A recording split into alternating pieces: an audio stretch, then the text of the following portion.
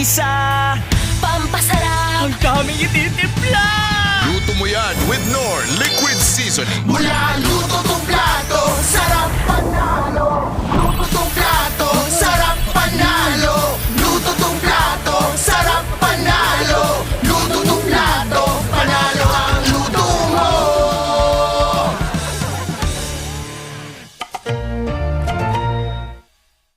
Foul!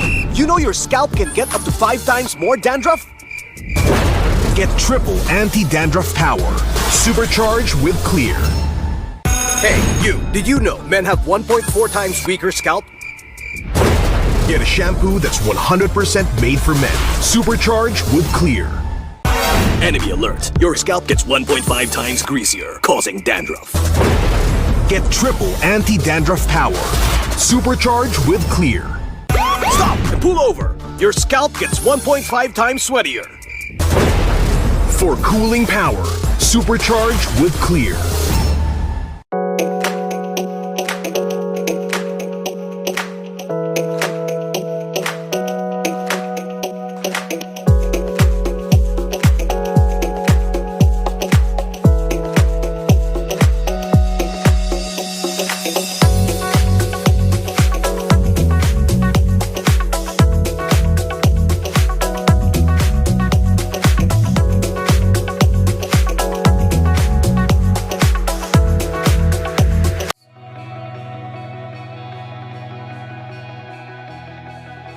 Contact Arctic Aircon today.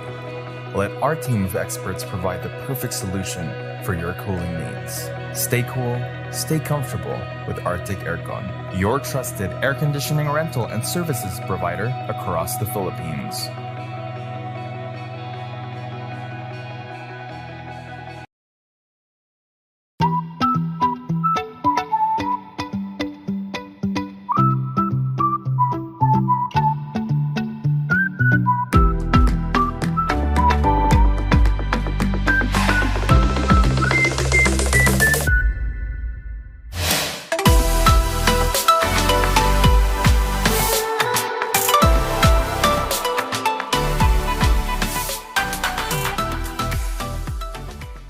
Ito na ang pinaka-inaantay na selebrasyon! Excited na si Bibi! Marami pa siyang kailangang gawin para maging ready ang lahat. Bibi, huwag masyadong pen. Focus! Ganito ba? Ha! Ay, naku! Bibi! Gatot kacha? Need help? Injection! Wala ako. Ito na lang! Wag na! Please, ibalik niyo na ako sa base! Wag! Bruno! Hello? Gising, Bruno! Okay na ako, Bibi! Let's go! Asikasong tunay si Bibi. Tumulong sa heroes, nag-set up ng event. Kahit koryo, hindi niya pinalagpas. Magsisimula na ang pinaka-inaabangang performance of their lifetime. Pwede nang huminga ng malalim si Bibi. Pero teka, tinatawag ata si Bibi sa stage.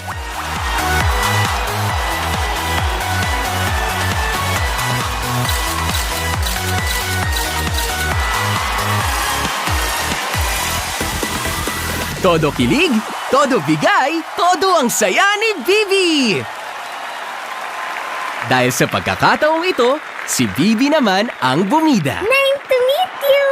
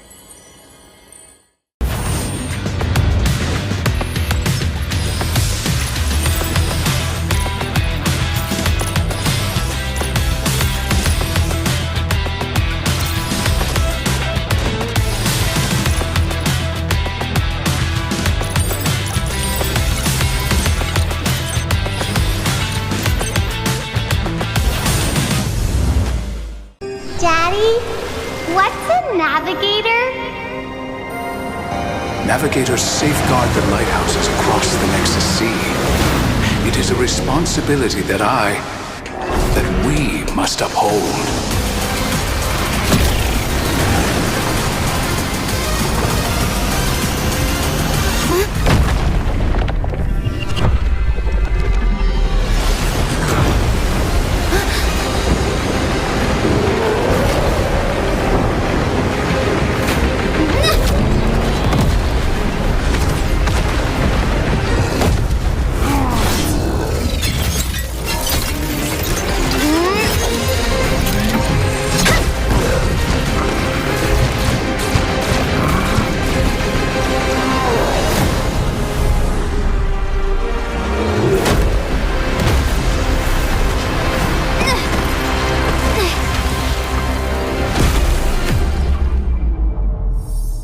Dad?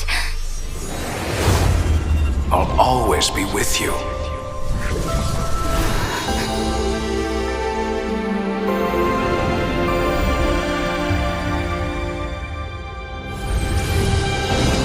Target acquired! Frontier Justice! Ready, go!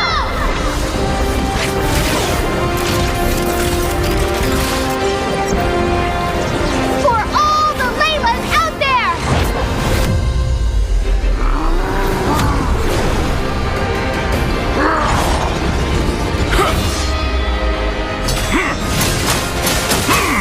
Layla! Now! You should have never tampered with the lighthouses. Because I am a navigator!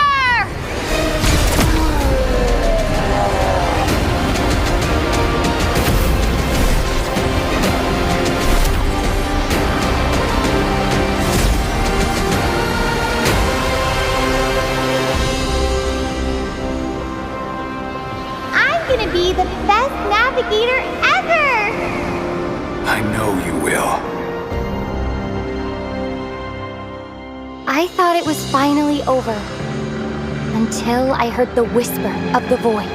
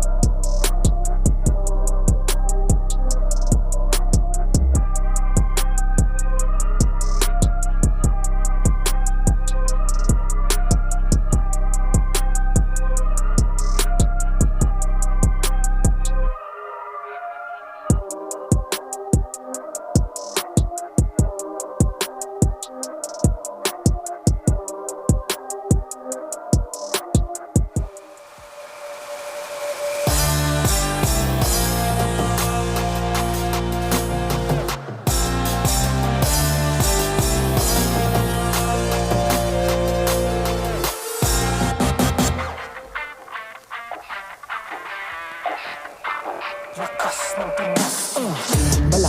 Pilipinas, malakas, kahit anong lane, we become the monsters. Malakas, Pilipinas, malakas, face the golden sun and repping for the 3 stars. Look at us, to the top, no ifs, no buts, winning any game, para to sa PINAS.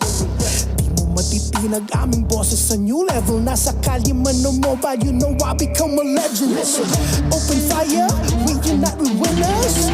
But with pressure, like diamonds are made of. Switching lane na parang gera, HP racing made a setup. But kakatang buhat ni Hilda, full dog SS parang Laila.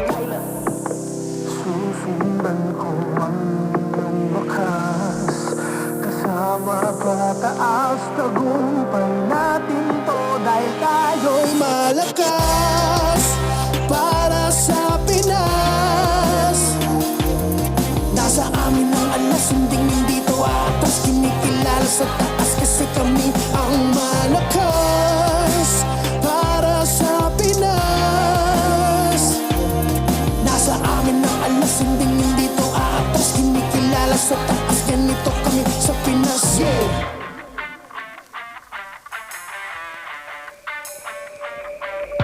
Laging MVP, no surrender, no retreat. Pag nagsama-sama, just imagine what we can achieve. Laging MVP, no surrender, no retreat. Giving 100 on my all, cause we just cannot be defeated. No retreat. We are unstoppable, immune and invulnerable. Ready ang equipment, lahat frozen, mala, crowd control. Pakita on the jab, east to the southeast. Taas ang matawa, proud and loud, cause every enemy we devour. Susundan ko ang iyong bakas, kasama pataas, tagumpay natin to. Dahil tayo'y malakas, para sa Pinas. Nasa amin ang alas, hindi to atas. Kinikilala sa taas kasi kami ang malakas, para sa Pinas. Nasa amin ang alas, hindi to atas. Kinikilala sa taas, ganito kami sa Pinas. Yeah. Malakas, Pilipinas, malakas, kahit anong malakas, Pilipinas, malakas, face the golden sun and repping for the 3 stars.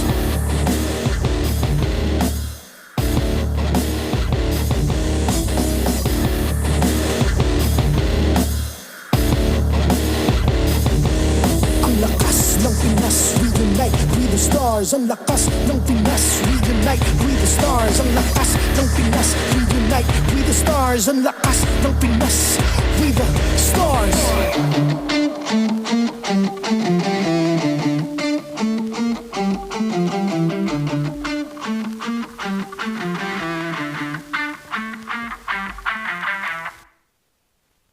The 16th season of the MPL Philippines is brought to you by the following sponsors: Infinix GT30, the power behind every madlang gamer; Smart, the simply reliable telco partner of the MPL. Victories you can count on. BPI, the official bank partner of the MPL Philippines. Mas epic na bukas, buksan sa BPI. Our partners in esports: Clear, power up your dandruff-free scalp. Supercharge with Clear. NOR, sarap panalo with NOR. And our official suppliers: SIP, alis uhaw, SIP na. Arctic Aircon, the difference in cooling. And Go Hotel.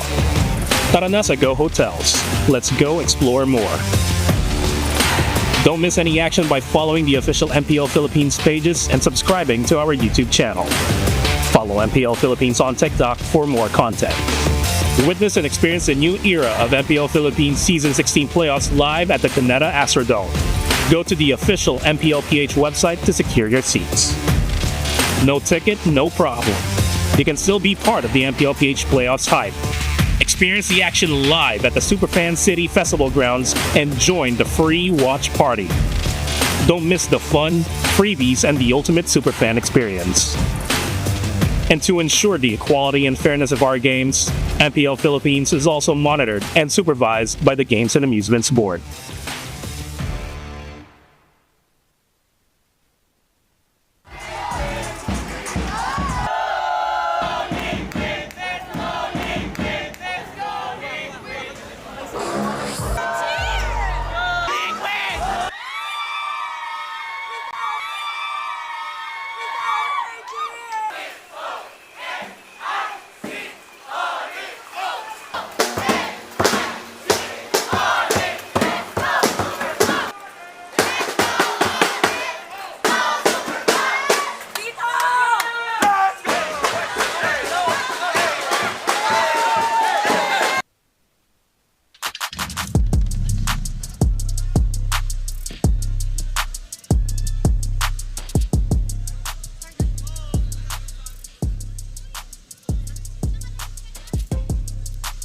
Welcome, super fans!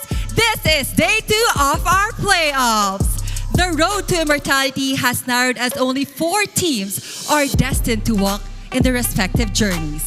Today, teams are destined to make their way to the upper bracket finals while the rest will fall to fight in the lower brackets. Who are listed in your predictions? Simulan na natin ang bakbakan! This is MPL Philippines Season 16, the playoffs!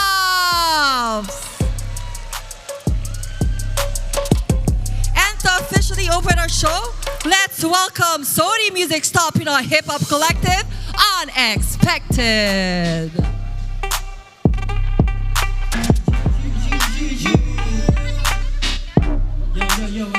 What's up?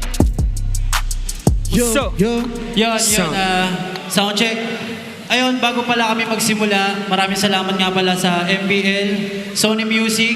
At ayun, kami nga pala ang Unexpected. Ako si King Pills. Ako nga pala si Richmel. Ako nga po pala si Okix. Ako naman si Diggs Morty. Yeah. Ayun, ang title po pala nakakantahin namin ay Anataga.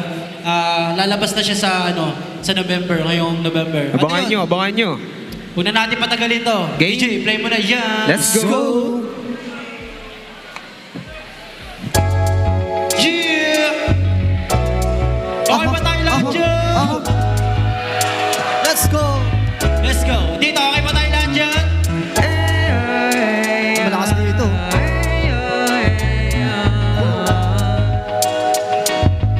One, two, three. Anataga Manila, maangas pa sa akin pumorma. Sa iba'y mas lutang ang iyong ganda, kaya nakakahalina. Anataga Manila, mga matay nang ihila. Yes, sino ba naman ako para maginarte? Kung halos lahat sila hindi makatanggi. She's fine, no lie. Makikita mo sa kanya kakaibang vibe. Dating ang marikit, malagos ang taglay. I don't wanna miss the shot dahil sa'yo walang sablay. Kasi your uniqueness, sobrang intense. Kahit di mo na gamitin ang yung six sense. Pagkasama ka hindi na mabibitin. Mapapasabi na lang ng damn, she's a treat man. Tanging tanong, handa ka bang sumama? Kasi ganda mo ay hindi nakakasawa. I don't wanna waste your time. Baby, I just wanna make it right. Anataga Manila, maangas pa sa akin pumorma. Sa iba'y mas lutang ang iyong ganda, kaya nakakahalinaw. Anataga Manila, mga matay nang ihila. Yes, sino ba naman ako para maginarte? Kung halos lahat sila hindi makatanggi. Angas natural, hindi lang physical. May kagandahan, di na baloob. Sumatutal sa kula, walang labis, walang Ulang o puta, sabayan. Panalinis kaya uutal-utal. ang lalaki pagkalaman nila siya Siya ay Rizalenya. may delikadesa kahit ilang milenya. Siya lumipas Nilang alam matigas kundi ewan na magilas. may sarili na dilensya. Doon pala panalo na handa akong pumusta. Swerte mo naman sakali na makatagos ka. Alam mo na dating palang hindi pilit umasa. Likas na di pinilit Mangyayari sa lenya, maangas pa sa akin pumorma. Sa iba'y mas lutang ang iyong ganda, kaya nakakahalinaw. Mangyayari sa lenya, mga matay nang hihila. Yes, sa iba'y parang maginarte. Kung halos lahat sila hindi makatanggi. Kapag lumapang girl, parang anghel pero may aura na vampire girl. And I find so hard to believe you got 10 with a 90 degree.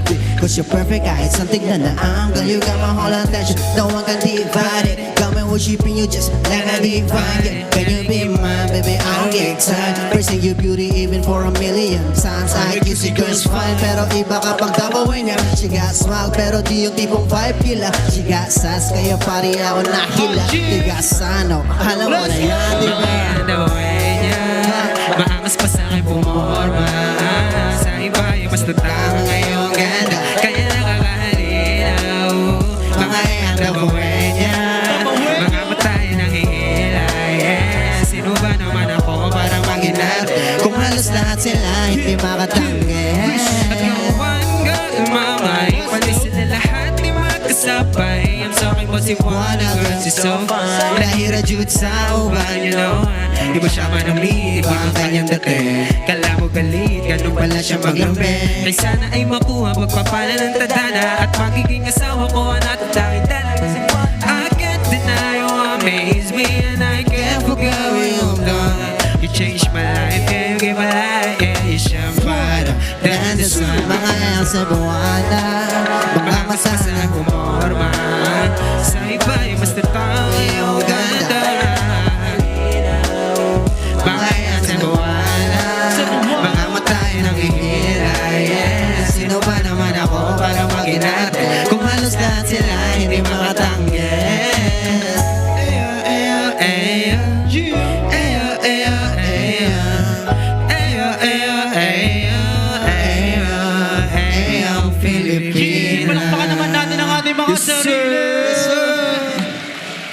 So ayan, bago pa pala kami dadako sa Wait lang, kuya. Bago natin kantahin yung last song natin. Ano yun? Kanino ko pa kasi napapansin eh. Ayun nga din may napapansin din ako Sasabihin ko Diba? sana Alam mo yan. Sige, ikaw na lang magsabi. Ang dami palang ML fans na magaganda. Ayun. Mismo. Ayun yan, kita mo naman. Dito. Kahit sa sulok yan, ang daming magaganda eh. Kaya nga Alam mo yan, kung magkakajowa ko ngayon, hindi ko ilalowkey. Yun, no? Hindi ko ilalowkey. Talaga ba? Ano pa? Papakilala ko pa sa mama ko. Uy, papakilala sa mama, swerte. Ano pa? Bukod dyan, haharanahin ko pa araw-araw. Yeah. Sige nga, sample na. Sample na natin. Gusto niyo ba ng sample? Sample!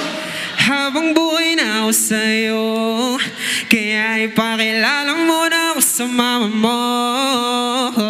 Kasi ang tulad ko ay di pa low-key. Handa naman pag inalok na siya ni daddy. You know I wanna flex you in my FIG. Ganda mo pambira like Katy Perry. Kaya di mo deserve ang low-key ka lang. DJ play mo na yan! Let's go! Set! Ang mga nakakalam dyan, sabay-sabay na tayo. Sabay-sabay tayo Para sa mga nilalawin. Let's go! Let's go!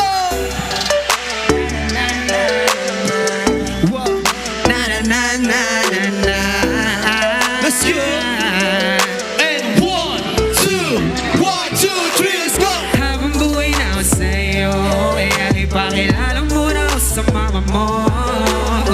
Kasi ang tulad ko ay di pa low-key. Handa naman pag inalok na siya ni daddy. You know I wanna flex you in my FIG. Ganda mo pambira like Katy Perry. Kaya di mo deserve ang ilang lang. Sa ganda mo yan. I just wanna let you know na baby girl, di ka lang paloki. Okay, baby, that's for sure. Like what I said, you're my one and only. You make me go pop, pop, pop. Take this one shot. Kasi nga, sigurado na ako sa'yo. At di mo na kailangan pa na nga magpanggap. Kasi nga, hindi ka itatako. Cause we belong together. Oh, baby, tell me something. Lagi-lagi kang dadalhin dun sa amin. Ilalayo ka sa mga alanganin. Ipapadama sa'yo pag-iisipin. Kaya habang buhay na ako sa'yo, kaya ipakilala mo na ako sa mama mo. Kasi ang tulad ko ay iba low-key. Handa naman pag inalok na siya ni daddy. You know I wanna flex you in my FIG. Ganda mo pambira like Katy Perry. Kaya di mo deserve ang ilang higalan. Di na kailangan itago, iwanan ka pa kay malabo. Sumbahan at mga pangako, ayoko pa kayo maglaho. Malapit man yan o malayo, pagod man tayo mahayo. Patuloy pa rin, natuto pa rin, di hayaan mapako. Sa isa't isa, hayaan na natin sila. Di na yung mahalaga, ano man isipin nila. Posibilihin kita, huwag ka na dyan taka, marahil ikaw ay iba. kaya napusuan kita, kahit isa-isahin na makanya sa kanila. Puro saya, harapin, kasama kita sa ligaya. Tatahalin, tatanawin, nagawa ng alaala. Walang hindi makakaya, basta ikaw lang ang kasama. Pamahal sa mga pinunan para sa ako. Habang buhay ako sa'yo, kaya ipakilala mo na ako sa mama mo. Kasi ang tulad ko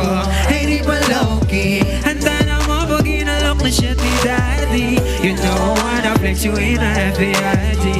Ganda mo pamira like Katy Perry. Kaya di mo deserve ang ilawi ka lang. So pwede ba kayaan mo ako na sa'yo ay may padama? Na sa akin di ko lamang ang pinakamaganda. Mahalaga ka basta kaya mo na Sa buong mundo, gusto kong isigaw sa kalawakan. nasa buong tundo. Lahat ng sugot ko'y gumaling na. Di akalain na dumating ka. Naging matingkad. Kulay ng bawat araw buhat no ikaw na ang tagapinta. Tatanggapin ka na wala man lang pagkalilangan. Sapagkat pagdududo'y tinapon ko na hindi na yun kailangan. Kaya wala na dahilan para panatilihing lihim ang lahat tungkol sa atin dahil na ikaw ang binibining. Karapat dapat na ipagyabang. Sa iyong puso ikaw lamang makakailanman. Naiintindihan naman kita kung natatakot ka sa sasabihin ng iba. Pero hindi yun mahalaga. Sino ba sila? Wala naman silang paki sa ating dalawa. Nandito lang ako kaya di mo kailangan mangamba. Ipaparamdam ko sa'yo na hindi ka nag-iisa. Yeah. Ipakilala mo na ako. Sabay habang buhay na ako sa'yo. Kaya ipakilala ko sa mama mo. Ipakilala mo. Kasi ang tulad ko ay di ba low-key. Handa naman pag inalok na siya ni daddy. You know I wanna flex you in my FBIG. Ganda mo pambihira like Katy Perry. Kaya di mo deserve ang ilawi ka lang. Sa ganda mo yan. No, no, yeah. Sabay-sabay tayo, pasa low-key. Pasa low-key. Pasa low-key. Pasa low-key. Pasa low-key. Yeah, palakpakan naman natin ang ating mga sarili. Maraming salamat po sa lahat. Maraming salamat, MTL. Sa akin kami nga expected. Once again, let's give it up for Unexpected! Thank you. Wow, ang galing, napasayaw ang MPL crowd. Welcome to MPL Philippines. Thank you. Ayan, introduce naman. Pakilala muna tayo. Ako nga po pala si ONIC. Ako po pala si King Pills. Ako po si Rishmel. Ako naman po si Diggs Zumorty.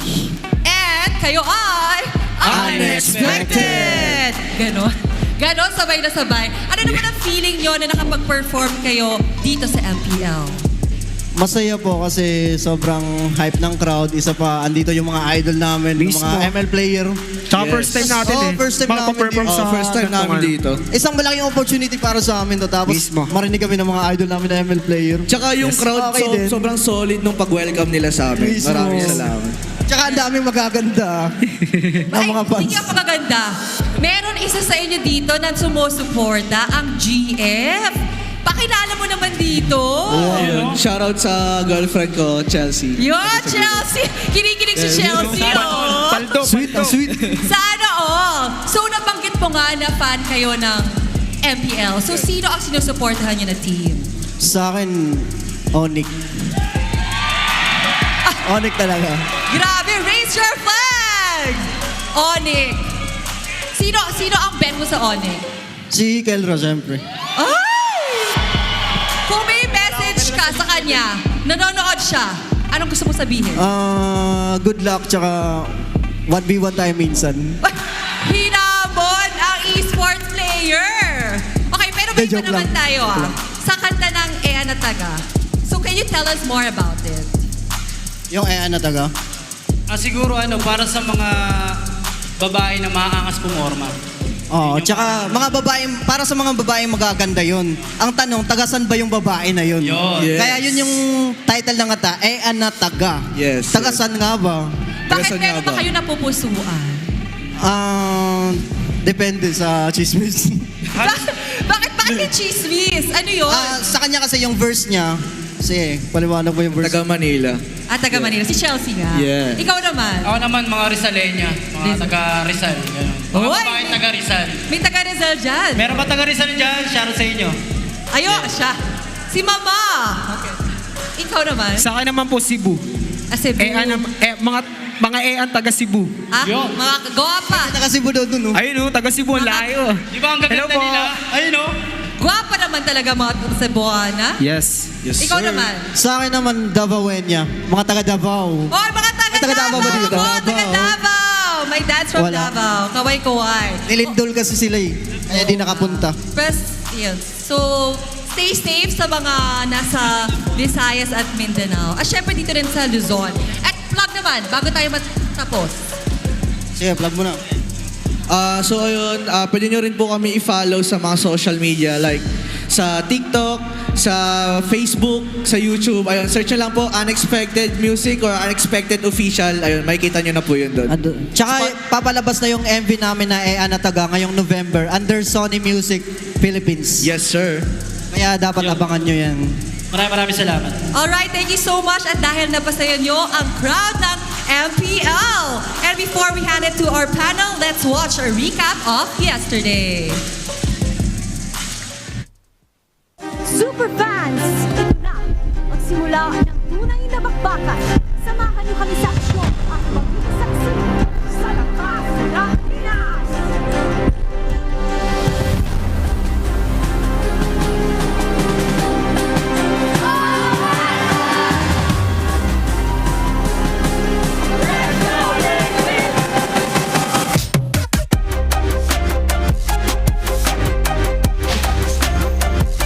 Yung pagtatapat na natin ngayong season to, palupitan na lang mga repa.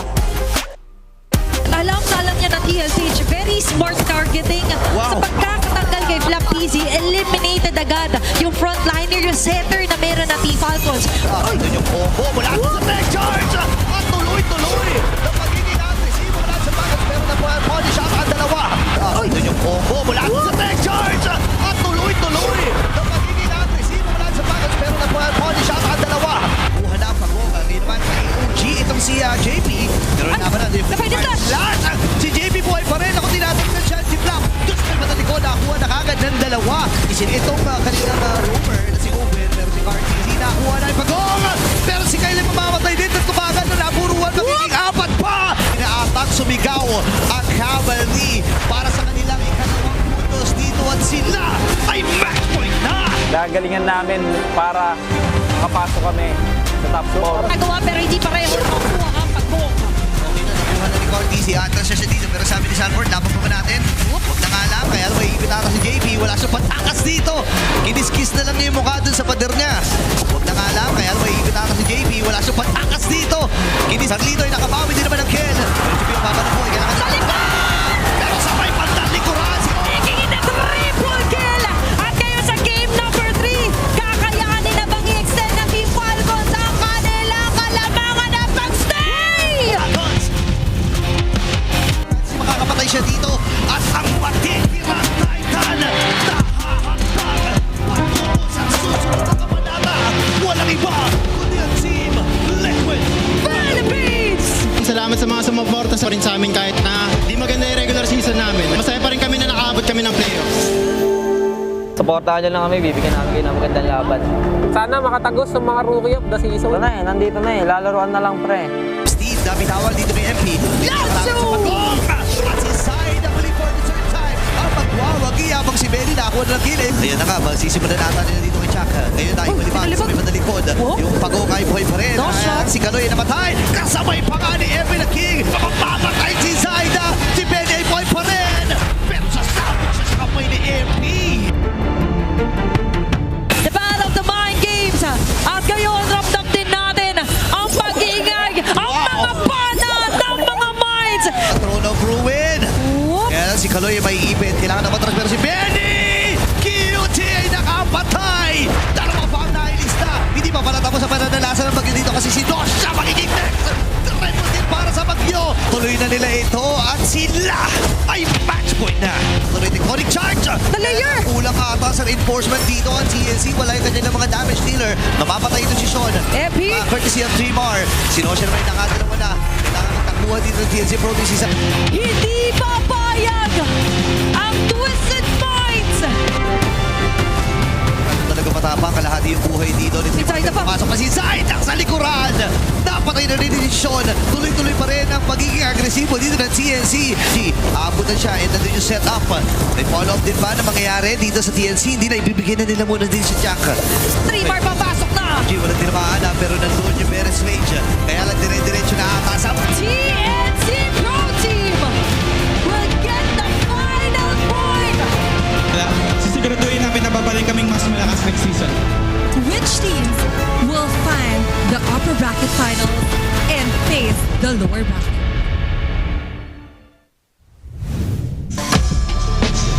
It has already been a lot of moments that wrapped up day number 1 and the quest to find the next champion of MPL Philippines is still upon us here at the MPL Arena for your MPL Philippines Season 16 playoffs. My name is Hans Galeria, and of course I am joined by Brigida. It's been a while since we've been together, joined here at the panel. I'm very happy that we will be witnessing greatness once again because of the matchups that are about to happen. Yep, and imagine we're back now that we're down to the top 4 teams of the season. So we've narrowed it down yesterday and we've had very competitive matches for our play-ins. It's sad that we only get to see some of them go up against each other in as early as the first day, but I guess that's really the nature of competition. I mean, if we're talking about competition, you're gonna have to level up at some point, right? And for leveling up, you need to level up your game with Vibe by BPI. If you download and sign up for Vibe, you'll get 50 raffle entries because last month,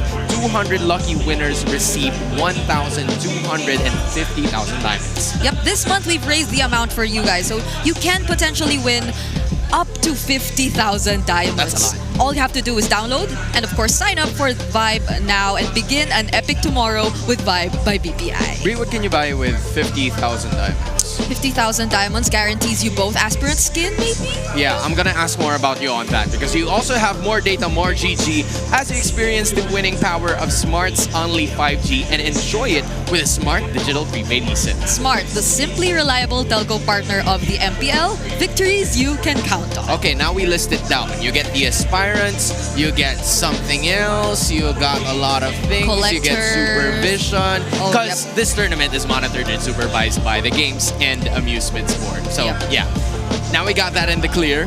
It's pretty insane that we are here. It's your first time being here, and it is. It's pretty solid. It's pretty good that we're seeing a lot of people supporting all of their teams. It's quite the sight to see. But we were at a 16 basis yesterday. Now we are down to the last 4, and it is quite a scenario for both Twisted Minds and Team Falcons to fall out quite quickly as we take a look at the playoff brackets. Yep, it's a bit different heading into day number 2 of the playoff because there will be no elimination matches whatsoever. We've only seen that happen in day number 1, which was yesterday, so we had to say goodbye to Falcons and Twisted Minds. But for today, whoever loses in their upcoming matches will still have a chance at making it all the way to the grand finals, only that they'll have to do that through their lower bracket runs respectively. So at the very least, you get a second chance this time around, Hans, because yesterday Falcons, Twisted Minds, TNC, TLPH, they were fighting with no second chances. Dude, you got no breathers in that very first day. Compared to now, there's a little bit more wiggle room, right? If they want to experiment, I think now is the time for them to do that. It could pose, some good or bad problems to them depending on how the situation is going to go. But as Brigades mentioned a while ago, both ONIC, TLPH, same goes for Aurora and TNC, will be going to the lower bracket or continue their way into the upper bracket depending on how it's going to go. Yep, and especially for ONIC and Aurora, who both had one whole day to rest, I wonder how they're taking all the unexpected surprises which we saw yesterday, because there definitely were a couple surprises, especially in the draft. And we also saw unexpected just a while ago. That's true. So there's a lot more unexpected things that we probably have to see, and this is something that you probably didn't expect because you thought it's just me and Brigida. Nope. We also got Coach Snap here with us, courtesy of Smart Omega. Coach, we're so happy that you were able to give us time to make sure that we got things all under control because the drafts, things were going crazy yesterday, and it's pretty unusual. So I want to know, like, from the thought process that the coaches had, was there any sort of differences that you saw from the drafts of the first 4 teams that have competed yesterday? Honestly, comparing it to the regular season, it brings back old memories from before. Double Fighters is back, funneling the jungler. Yeah. Yeah. I miss all that. Yeah, especially I think for teams who I expected to really double down on the double fighters. Right. Especially Benny Cutie. Yeah. He just suddenly reverted back to using marksman yesterday too. So was this something you also expected? That teams would just be a lot more flexible now that they're in the playoffs? Yeah, they have to adjust, especially during the regular seasons. Benny has been spamming fighter heroes. Yeah. They're probably just targeting ban on him, so he has to go back to his original MMs. I mean, you were just talking about TNC Pro Team. They are still in the running. Benny Cutie leading the charge in terms of having multiple MPL championships for the 3rd time straight. Meanwhile, you're looking at 5-time hopefuls, 4-time hopefuls, minus few, but for 2-time hopefuls, there's still a lot of players. So at least 33.3% out of the playoff population have already been, eliminated here. And Aurora and ONIC Philippines still haven't played yet. Coach Snap, you've been part of the tournament. You've been part of the league. How big of a factor is it that you are at the upper bracket? And what is the reason why these teams that we have here are so keen in trying to climb that spot? Honestly, besides having a second life, you get to watch. You have an extra day to fully prepare for the enemies, and you get to see their drafts, all of their rotations, and everything. It's quite, a handful to not only play in the first day, but you're also quite unsure on what the other team is going to be picking. Because again, usually we have 2 weeks, right? But now it's compressed into just a single week. And at this point, the idea is for Team Liquid Philippines and ONIC Philippines to repeat this golden rivalry. I mean, we've seen it time and time again. Time and time again, especially when we talk about this version of Team Liquid Philippines with OHEB as part of their lineup. It seems like their rivalry has really started to grow into something very significant when OHEB decided to join and be part of Team Liquid Philippines. I know this just happened last season, Coach Snap, but how do you feel has OHEB developed as part of Team Liquid in the past 2 seasons that he's been there? Honestly, not to compare other players, but OHEB brings a huge amount of motivation to the Team Liquid, honestly. Especially watching his interviews, the back end. He contributes a lot. Yeah, there's some aura, there's some swag to it, and That's confidence. All right, I think confidence is the perfect word for it. But I think way back when you were part of Smart Omega, Kelra was still there, or did you not reach him already? He left when I did. I could have imagined. I want to at least imagine a world where Coach Snap and Kelra was in a single team together. What would have happened back then? Honestly, big arguments. We probably go to the gym together. Probably. Hell yeah. Hey, I like makes how a that's lot of sense because Kelra's the type of player that could at least have a lot of thoughts. Yeah. That's what Coach Snap is gonna have, and you're currently looking at ONIC Philippines. Coach Snap, talk to me about the Sonics right over here on our screens. Honestly, this is a team that's quite insane in the upper brackets. They look really chill right now, but they're ready to kill indeed. Yeah, I think we can say the same for Team Liquid Philippines. And unfortunately, we had to cut Coach RC, but I think he's another guy you have to pay attention to. Hopefully, we get to see him again on screen. But these are the results of their matches so far. Right. When OHEB already decided to join Team Liquid Philippines. So for the first few matches, I'd say it was pretty even. Like Team Liquid Philippines were able to get some wins away from ONIC, especially in their first match together.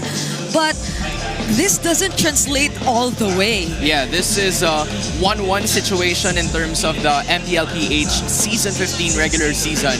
But things suddenly changed when the playoffs happened in the last season. But now, you're looking at a continuous run by ONIC Philippines. Yep.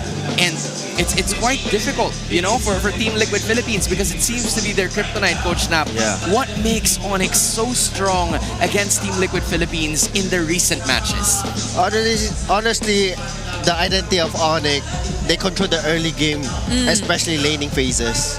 Pag it goes through well, it sets the momentum for the team. It's hard to break it down. I see. And I think when we talk about Team Liquid Philippines, the early game is one of the most important things to talk about.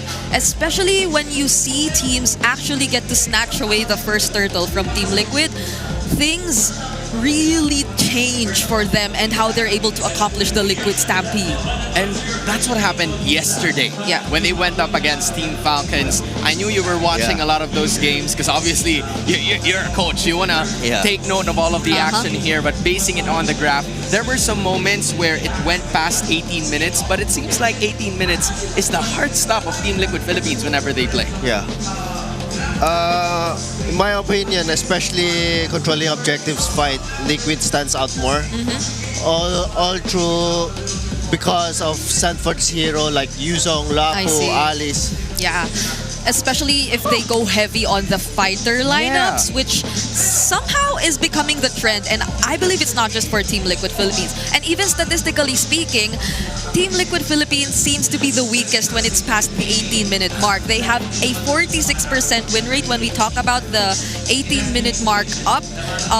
And when it's ONIC, they actually have the highest win rate when it's past the 18-minute mark. They have a 70% win rate when we're past that. So I think this is, as you've mentioned, the hard stop supposedly for Team Liquid, but maybe it doesn't stop there. It's also them having to take control of the early game as much as they can. Because ONIC, if you allow them to snowball, it could be just the same. ONIC can just end the game immediately. You know what? I think it makes a lot of sense where Liquid kind of thrives in the early portions of the game.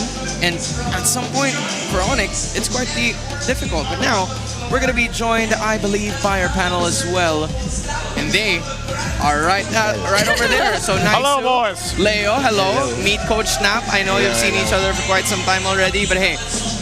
Bring it as one of the boys, by the way. I just want to put it out there. Hi, Bree. Hey, Coach. It's good seeing you there, bro. But nice to, we want to go ahead and talk straight to you. What makes ONIC PH go heavily well against Team Liquid Philippines over the recent seasons, if you have any observation in mind?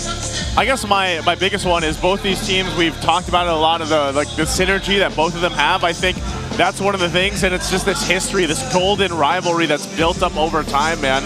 So they know each other really well, and really you get to see some of the best MLBB competitiveness between the two teams. ONIC's threats just come from everywhere. I think if you look at Liquid, if it's good, as Coach Snap said, but for ONIC, out of nowhere, it's Kirk, out of nowhere, it's Prince, out of nowhere, it's King Kong. You never really know. That's what makes him so dangerous. I think it's fair that I toss it right back to Leo on this one. And we talk about Team Liquid Philippines this time. You talked about ONIC being quite dangerous. What can TLPH do in this specific series to make it happen against ONIC? They shan't overextend. I think Coach Snap will agree with me. If they put themselves in weird positions, ONIC will punish. ONIC is very good at that. ONIC is so aggressive.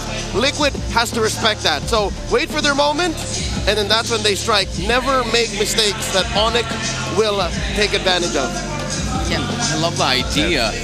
Do you agree with Yeah, what I you agree said? with that. Yeah. Definitely timing. There's a certain switch to when they can activate the Liquid Stampede, especially against teams like ONIC Philippines. Oh man. Now, Naisu, Leo, do you have a specific question in mind for Coach Snap before you start casting? So that at least you have, something up your sleeve when you're ready. Shoosh, I don't know, man. I would say, I'll just say this. Do you have a quick prediction here, Coach Snap? Which one would you lean towards?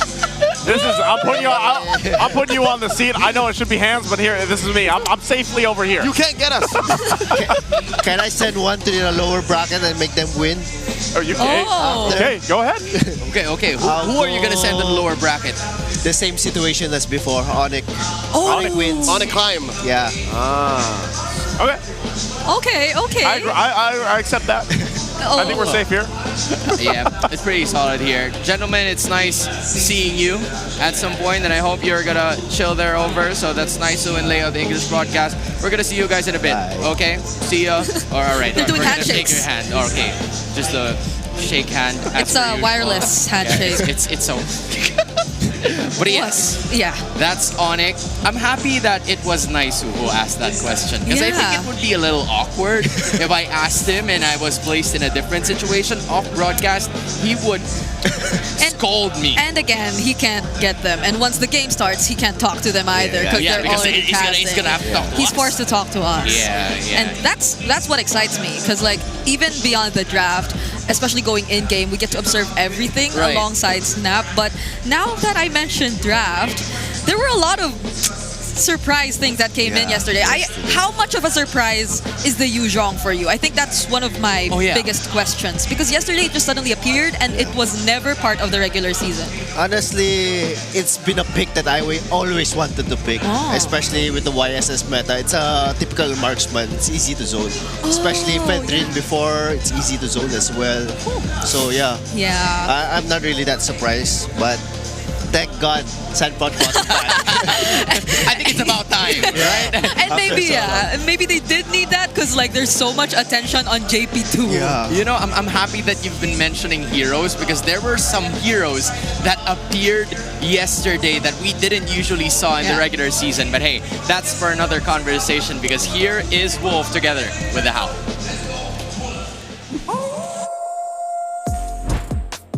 So much, casters. Ang ating bakbakan ngayon is ONIC Philippines going up against Team Liquid. And I know na itong golden rivalry ay magiging close. Pero kung babalikan natin ang dalawang teams na to, meron silang sarili strengths and weaknesses. So why don't we look at our Infinix keys to victory? Let's start with Team ONIC Philippines. Pakiramdam ko kasi dito, para sa ONIC Philippines, kailangan nilang pigilan yung early game ng TLPH. What they have to do is to also deny or outmatch yung Gatot Kacha. And this is interesting kasi hindi naman natin masyadong pinag-uusapan na yung Gatot Kacha as a top hero. Hindi siya ganun ka-flashy, hindi siya ganun ka-explosive.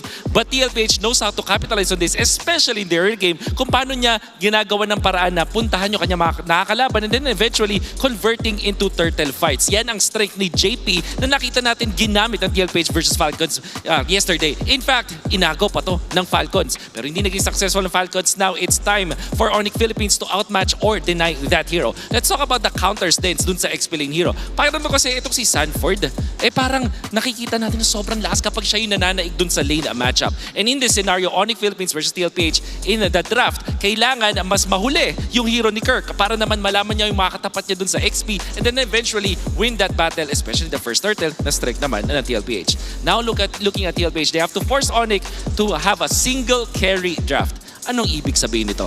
Ito yung mga times na kapag si King Kong lang yung source nila ng DPS in the late game, kapag siya yung funneled na core, o kaya naman pag si Keldra yung marksman tapos utility jungler itong si King Kong. So parang naghahati, di ba? Minsan si King Kong lang or si Keldra lang.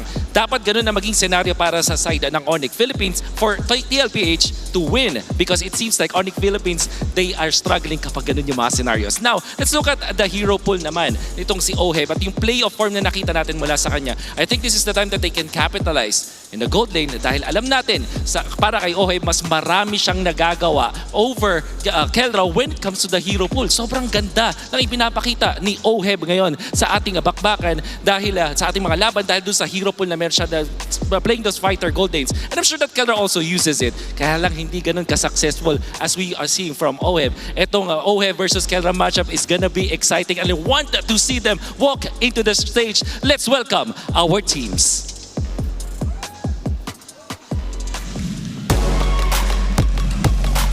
Our marshals for the series, Juvin, Chico, JJ, and Yaku Jeff.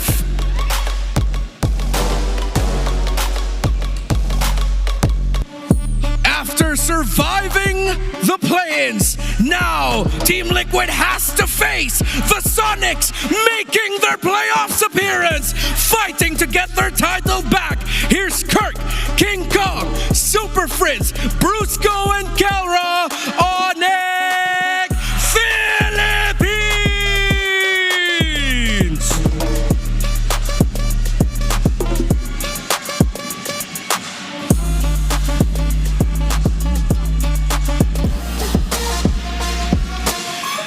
After winning the final clash in the Legend of Titans, they now enter the arena. Sanford, Carl Tizzy, Sanji, JB and Oheb, Team Liquid Philippines!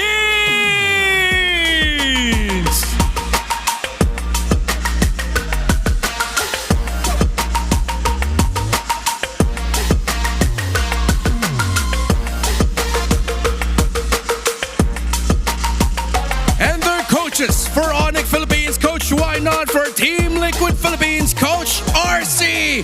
Nasaan ang Cavalry? Nasaan ang Sonics? Laban na!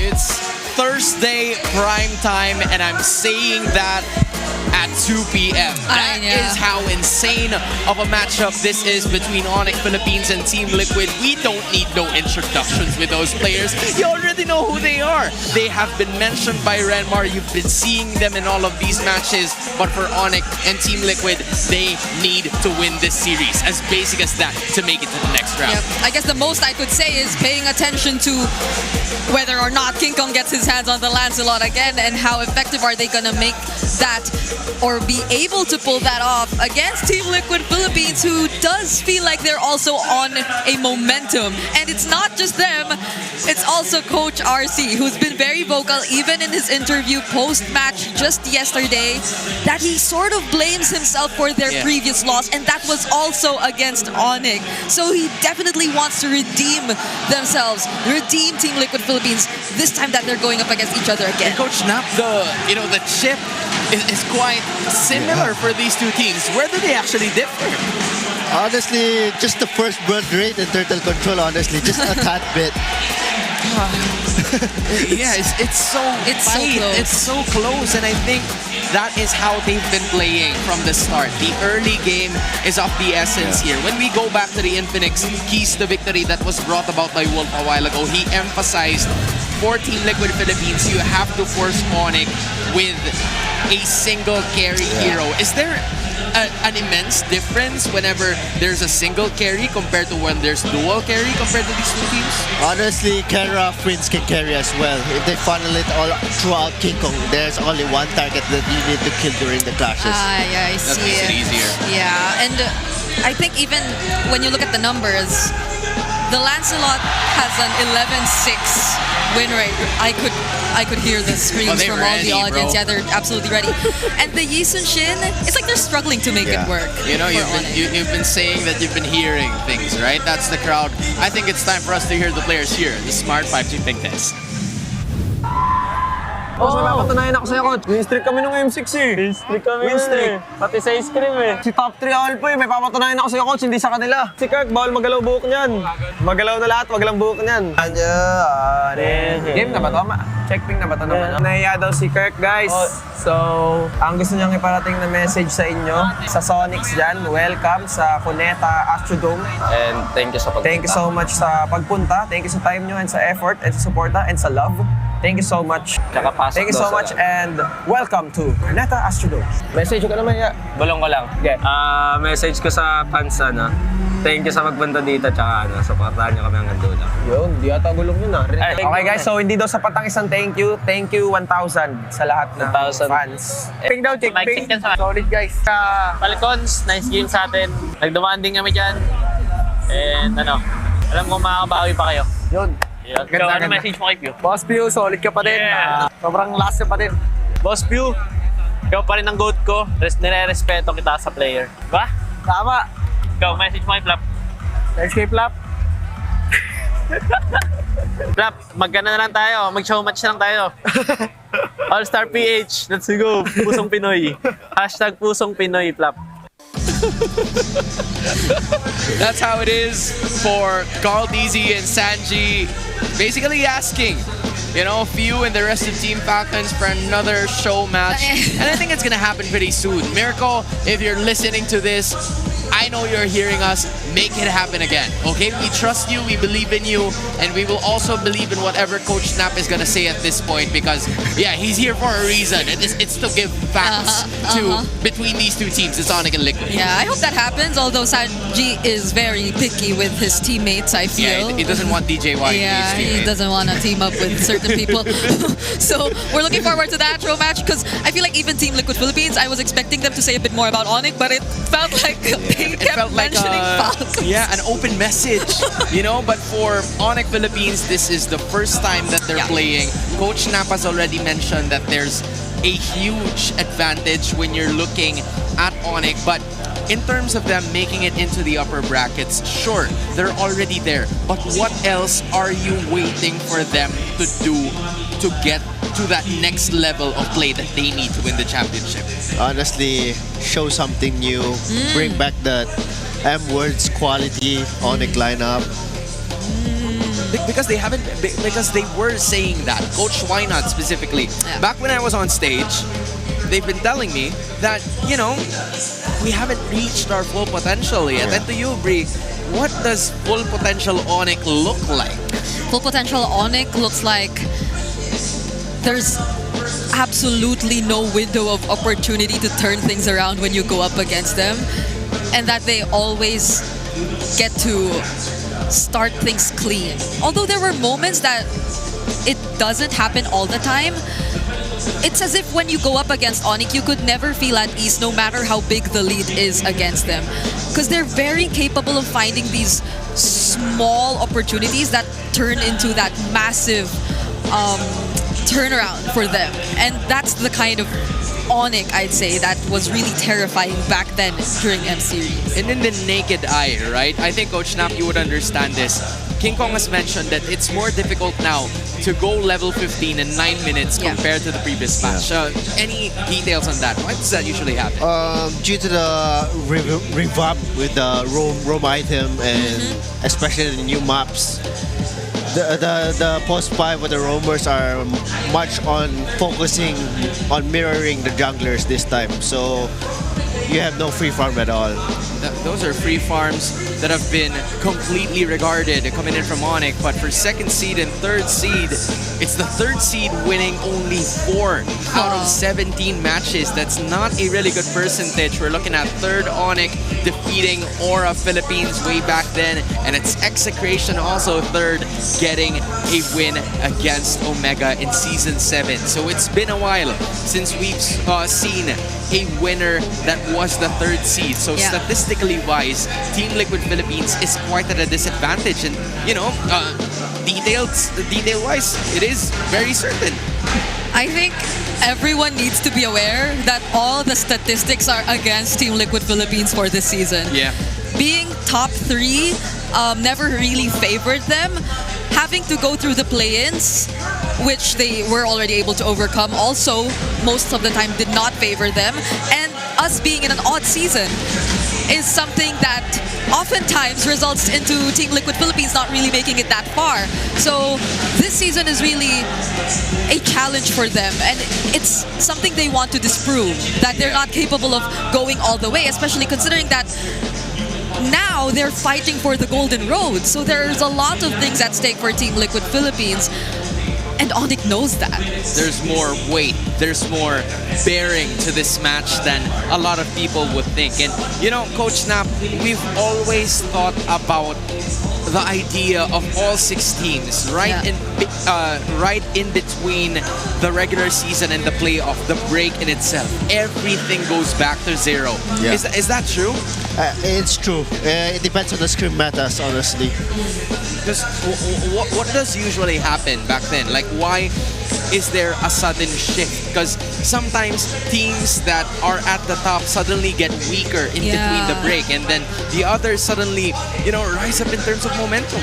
Honestly, it depends if the team takes a break, sometimes goes home to the family and all, and it's hard to catch back up to the meta right now.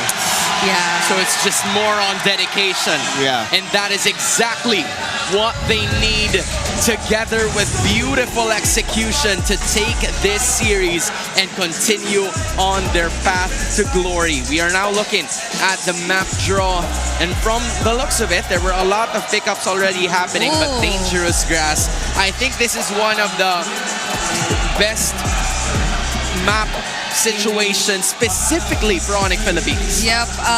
For ONIC Philippines, this isn't their most played map. It's only been 2 matches, but as you could see, it's been 100% win rate for them for this season. Whereas Team Liquid Philippines, they have a decent win rate at 60%, but I'm looking at how ONIC Philippines are currently on the blue side. This is what favors them the most, but they don't have the Lancelot as an option for first pick anymore. And look at this. it's a Lancelot and Fanny taken out by Team Liquid Philippines. Meanwhile, the Lunox, who has suddenly rose in terms of the pickings, have been appearing so far, Coach. Honestly, the Lunox and the Kimi is the best mages for hard carrying the team.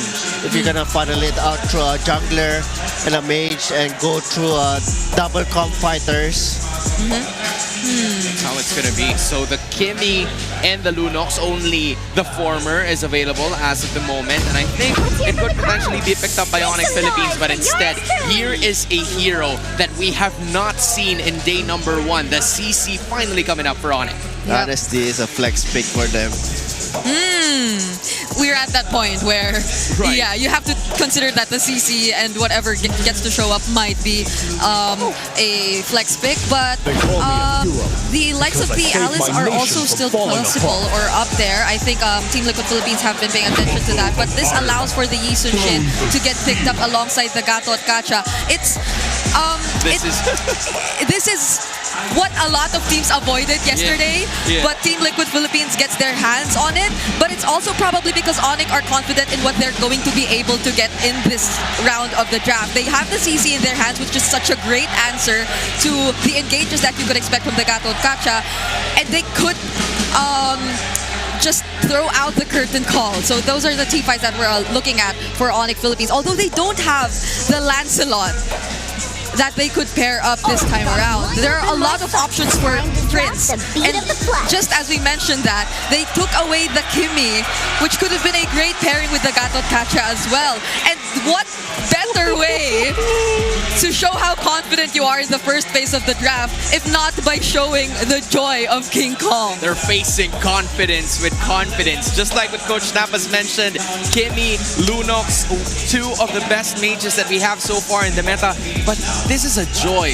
You don't usually see a joy anymore. But what's the idea behind this? It's King Kong's joy. I don't think there's any analysis for that, right?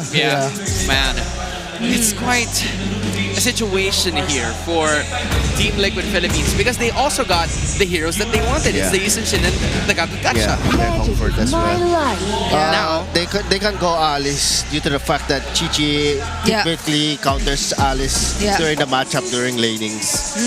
So the Alice is a pointer here. If Team Liquid Philippines, they could, potentially ban it if they want to. They still have 2 more bans, but makes it a little bit more difficult. Yeah, and that's a lot of magic already for ONIC, I feel. So they might want to look at other heroes potentially. If ever really the CC is not guaranteed in the EXP lane yet. Because again, there's a chance that it still might not be there. But what... Wow, I think that's Fuego, by the way. Shout outs to him. I didn't even realize it was him. Yeah. That's how much of a rock star he has been lately. But hey, the Grok and the Esmeralda are going to be the 2 next bans here. So both teams really banking on durability towards the next 2 preceding bans that we have so far. Because from what we are looking at, it is just JT that has the advantage for that. But the Hilda will also be the addition for Team Liquid Philippines. They do not want Carl TC to be disturbed at all. Yeah, so I'm looking at what potential options could there still be for Sanford as we head into the second phase of the draft, because we did put out the Alice there, but Coach Snap did mention that it might be a bit 50-50 if it is going to be matched up against the CC in lane, and now they take out the Yuzhong as well. So it's like they're really forcing a certain option for Team Liquid Philippines, but as you mentioned, the Lapu's still there. He still has his Lapu. Or if he wants, he can go Uranus, but I prefer Lapu on him, honestly. Yeah. Any time of the day. It's the Lapu making those big plays, doing a little bit of damage as well. You already have the Harith on the other side, so yeah. But he might go last pick. They have to see where the Chi-Chi is going. He might go Alice if the matchup is actually good. Yeah. They have more options. I think that's really what Team Liquid is considering right now. And at the very least, the Farsa, regardless, it's Sanji holding it, so it's going to be a safer route for them. They also cannot, there's no chance of ONIC contesting that since they already have the Kimi either way. ONIC Philippines for their gold lane or XP lane. This is such a... They might go Kalito Hylos for the roam. And then there is still a possibility of the Alice. But Team Liquid Philippines can respond to it pretty quick. There's so much disruption if it is going to be the Joy Khalid from ONIC Philippines. Although they just revert back to the high loss. They're predicting the Alice XP. So yeah, Lapu is the only choice that Sanford has to get. It's either a Lapu or a Uranus. Lapu or a Uranus. The high loss that was mentioned by Coach Snap a while ago appeared for ONIC Philippines. Meanwhile, the Granger, also a household hero for Kelra at this point in time. They have a good bit of damage in terms of magic and physical here, but what is missing, I think, should be another playmaker to join JP in those team fights. Lapu, Uranus. I think the glue's also still available for Team Liquid Philippines. Although it doesn't, I guess the Lapu might have a bit more room to Fuse, okay. They went the sustain lineup. Okay. Now, ONIC, TLPH, Coach Snap, you're looking at both of the lineups. Would you say that one lineup is better or easier to execute than the other? And what is it? For me, it's actually just countering each other's heroes. Straight up. Countering each other's heroes. I mean, you could see that the moment they just decided to prioritize the CC as well. So many picks were limited from Team Liquid Philippines. But they gave priority to JP this time. So if it's playing around the center of the map that we're looking at, Team Liquid Philippines might just really contest ONIC Philippines this time. Oh, this is gonna be a battle between these two teams. Team Liquid Philippines from the lower bracket or from the play-ins, they want to make sure that they can match up against ONIC. But you know what time it is. It's time for battle.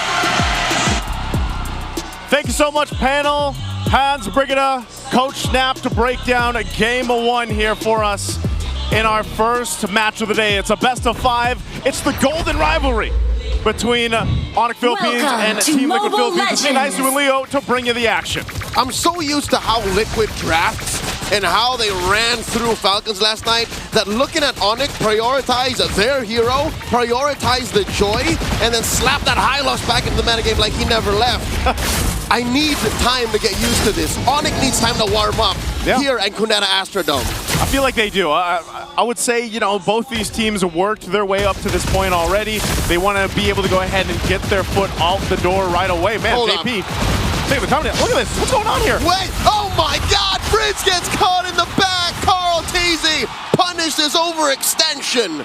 Dude, take the Kimmy and just sit her down for a while. She's not doing too good in the mid lane right now. That's timeout, friends, timeout. I don't know what's I mean, I'm trying to think what happened there. He got caught out so quick and there was such a big dam that he couldn't even flicker. He was blinded by rage. I was gonna say, ONIC needs time to warm up, but it looks like they came in already overcooked.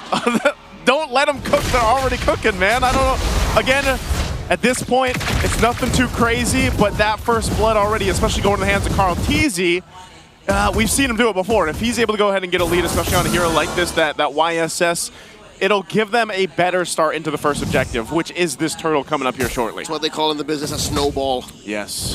Well, you can't give the goat a snowball, not like this. Man. And also in the dangerous grass. Mind you saw the stat coming into this, right? ONIC's undefeated on the dangerous grass, man. And they can't let us start like that. Put a loss on the record. Looking at the gold lane, at least here, Kelra seems to be bullying Oheb in the early, but with the turtle started, Sanford checking out Brusco, keeping him back. Oh, I don't think this is a smart move. ONIC can't contest. Liquid is going to score the first turtle. Brusco gets that revitalize in, misses a few salvos from Sanji. Sanji used the force of flicker there. Close call.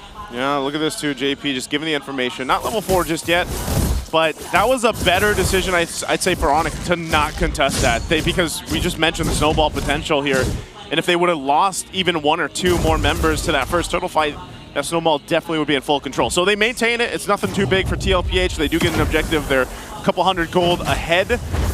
Where we really have to look at is how do the lane-to-lane matchups work for this.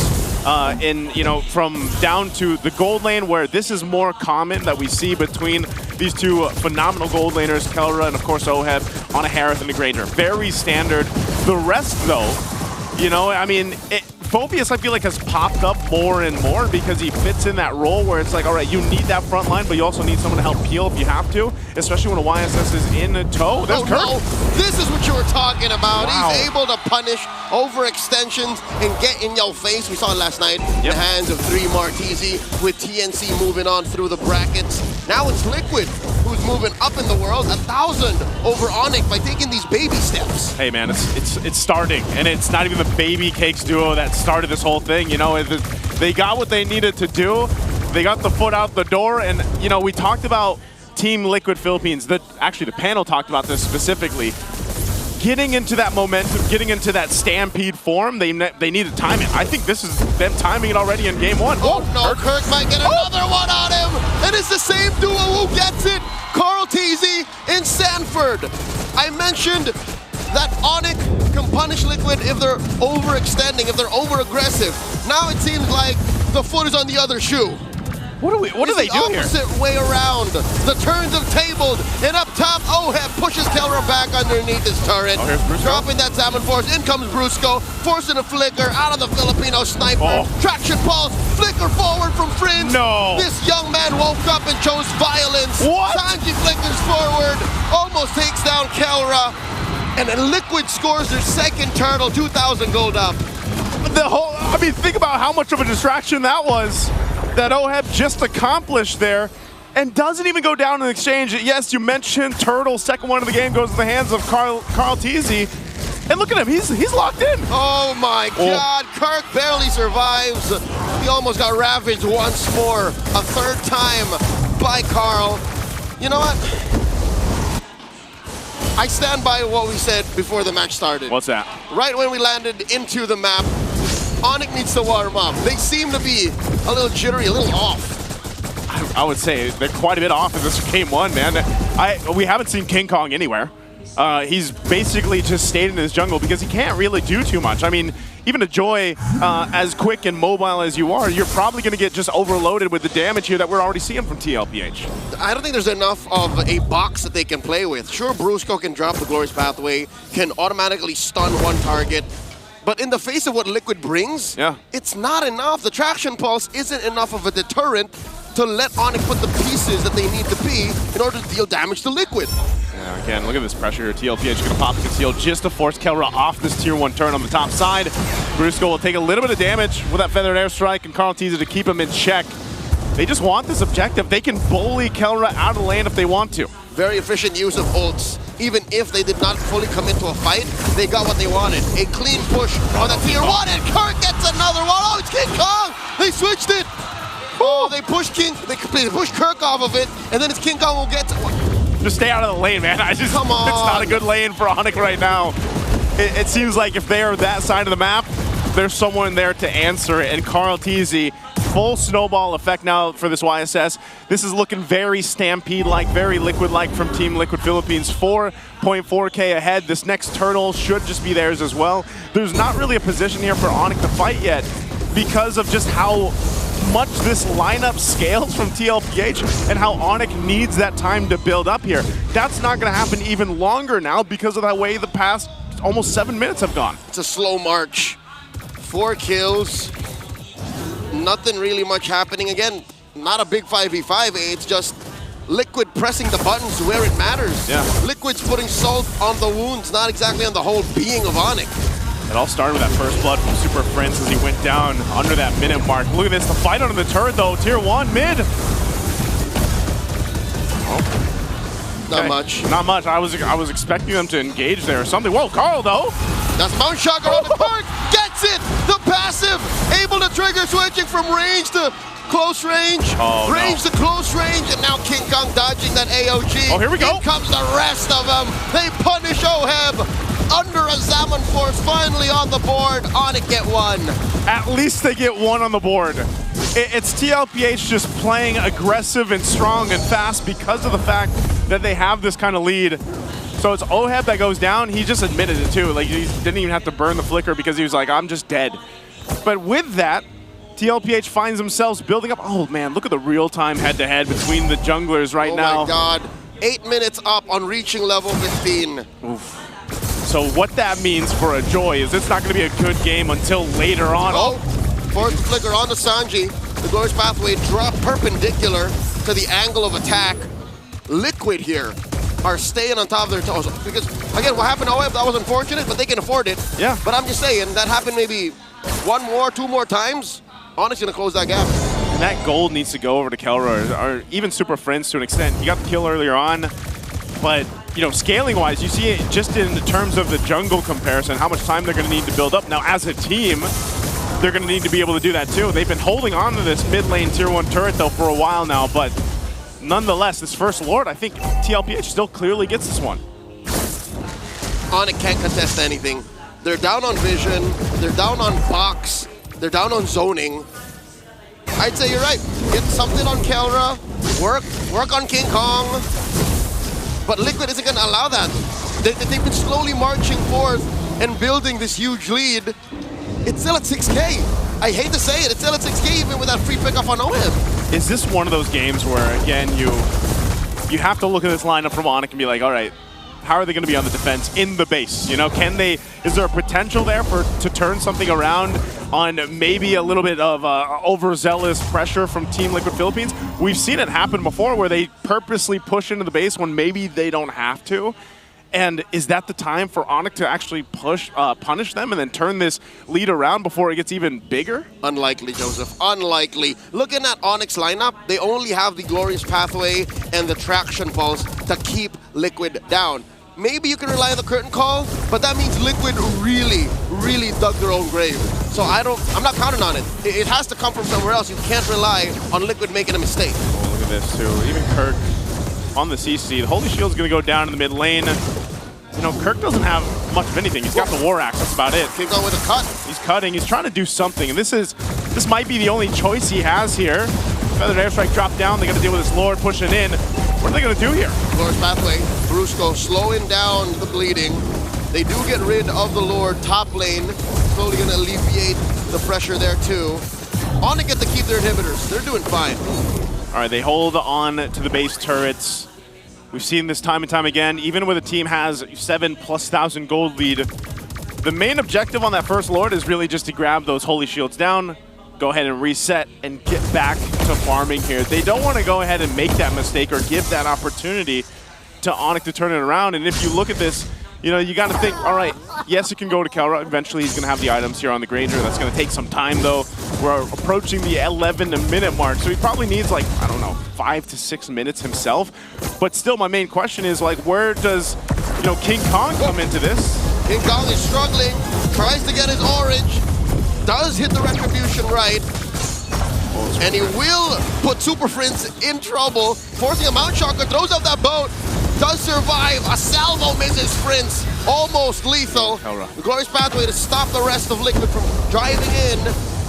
ONIC do lose that Holy Shield down bottom. See, man, it's just way too much damage overloaded right now. King Kong in trouble. In comes the Diamond Force. King Kong, they bait OM out once more. Defensive AOG by Daddy JP. Sanford with the flicker. ONIC show their teeth. Wow, it's OHEB now that goes down in that, and I was just saying, you know, it's so much damage that TLPH has. Well, I guess ONIC has some too. I think ONIC has more damage if you put it late game to late game. If you give them equal amount of net gold, then yes, ONIC will dish out more easy, reliable damage. It's just Liquid now has a better position. Like, later is later. Now is here. This is where we live. 7K up. Live in the now. Think about that. After that one kill, again, that they got, it doesn't matter if they're 6,500 gold behind. They'll start up the Lord here. They are missing battle spell. Sanford does go down. Kelra gets one stack. Kirk traded out for. The Glorious Pathway not going to slow down Brusco's death despite the revitalize. 2 for 1 the trade. That's what you get with a 7K gold lead. ONIC reeling, backing out of that Lord pit. Yep, that is a clear example of the economic lead that TLPH has right now. They're still fighting back, though. You got to give it up to ONIC. Despite the odds, they're fighting back. They're trying to get back into this game. Part of that, again, is hinged on King Kong. He's got to go ahead and farm up. We saw the breakdown earlier. I think he's doing what he has to. They're not going to contest this Lord, though, so they'll be back on the defense. Again, they hold on to the base turrets. The Holy Shields all went down, but there's potential. We're starting to see the potential of a turnaround here for ONIC. in the recent change in Project Next, past the 8-minute mark, more passive gold was given to players. And I think that's what's allowing ONIC to stay close to it and get kit on the heroes that would otherwise not in the old patch. But still, you gotta look at the map and realize the world's not gonna stop spinning. Yeah. Liquid will also still get stronger, and the map will get so much worse, and you can't just close that 4,000 gold lead gap between Carl and King Kong by drinking your vitamins and saying your prayers. It's not gonna work out. Dude, wake up call, reality check, look at the map. Yeah. Those turrets are unmolested. Liquid owns the map, it's all red. Hey man, they don't have anything in their favor. They are going to have to deal with this lure though. There's a concealed push in. They're going to go for King Kong. He jumps on out, but they're going to fight under the turret. Sanji with a fed airstrike hidden in that dangerous grass pixel brush down in the bottom lane. Brusco gets hit with a boat from the mountain shotgun. Carl Teasy wants to take him down. The goat gets it. He's godlike. King Kong taken out by Oheb. Oh, can they end it here? Three Lord's with him. members left to defend. A Lord standing. AOG by Daddy JP. Counter falls.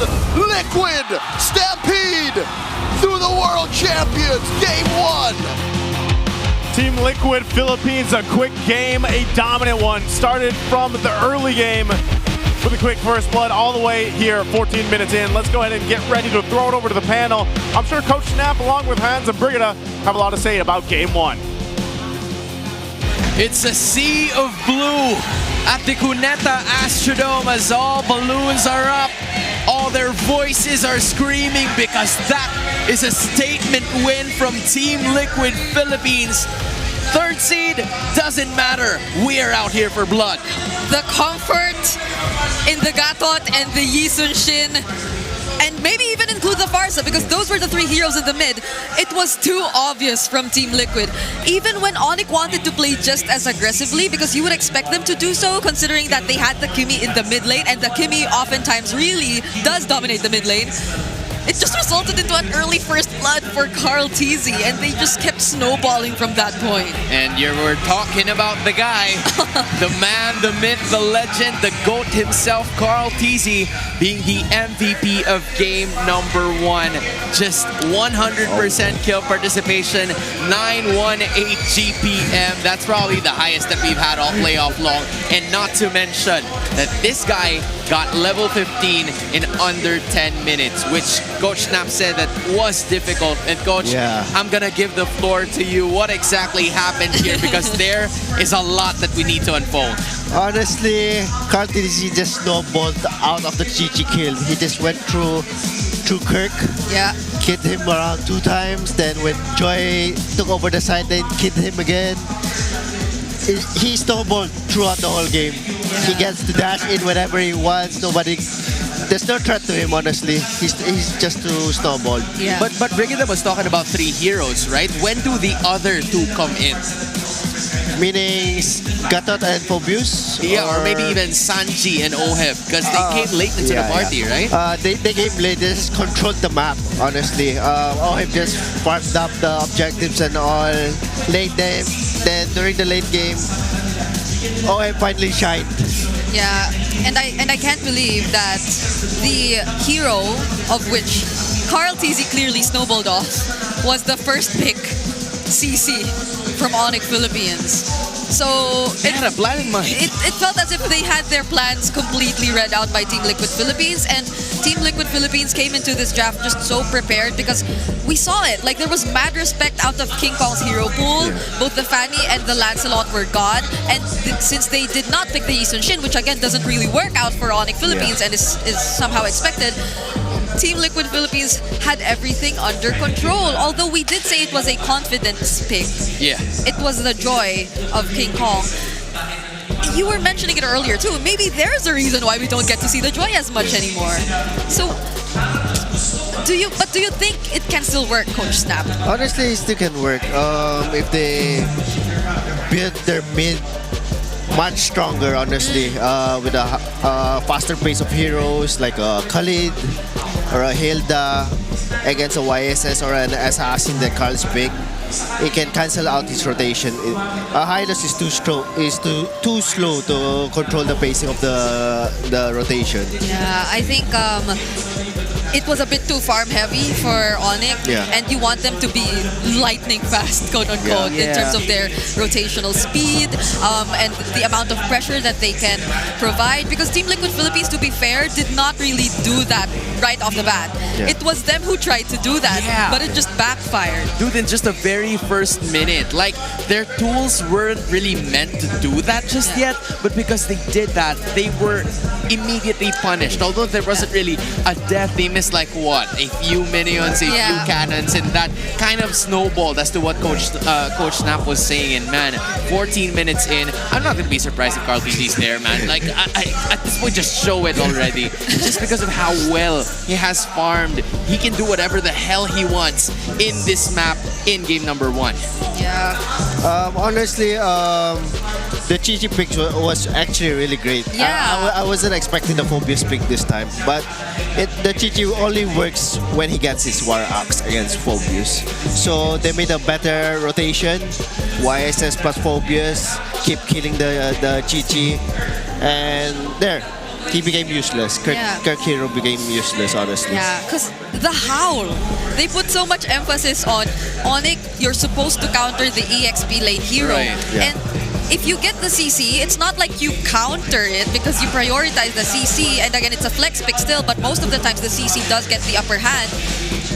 So, Team Liquid Philippines read differently into that. It's like, even if we can't directly win the matchup, and if we do somehow give them the upper hand in the EXP lane matchup based on the hero, then we could take it through a different route. Maybe just adjust our rotation so we don't feel how behind we are in terms of the matchup. Sanford actually got to get out of his lane a lot more than we expected to. And it's a surprise how Carl TZ seemed to be just so focused on the EXP lane, and Sanji, JP, they just took care of Oheb. It's like a unit versus a unit, and at that point when Kirk was slowly lagging behind, that meant that the rotations were a bit cancelled from ONIC, and that was when TLPH took advantage. But now we're gonna listen to Wolf with his analysis. Thank you so much, casters. Malaki ang focus natin dun sa ating mga junglers na ngayon. Pero bakit hindi natin tingnan din yung ibang mga roles? This is the more you know, because we have gathered a lot of stats during the regular season. Pinagkumpara namin at ina-analyze namin yung mga kaganapan. At etong mga pangyayari, makikita natin yung feature dun sa ating mga mid laners as well. In the last game that we saw between TLPH as well as ONIC Philippines, nakita tayo ng kakaibang focus dun sa may mid lane kung saan etong Kimi ay pinrioritize ng ONIC Philippines, but was then countered by TLPH using this Farsa. The strongest suit para sa dalawang teams natin is kung paano sila nag-a-adjust. And with this Kimi priority, biglang nalugi itong si Mr. Super Fritz. Pero di namin natin masasabing mahinang player si Super Fritz. Dahil yung hero pool efficiency ng ONIC Philippines ay nagre-reflect naman sa lahat ng mga players nila. For example, you have 11 wins with this Lancelot. And then eventually, marami silang mga one-off games like the Pain, you have the Edith, the Badang, yung Alice, and even itong 1-1 na bihira natin makita mo natin sa ONIC Philippines, but when they do, it is going to win. Actually, malang yung mga heroes, or 6 lang yung mga heroes dito na wala silang panalo. Interestingly, kasama dun yung Blue, which I felt like is also a very strong hero pool muna dito para sa ONIC Philippines. And I'm excited to see more of their hero pool. So, dapat siguro dito para kay Super Fades, hindi siya mabigyan ng mga heroes na malulugi siya. Utilize natin ang efficiency ng hero pool na side ng ONIC Philippines, and lalo pag kinompare natin yung pwede nga naman natin makitang flex mula dun sa CC na winners pick ng ONIC Philippines. So madaming mga related na mga heroes dito, and hopefully ay mas marami kayong natutunan mula sa ONIC Philippines. And of course, sa sarap panalo with Nor, masarap din ang magkaroon ng bagong kaalaman. This is the more you know. Maraming salamat, and I hope that you actually learned a lot, and I hope that there will be more heroes that we're going to see from both of our teams. Ano nga ba pipiliin nila? Back to the panel. Much love for Wolf, and at the same time, that's the more you know.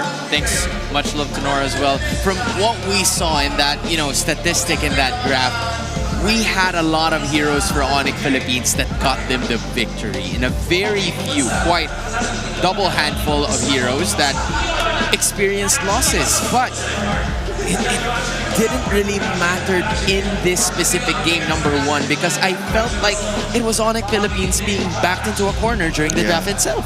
Yeah. Off cam, we did talk about what could have changed, like what could have been a bit more different. So depends on where ONIC decides to put themselves in the next draft because I still feel like blue side favors them. I mean, we'll see what their first pick is gonna be. And we will also see the Alamat Awards because it is back. Who will rise to become legends of MPL Philippines Season 16? Watch the awarding tomorrow on October 24. Coach Snap, just a quick nudge because you're technically here already. Who's your MVP? Light. Oh. There's a lot of people who are saying that. It's just Coach Snap you're asking, right? Yeah, but Okay. yeah, I guess. You can say something else though. I'm okay with this. You don't want to say it? You know what? I'll just go say it. You can secure your playoffs ticket now. Head to the TLPH website and join us at the Cuneta Astrodome for the MPL Philippines Season 16 playoffs. Coach Snap, I'm gonna bring you to the seat again. Finalists. Finalists. He did not see that coming. Oh, that's hard. Yeah, I know. I think we have enough time. We have like 5 minutes left. So Let's make it wild. TNC Aurora. the ones who are meeting the second match. Yeah. So you're telling me they meet later on and then they get a rematch. They meet again. Yeah. Okay, maybe there is That's a a world. wild prediction. Yeah, that, I like it. who knows? I mean, we can't say for sure because like there's just so much things happening so far in this season. W's in the chat for Coach Snap. He's such a good sport. He answered us through that. Because if I were to ask Brigida, we would probably reach the 5-minute mark and we still haven't found an answer just because of how many explanations she has. I have one Coach? answer. What is your answer? As a Liquid girlie, Team Liquid Philippines will be the other one. See, she had a bit of hesitation. You saw it. But hey, yeah, you can defend her at the comment section, but please don't hate us and Snap. But you are looking at the fans here at the Cuneta Astrodome. Put your game face on and make your smart power pose. Wow. You know, you've been doing this for quite some time now. And it's so fun because we have more faces to, you know, as contestants. Yeah, I mean, you mentioned it. It's a Thursday. It's a weekday. It's a weekday. It's only 4 o'clock. What? But look at how much people are attending the second day of the playoffs. And I believe there are some people who even arrived here wearing their uniforms. Guys, please don't cut your classes. I hope you just I hope it's a vacant. I hope it's a vacant. Huh? I hope it's a vacant? Yeah. Oh man. This guy means business. Okay. This guy means business. So, I'm seeing. Yeah. Okay, don't let go of the pose. Yeah. Oh yeah. He's the winner. He's the obvious winner. Congratulations, dude. I love the yellow bandanas I'm seeing on ONIC sides. Yeah. They look like Minion They look cosplays. Oh, I thought they looked like Teenage Mutant Ninja Turtles. That too, right? It's either Minions or Ninja Turtles, depending on how you're gonna take it. But hey, it's been a pretty wild ride, and we haven't even reached the halfway point Not yet. of the playoffs and of this series. Because for ONIC Philippines, we've been talking about it off cam. What do they have to do in that one? Because that was a snowball that was dealt by Team Liquid. Honestly, it's probably playoffs jitters. Probably a warm-up game. I Yeah. hope it's a warm-up game. Even our casters Yeah. mentioned it.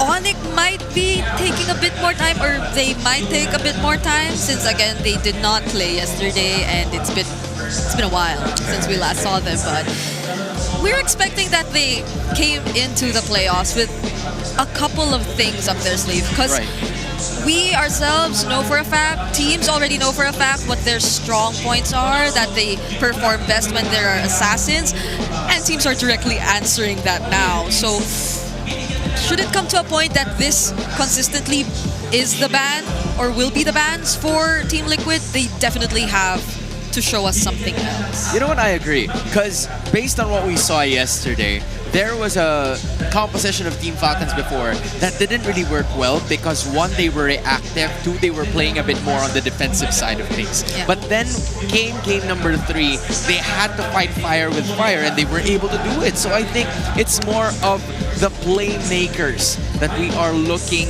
at here as of the moment. And in fact, we're looking at the M7 spotlight, which are Team Falcons. I don't know if you guys are, watching a lot of MPL MENA, but they are going to be making it back. And if you know, Boyet, one of our Filipino imports, is going to be the first Filipino to make it into the World Championship.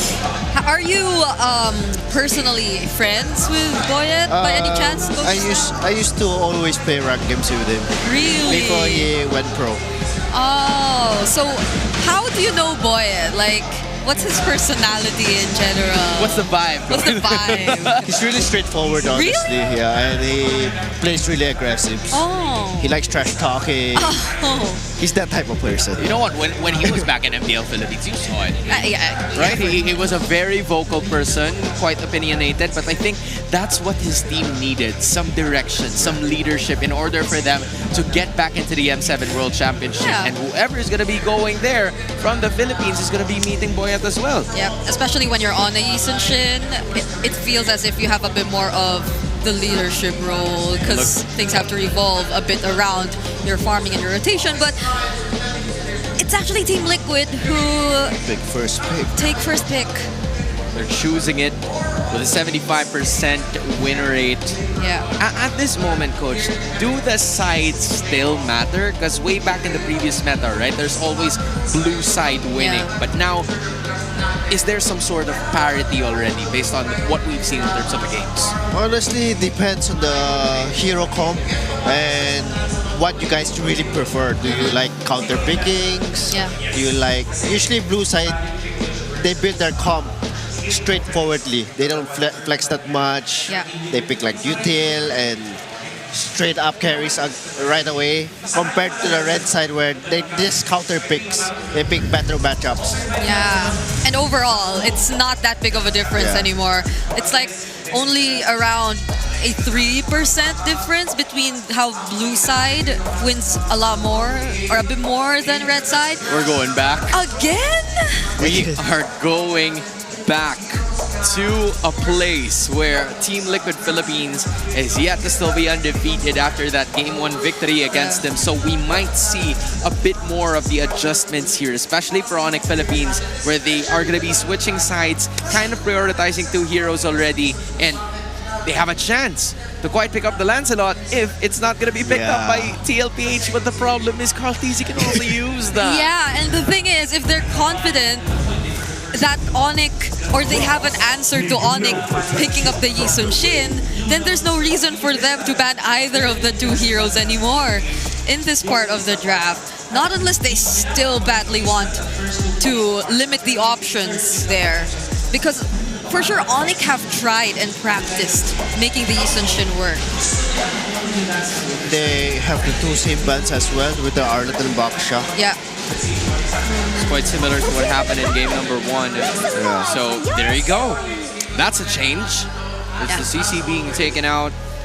Probably an idea by Coach RC. They want to remove the flexibility of ONIC Philippines, just like what happened in game 1.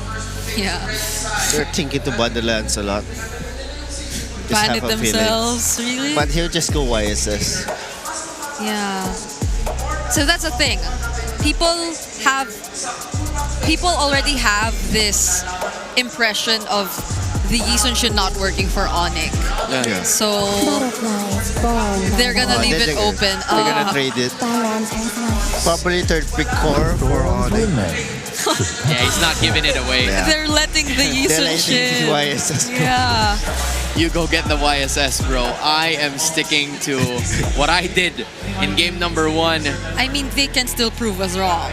Yeah, they can if they prove us wanted wrong. to. They honestly. can. The Katot is also still available, so they can deny that from Team Liquid Philippines already. They don't need to rush the Yisun Shin. So maybe they can look at other options as well. If they want to speed up the pace, as mentioned by Coach Snap earlier, the Kim is also still an option, I feel. Oh, but they already picked up the Yisun Shin. Here they go. what's the idea behind this, coach? Because again, it's pretty quick. They denied JP of the Gatat Kacha and then a Yuzong started popping up. No, because The typical counter. yeah, and Coach Snap, you mentioned the Yuzhong works best because it's alongside the Yeah. Yisun shit. So now they don't give it to ONIC. Not that we're sure if Kirk is gonna use it, but this is just so much pressure from Team Liquid Philippines already, and they also get the Lunox. The drop from Liquid is really straightforward right now. Yeah. Oh. They're not even going for flexibility because that is what they tried to do in the regular season, and it's been an up and down battle for them beforehand. But man, the Valentine is going to be wrapping things up. Yeah. Might as well just get the Yuzo and have another Yuzo on their team. It's again, it's a morph skill, so you get the Black Dragon form for yourselves. I think essentially it can do what the Yuzhong does for the Yisun Shin if they go that route for objective takes specifically, but are they really gonna contest early on? I think that's what we're gonna be looking at. Now, ONIC Philippines definitely might be needing a bit more of the front or the crowd control eventually, but they have to be cautious about that because it's a Lunox on Team Liquid Philippines side. So they already have answers to how they're going to deal with the tanky heroes that can show up from ONIC Philippines. It's definitely hard for Kirk to go Esme or Uranus against Yuzong right now due to the Lunox pick. Yeah, not even the Alice, because the Alice was countered by the Yuzhong yesterday. So you say let's just, fight fire with fire. If you are ONIC Philippines, don't go for a little bit more tankiness. Just go with a hero that could make plays potentially. Yeah, exactly. Kirk, given the situation, the do? Harlock was already banned. Yeah, and there are a lot of other heroes that have been taken out as well. He needs something else here. There's only Lapu if you're gonna fight fire on fire. Maybe I don't think Blue is a good pick against a Lancelot and Lunox. So the Lapu is the priority so far. Yeah. Is it gonna be the Lapu though? So far for XP lane heroes, The Batang works as well. Badang XP. Yeah. It's been a while though. It's been a while. Since we last saw that. That's a hero that you could or probably didn't practice during scrims, but those are the type of heroes that you don't really he doesn't use, have right? a choice. But, he's gonna stick with Lapu here. They went the safer route. Yeah. Team Liquid Philippines, they need their gold lane, assuming the Glunox is in mid. Yeah. Which is likely gonna be the case anyway. I think he just goes his Granger, honestly. because we've seen it, just... Yeah, might need a bit more range also for Team Liquid, since everyone has to be quite close up to their opponents. And of course, if you do have a bit more range, then that's when you can utilize the zoning best, because you could complement or supply some layer of poke against ONIC. But they go Ruby! They went Ruby Gold. They went fighter. So you mean fire with fighting fire with fire? Okay. That's a pivot that Team Liquid Philippines is usually doing a lot of times in our playoffs. I wonder if Kelra goes fighter as well. Yeah. It's gonna be a brawl match. I twisted TNC yesterday was already enough of a brawl match, but I wouldn't mind seeing another one today. We can see one more. You can see what's Kelra hovering. Oh, is he actually? He wants it. He's pressing a 1. Is that he's looking at an X-Borg. It works on MPL Indo. I think Alter Ego played it before. Yeah, they seem to be thinking really hard about this though. He's hovering it. He's hovering. He wants it. Come on, Kelra. You're gonna press it. Oh, it's not! He went the same pick. He's gonna go for this Moskov. Moskov kind of dipped already in terms of the, in terms of the pickings. But hey, if it's Kelra who's using it, there could be a potential win. But we were so close to seeing an X-Borg. I mean, that was really Golden X-Borg. exciting if you would ask me. But this is, I guess, ONIC just trying to really stick to what they're known for and trying to stick with comfort, I feel. was already, to some extent, comfort that they did try to make work in game number 1, but I don't think there would or there should be any jitters this time around. This is where they should really start fighting back against Team Liquid Philippines. And that is exactly what they're going to be doing. Coach Snap, thank you so much for your info. It's ONIC and Team Liquid Philippines once again. Nice to Leo. Time to get the ball rolling. And here we go to game 2. About to jump into the land of dawn. Team Liquid Philippines, man, after a dominant game 1, does ONIC lean towards the comfort to bring game 2 under the belt and bring it to a 1-1. It's me, Nice to, and Leo to bring you this one. Leo, what are we feeling? Is this the adjustment that ONIC Philippines needed? Because let's be honest, man, they started off on the wrong foot in game 1, and it quickly snowballed out of control. That was a wake-up call, and I think ONIC should have been jolted up into form, and their draft speaks to that. I like how this draft is adjusted to be able to fight back. Again, I'm looking at a Valentina. Usually when it's picked that early, I'm a little iffy, but it can steal, and I'm offended. It can steal a Raging Sandstorm. It can steal a Black Dragon form.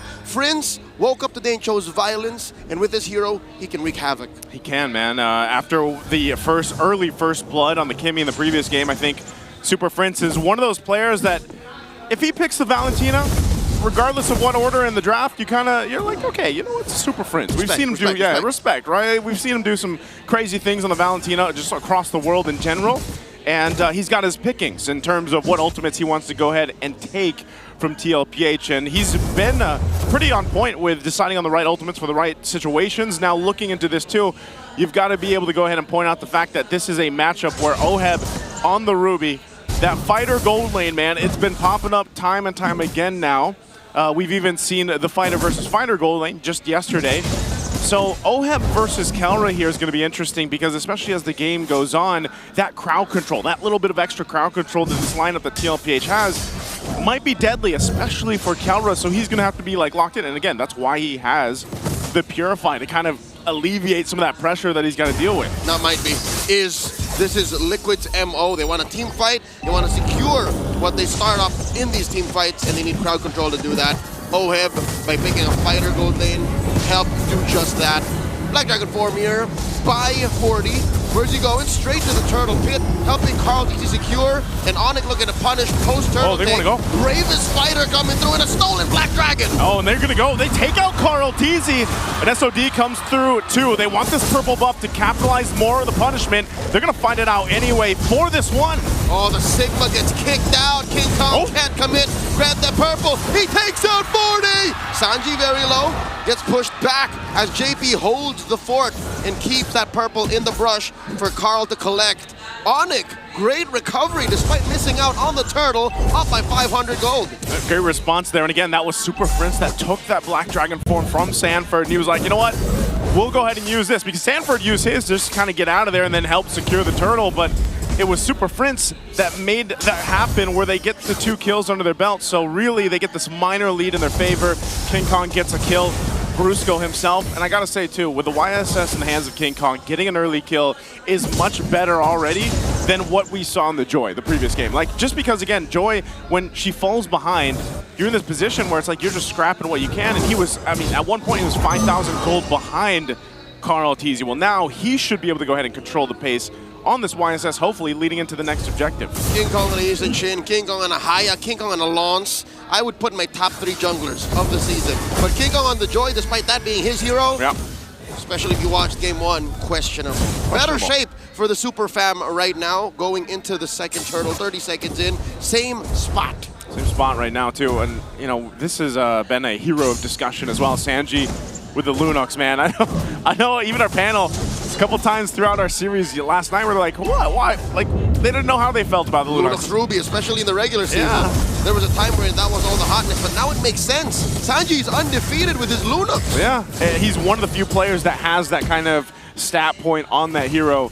And you can make it work. Again, it's great for going ahead and taking out some of the resources, whether it's battle spells or ultimates from the opposing team. But then you can't deny the amount of burst potential that Lunox can provide as well. So the second turtle is up. You still got both gold laners on that side of the map. So ONIC will hold this one here. King Kong holding on. He's just going to continue to farm up. I'm not sure if it's TLPH that's going to go ahead and be the ones to try to get ONIC to respond to this. Both teams have an equal chance to get it. Full contest. Sanford going around, looking for targets in the back line. Carl Teasy with a retribution. JP very low, gets the hell out of dodge. A stolen Black Dragon form by Super Prince, zoning them out. The flicker from Kirk. No one falls. Close calls, though, on both sides as Liquid takes their second turtle. Okay, a whole lot of nothing in that fight. It looked like it would break out into a fight, and then I guess just ONIC didn't have the positioning that they were looking for. Oh, with a steal. Yeah, a little bit of steal there. But, you know, still, you got to look at this gold lane and how this is going to transfer over here. It is Kelra that has that bit of a lead because of the fact that OHEB has been traveling up. Oh, hold on, Kelra. Sanji got eyes on Kelra. Nowhere for the gold standard to go, but down. Hey, goodbye gold, goodbye gold lead that I was just mentioning. I was going to say OHEB has had to go ahead and rotate towards those objectives. Well, then you just call in Sanji. You burst down Kelra. All he has is that Purify. He can't escape those two heroes. So now some pressure there too. Is actually going to get the tier 1 down to the bot. Super Prince taking some damage from Carl Teasy with that Thorn Rose.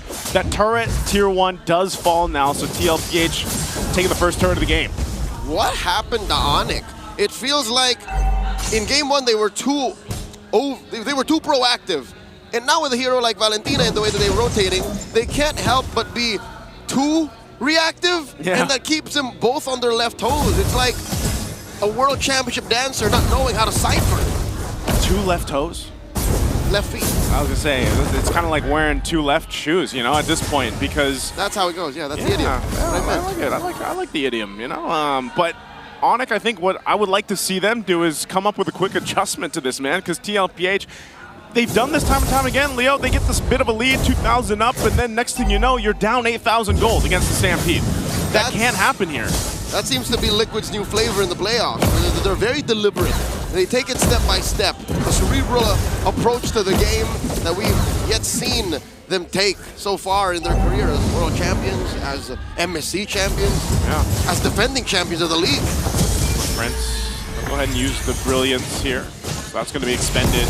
They do grab the purple. Brusco given the information, but it's Carl Teasy that's just starting up this third turtle. They may secure this one too. Oh my God, Black Dragon form keeps King Kong at bay, holding back the rest of the Super Fam, and they're not done. Forcing a defensive AOG out of Brusco. Down goes Super Prince. Kurt's going to follow through. 2 free kills for the Cavalry as they take 3 for 3. Oh, and again, they're going to go for this tier 1 mid. They want to continue to get the space advantage on the map. They're going to dive. Oh my God, the GOAT wants to take down the beast! Carl Teasy, a little too hot underneath that tier 3. Close call, get the hell out of dodge. I think Carl Teasy just likes doing that, man. He likes to go ahead and put him to the limits here. Sanji? Uh-oh, SOD used defensively. Point blank, but there was backup there as Carl gets another. As I just mentioned, Carl Teasy likes to touch the limits, and look at that. He was right there at the right moment to grab Kelra. That is his #1 hero, despite all of the success on the Fredrin, on the Baksha, hell on the Akai every now and then. Carl Teasy says, my #1 favorite hero is still Lancelot. That is Lancelot. me. Has he ever cosplayed Lancelot? Like, who have we ever seen Carl Teasy? Would he ever do that? Nope. Carl Teasy has only ever worn eyeliner. That is as far as it's gone. Yeah. Hey man, maybe this Halloween. Super Marco though, that's a different story. that is a different story right now. But again, TLPH, as I was saying, when they get that kind of lead, you see it already. It's ballooning even further. 5,000 now up. More turrets down. Pressure on this side of the map. VONIC, they're kind of struggling to really be able to find a moment here. Carl Teasy picks up a brute force breastplate. He's going into that defensive hybrid build, working really great for the Lancelots in the current meta. It's a bruiser Lancelot. It's a bruiser Lancelot. You can get away with so much, deal, a lot of damage. A respectable amount of damage, and leave the opponent thinking like, how do we kill it? I'd still call it big damn, man. Like, I mean, it's like you saw the amount of damage one Thorn Rose did to Super Prince or any of these, squishier members of ONIC. That's the 5K gold deficit. They do find Daddy JP forcing a defensive Raging Sandstorm. In comes Sanford. Oh, so ready to defend his dad. Not his real dad, but his dad. In-game dad. But that's a push down bottom. That was all for that tier 2. It was all for that, and they knew that this load was all. They're gonna go for Sanford. He's a half dragon getting caught by 3 members of the Super Fam. Jumps into him, knocks him up, hits the petrify, and in comes the backup. Down goes King Kong, down goes Brusco, and it's all according to plan as Liquid decimate the Super Fam. Prince caught out behind enemy lines. Sanji gets him. 3 3 for none. Going for the Lord. The Super Fam gets run over by the Stampede. And with a dragon or not, Sanford made that happen. Again, confident enough to just say, hey guys, we got this. OHEB got there in time. With this Ruby, the crowd control's insane, and then they just capitalize off of it. Joseph, that's the 6K gold lead you're looking at. The 3 members that Sanford was tangoing with did not have enough damage output to stop him on those warrior boots with the Oracle. I don't know if that blade armor was built already when he engaged, but it was just too much. Like, he survived. He survived. It was enough with the shot. The Shaw Essence, man, the Petrify, everything. Like, he didn't need the Dragon form, like I was saying. It's just, they're overloading right now. This is just a perfect display of what we're always talking about with the Liquid Stampede. And they seem to almost refine it in a way for the playoffs. I don't know. It's so clean here. I know we saw a little bit of a rough patch for TLPH in the regular season, but now look at this. Oh, look at that. A flicker. Raging Sandstorm. Animation cancel. Plus the Glorious Pathway. They take down Daddy JP straight up for King Kong and Calra. They're still inside the base. Down goes the turret. The Lord marching with them. This is a stampede of unprecedented intensity as Liquid go for the base. Super Prince left. The Cavalry are at match point. Are you kidding me? 11 minutes game 2? TLPH is locked in today. I think the Super Fam, they're dealing with some whiplash here, man. They've got to be able to come up with something to deal with this. Let's go ahead and throw it over to the panel to break down this quicker game 2. Bro, Team Liquid is just aura farming at this point. My goodness! 10, 11 minute game. It was a stampede. Successful coming in from Team Liquid Philippines. And just when you thought that ONIC Philippines was starting to fight back, Liquid says no. We gotta shake that opponent away from here. Hey, I legit thought that it was not gonna end as fast as 10 minutes. And I could not believe they took that 18-minute hard stop too seriously. Like, they've been ending games so fast, and this guy, I am speechless. That Yuzhong, who we thought should have went down in that moment up top. It was a Yuzhong that was able to sustain fighting against 3, buying enough time for the rest of his teammates to make it, and he did not die. I would say that it wasn't the pivotal point. It was the play that placed them even higher in terms of the lead, because for some reason ONIC Philippines was, fighting back. They've been getting kills every now and then. In fact, they got a kill over Carl TZ, which is the best case scenario in minute 1 to minute 2, because you would be able to at least stop them from getting the first and the second turtle. Still, in spite of all of that, TLPH was taking control of the first 2 turtles of this game. Yeah, I just gotta say, they already got 1 out of 2 suggestions that we had in the Howl. This was them denying the Gatot Kacha. Fusco had it for himself, but for some reason, it feels as if the EXP lane is the struggle for ONIC so far. It's the jungle and the EXP lane that we get to see them being a bit more hesitant towards what picks they actually go for in the draft. And as much as you really want to allow Kirk to have a great time in the laning phase, I feel like Sanford's completely past that. He does not care about laning whatsoever. All that he's after is to get to show us how powerful these picks he's going for are when it comes to the team fight, because that's where you get to see him activated the most. It's in these objective takes where the Yuzhong shines the most. And even in game number 1, if you would recall, it doesn't feel as if he cares about the laning matchup or winning the lane. It doesn't matter. All he wants is to outplay and join team fights as much as possible when he's isolated. When you think he's all alone, that's where the rest of the members of Team Liquid Philippines comes in. And I also have to mention OHEB, the stability of this Ruby all throughout the 10 minutes and 53 seconds of game number 2 was just superb. There was a lot of rotations that went in their favor just because OHEB was there. And he didn't need to stay in that specific lane. You were talking about laning matchups. Not even Sanford, not only Sanford, even OHEB doesn't care about any of that. Yeah, he need not pay attention to Kelra. There were so many times wherein he just left Kelra alone in the gold lane. He was there, I believe, even in as early as Turtle 1. He was trying to help everyone with that unlimited amount of crowd control that he had. And even we thought that Kelra would have joined because the SOD actually landed during Turtle 1, but he didn't. He decided to farm instead.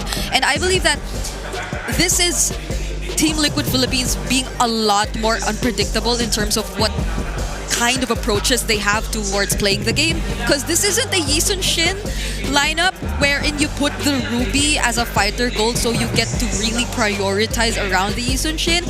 It's a bit different. It's a Lancelot that they actually chose as their jungler. But it's not like they only rely on the Lancelot for their damage, because if you look at all their heroes, they have decent amount of damage individually that they could actually provide early on. And Sanjay feels as if he's also one of the quote-unquote cores that they're trying to activate. And granted that he just has such great positioning, Team Liquid Philippines had no problems in letting him do his thing. This is what Coach Snap was talking to us a while ago about, especially with Wolf and the Infinix keys to victory, wherein you can't let another carry be a carry for Team Liquid Philippines. But unfortunately for ONIC, that's exactly what happened for the Cavalry. Meanwhile, on the other hand, you're looking at a team, and I remember one word that Coach Snap kept on reiterating during his time here, which was safe. It was a safe option. It was a safe pick. And those kinds of safe picks, it seems like it was already telegraphed by Team Liquid Philippines right from the start. It was as if there was an idea that was plotted by Coach Wynand and Coach Hayes, but RC had a lot of possible branches and avenues to put a possible stop to it as well. I agree. And so for the second time around, we have Carl Teasy as our BPI rich guy. And I completely agree with what you're trying to say. I feel like ONIC Philippines are in some sort of dilemma right now. OHEB being too deep in his hero pool is causing so much problems. ONIC Philippines, I know for a fact that they did try to explore so much of what they could do, and we saw that multiple times in the regular season. But what they got out of that was either failed attempts or situations where it was a bit too clear that they need to work on a few things before it could really work. So Team Liquid Philippines, on the other hand, have such a massive hero pool that I feel Coach RC is really able to capitalize on that. And ONIC are feeling a bit more limited. Because they, for sure, can make a lot of heroes work, but what suits their playstyle might be a bit different when they need to actually make it work. Or perform. And that is the kind of strategy that isn't given to them at all by Team Liquid Philippines. Now, looking at a head-to-head matchup, this is what you were iterating a while ago, Brigida. KDA at 5, sure, there's one for Kirk. He was joining a bit more, but the EXP, that is what Sanford is all about. He didn't need to join more of the activity that was happening in the laning matchups. All he wants to do is to get more of that experience, courtesy of the team fights. And in fact, even when the KDA is there, where initially in the first 5 minutes you were supposed to lead, it is Sanford leading in terms of gold by 20. Yep. Even just by looking at like that, what you mentioned, gold and DXP, that already sums up what Sanford was prioritizing in this match. Although some would argue that the Yu Zhong on its own in the laning can also be just as aggressive. Correct. It just feels like he chose not to he use didn't it that use way. that as an option. Yeah, it could have been one of the ways or one of the approaches that he did, especially in the early stages of the game, just to put a bit more pressure on Kirk, not let him have the best time, even without Carl TZ helping him just yet. Again, that's another thing.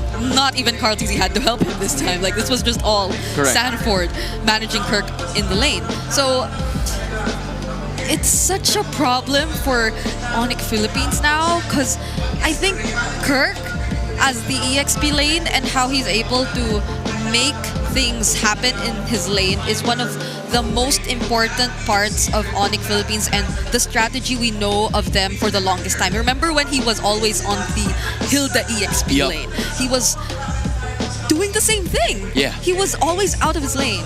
He was always trying to make things happen. So ONIC, they definitely need this time to figure out things out. We have the time to power up your dander-free scalp as you supercharge with Clear. You know, Brigida, I was talking to Renmar just yesterday, and I was talking to him about, you know, how about our Clear winners going outside when it rains, they apply Clear I heard to that. their hair. Would you say it made sense? Yes, but Why do I only feel if like they it's- had extra clothes. Because you wanted them to use Clear out in the rain. In clear day. Oh, really? Oh wait, it's not clear day because It's not. it's raining. It's not. You know what? I'm gonna remove my thought out of my mind. Renmar has a lot of and suggestions. throw that away into the sea. Yeah, hopefully Renmar is gonna help you out sometime in the future. He actually did say one time that he hopes to have a Clearhead super fan of the day who is bald.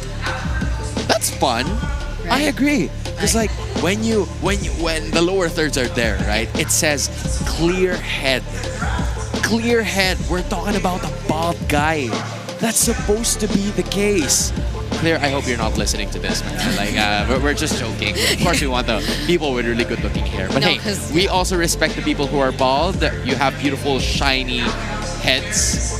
But yeah, you know what? Let's just toss it back to Odin. Yeah, I think he has something for us. You know what you're talking about, Odin. Magandang hapon, MPL Arena! Your very own Odin is back here on the side. Pero hindi lang ako mag-isa dahil kasama ko lang naman ang kampiyon ng MDL Philippines Season 6 AP Rock World Era! Make some noise for our champions. So welcome to MPL Philippines. Ipakilala nyo naman ang mga sarili nyo bilang kampiyon. Starting off with you, Nibor. Nibor po, tas explain po ng Rap World Era. Matt, jungler ng Rap World Era. Reggie Romer ng Rakulay. West po, gold lane ng Rap World Era. Vin, mid lane ng Rap World Era. These are very familiar faces, not just to me, but the whole ML community dahil marami na din naman talaga kayo napatunayan sa MDL at sa MPL na rin. And to you, Sir Matt, congratulations!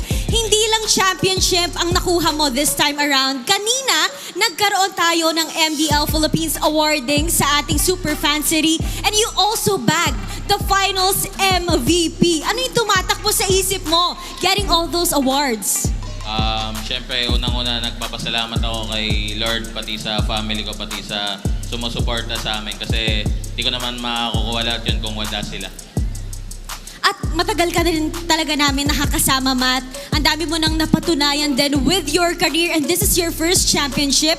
And speaking of which, kasama din natin si Nibor na nakuha ang kanyang first championship sa MDL.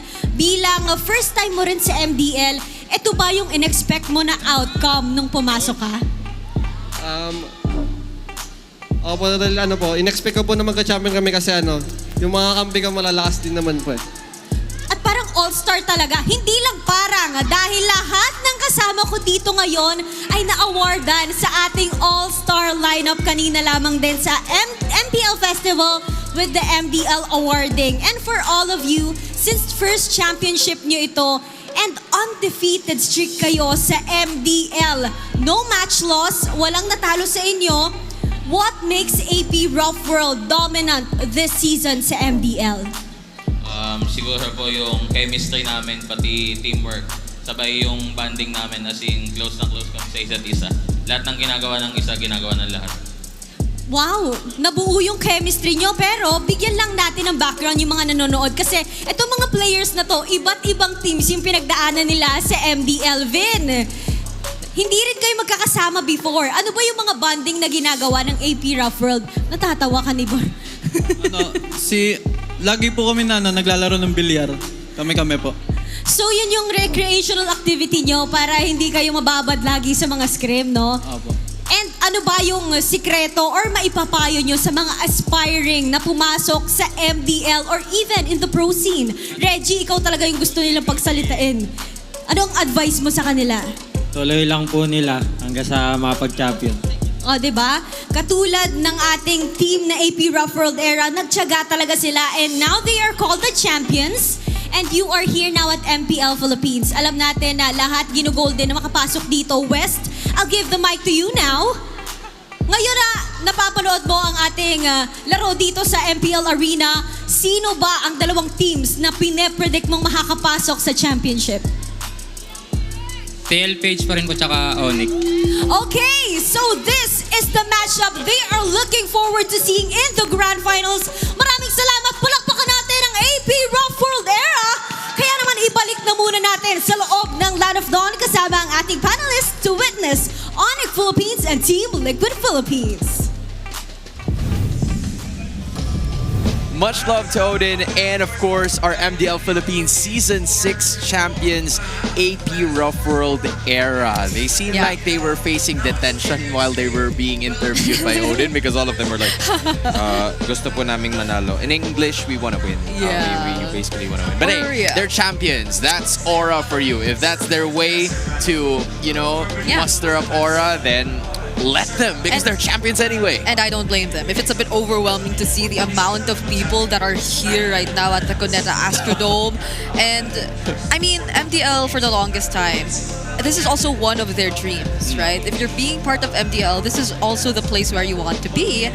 And them being a champion, who knows, brings them a step closer to being here. But I think what we have to focus on right now is how ONIC gets to turn things around. Yeah, you were talking about champions, and this is a battle of two champions with one getting 2 games over the other. ONIC Philippines, they're at a wall. They're currently facing a wall right now, and they want to surpass it or break it because so far, when we looked at it in terms of the draft, there were some improvements. There were heroes for Kirk that have been that have supposed to work well for them. It's just that they can't execute it enough because in terms of the execution, TLPH is making it happen. They're no longer going with the fundamentals, which is the laning phase, and just going with an all-out brawl, which is the idea for the Stampede of Team Liquid. Yeah, and I don't know if ONIC are willing to not stick so much to the fundamentals anymore. Because I think that's one of the biggest contrasts we see between how these two teams are trying to manage the patch and how they're trying to make it work in their respective lineups. Team Liquid Philippines, it's so obvious that they're exploring, but ONIC, it's like they know what works, so they're trying their best to stick to that. But what if it's already something other teams have completely read out already? Yeah, like their way of branching out has already been, read by Team Liquid Philippines. And for a team that has lost to ONIC in the recent matchups, we're gonna be going back to yet another dangerous grass situation. And man, Bri, I'm telling you, this dangerous grass seems to be the bane of ONIC's existence. They are yet to win a victory here, but looking at the bans here, the first 2 and 3 for Coach RC, there is the CC still, but for ONIC, that's a Lunox taken out. Yeah, so there is still a high chance we see the Lancelot being prioritized, but we'll have to see how. Let them play the hero. How are they gonna shake it up a bit more? Take it out. Look at this. They took out the Yuzhong too, and even the Lunox. They have to shake that. They have to shake that draft. They have to shake that draft a bit, because even earlier they already had their backup, which is the Lunox, or which was the Lunox. Now it has to be something else. So Lancelot Gay prioritized for Team Liquid Philippines. A bit more expected. The Gatot might come in again. Not unless the Juicin actually gets open. Yeah, the dilemma for this here. game. The dilemma here for ONIC Philippines is that they're not, or they were a team that was known for not being too comfortable with a YSS pickup, and Yeah. yet they picked it 2 straight times, maybe to prove a point, maybe it's all part of a bigger plan here and a bigger scheme of things. But the Zushin is gonna be the first time that we're gonna see it for Super Friends. Yeah. They're gonna try to play a little bit more aggressive in the early portions of the game, and honestly, I think they're gonna need a little bit more of that. But the trade is just too big. They're leaving an Alice and Agatot Katsa in the hands of Sanford and JP. Yeah, and this is something they sort of should have seen coming because they took out the Lunox. Not that they don't get to benefit from it at all, because they'll also be able to pick up the Uranus for themselves either way. But this Alice Gatot is already looking to be something very terrifying for ONIC Philippines to deal with, because this is just so much backline access. Right. And I wish I could just stop at the Alice Gatot, but there's also a Lancelot who could literally just try and reach the back lines through the punctures. So now that we see what Team Liquid Philippines or how good their zoning potential could be, this gives a bit more room for them to consider their other damage dealers too. Those who are a bit more dependent on positioning, those who are a bit more dependent on farming even. And ONIC Philippines wants to limit the amount of space that they're already able to create, so they take out the Juicin. The Farsa is also not available, and even the Kimi gets denied from Sanji at this point. So the options for Sanji in the mid lane. We just say that the Kakura is still an option for ONIC specifically. I would say, because you have a lot of back. All right. Yeah, we're talking about Sanji at this point. Because if it's a Juicin Kagura, then I feel like it's a pretty even matchup, at least in the laning. But if it's a Kagura, then there's a clear-cut picture that you want to deal with someone from ONIC's lineup, and maybe not. You could make things a bit awkward for the Harith, but ideally you'd want to burst down the Yisun Shin. So, a way for you to do that without the Lunox, the Kimi, the Eve, and the Farsa. There's a Selena Novaria option for Sanji that he can consider. But if it's long, drawn out team fights that we're talking about, then they're gonna have to need a hard carry coming in from Oheb, because there needs to be some sort of, early to mid-game damage. The balance needs to be there. Sure, there's Carl DC, but the concept of having a heavy carry is there, and there it goes. The Selena and the Claude covering both bases here for the Cavalry. Yeah, and we did say a bit more of a farming-dependent hero to compensate for the damage that's needed for Team Liquid right now. Wait. Yeah, this is gonna go to Brusco. Okay. This has to go to Brusco. Yeah, because there's a Harith, so this cannot be a Yisun Shin in a different lane. A Baksha Juicin in the mid lane. Okay. It's quite a contrast, if I would say, but they're gonna have to make it work.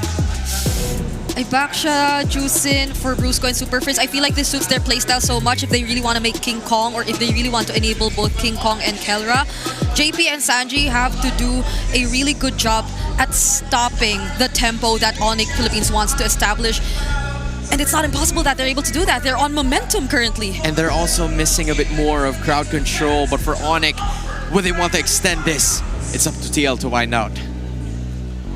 Thank you, Brigida. Thank you, Hans. The question is, can the Super Fam take Game 3 under the belt to survive a little bit longer here on this upper side of the bracket, or are they going to get sent down? Like, wasn't Welcome to Mobile Legends. You'd like to see it, Leo? He did, but truth be told, Game 1 was a reality check, a wake-up call. Game 2, you're on the edge. Game 3, this is for real. it's for real, but if you also look at it in the way, it's like ONIC they were overcooked in game 1. Game 2, they were trying to cook, and now like what's the dish, man? There is no time to have fun. You can't shake that thing anymore. You can't. You gotta play for reals. You have to. And this is where it all starts in the early game. You're taking a look at just how both these teams are performing on the heroes that they've drafted into this game 3.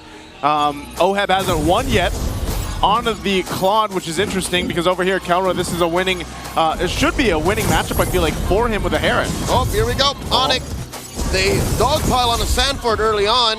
He is able to gleam on out of there as Carl Teasy checks in, dashes on through, punctures on a King Kong's purple. He's trying to go for the steal. Does he get it? The answer is yes!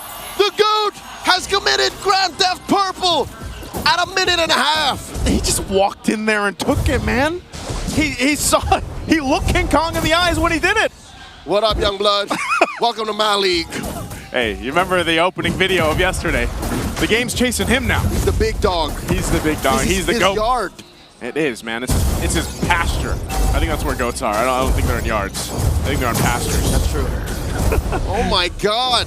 ONIC have just gotten their buff stolen away from them. And with that, this is going to delay things a little bit. It's nothing too crazy. Again, a lot of this, what we've been seeing so far with the current meta shifting into this, post-Project Next, now that we're weeks into it, these objectives, these first turtles can still be secured here, but this is going to be a little bit harder to do. Look at the zoning here. Massive presence from both sides. A Crimson Beacon plus a Throne of Ruin. A lot of damage coming in from Team Liquid Philippines. But JP falls first as Carl Teasy focuses on the beast. King Kong is slain underneath tier 2 up top, and now Brusco's gonna fall. The Waltz might just be enough, but the Unite gets him out of range, and the Gleam might get him down, but Sanford pays the iron price. Oh, they overextended, they stayed too long, but Liquid secures the first turtle, up by 500 gold. I don't know, it's like Sanford just couldn't let that go. He's like, no, you have to die. Oh my God, what? Second time around! Carl Teasy takes down King Kong! And are they gonna take his purple too? King Kong can't even play this game. He's got no buffs. He's been bullied out of his jungle by Carl Teasy. Killed twice. Twice? In 3 minutes. What are they, okay, he's gonna get his orange, and it looks like, and we have JP staying here on the purple buff. Do they just want to continue to force King Kong with false hopes, thinking he's gonna get his buff and then they kill him? This is tough, man. This Yusin shit is currently a negative aura. He has aura debt. Hey, I don't know what he's gonna have to do to get that back. It looks like he is actually gonna get his buff, so a little bit of a hope here for King Kong. He grabs it, but he's falling further behind, 2 levels behind of Carl Teasy. Oh, shocker. They want Sanji, and they're gonna get Sanji. First kill for ONIC on the board.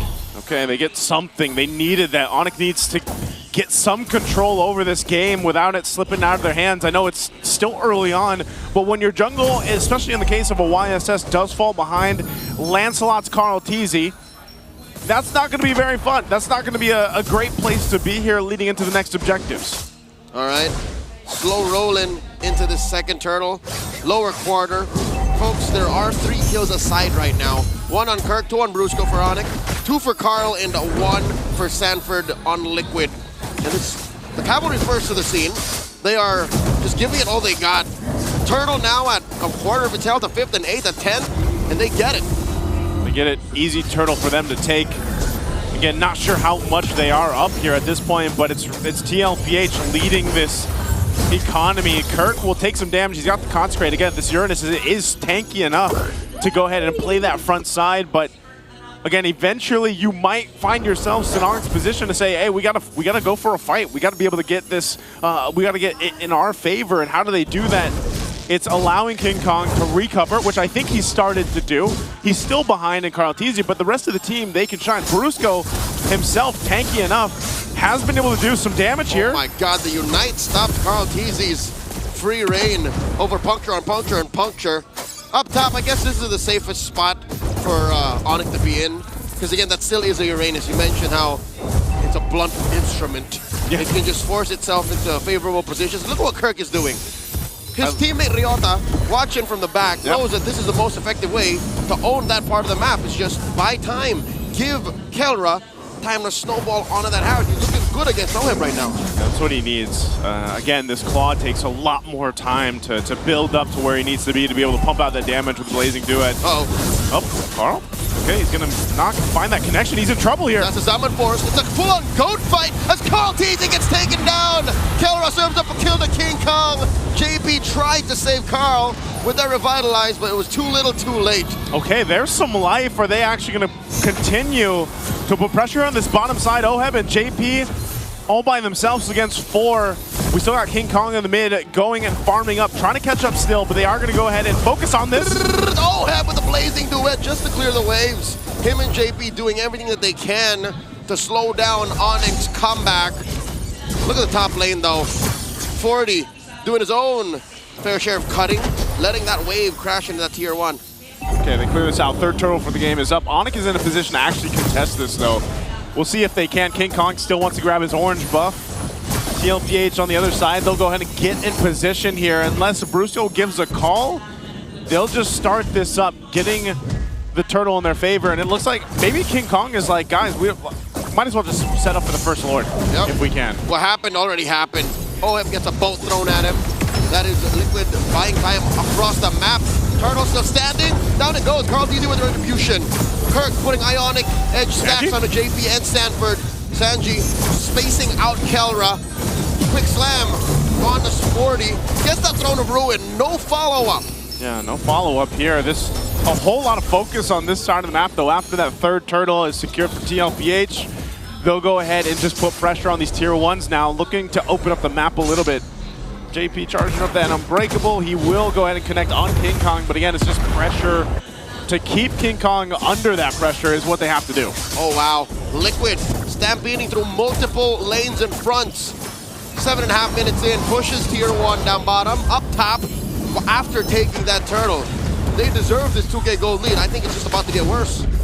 I would say with this lineup that ONIC has, if they're able to go ahead and hold on and secure that first Lord, they're going to be in a great position to hopefully push things down their favor. Kirk's going to take an arrow, but he's fine. Again, tanky enough, has some magical defense here most likely as well.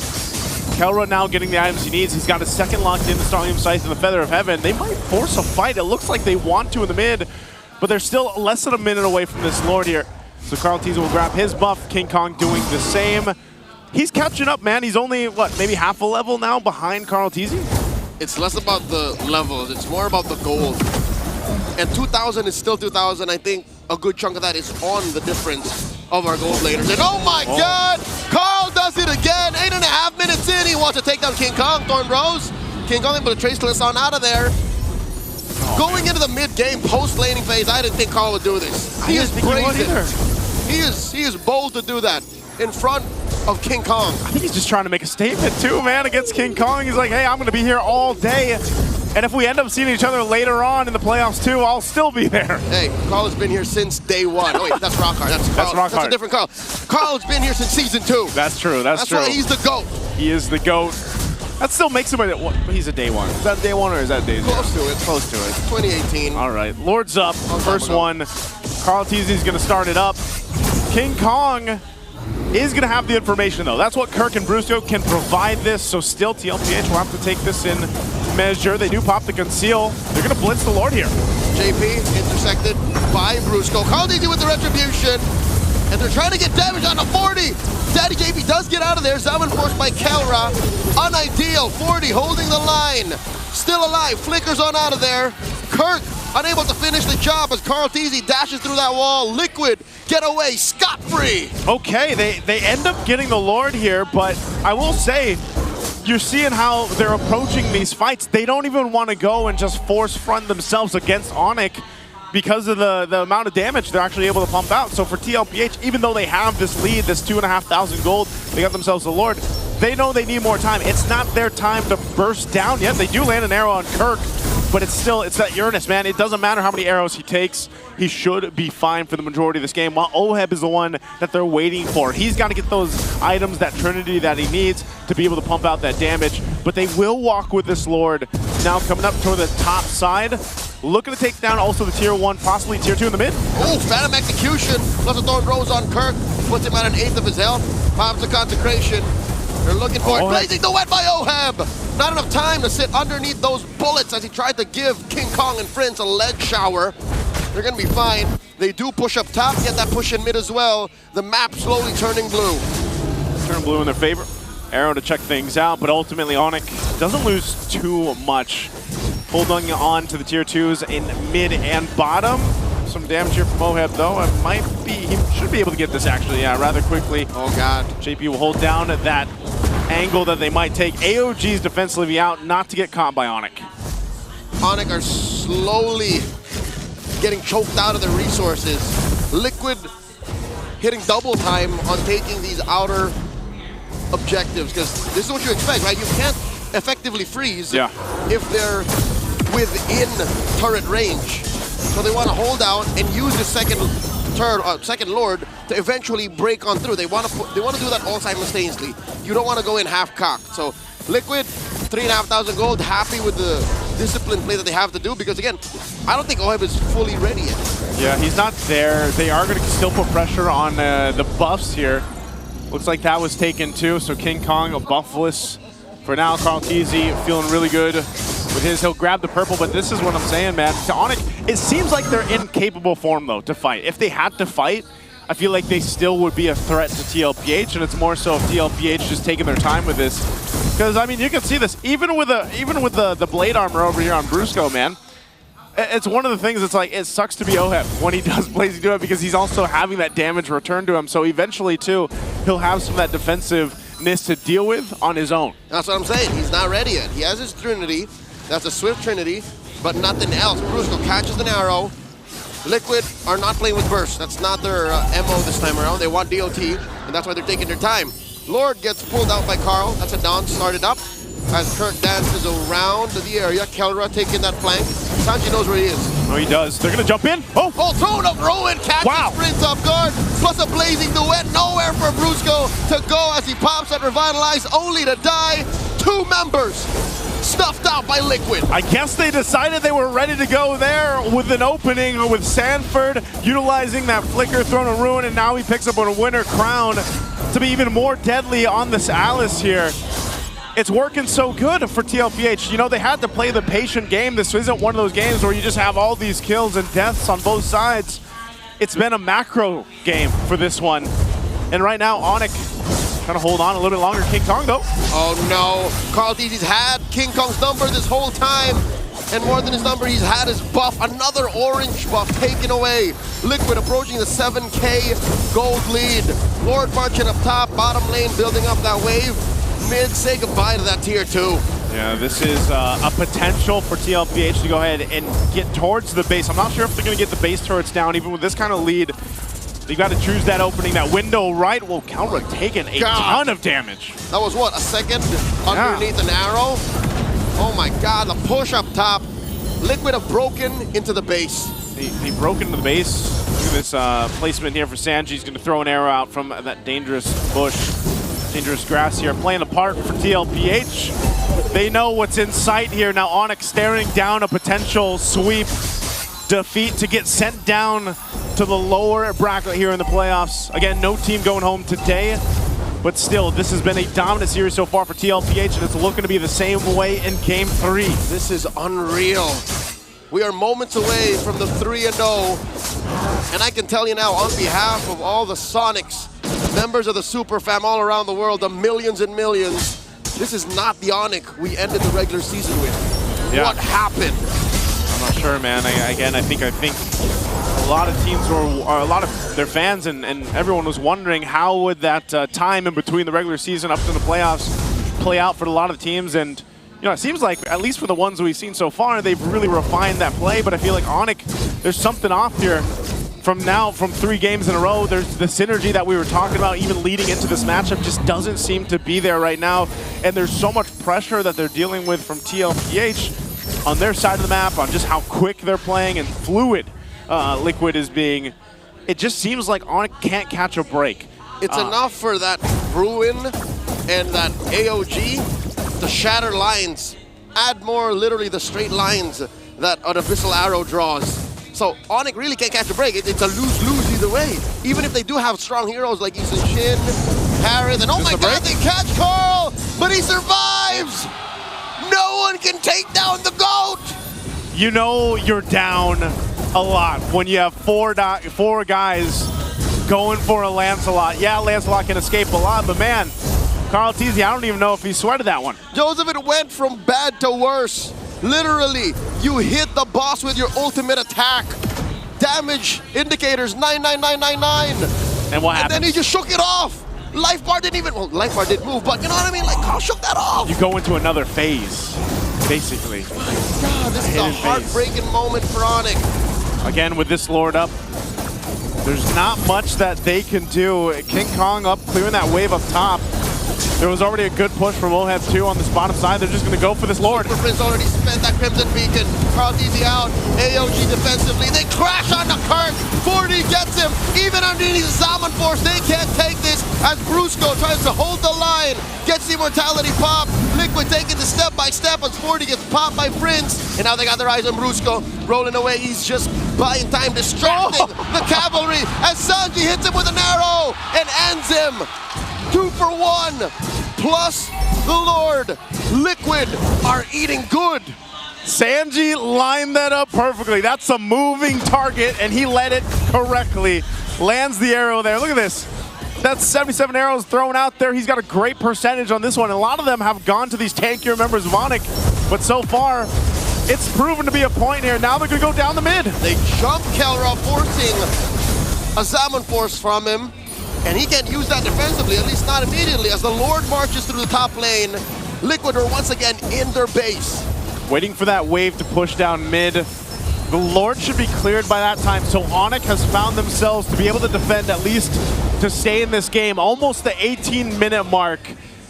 8,000 gold behind. They're going to have to do something near to a miracle to be able to turn this one around. Just the way that it's been playing out, they haven't been able to contest any of these objectives. They're just punishing TLPH when they decide to stay a little bit longer than they should. And it's been a phenomenal game and series so far for Team Liquid. Joseph, you know what kind of miracle we're looking for? What are we looking for? Liquid to slip up. Right now, a huge chunk of what ONIC is hoping for is Liquid to overextend. Sure, 40 might be their best way to kind of bait stuff out from the cavalry, from Super Fam. But if they can find OHEB randomly, like he's on a sprint, likely not gonna happen, but if they find him lacking, if they catch him sleeping, then maybe. Sanji has a lot of dashes, but if ONIC can get Brusco on him, if they can somehow, some way, like hit him with a boat, with a Mount Shocker, that is the start. But again, you're just hoping that Liquid makes a mistake. That's what you gotta hope for if you're ONIC here and you're Super Fam rooting for them. I think a part of this too, man, is, you know, we're gonna have to see Kelra pump out that damage. He's got the items. You saw it just a little bit ago on this Herod, but it's more so of being able to actually get a position that's favorable for them in these team fights. That's the big missing picture here. Because even so, like, OHEB might be the squishiest target, but he's also got the immortality now. And he's probably ready to go ahead and switch over to the item swapping if he really needs to. But part of his job is literally just to get the Blazing Duet off, man. And yeah, he's going to take some blade armor damage and everything else, but that will do enough damage to then let TLPH capitalize off of it. So there's so many things that I feel like ONIC has to worry about, even if it's Sanford jumping under JP or these arrows even landing. So in this situation, they have to decide, do we actually just give up this Lord and hope that we can defend with our one base turret left? Because I don't see a favorable team fight for them here. Kirk's going to give them the information, but they might not be left to a choice. They might just go for the Hail Mary play here. Yep, they have to. I don't think completely just giving up the Lord is an option for ONIC.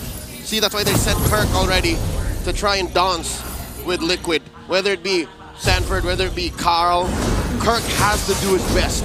Okay, let's see if they can do it. JP's going to hold down that dangerous brush here right behind the Lord. Arrows are going to be thrown out.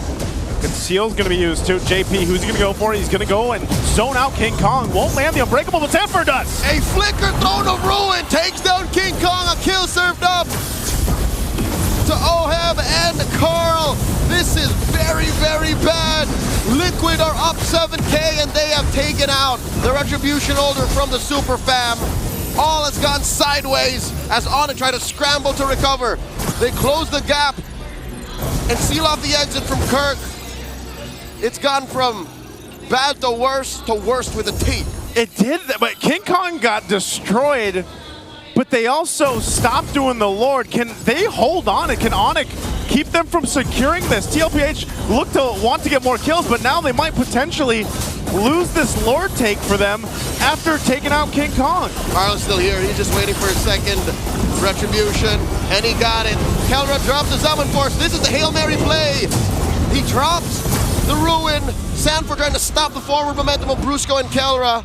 Liquid delayed the Lord, but they got it anyways. All right, they get a big beefed up Lord now to get ready to march towards the base here of ONIC, potentially ending this series in a sweep. This is going to be so difficult for ONIC on the defense. With this kind of lineup that they have here, this is the time for Kelra to drop down that Zaman Force, pump out the damage that he can for Super Prince as well. They're down some crucial battle spells though. No Flicker available here for Super Prince or Kirk. You got a little bit of time on this Purify from Kelra, which is going to be crucial for this, but the Lord is already making its way up top. A sliver of health on that mid turret. It's going to be gone in an instant. And TLPH is looking to stampede this victory into this series with a 3-game win. Here we go. Brusco starting up early with the Revitalize. He knows the damage. And look at Kelra at the bottom. He pops Sanji, serving up a kill to Super Prince. And now Brusco gets the Immortality pop. Mount Chakra from King Kong. Brusco falls. Yeah, blazing the wet from Oheb. Down goes King Kong. The GOAT finds him once again. And Kelra follows up. 3-0! 3-0! A Liquid Stampede takes TLPH to the upper bracket finals. Clean as ever. Team Liquid of Philippines sweeping the Super Fam in a dominant fashion from game to game to game. There wasn't much of a chance for ONIC to adjust here. I mean, yeah, it took a little bit longer in game 3. But I'll tell you what, it started with Carl TZ being all over the jungle of King Kong. It felt like King Kong couldn't even move in his own territory. Something is amiss. Luckily, ONIC PH aren't eliminated just yet. They get the drop to the lower bracket, take their bout a day, lick their wounds, and assess what went wrong. 0-3. Who'd have thunk? Who would have thought? Again, they take their bow here, ONIC Philippines. They've got some time to adjust. They'll go to the lower bracket. But let's get ready to throw it over on stage. It's been me, Naisu, and Leo. Let's hear from our winners, TLPH. Let's give it up for our match winner, Team Liquid Philippines! Wow, naghihiyawan ang mga super fans ng Team Liquid Philippines. Congratulations! Para ano kayo? Parang happy-happy! Ayan, gusto kong tanungin si JP since birthday niya kahapon. Happy birthday, JP! Thank you po. Ayun, so ano mga naging preparations nyo laban sa ONIC? Ano lang po, yung sa kahapon po namin parang may in-adjust lang po kami tapos nag-review ng mga game. Grabe, na-sweep nyo eh. So talagang nag-prepare kayo for this playoff? Yes po. Ayun. So ako naman, pwede naman kahit sinong sumagot ah. Curious lang ako, ano yung mga naging ritual nyo before the game? Unang-una po, syempre, i-review namin yung ginagawa ng kalaban namin. And also, may ritual po kasi kami sa bootcamp, which is the day before the match, nag-movie night po kami para yung utak namin makapag-relax and makapag-banding kami. Para bonded kayo. Kasi grabe yung chemistry nyo this match. Wow! Kayo, meron ba kayong mga pre-ritual? Mga ritual? Ano po, lagi raw po nagka-coffee before game. Before game. Sila coach. Wala, inawa lang namin yung aso ni Carl, si Cookie. Ah, yun ang swerte. Pahawak nga niya na. Baka maswertehin din ako. Si Carl naman, may ritual ka ba? Ako po, wala po, lang, nagpo-focus lang kami kung sino yung kalaban, ganun. Enjoy lang namin. Tsaka syempre, wag natin kalimutan si God. Alright, thank you so much. And once again, you may now take your bow and walk off to victory.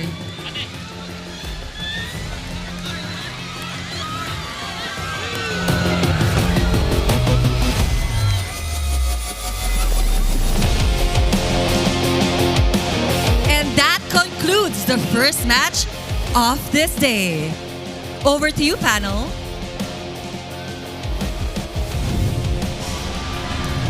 Brigida, I don't know if you saw it, but Carl TZ, while he was giving high fives to everybody, he was like, he was biting his What, lip. he still had that game face on? He was ready to go for 5 games, but Team Liquid Philippines, all preparations came into play in this one. They swept the second seed, and they're bringing the first team that made it to the upper brackets down to the lower brackets in the midst of elimination. They've been defying all odds so far, making it past the play-ins, beating second seed, being third seed.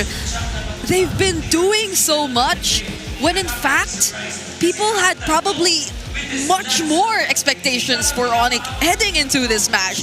And how devastating is it for you to do this for 2 games out of those 3 using King Kong's best hero? That's... If I were King Kong, I would be offended. Yeah. I would be completely offended. Number 1, you get denied your best hero 3 times in this series. And not only that, you get defeated twice by the only one, Carl TZ. And that is quite an insane feat to take note of. You're looking at the MVP highlights right now.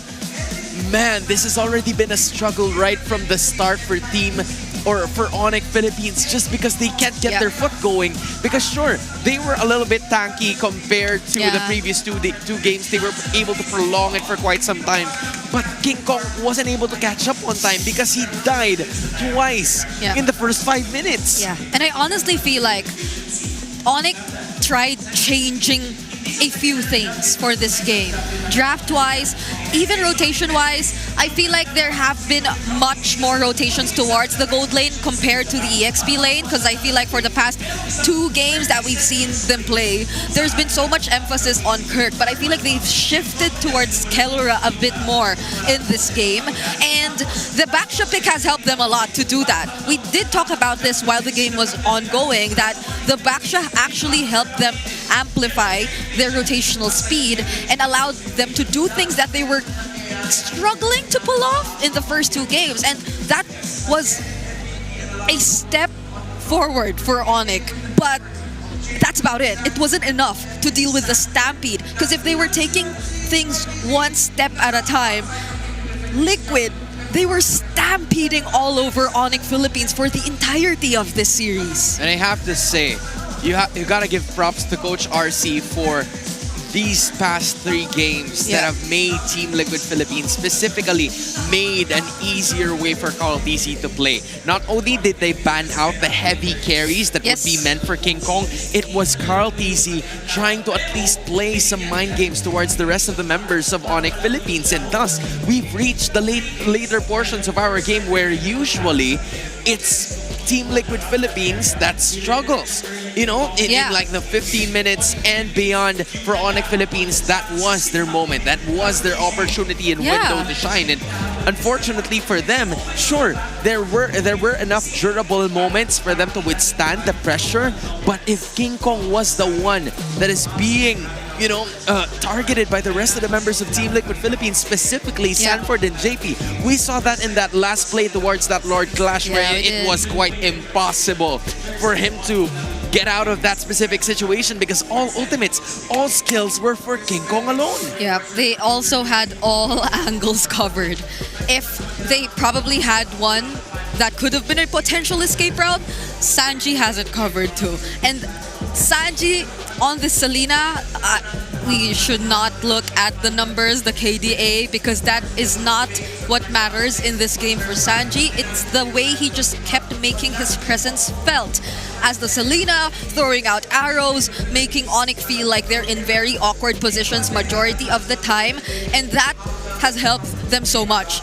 Imagine having unlimited ways to gain vision against ONIC Philippines when in fact that already helps you so much, because this is a Yi Sun Shin lineup no matter what you say. This is a Harith that needs to be somewhat covered by ONIC Philippines before they're actually able to throw out all their utilities. But they're not able to do that Right. at all. I feel like there were glimpses or there were moments where they nearly were able to pull things off, but Liquid are also so quick to acknowledge that this could turn sideways for us. So they just decide to disengage whenever those kinds of moments come up. And that's something really commendable for Team Liquid Philippines as well. Which comes back into the draft where Coach RC picked up a Claude for OHEB. I think that wrapped up the entirety of the composition here for Team Liquid. Because if it wasn't a Claude, if it wasn't a hard carry hero in the late game, this would have been a totally different story because they wouldn't have enough damage should they pick up the Granger, should they pick up something else. You know, and I think the fighter, they understand the concept of when to pick a fighter gold lane and when to pick a gold laner in the best possible scenarios. And we continuously see that all throughout these 3 games because it was a manifestation of everything that they have learned so far. So this was just an immaculate showcase of talent and strength and preparation from Coach RC, Carl TZ, and the rest of Team Liquid Philippines. Yeah. My oh my. I have to say, Team Liquid Philippines, in a span of 2 days, have shown us completely different versions of the Liquid Stampede, of Liquid Philippines as a whole. And ONIC Philippines, it does feel very familiar, but the things we look for them in the most are the ones lacking. Like their individual presence, their laning. I feel like we should see a lot more of that come back so we could see them get back in shape gradually. Because laning should never be taken away from ONIC Philippines. Right? Yeah, you're absolutely right about that. Now let's get right on lane because up next, it's Wolf with his solo analysis. At kung hindi ninyo narinig ang mga sinasabi namin dito sa panel, let me just remind you of what happened in that game because it looked very simple from my perspective. Ang TLPH ay nakapaglaro ng MLBB whereas itong ONIC Philippines hindi man lang nakatapak sa Land of Dawn. And that started with the draft. I think yung better drafting ng TLPH ang nagbigay sa kanila ng chance na manalo ng early game ng sunod-sunod dito sa ating series. And also, TLPH, ang ganda ng draft order nila na parang na-checkmate nila in many ways. Itong side ng ONIC Philippines, napakahirap laruin ng mga laro ng ONIC Philippines because not only were they outdrafted by TLPH, they're also giving away yung signature gameplay ng TLPH. Yung ONIC, binigyan sila ng chance na maglaro ng early game, makuha yung first turtle, magkaroon ng comfortable game ito si Carl TZ. Sanford was given so much comfort this game as well at nag-profit ng ganun kadali lang ang side ng TLPH. At idagdag pa natin dyan, additional na seasoning para sa TLPH, yung jungle diff. And I'm sure that this is actually a painful message to hear kung ikaw si King Kong. Pero dito sa series na to, I think madami tayong pwedeng bigay na kaso. Jungle diff ang nakita natin. Hindi lang sa 1v1 ng RTZ vs King Kong, but also as a team. TLPH moved as a unit. Maganda yung kanilang pag-invade versus the jungle of ONIC Philippines. They constantly were aggressive and controlling the river. Tapos nakita natin yung crescendo mula kay Carl TZ na sunod-sunod mula sa mahinang kanta, palakas ng palakas. Naramdaman natin na kayang-kaya niyang talunin itong si King Kong in many ways in this game. At pinakitaan tayo ng jungle masterclass ng The GOAT at Carl TZ. Yan ang mga dahilan kung bakit nanalo ang TLPH dito sa serye ito at kung bakit sila nasa upper bracket of finals. Alam nyo, excited ako makita pa ang TLPH pero mas interested ako kung ano nga ba yung communication sa mga ito. Paano nila hinahype si The GOAT? Paano sila nagsha-shot call? Paano yung information na nagbibigay sa TLPH sa napaka-dominant na series ito? Panoorin natin ang kanilang mic check. Pre, hero na goal dito, hindi Lord Hero na tayo neto, pre. Pagpupak lang ako. Tara. G, mag-hero pa na kumasok. Sige. Wala ka. Wait lang, Tricia, isa pa. Pwede yung sushi na. Pwede nyo ba? Pwede. Back siya. Tingin niya. Walang gulang. Sushi.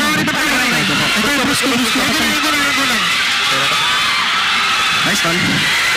Nice call, nice tingin. May pero pa pala. Okay lang. Ano yung malamang natin Try mo na mid, pre.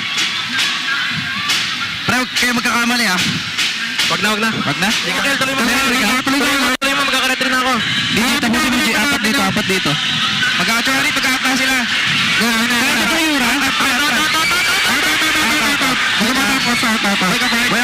Nice.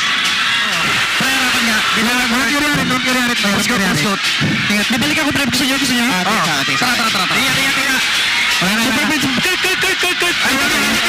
Super pin. Hero.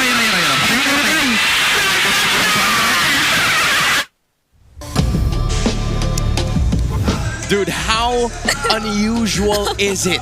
Yeah. Right? To see Team Liquid Philippines so composed against a team that has beaten them all throughout the regular season. It doesn't happen ever so often. Yeah, they were very, very locked in. Right. Like their comms were on point. You could see it in their facial expressions. They were just set on doing what had to be done.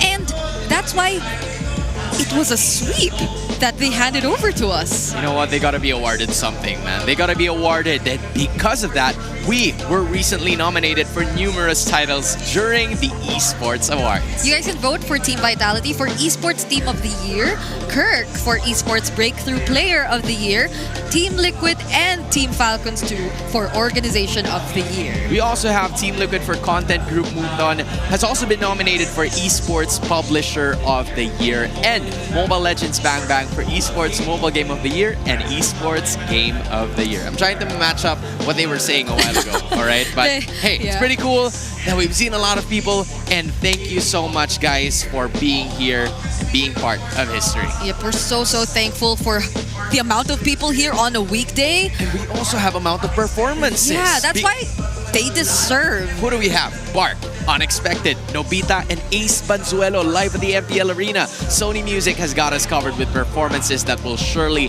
hype up the crowd. We saw Bark shake that thing. We saw Unexpected pass on low-key decisions. Yeah, and they pass on low-key decisions. What else are we gonna see from the next two performers? I don't know. That's but tomorrow and wait, is it tomorrow? It's on Saturday and Sunday. There you go. So we're saving 2 for the weekend, and I'm expecting a lot more people to come in during the weekend. You know what I realized? It seems like the curse didn't work today. That's true. It seems like the curse didn't work today. Yeah, I was trying not to say it on broadcast because it felt really weird, but it is what it is. It's a 3-0. Well, it feels so weird to experience that. Well, it depends on our next match if the streak will continue for you personally, because it's Aurora heading up against TNC. That is a 1 going up against a 5 on the other side. That's pretty interesting. Yep. We will be diving into the statistics of this matchup later on, but 1 versus 5, I think it's pretty given what people would assume would be the outcome. But based on what TNC has showed us yesterday, I don't think it still can be a clear-cut win for Aurora just yet. We're about to find out more of that on behalf of Coach Snap. Brigida, my name is Hans Galerdia. See you guys in a bit.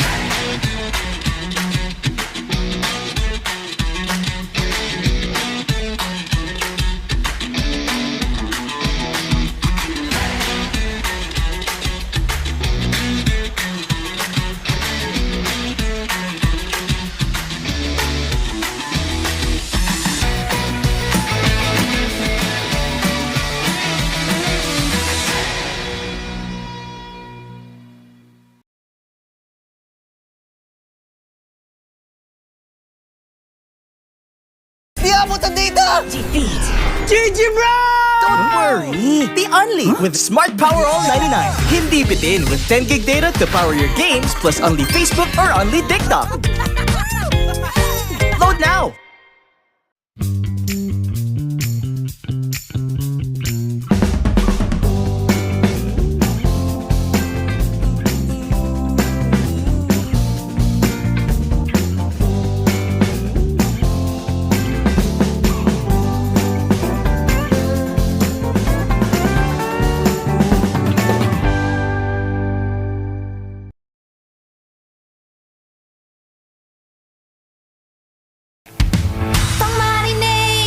Panggisa, pampasarap, ang daming ititimpla. Luto mo yan with Knorr Liquid Seasoning. Mula luto to plato, sarap panalo.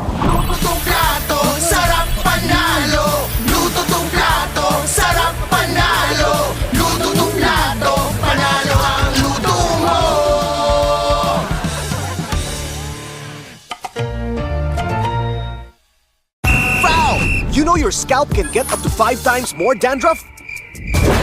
Get triple anti-dandruff power. Supercharged with Clear. Hey, you, did you know men have 1.4 times weaker scalp? Get a shampoo that's 100% made for men. Supercharged with Clear. Enemy alert. Your scalp gets 1.5 times greasier, causing dandruff. Get triple anti-dandruff power. Supercharged with Clear. Stop and pull over. Your scalp gets 1.5 times sweatier. For cooling power. Supercharged with Clear.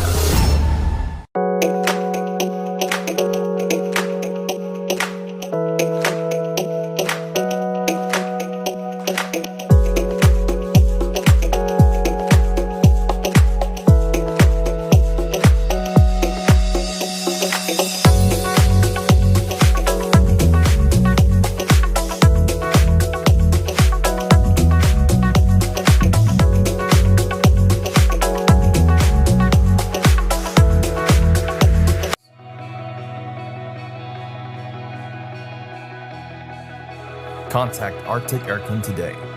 Let our team of experts provide the perfect solution for your cooling needs. Stay cool, stay comfortable with Arctic Aircon, your trusted air conditioning rental and services provider across the Philippines.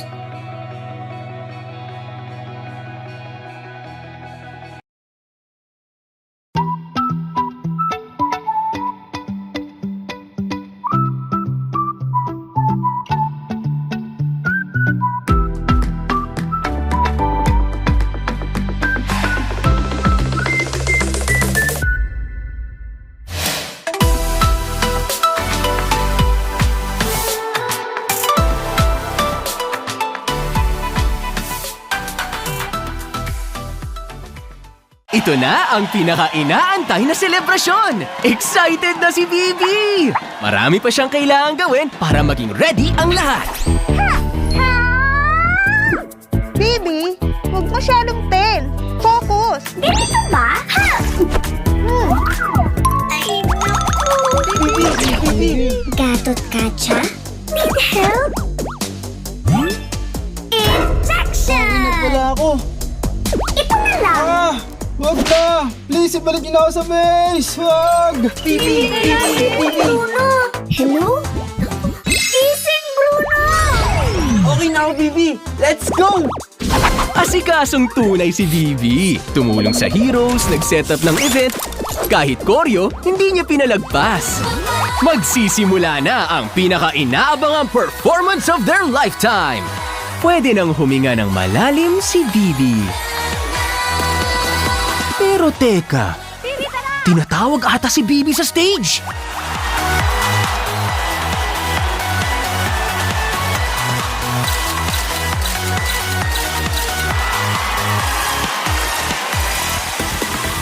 Todo kilig, todo bigay, todo ang saya ni Bibi. Dahil sa pagkakataong ito, si Bibi naman ang bumida. Nice to meet you!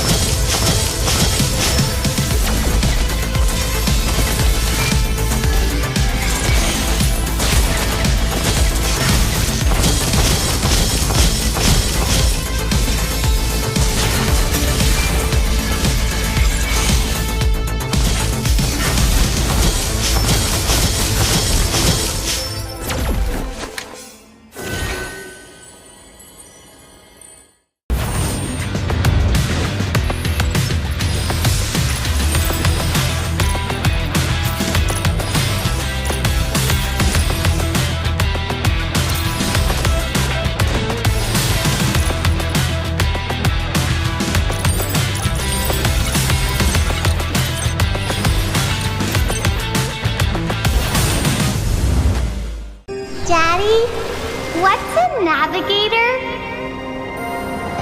Navigators safeguard the lighthouses across the Nexus Sea. It is a responsibility that we must uphold.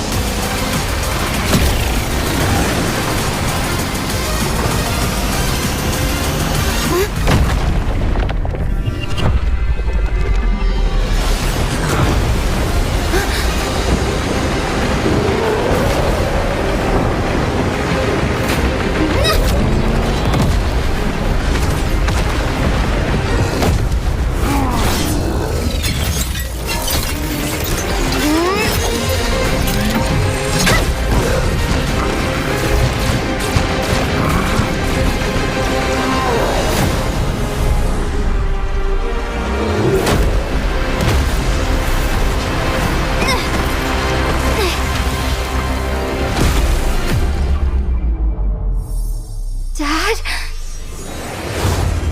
I'll always be with you.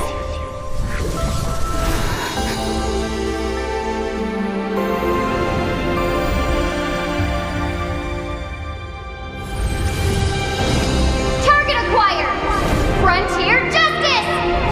Ready, go!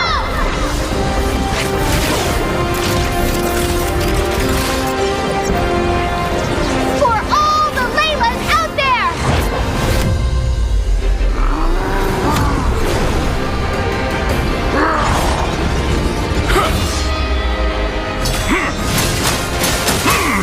Layla, now! You should have never tampered with the lighthouses. Because I am a navigator!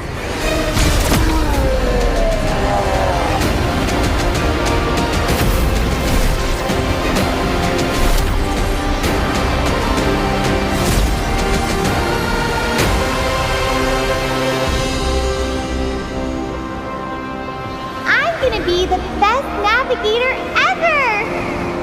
I know you will.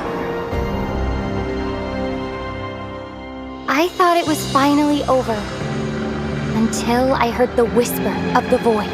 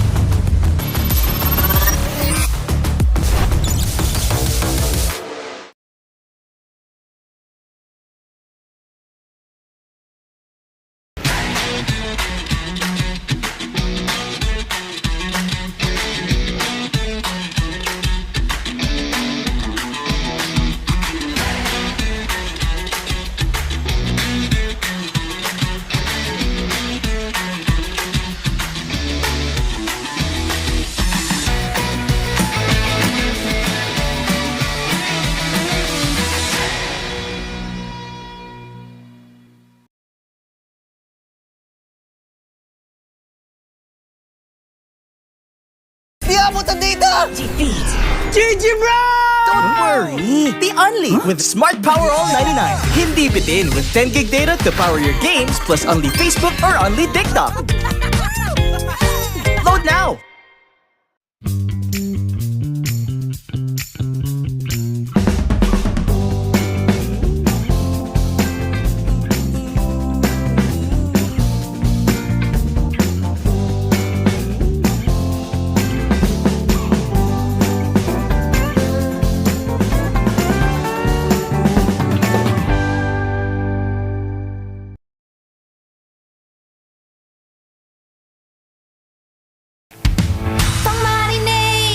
Panggisa!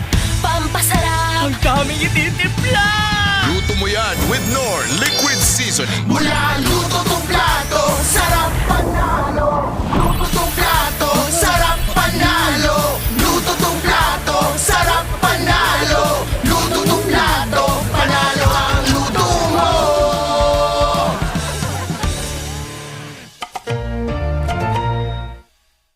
Foul! You know your scalp can get up to 5 times more dandruff? Get triple anti-dandruff power. Supercharged with Clear. Hey, you! Did you know men have 1.4 times weaker scalp? Get a shampoo that's 100% made for men. Supercharged with Clear. Enemy alert. Your scalp gets 1.5 times greasier, causing dandruff. Get triple anti-dandruff power. Supercharged with Clear. Stop and pull over. Your scalp gets 1.5 times sweatier. For cooling power. Supercharged with Clear.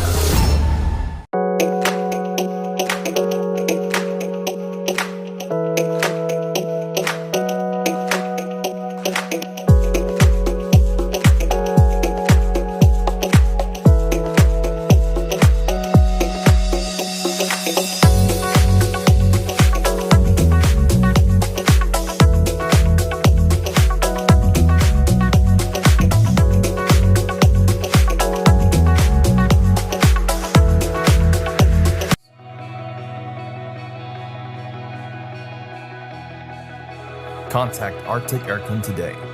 Let our team of experts provide the perfect solution for your cooling needs. Stay cool, stay comfortable with Arctic Aircon.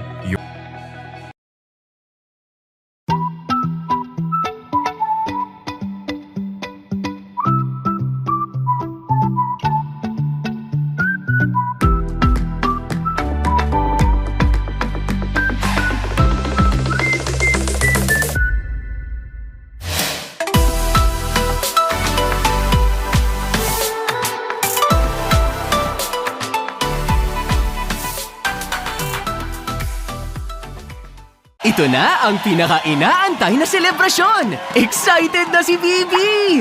Marami pa siyang kailangang gawin para maging ready ang lahat. Bibi, huwag masyadong pen. Focus. Ganito ba? Ay, naku. Bibi. Gatot Katya? Need help? Injection! Ingat pala ako. Ito na lang. Wag na! Please, ibalik niyo na ako sa base! Wag! Bibi! Bruno! Hello? Gising, Bruno! Okay na ako, Bibi! Let's go! Asikasong tunay si Bibi. Tumulong sa heroes, nag-set up ng event. Kahit koryo, hindi niya pinalagpas. Magsisimula na ang pinaka-inaabangang performance of their lifetime. Pwede nang huminga ng malalim si Bibi. Pero teka, tinatawag ata si Bibi sa stage.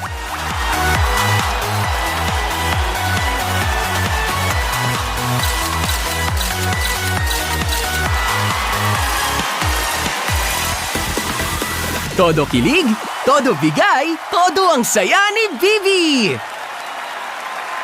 Dahil sa pagkakataong ito, si Bibi naman ang bumida. Nice to meet you!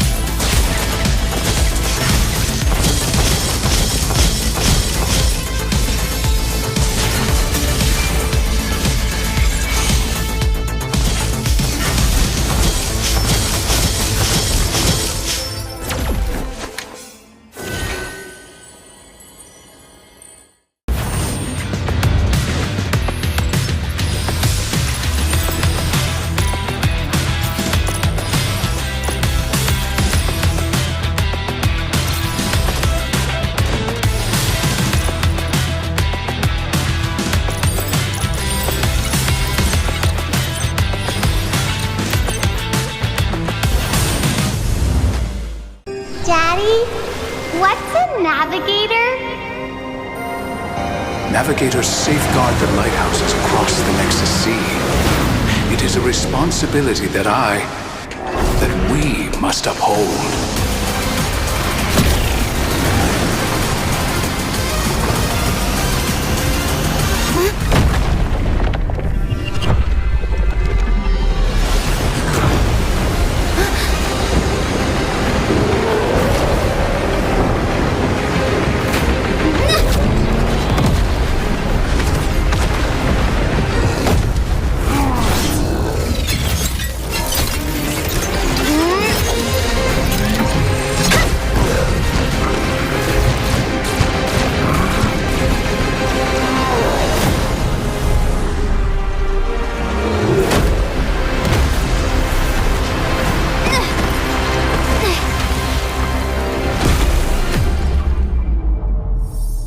Dad? I'll always be with you.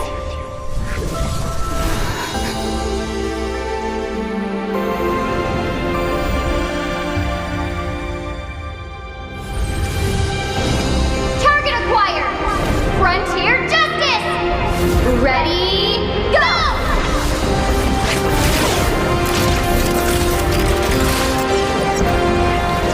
For all the Laylas out there!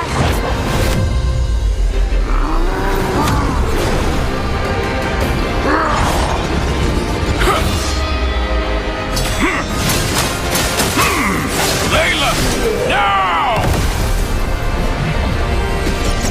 You should have never tampered with the lighthouses. Cause I am a navigator!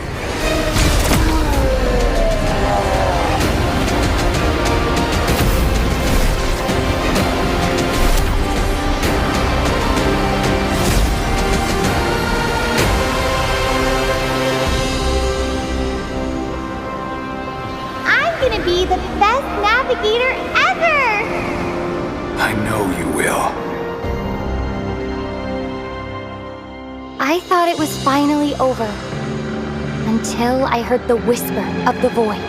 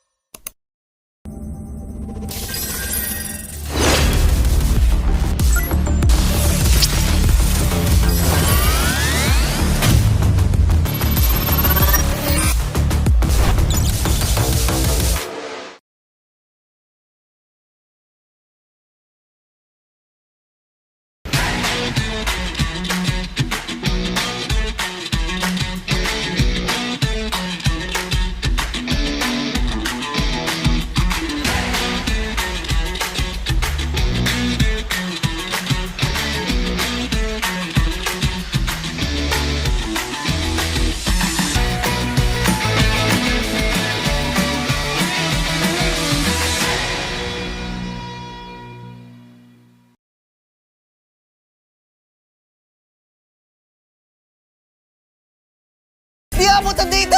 Defeat! GG bro! Don't worry! The Unli with Smart Power All 99. Hindi bitin with 10 gig data to power your games plus Unli Facebook or Unli TikTok. Load now!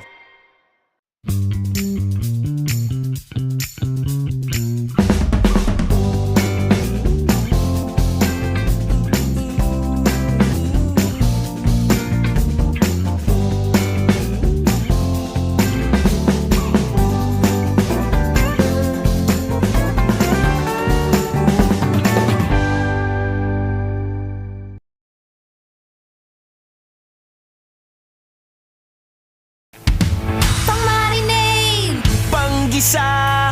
Pampasarap! Ang daming ititimpla!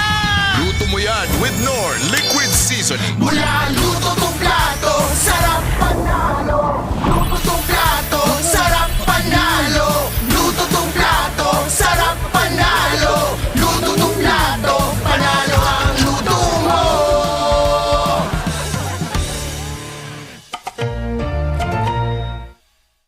Foul! You know your scalp can get up to 5 times more dandruff? Get triple anti-dandruff power. Supercharged with Clear. Hey, you! Did you know men have 1.4 times weaker scalp? Get a shampoo that's 100% made for men. Supercharged with Clear. Enemy alert. Your scalp gets 1.5 times greasier, causing dandruff. Get triple anti-dandruff power. Supercharged with Clear. Stop and pull over. Your scalp gets 1.5 times sweatier. For cooling power. Supercharged with Clear.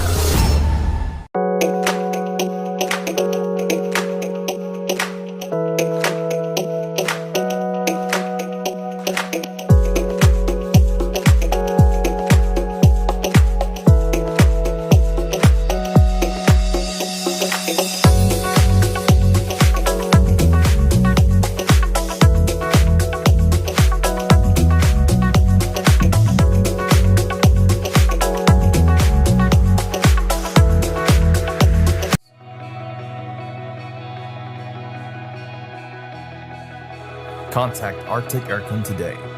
Let our team of experts provide the perfect solution for your cooling needs. Stay cool, stay comfortable with Arctic Aircon, your trusted air conditioning rental and services provider across the Philippines.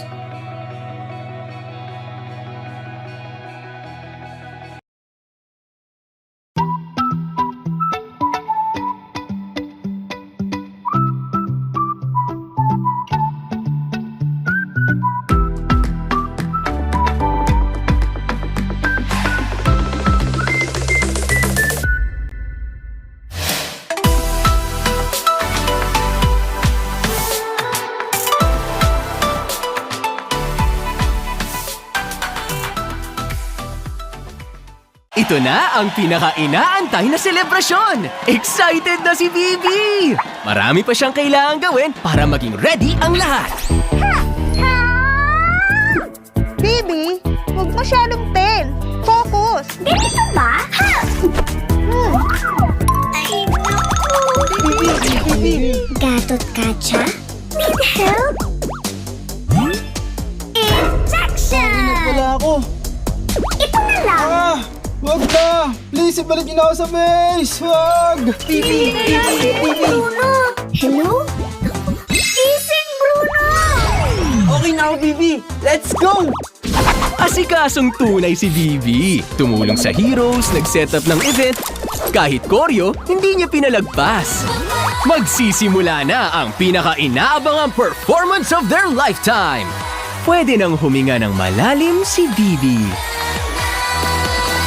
Pero teka, tinatawag ata si Bibi sa stage.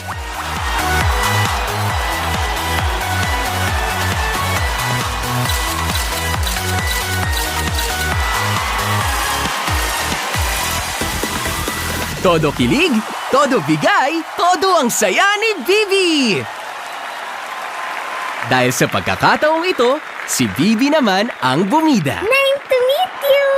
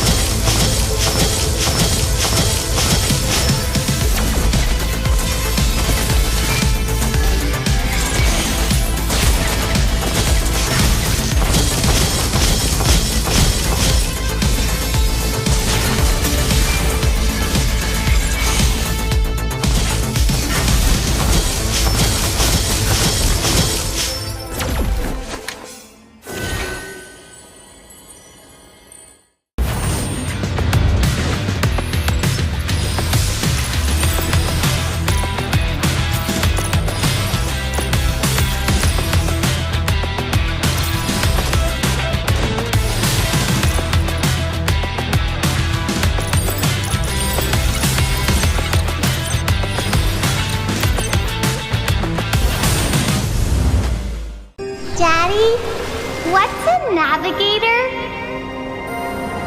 Navigators safeguard the lighthouses across the Nexus Sea. It is a responsibility that we must uphold.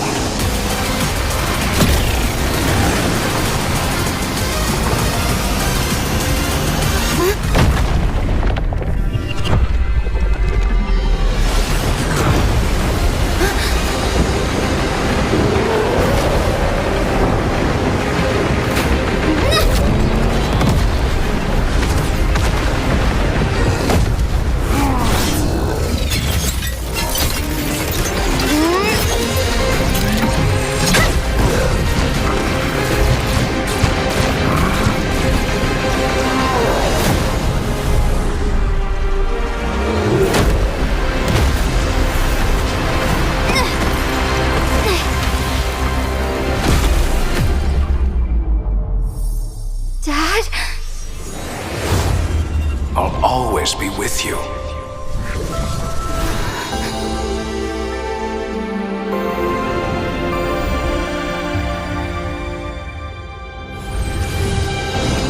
Target acquired! Frontier Justice! Ready, go!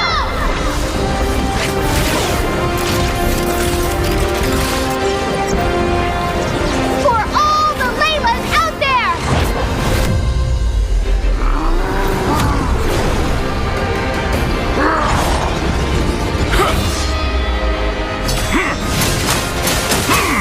Layla, now!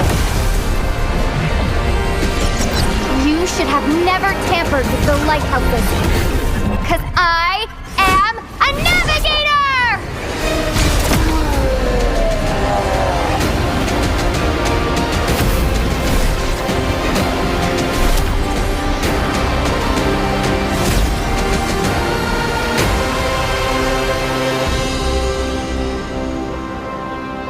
I'm gonna be the best navigator ever! I know you will. I thought it was finally over. Until I heard the whisper of the void.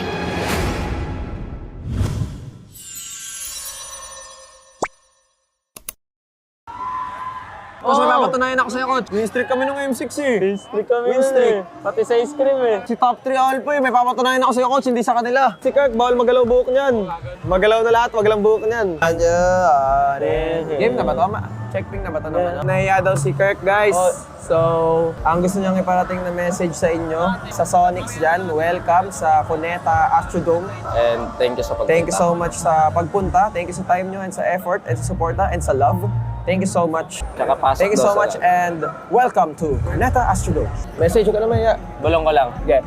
Message ko sa fans, thank you sa magpunta dito, tsaka supportahan niyo kami hanggang dulo. Yun, di ata gulong yun Okay guys, so hindi daw sapat ang isang thank you. Thank you 1,000 sa lahat ng fans. Ping daw, check ping. Solid guys. Falcons, nice game sa atin. Nagdumaan din kami dyan. And alam ko makakabawi pa kayo. Yun. Ganda, ano message mo kay Pew? Boss Pew, solid ka pa din. Sobrang last ka pa din. Boss Pew, ikaw pa rin ang GOAT ko. Nire-respeto kita sa player. Diba? Tama. Ikaw, message mo kay Flap. Message kay Flap. Flap, magkano na lang tayo. Mag-show match na lang tayo. All-Star PH, let's go. Pusong Pinoy. Hashtag Pusong Pinoy, Flap.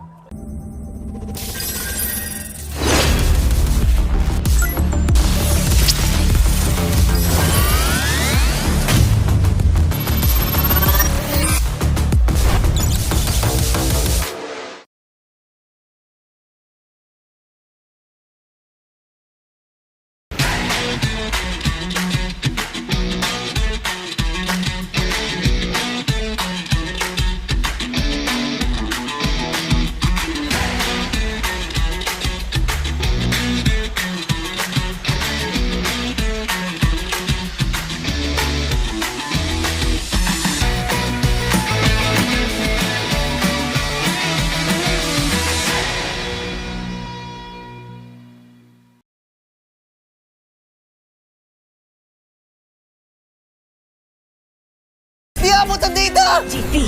GG bro! Don't worry! The only with Smart Power All 99. Hindi bitin with 10 gig data to power your games plus only Facebook or only TikTok. Load now!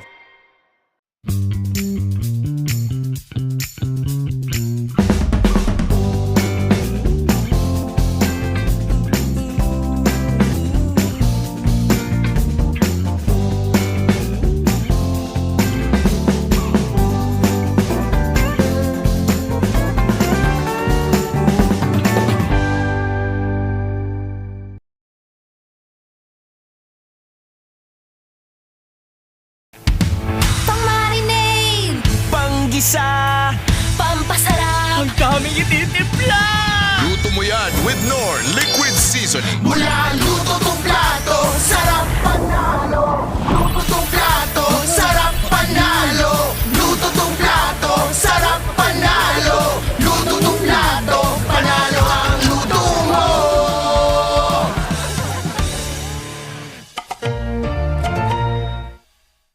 Foul!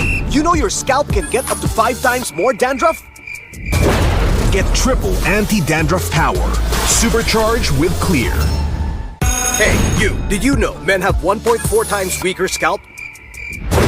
Get a shampoo that's 100% made for men. Supercharged with Clear. Enemy alert. Your scalp gets 1.5 times greasier, causing dandruff. Get triple anti-dandruff power. Supercharged with Clear. Stop and pull over. Your scalp gets 1.5 times sweatier. For cooling power, supercharged with Clear.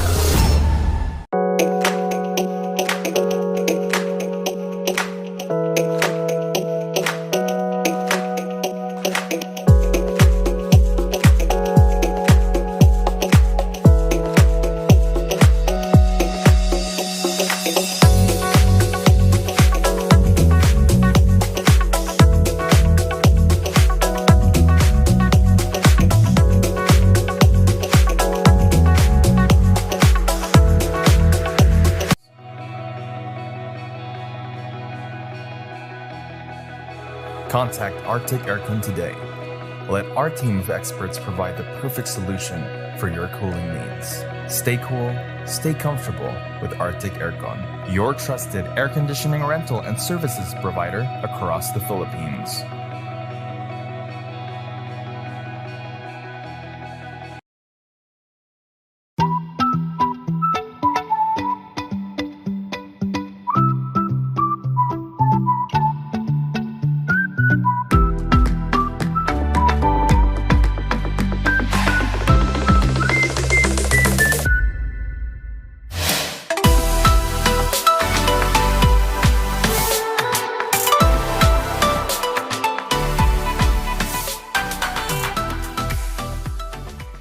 Ito na ang pinaka-inaantay na selebrasyon! Excited na si Bibi! Marami pa siyang kailangang gawin para maging ready ang lahat. Baby, huwag masyadong pen. Focus. Ganito ba? Ha! Ay, naku. Gatot Katya? Need help? Injection! Wala ako. Ito na lang. Wag na! Please, ibalik niyo na ako sa base! Wag! Bibi! Bruno! Hello? Gising, Bruno! Okay na ako, Bibi! Let's go! Asikasong tunay si Bibi. Tumulong sa heroes, nag-set up ng event. Kahit koryo, hindi niya pinalagpas. Magsisimula na ang pinaka-inaabangang performance of their lifetime. Pwede nang huminga ng malalim si Bibi. Pero teka, tinatawag ata si Bibi sa stage.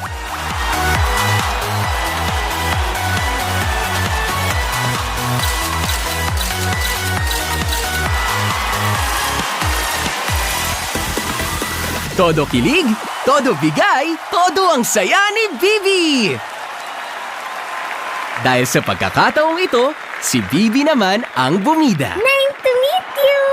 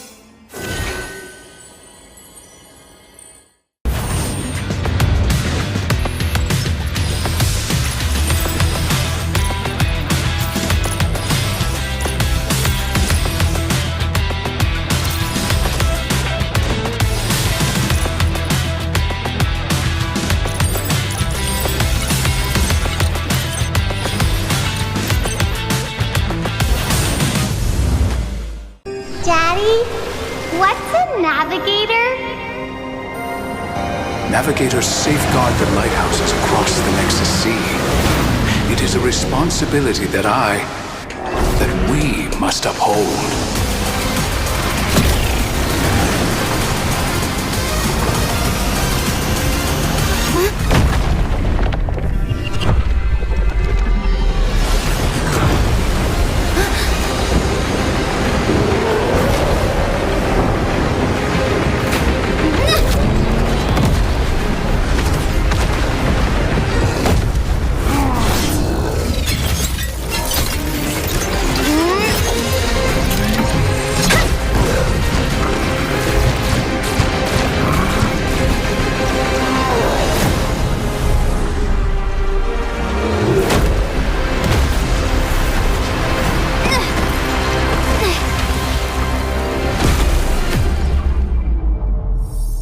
Dad?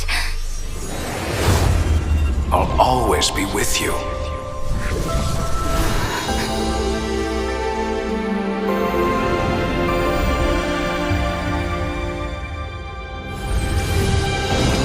Target acquired!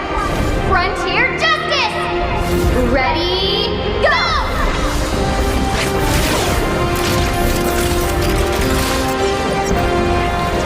For all the Laylas out there!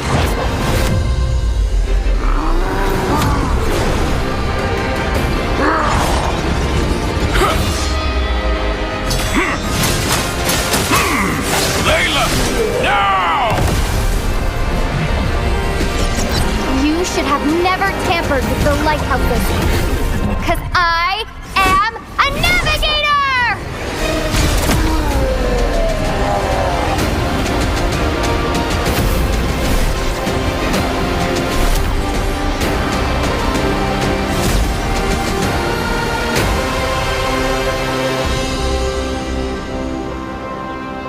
I'm gonna be the best navigator ever! I know you will. I thought it was finally over. Until I heard the whisper of the void.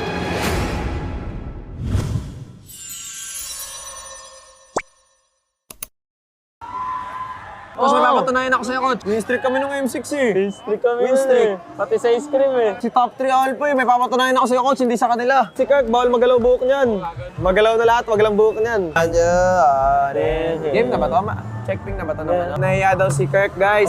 So, ang gusto niyang iparating na message sa inyo, sa Sonics dyan, welcome sa Cuneta Astrodome. And thank you sa pagpunta. Thank you so much sa pagpunta. Thank you sa time nyo and sa effort and sa suporta and sa love. Thank you so much. Thank you so much and welcome to Cuneta Astrodome. Message ko naman ya. Bulong ko lang. Okay. Message ko sa fans, thank you sa magpunta dito tsaka supportahan niyo kami hanggang dulo. Yun, di ata gulong yun Okay guys, so hindi daw sapat ang isang thank you. Thank you 1,000 sa lahat ng fans. Ping daw, check ping. Solid guys. Falcons, nice game sa atin. Nagdumaan din kami dyan. And alam kong makakabawi pa kayo. Yun. Ganda, ano message mo kay Pew? Boss Pew, solid ka pa din. Yeah. Sobrang last ka pa din. Boss Pew, ikaw pa rin ang GOAT ko. Nire-respeto kita sa player. Diba? Tama. Ikaw, message mo kay Flap. Message kay Flap. Flap, magkano na lang tayo. Mag-show match na lang tayo. All-Star PH, let's go. Pusong Pinoy. Hashtag Pusong Pinoy, Flap.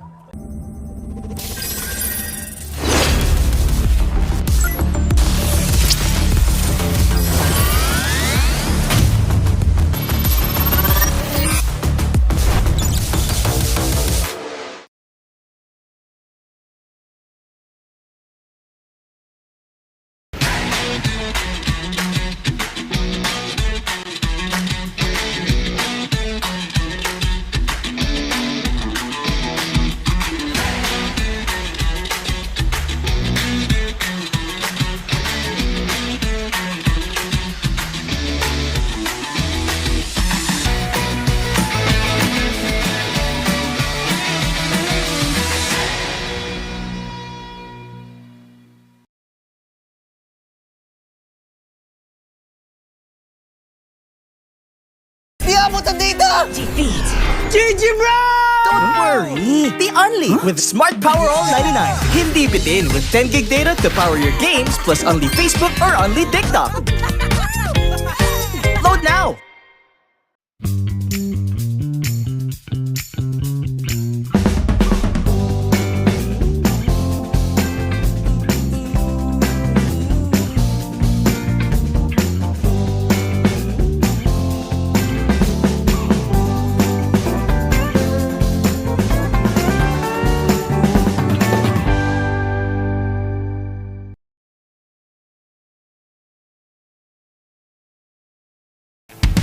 Pang-marinade! Panggisa! Pampasarap! Ang daming ititimpla! Luto mo yan with Knorr Liquid Seasoning. Mula luto tong plato, sarap panalo. Luto tong plato, sarap panalo. Luto tong plato, sarap panalo. Luto tong plato, panalo ang luto mo.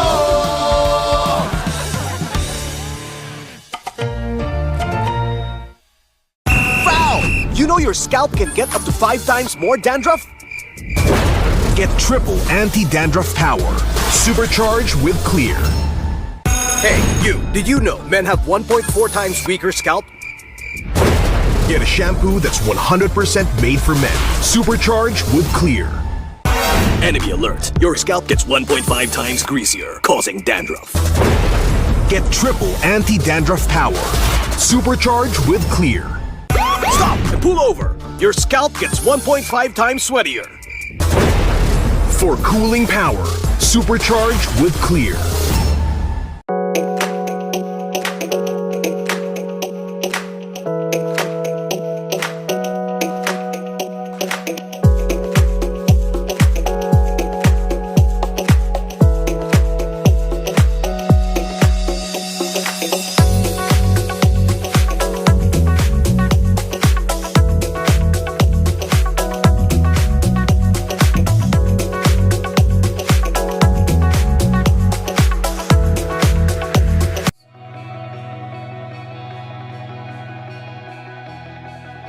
Contact Arctic Aircon today. Let our team of experts provide the perfect solution for your cooling needs. Stay cool, stay comfortable with Arctic Aircon, your trusted air conditioning rental and services provider across the Philippines.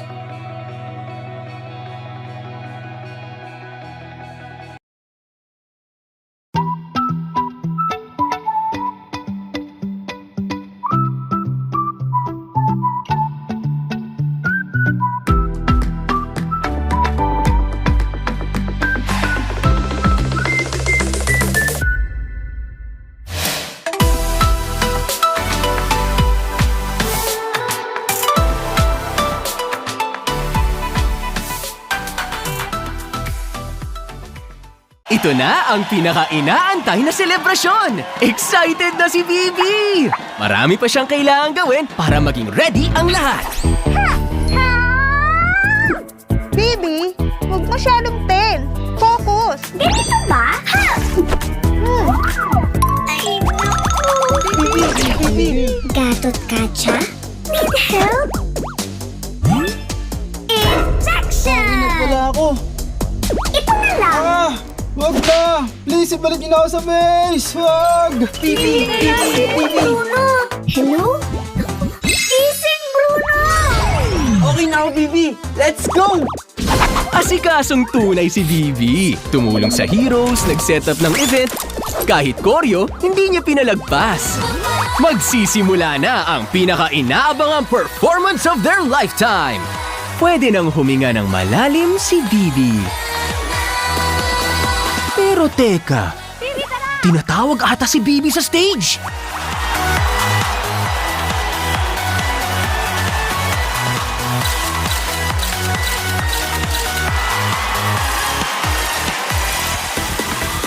Todo kilig, todo bigay, todo ang saya ni Bibi! Dahil sa pagkakataong ito, si Bibi naman ang bumida. Nice to meet you!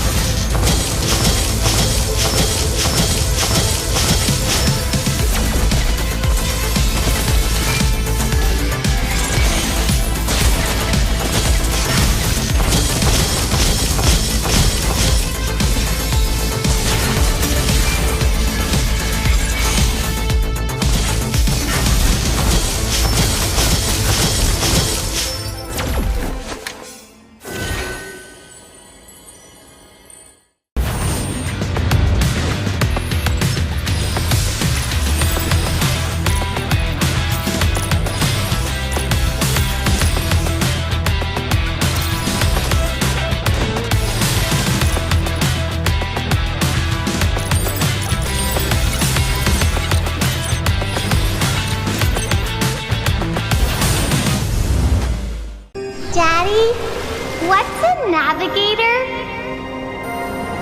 Navigators safeguard the lighthouses across the Nexus Sea. It is a responsibility that we must uphold.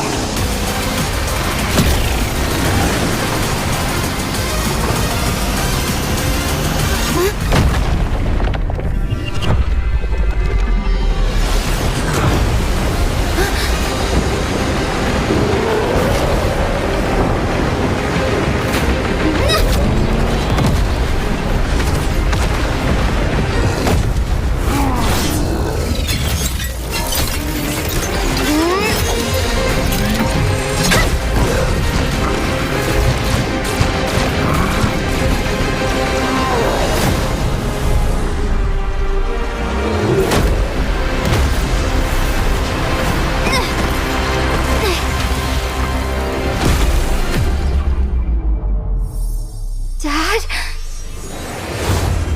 I'll always be with you.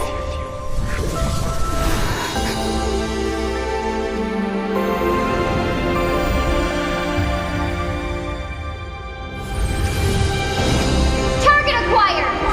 Frontier Justice! Ready, go!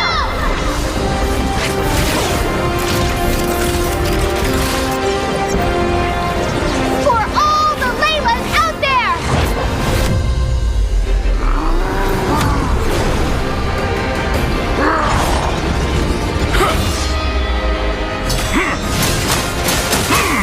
Layla, now!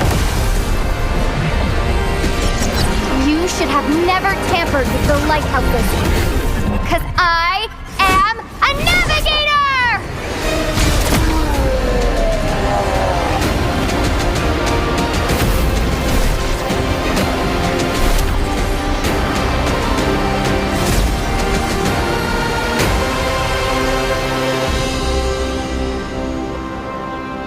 I'm gonna be the best navigator ever! I know you will. I thought it was finally over. Until I heard the whisper of the void.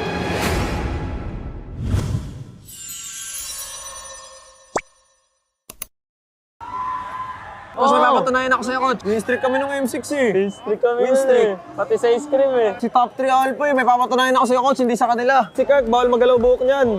Magalaw na lahat, wag lang buhok niyan. Game na ba to? Checkping na ba to naman? Nahiya daw si Kirk, guys. So, ang gusto niyang iparating na message sa inyo, sa Sonics dyan, welcome sa Cuneta Astrodome. And thank you sa pagpunta. Thank you so much sa pagpunta. Thank you sa time nyo and sa effort and sa suporta and sa love. Thank you so much. Thank you so much and welcome to Cuneta Astrodome. Message ko naman, ya. Bulong ko lang. Okay. Message ko sa fans, thank you sa magpunta dito, tsaka supportahan niyo kami hanggang dulo. Yun, di ata gulong yun Okay guys, so hindi daw sapat ang isang thank you. Thank you 1,000 sa lahat ng fans. Ping daw, check ping. Solid guys. Falcons, nice game sa atin. Nagdemanding kami dyan. And alam ko makakabawi pa kayo. Yun. So, ano message mo kay Pew? Boss Pew, solid ka pa din. Yeah. Sobrang last ka pa din. Boss Pew, ikaw pa rin ang GOAT ko. Nire-respeto kita sa player. Ba? Tama.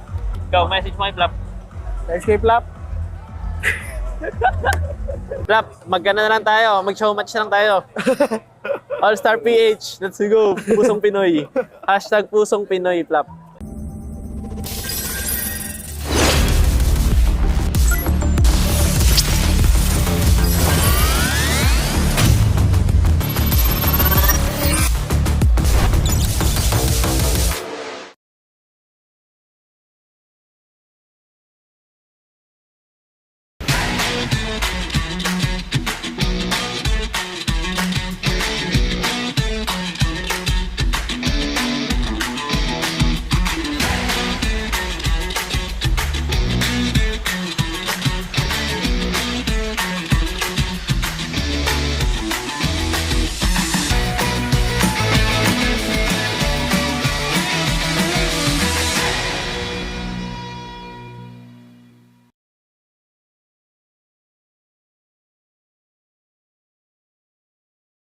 Di abutan dito! Defeat! GG bro! Don't worry! The Only with Smart Power All 99. Hindi bitin with 10 gig data to power your games plus only Facebook or only TikTok. Load now!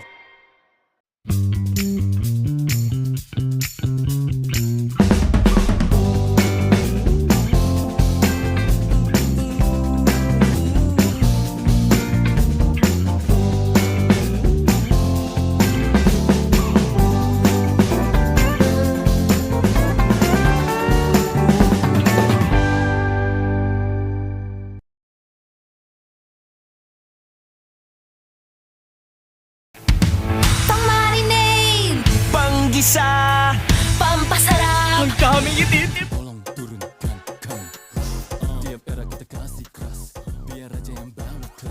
Bila ONIC pegang kendali jangan semua harap dapat gas.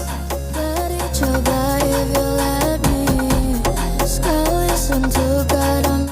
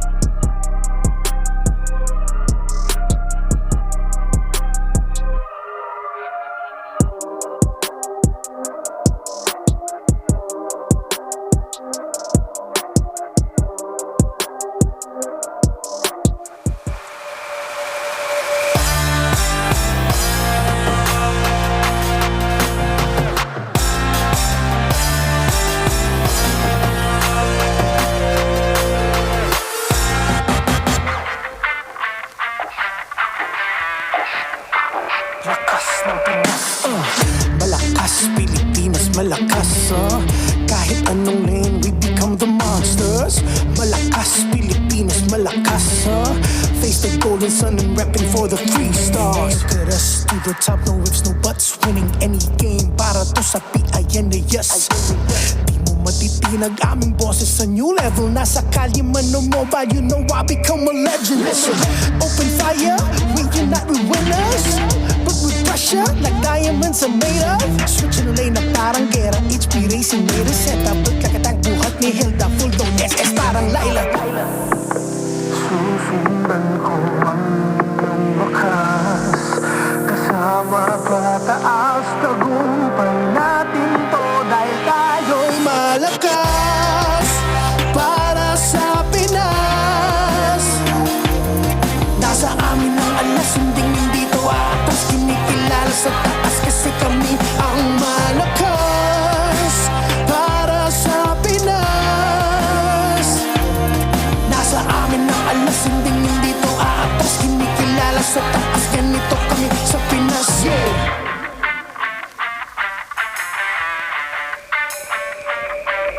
Laging MVP, no surrender, no retreat. Pag nagsama-sama, just imagine what we can achieve. Laging MVP, no surrender, no retreat. Giving 100 on my all, cause we just cannot be defeated. No retreat. We are unstoppable, immune and invulnerable. Ready ang equipment, lahat frozen, mala, crowd control. Pakita on the jab, east to the southeast. Taas ang watawat, proud and loud, cause every enemy we devour. Susundan ko ang iyong wakas. Kasama pataas, tagumpay natin to. Dahil tayo'y malakas para sa Pinas. Nasa amin ang alas, hindi to atas. Kinikilala sa taas kasi kami ang malakas para sa Pinas. Nasa amin ang alas, hindi to atas. Kinikilala sa taas, ganito kami sa Pinas, yeah. Malakas, Pinas, malakas. Kahit anong monsters. Malakas, Pilipinas, malakas, face the golden sun and repping for the 3 stars.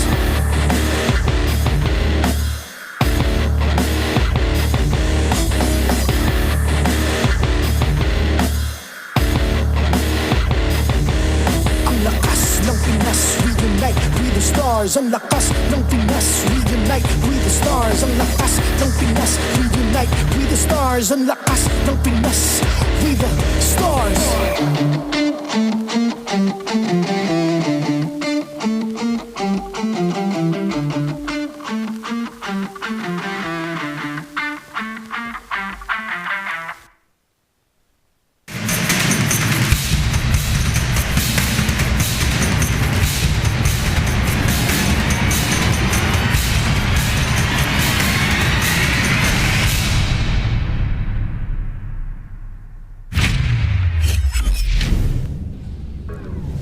And welcome back, ladies and gentlemen, here to the English desk. It's MPL Philippines Season 16. It's day 2 of the playoffs. It's me, Naisu, and my boy, joined here with Leo to bring you the action for match number 2. Why are you looking at me like that? My depth of field is not on point. I did not expect my hand to be so close to your face. I was going to say it, like, you know, I welcomed it, though. It's fine. We welcome all our viewers from watching, tuning in around the world the same way. I hope you have a hand on your shoulder. No, I was literally like right here. Hey, I'm sorry. If you want to overreach, hey, you can overreach, man. That's fine. That's, you know, we're at the point here. I'll try to show them like how big this place is, and instead I'm just... Hey, it's okay. The place is massive, though. I do have to say, people are still welcome in. It's great because we have the Superfan City. Yes. Sorry, the Superfan City outside. Baby. But we also have something more, and we've been using a lot of this, man. It's the SIP water. SIP purified water. It's filtered through volcanic rocks for a crisp, clean taste that quenches my thirst like no other. Ali's Uhouse SIP nah. I was gonna take it, dude. But That was 100. Yeah, thank you. I'm getting better at Tagalog. Hey, hey. Something else we need besides hydration is a cool spot. No funds to shell out for air conditioning units that you will only use once. Well, no worries, because Arctic Air Con Rental has a wide range of packages that will surely fit your budget. Thank you so much to Arctic. You can also get them because you have They're great for indoor events like this here. This is your indoor functions. You have outdoor affairs like we do out there for the Superfan City. Arctic Aircon Rental is here for all you guys to keep you and your guests comfy. That's what it's all about. Also, by the way, speaking of comfort, man, I'll tell you what, Go Hotels. That's where we've been staying. I'm so excited to rest. Hey, I know who else is super excited to rest. He's not here, but he's over there. And let's go to Go Hotels. Let's hashtag Go Explore More. Thank you to them. I actually got the opportunity to go ahead and talk to some of them earlier today. They had an interview with me, and I told them, you know what, guys? A+, because I have a hard time fitting on beds, man. Like, I'm quite the large human being and quite, you know, lengthy, but I fit on their beds perfectly. I love it. Hey. And also, yes, hey. At 6'9", 6'9", man. 350 pounds, like, I'm telling you. Great lodging. It is. You know what? Also, the last game. I don't know how I'm tying that into lodging, but 0-3, ONIC, the Superfan they got sent to the lodge, man. It's that weird jump that feels the same way as this weird reality we live in, because who'd have thought this? All right, I expected for ONIC to take the dub, right? They're fresh off of a nice 2 weeks of rest. Yep. And they're going up against ONIC, rather Liquid, who went almost all the way against Falcons. And look, Falcons got one off of Liquid, bro. Yeah. Falcons got one off of Liquid. You'll see it happened yesterday. And ONIC didn't. Not a single game. I think a lot of the Superfam and the Sonics out there are wondering the same thing. Like, what the hell happened here? What the hell-y? What the hell-y? I mean, okay, I predicted personally TLPH would move forward, but I didn't expect a sweep. Not like this. Not like this. And if you missed the match, guys, I'm telling you, like, there was something clearly wrong with the way that ONIC Philippines was playing. I thought you were going to say, if you missed the match, you didn't miss much. Because this feels like a Twilight Zone type-ish. Like, what were we watching? Like, where are we? You cover up those names, and it didn't look like King Kong, Kelrock, Kirk, Superfans, and Brusco were playing. So yeah. I'm still in this belief. Hours into the experience, I'm still in this belief. Yeah, I don't know. That's what I'm saying. You know, they're going to have to go ahead and adjust. Now, I know we had Coach Snap earlier on the panel stand with Hans and Brigida, and he did mention that he kind of predicted that he would see ONIC go down to the lower bracket. I'm not sure who else predicted that. Maybe some of you guys did over at home too. I know you didn't, right? You predicted TLPH. I is wrong. Yeah, you predicted they would go down and then make their way up. But again, you still have that second life. So it's not over for ONIC, obviously. They're down there in the lower bracket. We'll be waiting to see who they're going to be playing against, of course, between our next matches up here. But definitely, if you are a fan of ONIC and you want to see them potentially go forward to defend that world title of theirs in M7, dude, I'm telling you, they're going to have to do a massive adjustments before their next matchup. Hopefully, they're able to go ahead and figure out what didn't work, because there was a whole lot that didn't work for them today. Or maybe it's just the fact that Team Liquid Philippines is so locked in and ready to move on forward. It could be that. Could be that. But we'll let our panel talk about the next matchup here. Let's go ahead and throw it over to Hans and Brigida. Thanks a lot, Naisu and Leo. Right now, action is about to resume once more here at the Cuneta Astrodome at Pasay City for your MPL Philippines Season 16 playoffs. Still, the upper brackets are what we are looking at, and this is obviously the matter of consistency. Just a while ago, you know, I was about to say Wolf because Wolf was on the other side. Naisu and Leo, we're talking about Team Liquid, and I think that's enough. Yeah. Team Liquid just made sure that they can take care of business, and it's quite weird to say that given that ONIC had preparation time, all the rest days, all the moments of watching, and yet it's still not enough to beat the Stampede. Yep, it really seemed like they got their revenge against ONIC.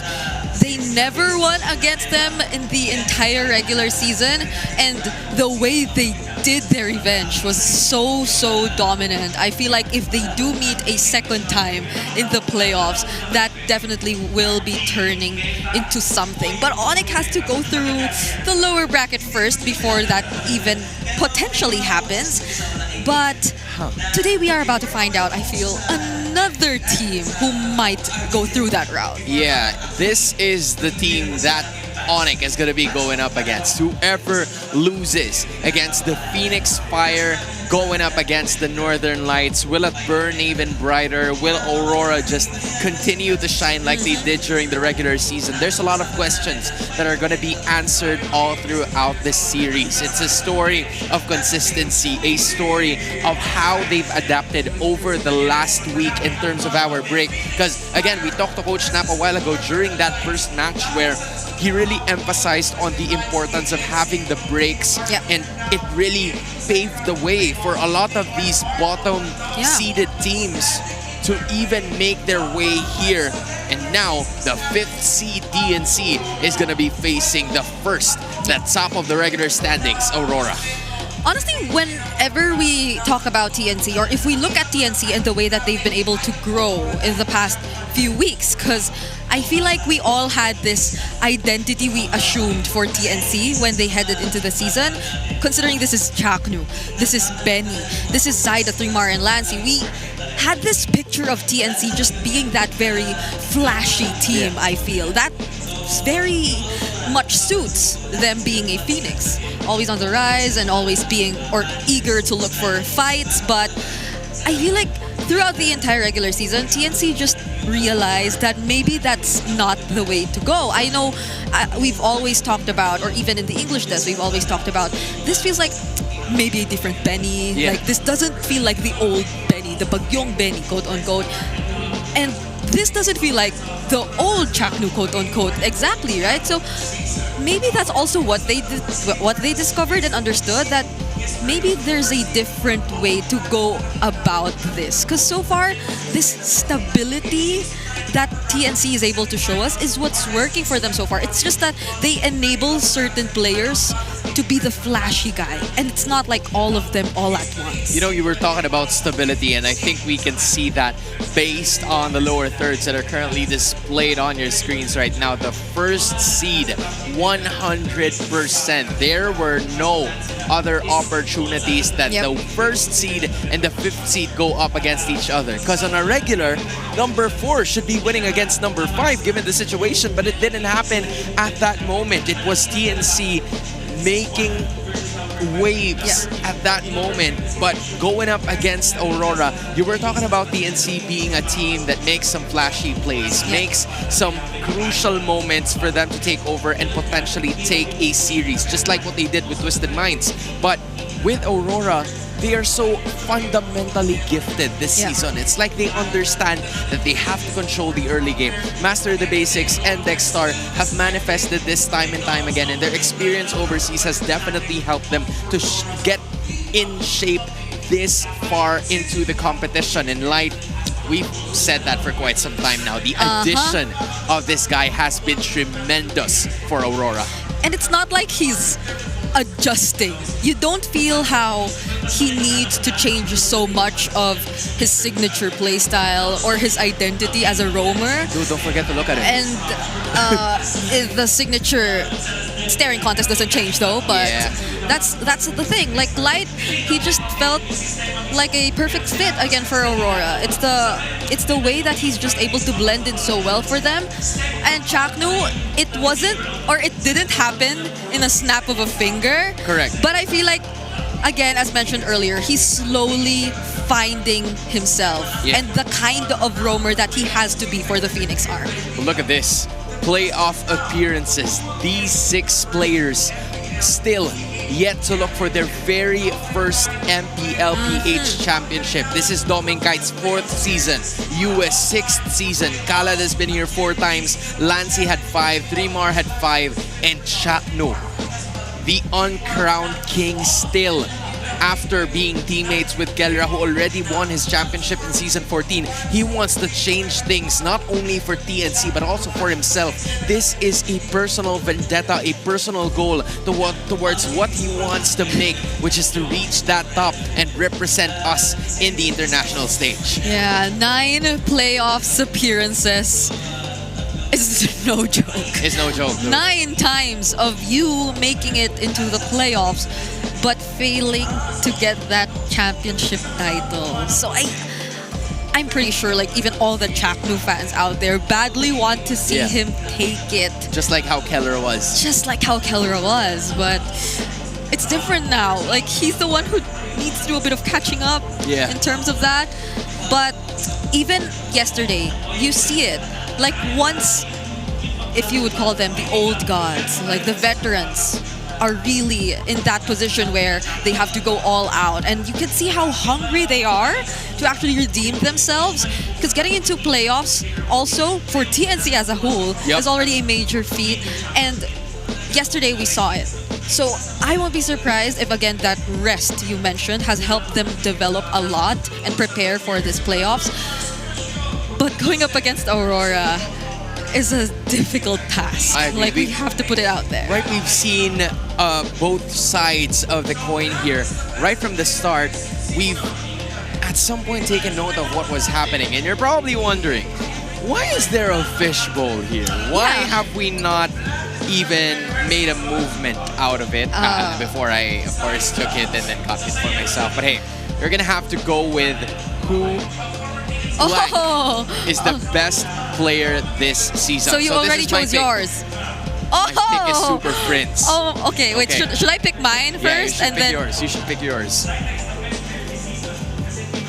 You gotta go. You gotta go. Who's mine? Who's mine? Mine is Super Prince. And yours is Zaida, who's actually gonna be playing today. I'm in a bit of a disadvantage because Super Prince and ONIC just lost a while ago. But all right, I'm gonna be starting. Super Prince has been very consistent. You were talking about flashy. You were talking about a captain that goes into command. He's usually shy. He's very bashful when he is outside. But when he takes control, when he takes over the reign, that led to one of the most dominant M-World performances in history, which is none other than the M6 World Championship. I see. But if it's about consistency, then I think Zaida would be the best example because it's not all the time that you get to see TNC play from ahead. And Zaida, regardless of the situation, even when they're behind, you could see how well he performs as a jungler, how stable he is. And when you let him get his hands on those high mechanical heroes, he's able to deliver just the same. So Zaida has been a very standout jungler for a lot of people, and I think they would agree that he could potentially be considered, or he is actually the best player of this season. And I would also agree to disagree because of the option that Super Prince makes low mechanic heroes look highly mechanic. But yeah, I guess we're going to be tossing this one. It's up to them to decide who won the debate. To decide. No Aurora players from where we picked up on this, but it's so nice to see hundreds of people celebrating Aurora just like this in the MPL Festival, which never really occurred before. And it's so cool that they're all here dancing, celebrating, cheering for their favorite team. And they have so many props. So many. And they're all so colorful. I mean, it's not too colorful. It's still in line or according to the theme of the Northern Lights. It's that kind of blue that suits them. But it's just so nice because you could see like all sorts of people joining in too. Like there were some who are a bit more old. Right? You could see, like, young at heart. Mothers and some are just like, I don't know where could they even come from because this is playoffs, so I won't be surprised if some even flew all the way to Manila. I mean, during the regular season, we've seen a lot of them, right? There's a lot of people who like really commit to watching the games even during the regular season. And man, I always get reminded of how thankful we are that we are doing this just because of everybody else putting in the effort to watch us, coming in from different places, and somebody coming even from the States just to watch here because they want to experience live. It's like, what? And we are here just yapping like it's a regular day, you know? So sometimes we are absolutely reminded of how thankful and grateful we are to be in this position. And I'm sure the players and teams also feel the same way. Aurora being in a position where there were some signs of blacklist from this squad. You are probably talking about why there are some people who are young at heart who are still supporting this team. That was because way back then, they were one of the biggest fan bases to ever make it here into the MPL. And now getting their players, it's like the people who are young at heart grew up with them here in the esports scene. Yeah, whenever we get to talk to them, whenever we hear our hosts talk to these people, it seems like they have a common answer, but they all stay. wonder if the common answer is quite different for Wolf in the Howl. Thank you so much, casters. Ito na ang ating ikalawang playoffs match sa ating round 1 ng upper bracket. Alam naman natin na gustong manalo ng dalawang teams para makapunta dun sa upper bracket finals. And in order for them to do so, they have to follow our Infinix keys to victory. Magiging mahirap to para sa TNC dahil top seed ang kanilang makakatapat na Aurora. Pero pwede natin simulan yan dun sa draft. And this is interesting kasi yung dalawang teams natin ay may kanya-kanyang strengths when it comes to drafting. Nakita ko yesterday for TNC na yung kanilang mga power picks katulad ng Lunox na properly placed into the draft. Sabay meron silang mga counter picks na ginagawa. Doon natatalo yung kanilang mga nakakatapat. Hindi pa nagsisimula yung laro, parang panalo na agad ang TNC. And same can be said with the Aurora. All throughout the season, the draft has been important para sa Aurora sa kanilang pagkakapanalo dahil doon sa kanilang mga balance or mga safe na picks kung saan kahit unahin silang mga heroes na madaling counterin, eh mukhang hindi na counter kasi naban na pala nila o kaya naman nakahanda sila for the lure. And for both teams natin, meron din naman sila kailangan gawing in-game. Para sa Aurora, they have to take control of the map and the war of attrition versus TNC. Kailangan nila maipanalo yung mga maliliit na mga resources na eventually ay nakuha nila para manakaw dun sa kanilang kalaban that eventually gives them the advantage. Late game din naman ng mga pre-lord setups ang pwedeng ipanalo ng Aurora dito dahil kapansin-pansin para sa TNC, yung mga struggles nila in the regular season is when the late game comes, dun sila natatalo sa mga Lord setups. Now for TNC, they have to be active and aggressive in the early game rotations. It is what they did in the previous series.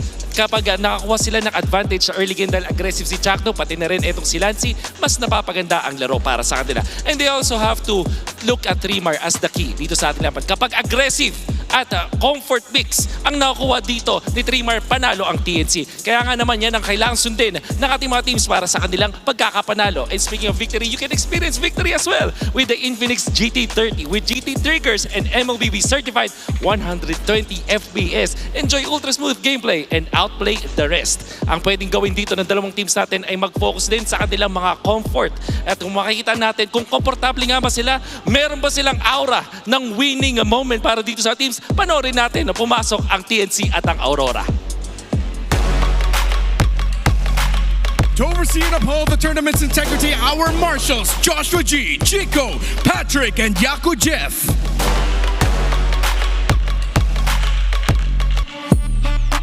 Can they continue their match streak in the playoffs? Give it up for the Northern Lights, Edward, Demon Kite, Yue, Light, and Domenkite, Aurora Gaming!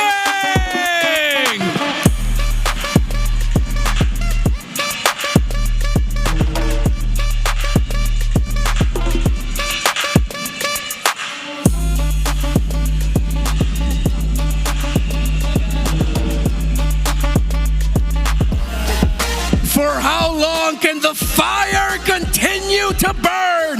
The always rising Three-Mar, Zaida, Lancy, Chaknu, and Benny Cutie, TNC Pro Team!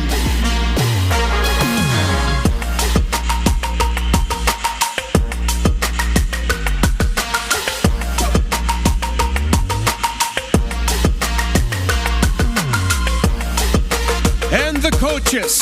For Aurora, Coach Master the Basics. For TNC Pro Team, Coach Itu Max. Phoenix Army or Northern Lights, sino ang pupunta sa upper bracket finals?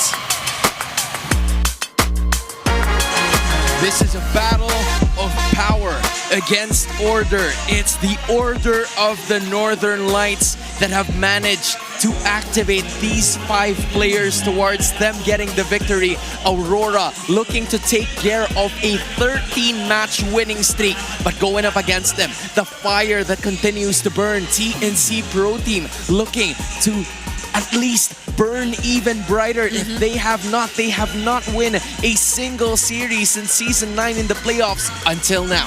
Yep, it's so hard to find stats that won't entirely favor Aurora. But for TNC, I don't think that could be completely at a disadvantage either. Because I feel like these are the points, or these are the things they were able to really take into consideration, which they greatly improved at, as we could observe from their previous matches.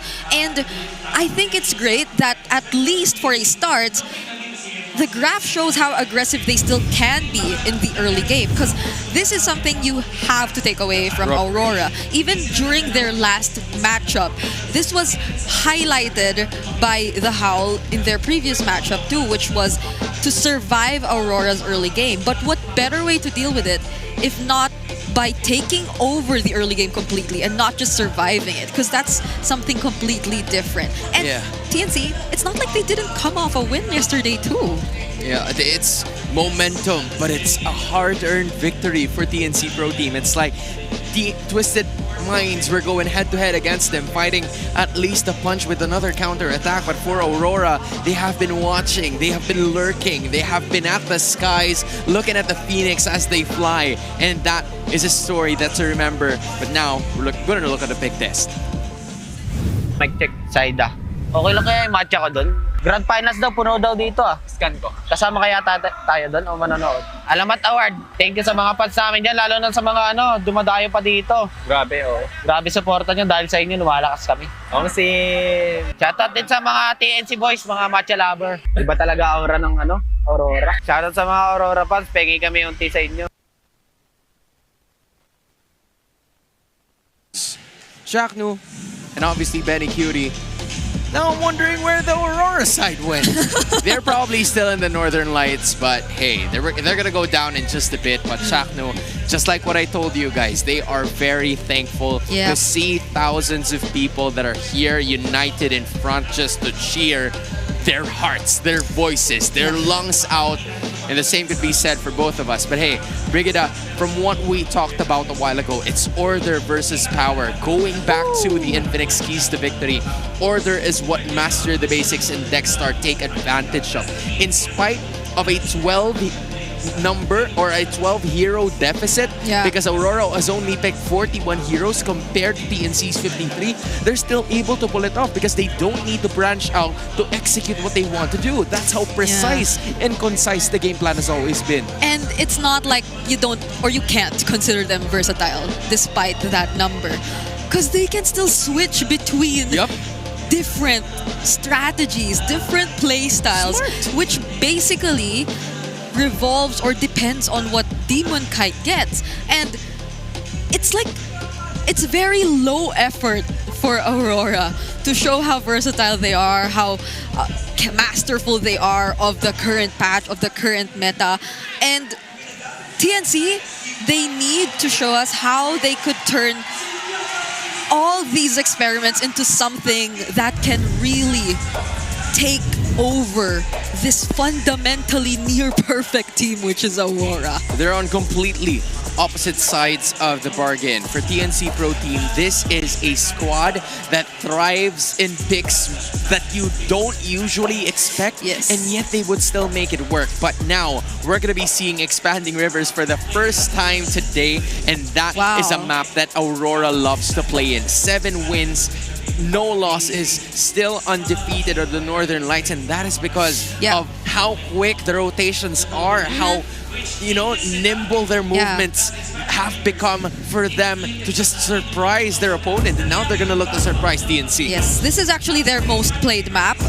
Of course, granted their win streak, it's still on 100%, but this is their most played map at 7 games. The next is already Clouds, which is out of 5 games, but this, as you've mentioned, is one of the best maps to play in if you're Aurora.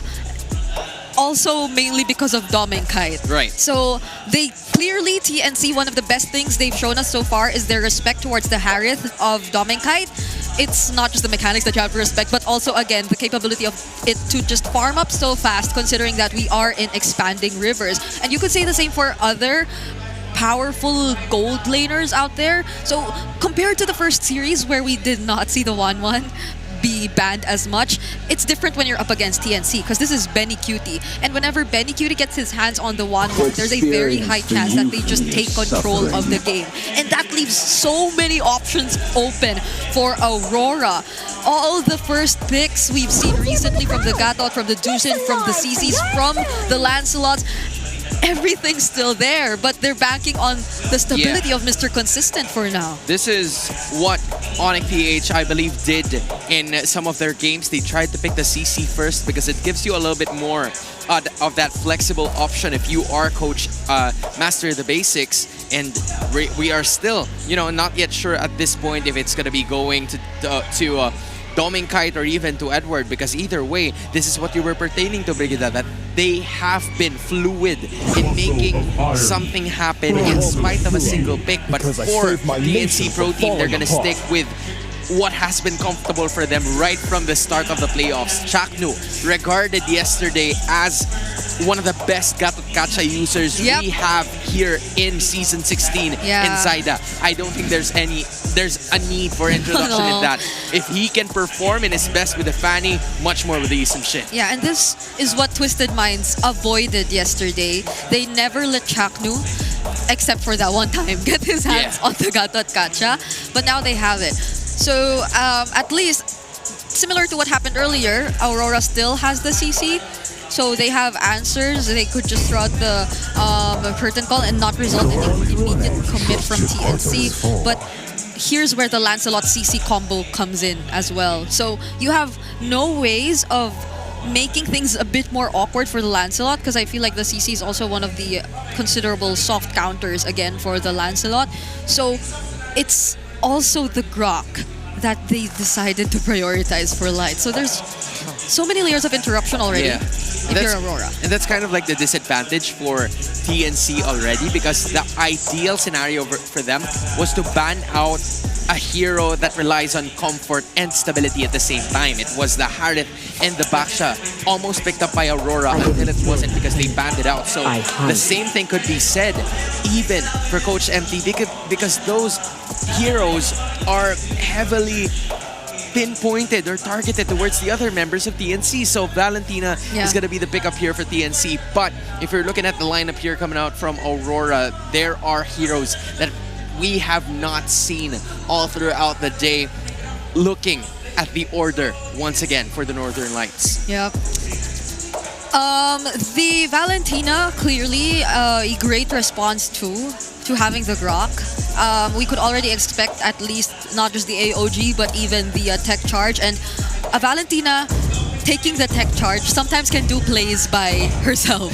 We've seen it multiple times, and they could come in from very awkward or weird and surprising angles, which is why I like how they're already deciding to take out the Novaria from Yue, because this is potentially one of the biggest threats to TNC's game plan for now. So Lancy has to step up big time. We've seen some clips right over social media. Lancy has to prove himself right over here, because he has been under criticism for quite far too long from a lot of people outside of the game, even from the people who are designated to be, some of the best that we have in the business. So for Lancy's, the Valentina, he has some options here depending on how it's going to be going, because you still have 2 picks if you are looking at Aurora. So Valentina would have a pickup necessary, but look at both teams digging deep in the bag. That's a Novaria for TNC and Aurora taking out the X-Board. This is starting to make me think, what if they're planning to take a page out of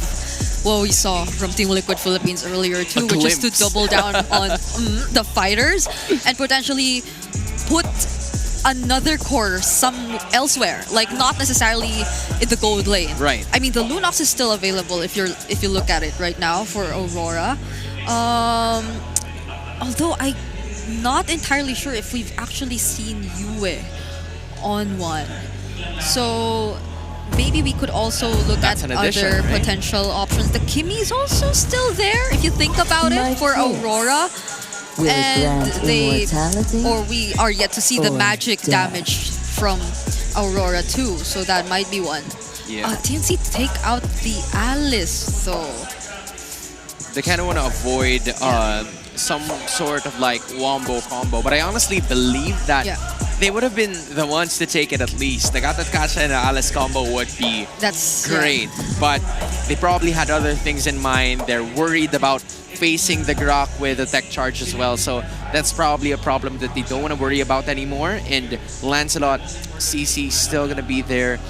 There's a good amount of damage potential from Aurora, but what I'm looking forward to is a Dominkite hero, because there's going to be enough access towards that backlines with a Gatot Kacha alone, but the follow-up damage also needs to come from TNC here, not just Saida here. Dominkite. Following his best pick, Kareth, it's clearly the Granger, but even that one's banned out. So next to that is the Moskov, with, I believe, a 5-2 record so far. But we get to look at that later. For now, TNC on their 4th pick, still looking for their gold laner too. Dude, what? Do you know that this is where the power picks usually come in? Yeah. Right? So it's I think it's a toss in the air on what the pickup is going to be like. But hey, the Lapu Lapu. So, based on what we saw a while ago on the left side of our screen, all 5 of our most used heroes have been either picked or banned, with 4 of them being part of the 2 teams' lineups. Yeah. I'm wondering what Dominkite's really considering at this point. You has never touched the Lunox. The Ruby hasn't been successful for Dominkite so far. So he's had his hands on fighter gold lanes, but it didn't work. Even the Roger one time. So maybe they will revert to the traditional marksman. The Moskov is still there. Oh, but they go Kimi mid. Oh. Okay, so they're gonna go with the CC gold lane. So this is why they took out the X-Borg as well. It's not necessarily the Ruby. They already had the gold lane all along. Yeah. But of course, it's really a flex pick, so we could never tell. Edward on the Uranus. Look at how tanky this lineup is for Aurora. That's a lot of front line. Okay. Yeah, so with that being said, there's going to be enough space, enough room for Demon Kite to roam around and do whatever the hell he wants in the jungle. Benny it's just that for Benny Cutie, the hero that we are looking for him is, I don't know. Is he going to go fighter He here? has a high tendency of going fighter gold lane. Yeah, right? but you need damage. You need a way to deal with all this. There you Okay. go. You talked about damage, right? I really like the way he played the Obsidia yesterday. Very aggressive. Never knew you could use it to ambush players just by hiding in the bush and using the Hunt of Bone. And that was one of the best, if not the best, Obsidia gameplay that we saw in the entire season. Because a lot of teams are 50-50 towards this Obsidia. But and yet, it's, you know, TNC making it work against Twisted yesterday. Yeah. Definitely the late game, the wave management for TNC is what I am going to be paying attention to, considering that they might need to be a bit more farm heavy in their lineup. Aurora, on the other hand, being this very tanky lineup that you see, they can afford to make their presence be felt early on. The Northern Lights looking to showcase everything against the Phoenix Army. Naisu, Leo, gotta take this away, boys. Take it away, we shall. Welcome to the 2nd and final match here for day 2 of the playoffs here, MPL Philippines Season 16. Once again, to join you guys watching and tuning in from around the world, it's me, Naisu and Leo, Welcome to take to you in on the Mobile action. Legends. It's Aurora versus TNC Pro Team. Leo, Aurora has been dominant all season long. TNC, they went some distance yesterday. Do you think they have the right ingredients here for game number 1 to go in the belt in favor of TNC? I think they're favored just going into the draft. Looking at this lineup, all you gotta do is win that first 1 or 2 turtles, and then don't even think about the third, because they drafted an Obsidia. Benny Cutie needs to farm up. Sure, Chagno's hanging around here, but that's what the CC's built for. Dominkite is gonna hunker down. Like, I love how they alluded to it and then just went full on through. Oh no, Lancey! Forced to use the flicker. See that? All this while, Dominkite's just chilling. See that? He's chilling, man. I'm not even afraid for him. He's just a little. He's just a little. He's staying there too. But again, he knows that he can go ahead and get some of that health back again. This is CC. Not to mention, you've got the Brave Smite emblem there too. You're going to be able to go and heal back up. Now, one of the things about it is, again, if you guys missed the performance of Benny Cutie on the Obsidia yesterday, he had a hell of a performance. Again, it was one of those things, a topic of discussion when he locked in the Obsidia.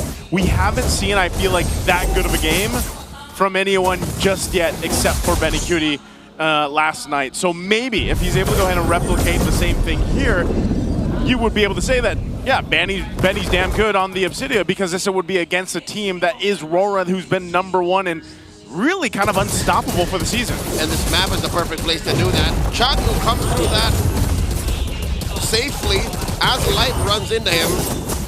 Edward, again, either side of the map, you send 2 members of TNC to take care of Aurora. It's not going to happen. Turtle down to 1/10 of its health. Oh my god, Demon Kite falls, and 3mar secures it. TNC collapse on Aurora. Where'd that come from? I'll tell you now, that's what you call a Phoenix Flash. That's the Phoenix Flash we saw yesterday as well. Man, talk about a move.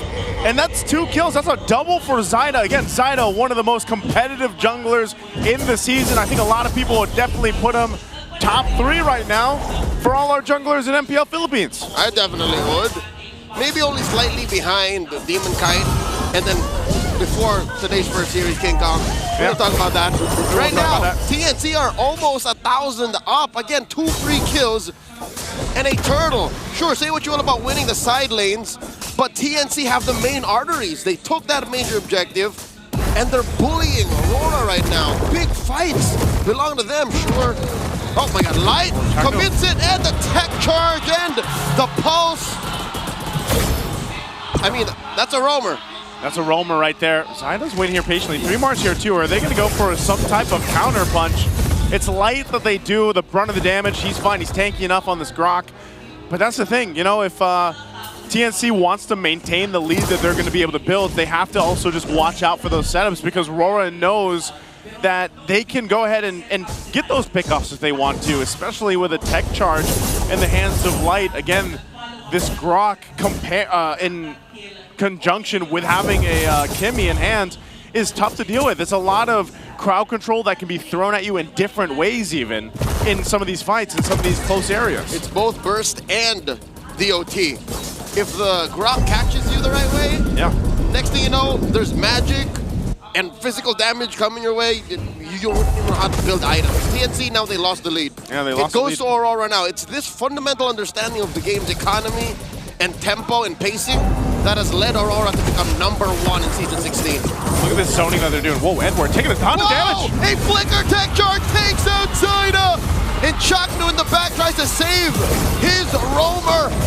Save his jungler, but it's not going to happen. Lancey overshoots.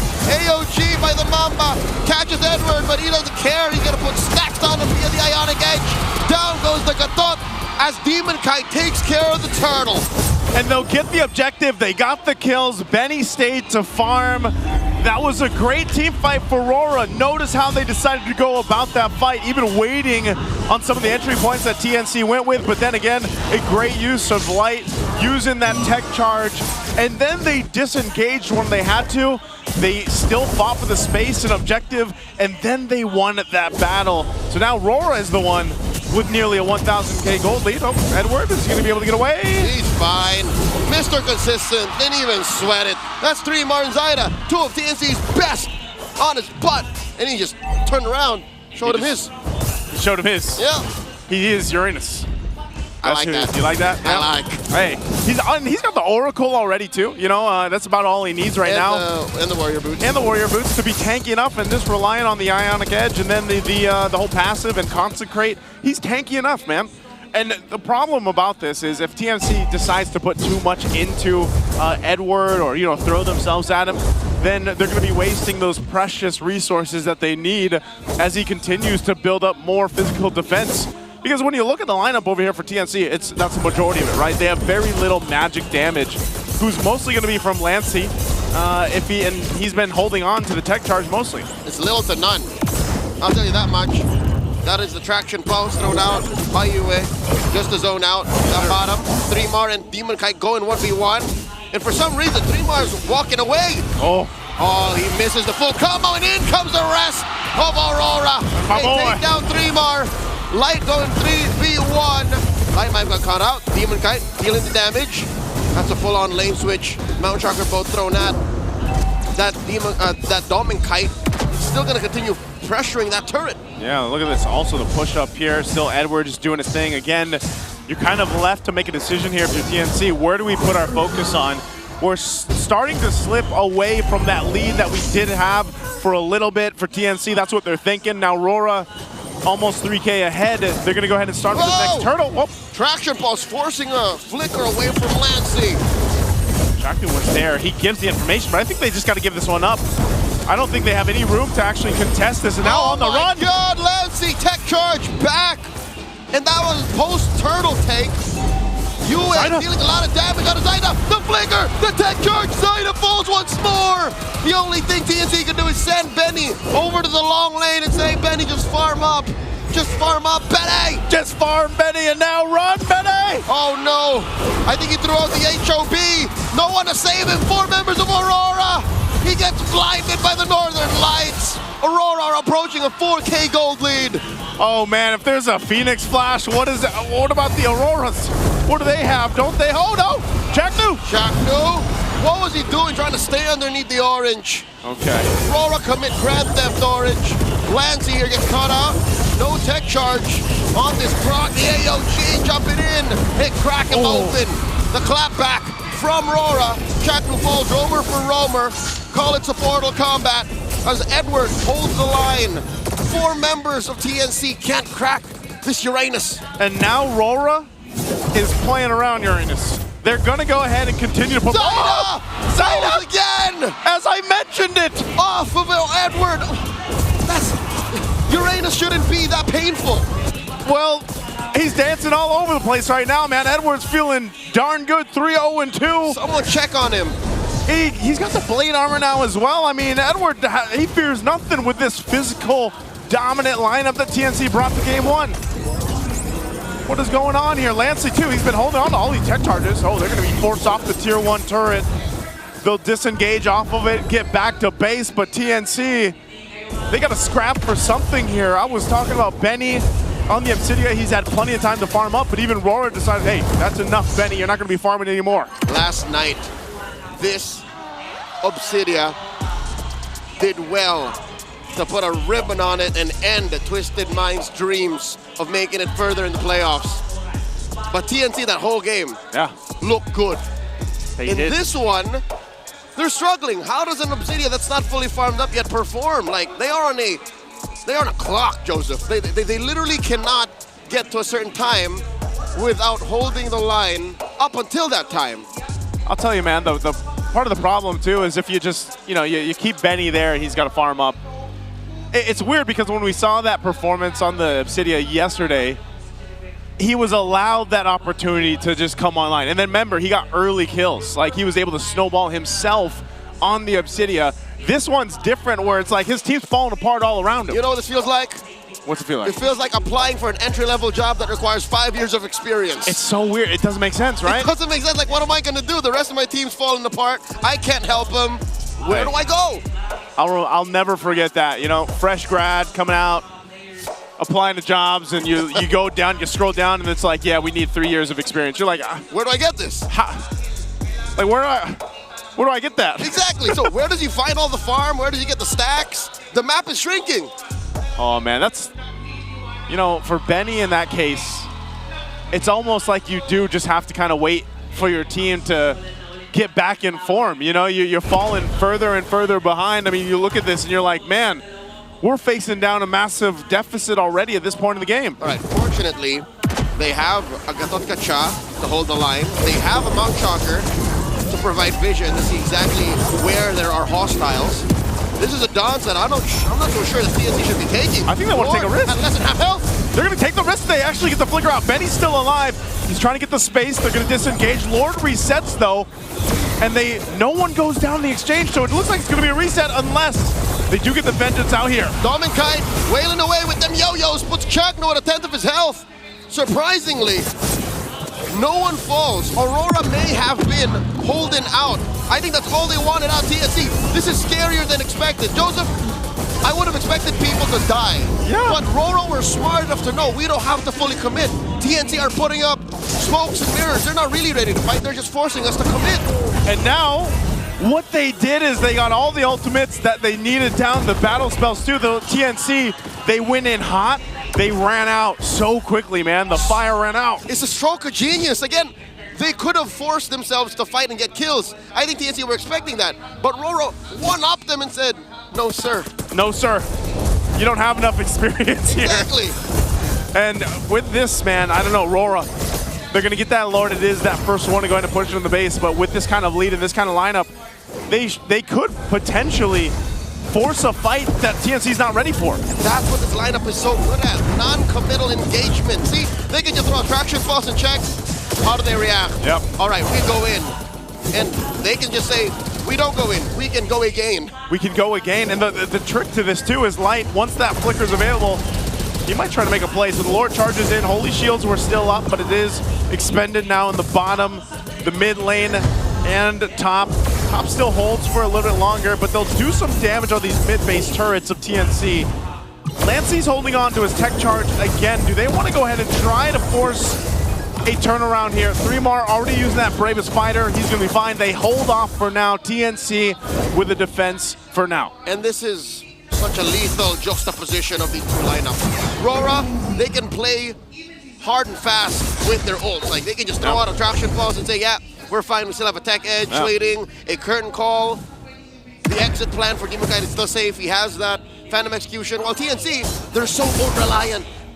RORA can count. Mount Shocker check, Bravest Fighter check, IMU check. They have nothing left. They have nothing left, man. Ult-reliant, but at the same time, start of it, dog. Yeah.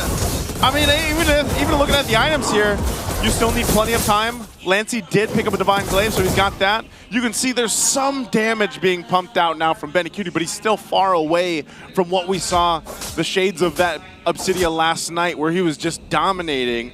So they definitely need that time. I think even in a sense when Chaknu and 3mar get a little more tanky, a little more durability in their hands here, they'll be okay to go ahead. But, you know, mind you, when that Lord came up earlier on, even if they were down 5,000 gold, dude, they chose to fight it anyway. Now, if they choose to do that again by the time the next Lord is up in less than 30 seconds, and they bought themselves a little more extra damage, a little more durability, then they might be in a position to actually beat RORA in a fight. Yes, but no, because RORA are now up 8,000 gold. It's 8,000 gold, man, but I'll tell you what, we've seen turnarounds before. And if it depends on how TNC plays that fight.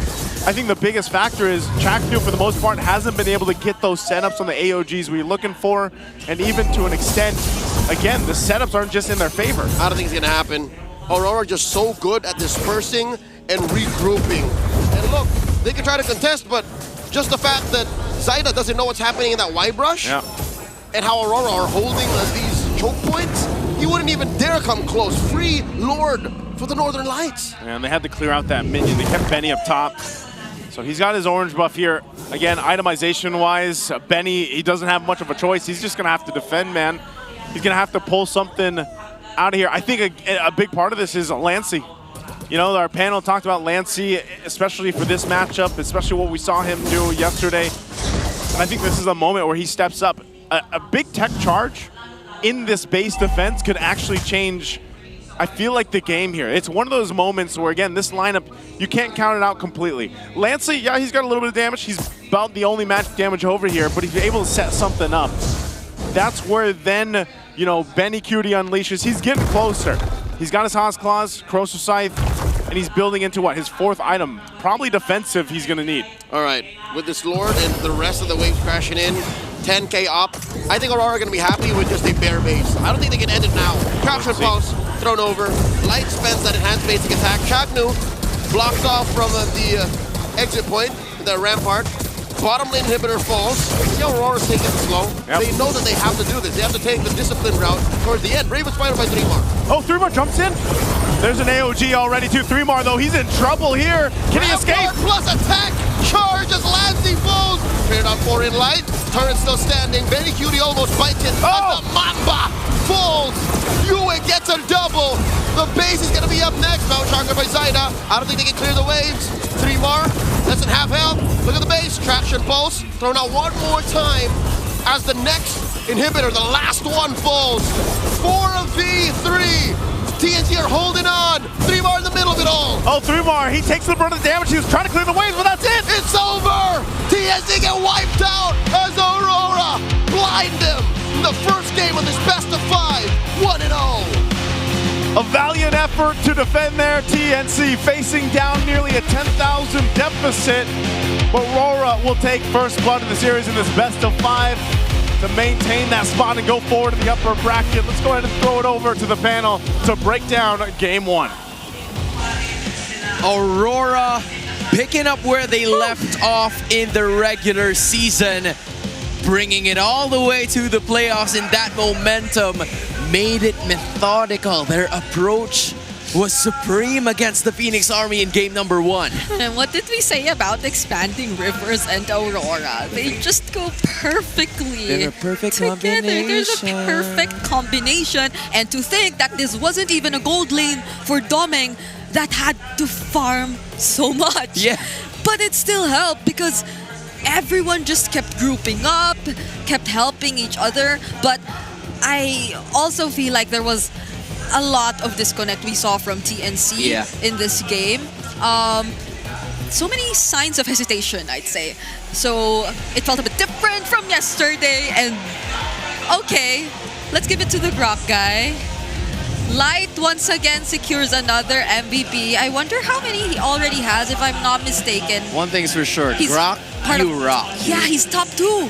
He's top 2 in total MVP counts. That's crazy. So that adds another one to his record already. Just clean.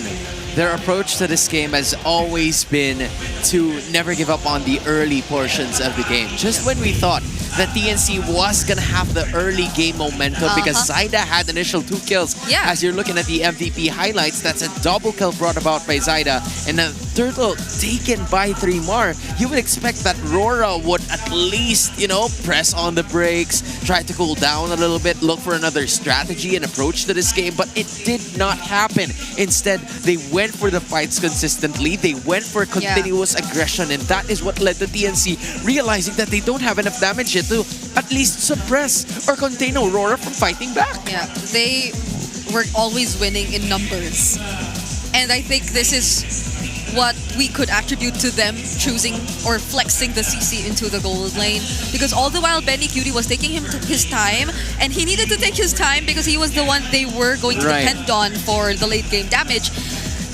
He did not find the ways to farm. And even during this moment where right after the objective was already secured, it was an immediate rotation from Aurora, I think all 5 of them, towards Benny Cutie in lane. Because they knew that he was gonna farm. They knew where TNC positioned themselves majority of the time. And there were very little things that they had to do. It was just them completely aware of what the lineup demands of TNC and taking advantage of that. That was a lot of demands from Aurora, just, you know, chiming it up one by one. It even reached the point where it was like an audition situation coming in from TNC because they had no front-to-back composition because it was immediately broken by Aurora. The idea was to at least keep Benny Cutie alive, just like what he did in, you know, some of the games that have happened yesterday. But the Obsidia, this is the reason why it is a risk to pick this hero against Aurora, because they know how to counter it by just consistently pressing on the gas and never stopping. And that is what they did. Like after that first turtle taken by TNC, it was Aurora taking the driver's seat. Even in those small windows of opportunity for Benny Cutie, he couldn't even land his ultimate because it gets dodged by Aurora. That's crazy, by the way. Yeah, that could have been a way for him to escape, I feel. If he just was able to keep his distance, move away, have easier or faster movement away from where Aurora was coming from, but it still doesn't guarantee that he gets to survive because that was 5 or 4 members of Aurora already chasing after you. completely utilizing the expanding rivers. So it's equally terrifying for Aurora to pull off a lineup like this that barely needs to go through farm. Yeah. And in addition, you know, what I've learned from Renmar yesterday while he was here at the panel was that expanding rivers allow Aurora and all of the other teams to pick up the slower heroes because aside from the flying clouds, it gives them more room for movement. It gives them more durability. Thus, we're seeing the Uranus and the Grok that are short. At some point would be a little bit more on the slower side of things, but they can make the biggest plays possible, especially with the Turtles have spawned and the Lord has spawned as well, which leaves Chakno and Trimar wondering, where are we gonna find the backline exactly if they're not there in the first place? That's actually true. It's not just the farm-heavy heroes who benefit from what expanding rivers is able to provide. It's also those annoying heroes who you just don't want to face. They piss me off. Who you don't want to encounter, but just because of expanding rivers, you always see them standing in front of you. And it's like the people who are going for jogging at 5 a.m. Yeah. And then those who came out of club at like 4:30, they're gonna be meeting each other. So that's like the those worst are just, situation. Yeah, they're complete opposites. Obviously, it's Edward, and looking at the lineup from TNC, I don't think there's enough crowd control to just really limit what Aurora could do. It's just Chakno, Lancy occasionally when he has the tech charge, but that's the thing. I feel like he has to use it defensively a lot of times. A lot of times. And that's where we again mentioned the hesitation or the lack of coordination come into play for TNC. And this is not the way you're supposed to play against Aurora, because again, fundamentally, they're so clean, they're near perfect. Again, BP Irish guy, we have to give it to Demon Kite. Right. That lands a lot. I don't know if it's just because we weren't able to see it being contested as much earlier. It was always in either Carl TZ's hands, and that was only a 3-game series too. But yeah, it felt like one of the flashier Lancelot games so far today. Maybe it's because we had very little of those too. You know, for TNC, I think the idea for them was that Zyda can play both. Yeah. So he was, or I'm talking about Coach Edomax here, he was willing to let one go just to take the other. And it's just the concept and the understanding of Coach Master the Basics as to how Zyda is going to be playing. Let's give him a hard time. There were a lot of times in this game where they were just looking for Zyda and the game is ended. But now you're looking to join another opportunity. It's the new season of the MLBB Rising Open, an in-game mode designed to provide players a platform to engage in competitive gameplay and earn in-game rewards. Gather your squad and jump into action, just like what our teams have done right over here. For you guys, it's in the MRO. Yeah, and you also can get access to the new Aspirant skins. They're now available if you just participate in the Aspirants Unite themed draw event. The first 10 times draw using diamonds is 50% off, so that's a huge discount.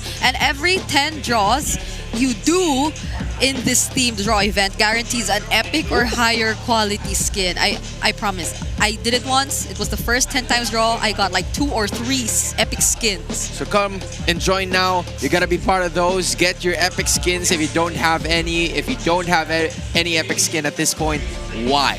I suggest the games still haven't started yet, so we're still in the middle of a break. Go ahead and do it now. Grab your popcorn, grab your dinner, whatever you need to grab.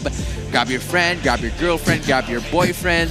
I don't know what else. You know, give me something else. You know what? Yeah, you can think. You can think still. But for now, it's just toss to Odin. Yeah. The Northern Lights are shining bright, taking Game 1 against TNC Pro Team Aurora Sumatingay! Grabe ang energy na dala ng ating Auroras, and right now kasama natin from MLBB Rising Open. Ipakilala nyo naman ang inyong mga sarili, your IGN and your role. IGN ko po is Seno666 and yung role ko po is Jungle. My name is Justin po. IGN Tin. Explain. IGN ko po is Dan, role Goldling. IGN ko po is Dan, tapos role ko Mage. IGN ko po Sabo, role ko po Explainer. IGN ko po, Wiz, at role ko is Rome. IGN ko po Malos and my role is Jungler. So meron tayo ditong 7 nagagwapuhang RG Boys, MLBB Rising Open Boys. Tan, talk to us kung ano nga ba yung MLBB Rising League at paano nyo natutunan ng tungkol dito? Nakita lang po namin siya sa ML, bigla po siya nag-pop up, tapos na buko po yung interest po namin. Tapos may nakita po kasi kami doon na makukuha po kami ng 10k Dayas, tapos pupunta po kami sa bootcamp. Yun na po. So na-excite talaga kayo sa mga pwede nyong makuha. And how about you, Seno? Narinig ko na hindi lang isang buong team to. Dahil 7 kayo, nahati kayo sa 2. And how did you guys form your group? Nagkakilala lang po kami sa RG. Nakalaban ko po yung bossing namin, si Basilio. Kaso hindi po siya nakapunta since yung location niya po is tiga, Cebu. And malayo po. And ayun po, sa RG lang po kami nagkakilala. Then nabuo po kami. So mga win streak kayo sa RG, kaya kayo sumali sa MLBB Rising Open? Sakto lang po. Sakto lang. Ilan na ba yung stars mo? 400 star po. Ano ba yan? Hindi pa ako maka-40. Kayo, Tan, paano nabuo yung team nyo na 4? Nagkakalaban po lang po kami sa BetG. Tapos nag-decide po kami mag-form ng team. Ayun lang po. So, nagkakilala kayo sa different event and nagkaroon kayo ng team to join MLBB Rising Open. And tell us about your experience dito sa MLBB Rising Open. Ano ba yung mga naging proseso at paano kayo naglaro dito sa MLBB Rising Open? Mga na-experience po namin, pina-experience po ng Aurora Bootcamp na ma-coach kami ng mga coaches doon tulad nila Coach MTB and Dexstar. And pina-experience din po namin yung makalaro yung mga pro players po. Ano yung best experience para sa inyo? Yung pag-guide po sa amin about sa draftings and pagtatrata po sa amin sa kunyari na maging pro. So, ganun po. So, pangarap nyo talaga maging pro. They stayed for 3 days sa Aurora Bootcamp and I believe marami kayong natutunan from MLBB Rising Open. Sino ba mag-aakala na makakapunta kayo sa bootcamp? And right now, nandito kayo sa MPL Arena. Anong gusto nyo sabihin sa ngayon na naglalaro na Aurora Gaming? Good luck na lang po sa kanila. Sana po manalo po sila. And with that, palakpakan natin ang ating mga players from MLBB Rising Open. Kaya naman, ibalik na muna natin sa ating panel for Aurora Gaming and TNC Pro Team. Do you see them? Yeah. Do you see them? That's why they're here. It's because they won MRO season a lot. Okay? But at this point, why are you not joining the MRO yet? Yeah. You have a chance to go here for free. You're gonna get interviewed. If you have social anxiety, I'm sorry. But we're gonna have to talk to you. Odin is gonna have to talk to you either way. But hey, we are happy to see all of you guys. Yeah. We are happy to see all of our RG boys make it into the dream destination, which is to be part of the pro scene. Yeah, and they said it themselves. You get so many prizes and opportunities if you join the MRO, so you should join. You're gonna be part of that test. Right here is a big test. Hello, 1, 2, 3. Game. Welcome mga Ebot ay Galal. Ayan, thank you sa mga pumunta ng mga fans. Sana mag-enjoy kayo. Ayan, maraming salamat sa mga pumunta dito sa playoffs. Tsaka enjoy ngayon. Kaya Boko. Wow! Di mo ko kaya, boy. Uy, Chak, no? Namaigchikan pa nga. Para na-chain yung puso mo yan. Hello everyone! Solid yung TLPH. Galit na galit. Sobra na yung bitaw nila, ya. Message nga pala namin sa laban namin kahapon, sobrang solid yung laban. Sobrang sumakit ulo namin. Solid din. Ay, shoutout din pala kay Bossinio. Salamat sa pagpunta kahapon. Solid din talaga si Bossinio manood, no? Obviously, talagang papanoorin ko rin. Buti, hindi natin siya pinahiya. Pinagtatrash talk yung kalaban, binanatan. Okay na ba yan? Si ang pinaka-mic check? Pag nasa mood siya, gusto niya siya mic check. Saida. Okay lang kaya yung matcha ko doon? Grand finals daw, puno daw dito ah. Scan ko. Kasama kaya tayo doon o manonood? Alamat Award, thank you sa mga fans namin dyan, lalo na sa mga dumadayo pa dito. Grabe oh. Grabe supportan nyo dahil sa inyo, lumalakas kami. Si shoutout din sa mga TNC boys, mga matcha lover. Iba talaga aura ng Aurora. Shoutout sa mga Aurora fans, pengi kami unti sa inyo. Dude, I'm so happy that we're getting extended clips of the mic check. I don't care if it already happened once. I wanted to watch it again, and we had more. We had more players because they're doing a double mic check now. And we had Hito being a performative male right at the back. How sure are you that What? he just doesn't genuinely like matcha? Who? Hito. And I'm pretty sure he does. Okay. I'm pretty sure he does. For Chaknu, I it don't makes know. sense, yeah. I don't think he's the type of person to like matcha. Benny Cutie, maybe. We can confirm later on. Yeah, because there are a lot of, unks in the league, or maybe dads in general that love matcha.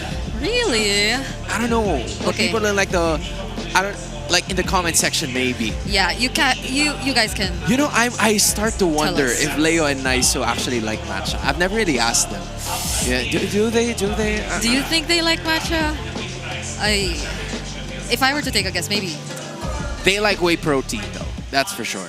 They like whey protein. Okay, and that's where we confirm that later too. I'm gonna confirm that and end this conversation because Yes. we're gonna be moving forward to game number 2 in a best-of-5 series between Aurora and TNC. It's Aurora leading a game after quite a clean approach as a response to TNC's early game surge. Where we are were we at the going? expanding rivers, and you're right. Where are we going? Expanding rivers. What was your favorite part of the trip, Brigida? The part where they didn't get the first 2 kills but still turned things around. We're about to find out if they can replicate that, or will TNC have another response for it, because now they are at the blue side. They can pace things for themselves. Although they lose the opportunity of getting those power picks at 4 and 5, or should I say at 2 and 3, because it's gonna be dependent on Aurora's response in their first 2 picks. Yep. So far, it's again very similar in terms of bans, except for the CC, I guess. Aurora, now that they're on the red side, will not be letting go of the CC. Though the Fanny is still up there, I feel like Aurora will be banning that eventually. But now TNC take away the Uranus as well. So I'm assuming this is the Fanny, right? Like the last ban from Aurora. It has to be. But Or- that opens the 1-1 Yep. for Benny Cutie. So they don't ban the Fanny. Dude, this is a test of character for TNC. Just Yeah. imagine if they're completely baiting Zaida to pick up the Fanny because they're willing and they are ready to have a plan for it. And that is going to be either boosting or decreasing the morale of Zaida and the rest of TNC if this wouldn't work. So, for TNC, they're thinking twice about it on whether or not they would pick the Fanny, because it's quite nonchalant that they banned out the 1-1 just to leave the Fanny wide open. And the thing is, Demon Kite uses the Fanny as well. So, although yesterday when TNC did go for this draft, Twisted Minds had a fairly great response with both the Kalea and the Hilda already prioritized. Though they didn't win that game, it could have went really well. So TNC will be playing it safe, and since it's not all the time you get to open up the Lancelot for yourself, then they will be prioritizing it here instead. But Aurora can deny the Gatot Kacha then. Not necessarily show up what jungler they are gonna pick up here, but It's either the Fanny or the YSS. yeah, so that can be safe for Red 3 if they wanted to. So the Gatot Kacha still there. They call me a hero because I saved my Piece of nation shit. from falling apart. For Aurora, they found a way to no longer waste the ban on Zaida. Yeah. I think that's what they've been trying to do. They were okay in putting up a trade, giving the Lancelot to TNC, but the Grok and the Yi Sun-shin remain. So whatever the jungle may be, as long as Light's Grok is going to be right over there, it's A-okay. There's still a potential way to replicate what they did in game number 1. And I feel like they don't mind even if another Valentina comes through for TNC. And they might even like it that way. Because they can play just as aggressively as earlier. And in game number 1, they still have a chance of getting the Gatot Valen combo, but I don't think that's the way to go if you're TNC and you want to get a better start. Because it was unsuccessful for them earlier on. So they get the Lunox instead for Lancy and the Gatot. And I feel like this is a better pickup. Still iffy because there's a Grok, but at least you get more to expect in terms of damage. And TNC now can go full on fighter lineup again. Yeah, they can go fight. In general, they don't need to be reactive in certain situations because that is what happened in game number 1. Although for Lancy, there's gonna be some additional pressure for him yet again. If for game number 1, there was a scenario where he needs to land those tech charges. This one, he needs to be the second point of offense, and that is where it's heavily gonna matter because you're gonna be facing a front line of a possible Grok. And nope, the Uranus is gone. So there would be a secondary frontliner here that will be utilized by Edward. Not to mention the Ruby that could still be flexible. But I think basing on how things have been going, Dominkite's going to be using it again. And I like it because they sort of denied it from TNC as well. It could have worked really well. We saw it earlier. Right. So now it is looking like a gold lane, Ruby, if you were gonna ask me. This is likely gonna be Dominkite's pick. And I wouldn't be surprised if we see X-Borg being considered again for the upcoming bans, if both teams might go heavy on the fighters. The way it's looking right now, even Aurora might just go that route because they have the Esun Shin and they're trying to build around that. And fortunately for Yue, there's still a lot of mid lane options out there. And it's the Lunox that they're going up against, so I feel like he has a lot of room to decide. But TNC will take away some of them though.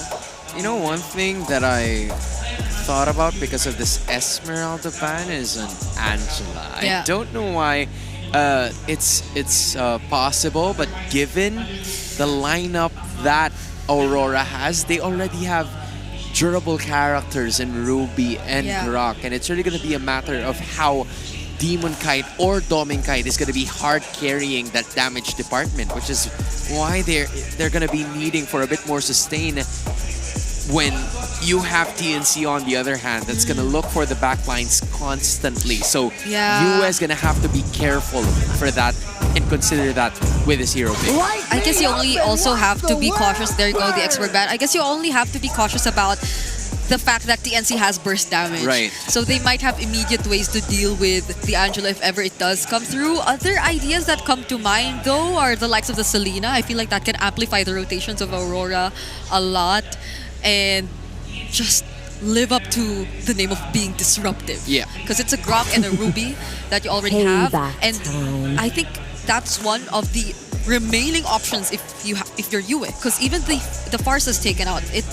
I did feel that this would be out of the picture because it would have been too perfect if it's a Grok, Farsa, Esun Shin together. That's too much. In a single lineup.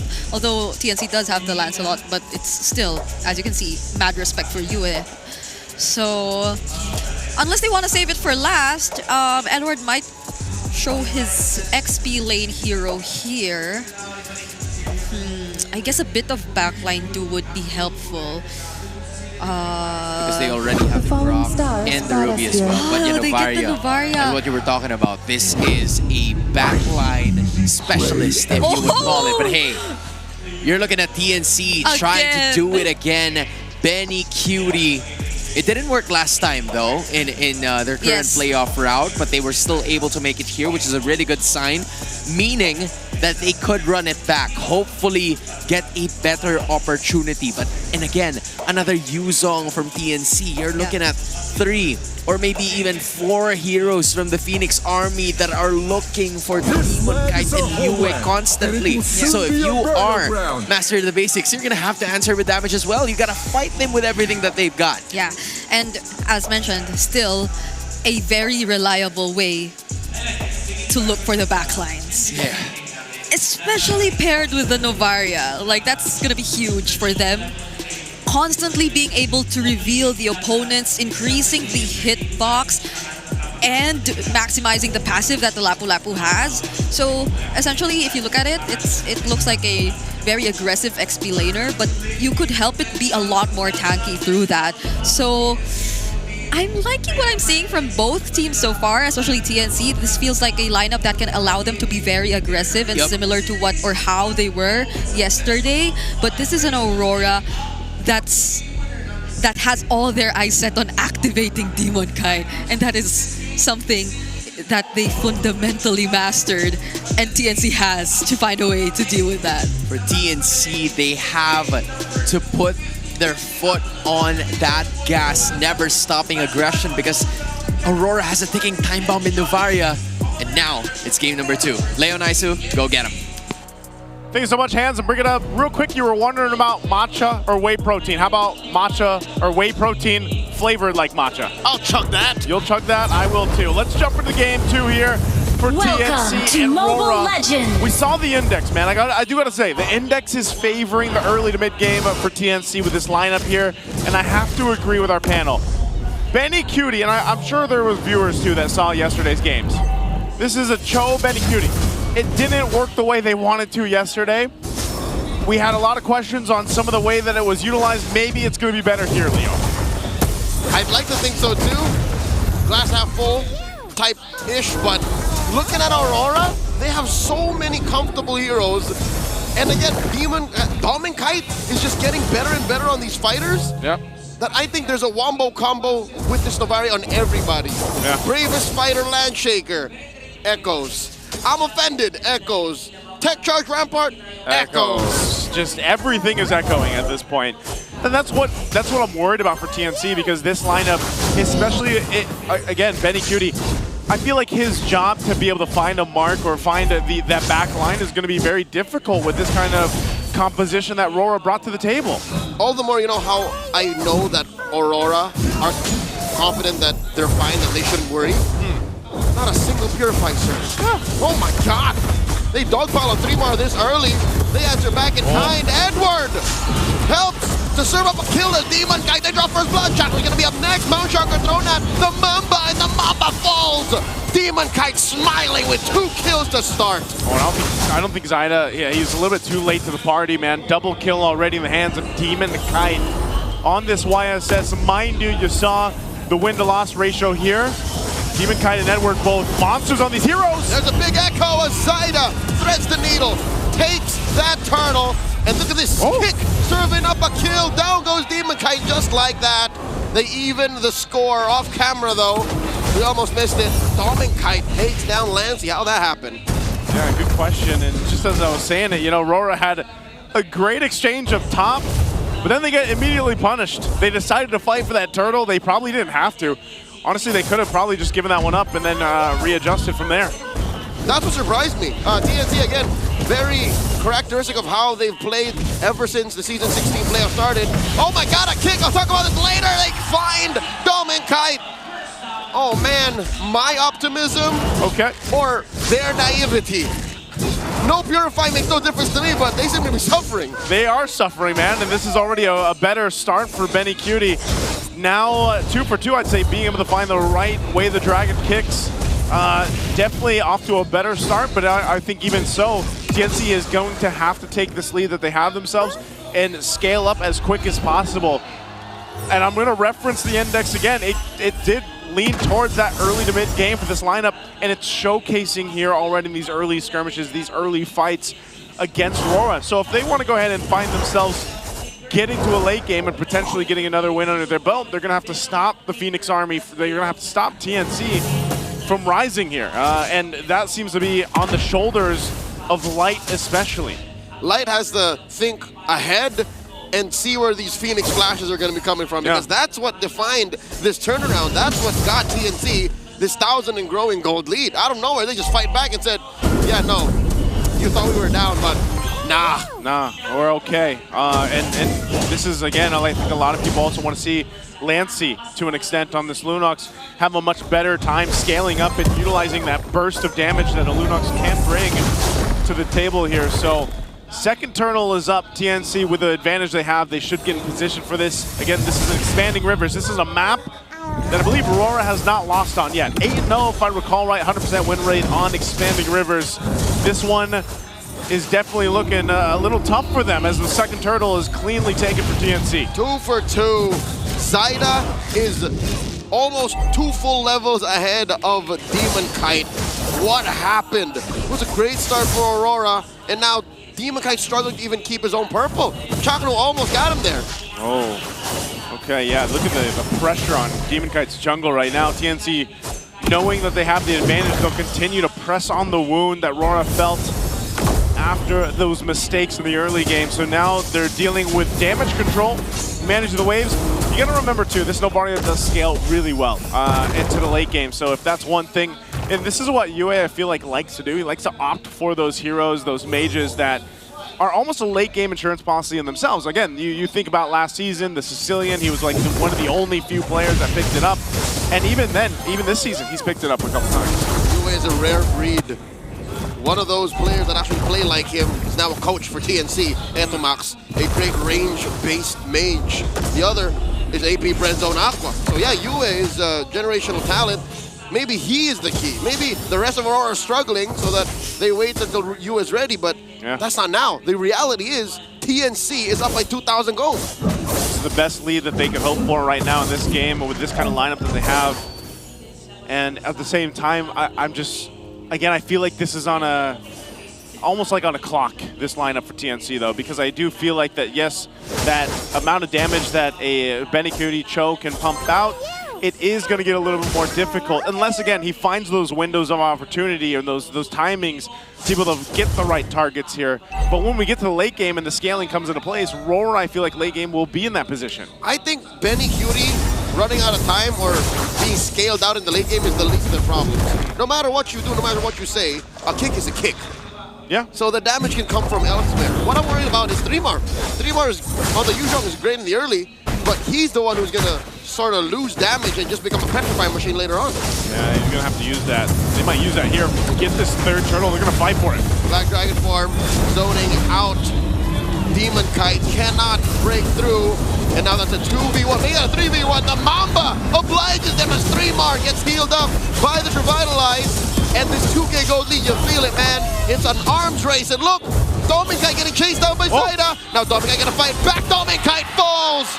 Nothing on the board for Aurora. Oh, I think Dominkite thought that he could actually heal a little bit back up there and buy enough time for the team to capitalize on getting a kill on Zyda. That doesn't happen. Dominkite just not tanky enough. And even so, it's just showing that even down 3,000 gold, they couldn't capitalize on killing 3mar. He was quite low after the Black Dragon form, but still maintained himself in that fight and kept things together for TNC. So now getting that gold lead even further. They've got 3 for 3 for the turtles. They're taking turrets now too. RORA doesn't have a single turret down. So they're gonna have to figure something out. Let's take a look at the items here too. A majority of the gold lead is between Benny and Dominkite. Yeah. So Dominkite, he's the one they're waiting for. UA is on time. Everyone else is close to, or at least gold-wise. EXP-wise, Demon Kite, Zyda don't even get it started. Yeah. But Dominkite is so behind. Maybe in the sense that 3mar becomes a petrified machine, and one of the jobs for Dominkite is just to be a I'm offended machine, a crowd control source, if you will. Oh! Goodbye. You hear the MPL arena groan as Demon Kite fails to get his own purple. It's not too often you see Demon Kite behind, you know? Like, if you think about all the previous games that Aurora has won, even in the regular season, there wasn't many times where Demon Kite has been playing from behind. He's now, what, 3 levels behind? 3 levels behind Zyda. He's having a little bit of a hard time getting the buffs he needs. That was a retry diff. It was a retry diff, man. I mean, that's what the 3 levels will do for you, too. They lose that turret now on the bottom side. This Lord is up. I'm almost wondering if Aurora actually wants to contest this first Lord. You can already see the positioning here for Zyda. He's ready to start it up. Weirdly enough, this is one of those moments where I'd say, go ahead. I think Aurora have enough utility, and maybe if they have enough cojones to try and steal, but again, retry diff, sure, what if you can chain CC? You can isolate Zyda enough. will there be enough time between that and the retribution difference that he has to stop you? They're going for this dance, and I think TNC have all the incentive to just blitz this. I don't think RORA can answer back that quickly. Yeah, it looks like they're going to take their time with it, though, too. Benny's still on that bottom side, farming up, doing his thing. RORA, again, they won't have to commit to this. It's better if they don't. They stall out TNC. Light's whole purpose is just to give the vision, although he takes quite a bit of damage, even though he's supposed to be the tank, you remember, here for RORA. But still, look at the positioning of Domikai, too. He's going to be able to follow Benny. Are they going to be forced to fight themselves? I don't think he was following Benny. I think Benny was following him. Full-on combo. Takes down Domikai 1v1. Ain't nothing there for him to get as TNC do the inevitable and take that Lord. That's a damn you, Benny moment right there if you're Domikai, man. I mean, he wasn't ready, and now the fight on this side of the map, they're going to have to deal with the push coming forward from TNC. Domikai, very difficult. Like I was saying, I think at this point, or even if they get further in this game, it's going to be that sense of I just got to get a crowd control off on TNC. He's kind of been shut down at this point. I mean, again, you pointed out the gold deficit between the gold laners alone. Look at him. Oh, God. 2.3 thousand behind. 2,000, Joseph. That's almost half of this whole damn gold lead that TNC has. I'm saying, man, that's why he's got brute force, Vorax. All right, luckily. Oh my God, he gets again! Oh no! Kick, the flicker to the other side. Domikai trying to get those basic attacks in there. Spellvan, but not gonna be enough as Zaida takes him down. As I was about to say, man, glass half full. Maybe they're still waiting for Yue. Maybe Yue is still on time. He might be. I think, again, though, you're finding yourself in this situation with these fighter gold laners where if you fall behind like this, you're kind of just, you're not really useful in any of these team fights, and now it's them trying to hold on here. Here we go, the AOG. Chaknu finds someone home, the tech charge, compromising TNC's forward momentum. And now there's a Mount Shocker. Edward falls, holding back the rest of TNC. And it was a valiant effort. Oh my God, Lancey smelt it. And he hit the brilliance right before Yue gets him, and I think that would have been lethal. There we go, it was going to be lethal in this side of the arena. The Phoenix Army is standing up because of what TNC is doing to the #1 seed team that came into the playoffs here. Again, just a phenomenal game too. They brought in a lineup that shined in the early to mid game, and they haven't let up since. Now almost 9,000 gold ahead against RORA. 3,000 between Zaida and Demon Kite. Another 3,000 between Benny and Doming.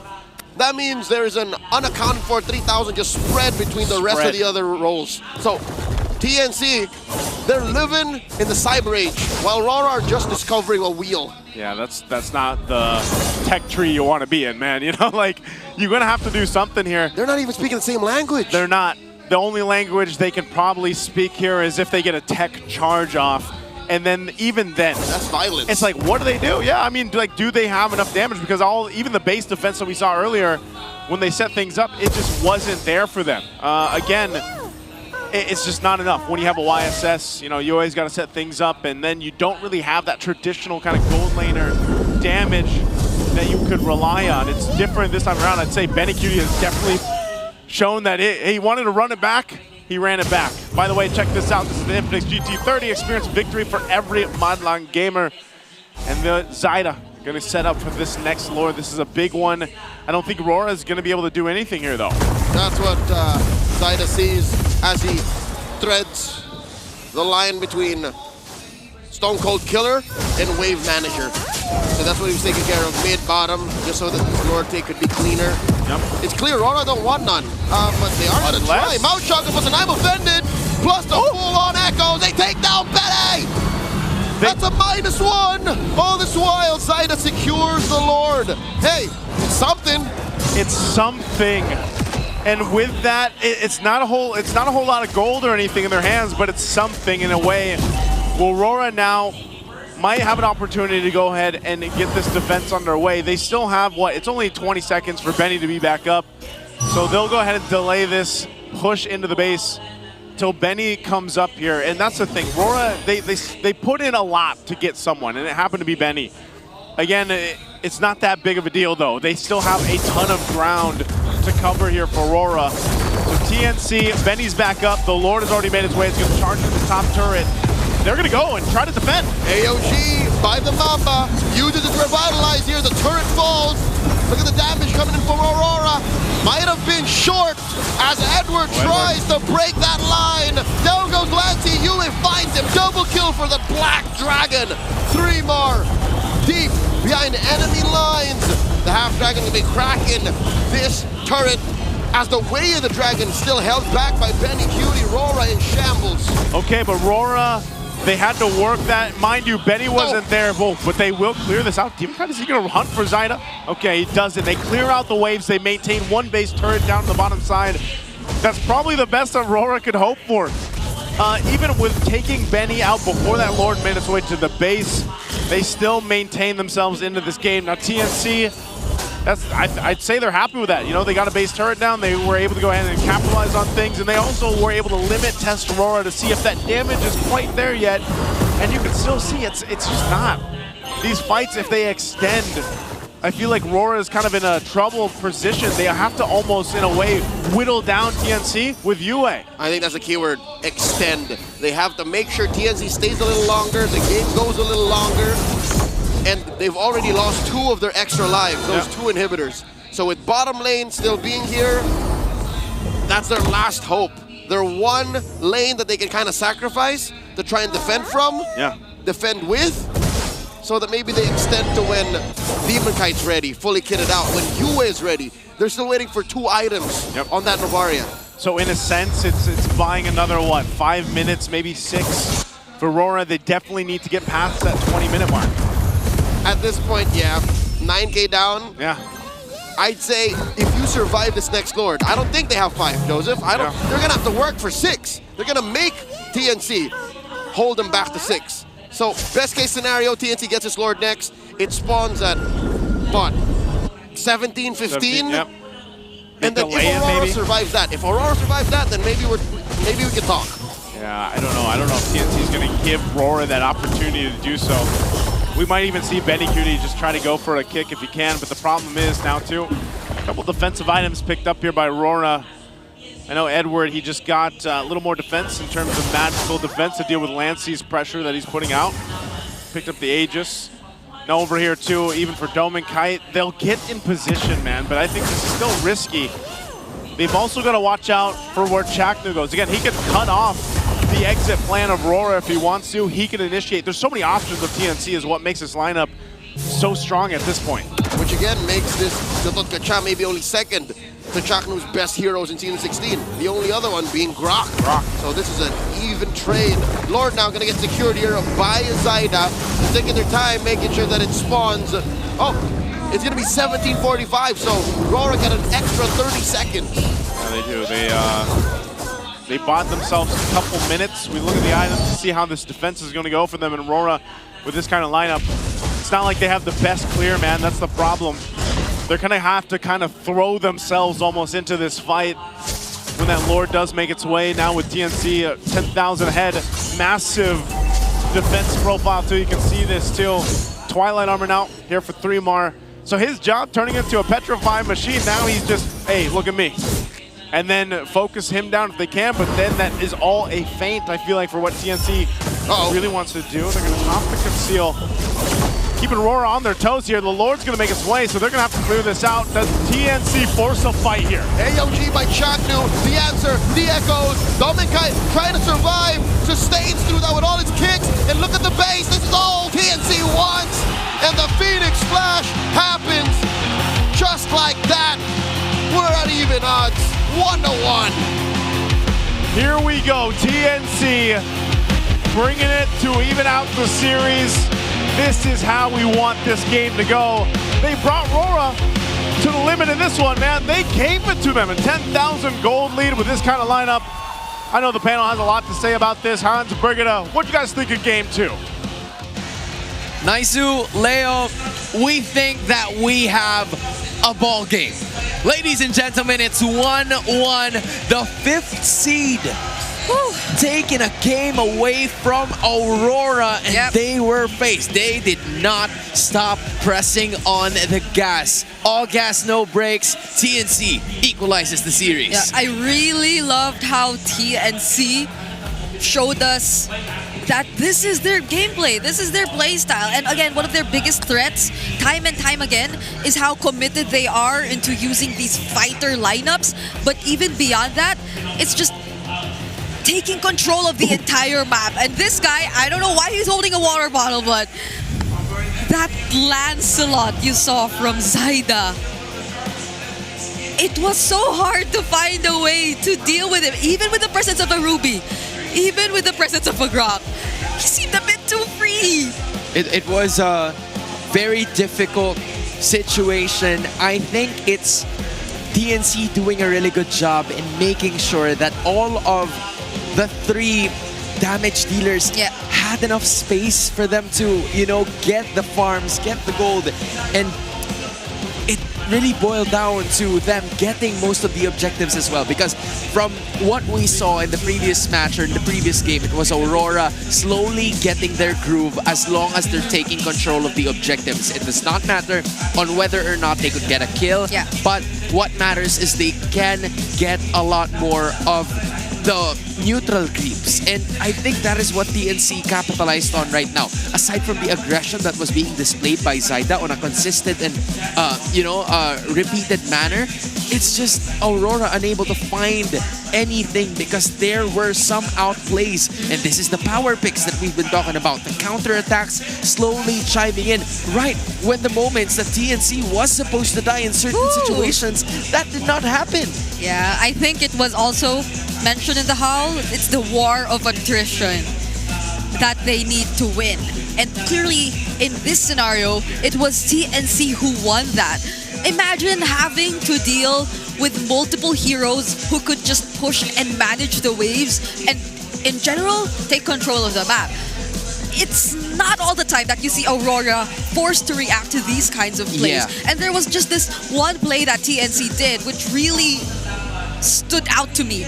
Because of Benny just constantly managing the waves down bottom, it forced a reaction out of Dominkite, to which he decided to wait for an ambush play. And who would have thought he had enough damage to solo kill a Ruby, who was just trying to regroup with the rest of the members of Aurora? So clearly, this is the more successful Cho Gold lane game for Benny QT. Yesterday, we did not see it win, but this is how you make it work after all. I think the benefit of having 3mar using the Yuzhong added to the mix of them positively playing aggressively. You know, there were some times that Benny QT had to wait for his moment, had to wait for his time until he was no longer needed in the team fights, because there were a lot of AoE skills that wrap up the composition of TNC. You're looking at Lancy, Zaida, building up the physical and the magic damage, and that balance is what we're talking about. 10k for Lancy is enough, but a full build from Zaida was made RORA scratch their heads to a point where they started thinking, where did this much damage come from? And it's just, 39,000. But it felt like it was so much more just because of Lancy and 3mar joining the party. I feel like this is really what suits TNC. It's to give them individually aggressive heroes. And I think it was more emphasized for 3mar because obviously the Yuzhong, as you mentioned, did wonders for them and the team. But even if you look at the other players, right, the Lunox could be a safer option for Lancy. We saw it clutch, using the Brilliance just to dodge the Star Shutter. Even the Cho, it could do individual plays. We saw it once Benny QT just went for a pick-off against Dominkite, all the more for the Lancelot. The Lancelot can just do things on his own, by itself, and he can come out of the fight alive and well. And you could probably say the same for the Gatot Kacha because he has a way out of things. You know, if he puts himself in a position which is a bit too dangerous, he can always use the AOG away defensively, because by then he also already probably forced out a couple of useful skills or important resources from Aurora, to which we did see happen a couple of times. So this is perfect for TNC. Yeah. I feel like they just have to stick with this, but not in a way that's a bit too predictable, because Aurora can always adjust in the draft. It reached the point where TNC was allowed to play ISO. They were allowed to be themselves in a situation that they thrive in. Side with the damage, but I think there's more. With the solo analyst, here's Wolf. Thank you so much, panel. Merong isang turning point ang game na to na gusto ko sanang i-feature para sa mga viewers natin. Dahil ang mga games na one-sided ay nagkakaroon ng isang punto kung saan doon nag-turn yung laban para sa kanila. The turning point para sa TNC we're looking for is actually before our first turtle. Magkakaroon ng kaguluhan doon sa may top lane na pwede nating i-focus doon sa kanilang makatapak ko din sa top lane. Pero hindi yan ang gusto kong tingnan nyo. In fact, ang gusto kong tingnan nyo ay yung minimap kung saan tinulungan ni Zaida si Benny Cutie dun sa may bottom lane. Then eventually, iiwan niya yung lane at magkakaroon ng clash dito sa may bandang top lane. Pero ang gagawin ni Benny Cutie ay quietly pupunta dun sa may bottom lane kung saan siya mag-clear. Alam ko mahirap ito makita dahil ito yung minimap, pero yan ang magiging focus. Eventually, magkakaroon ng gulo kung saan walang magiging trade ang TNC. Pero bakit sila pa rin ang mananalo sa first turtle? Well, dahil yan dun sa expanding rivers. Immediately makita natin si Zaida na nandito na, magbabay na siya ng oras dito at mabubugaw nila si Demon Kite in this match. At actually, uuwi din yung isang member dito ng TNC. And all of a sudden, meron kang 4 na healthy na players dito mula sa TNC that eventually will give them the advantage dun sa may turtle fight. Kahit pa merong ultimate na magamit dito si Yue, hindi na makakapwesto dahil eventually makakabalik na yung Yuzo at hindi na nga makakapwesto dito ang side ng Aurora. At alam natin ang Aurora, importante para sa kanila ang early game. However, because of Benny Cutie being in this spot, nakuha pa siya ng bonus na kill kay Demon Kite. At kaya naman na yung expanding rivers, bumababor na rin sa double fighter setup natin. For the first time matatalo sa expanding rivers ang Aurora at dahil yan sa aggressive na movements mula doon sa kids. Yan po ang ating magandang analysis na nakita mula sa plays ng TNC. Kaya naman, balikan na natin ang ating mga tropa doon sa panel.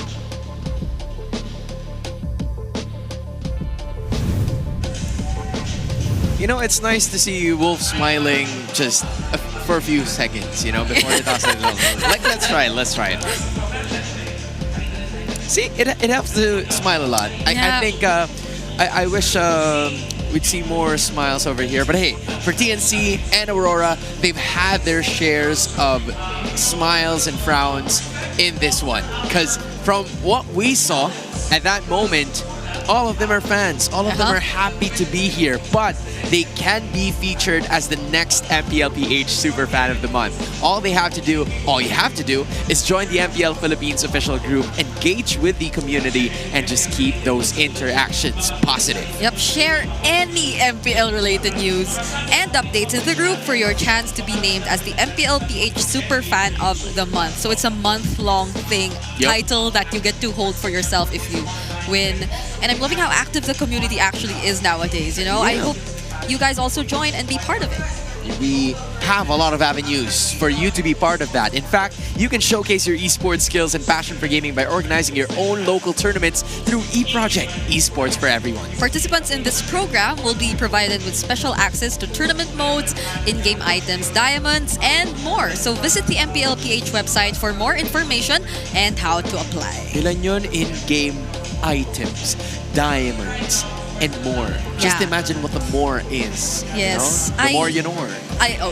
That's true. And I also love playing in tournament mode because you get to try all the skins by the way. That's true. Just in case you guys don't know, tournament mode is gonna give you one amazing perk.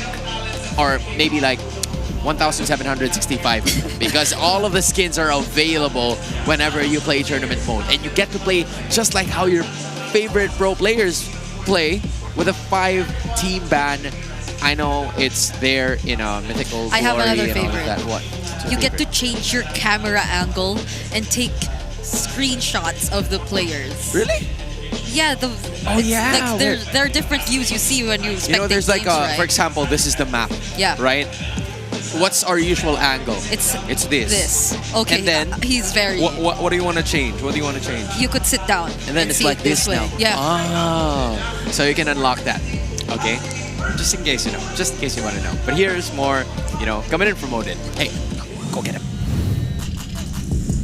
Marami Maraming salamat panel, and right now ay meron nga tayong merch giveaway. Pero bago yan, introduce ko muna sa inyo ang ating super fan na si James. James, welcome to MPL Philippines. Alam ko na hindi ka bago dito sa eksena at familiar na ako talaga sa mga fans na palagi ko nakikita. James, gaano ka nakatagal na MPL fan? Nag-start po akong manood totally ng MPL. Season 4 po. Pero way back season 2 and 3, nakikita ko na po siya sa feed ko sa Facebook. May mga friends na po ako na nanonood. And then, ayun po, season 4, nag-start na ako manood nun. Yung panahon po ng Sunsparks. Patingin nga ng jersey mo. Anong season pa to? Season 7 po ng Brand Esports. Bumili po ako nito after nung nag-champion po sila sa M2 World Championship. Grabe ka, isa ka talagang OG fan. At alam ko na hindi ka taga-malapit. Taga-malayo ka, di ba? Taga-outside Metro Manila. And James, sino ba kasama mo dito ngayon? Ako lang po. Ikaw lang mag-isa. Grabe talaga ang ating mga super fans. Ang dedication nila para pumunta dito lamang sa Cuneta Astrodome to celebrate with us. And because you deserve to be celebrated too as a super fan, we are giving you an MLBB loot bag for the 9th MLBB anniversary. I-unwrap naman natin. Ano bang laman neto bukod sa tote bag? Oy, ang bigat ng bag. Una na lamang dyan, meron kang, parang blanket. Uy, ang ganda naman, banner. James, hawakan mo, ipakita natin yan. Wow, this is an exclusive merch na hindi nyo mabibili. It's given away sa mga fans na deserving, and not just that, meron ka pang bucket hat na print ni Bibi. Isuot mo nga, James. Wow! O, diba? Grabe ka na, James. Napakagwapo mo talaga lalo dyan. Meron ka pang shirt. Si Bibi din. Sakto yan sa'yo. Nice to meet you daw. At meron ka ding stickers!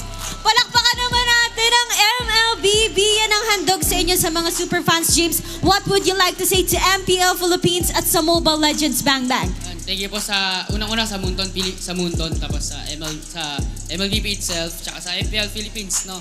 So, ayun, napakaganda po ng kada season, kabang-kabang guys. So, nood lang kayo until Sunday Grand Finals. Maraming salamat, James! At ibalik na muna natin sa ating panel. Alam ko nainggit kayo sa mga giveaways natin ngayon. Thanks again to Odin, and of course, our super fan right over there, off the day, not off the month. You still have a chance to get there, all right? But for James, love that guy. I talked to him about basketball a lot of times. Really? Yeah, we start off with basketball as our small talk, He's like, hey, James Yap is actually like, he has the same name. Yeah, same thing. Like, Ateneo's pretty good, Oh. He started liking Let's just that. pretend you didn't say anything about it in day number 1. What? Yeah, for sure. Wait, that was just yesterday. Yeah, thanks again to Odin and what? James. Correct about that. Moving forward, it's game number 3. This is the matter at hand. Whoever we pick here is gonna make it to the upper brackets. I don't know how true or how fake it is. Oh wait, I didn't. What is going on? What is going on? You know what? Let's try another one. You pick. Stray away your mind. Good job. I don't know what we're doing. Okay, there you go. Okay, we don't get to show it to them anymore, but Yeah, this is wait. not even part of the game. So But this is true. Look, it's Sanford. You picked Sanford, and they are part of the upper brackets. So I don't know. Where did I that don't know. I don't know. Hey, it's just dumb luck for everybody who's asking. Yeah. But there is no dumb luck in what TNC did. It was Yes. pure strategy, tactics, and aggression that have made them tie the series against Aurora. And for the Northern Lights, they are not really backed into a corner, but it was just leveling up the playing field for Aurora. And at some point in time, you're looking at Edward, specifically an article from All-Star Magazine showed an article about having her grandmother pawning all of her jewelry because of Edward being sick back then. He was always sick. He was constantly needing medication. But as soon as Edward started earning money, being a pro player, Edward bought them all back. He's wearing some of them during his games to always symbolize his love for his grandmother, who is currently watching right now. Lola Lucy, it's Grandma Lucy showing support for Edward. Oh my goodness, this is so That's emotional. So cool. That's so cool. No, because look, she gets to support and watch him now after everything. And I don't know if it's just me, but she also looks a bit teary-eyed. I don't know if it's just her being W proud Lola or- Lucy, bro. Oh W my- Lola Lucy. W That's Lola Lucy. W's in the chat. I will not accept any other letter but W Lola Lucy. Wowa Woopsie. That's all W's. We don't accept L's in that situation. All right, but for Edward, obviously, he wants to win this for his grandma, who is currently watching right now. Rarely do we ever see. Right? Rarely do we ever see Lola Lucy in the stands, especially during the regular season, but this is a different scenario. And for TNC, you're looking at them looking to break a 13-match winning streak that was set in Aurora during the regular season. The Northern Lights are looking for a counterattack, and how do they initially do that? We try to find out what map version we're gonna have. And also, by the way, TNC are also doing this for their fans, who they did shout out earlier in the pink test as well. They appreciate their fans so much, honestly.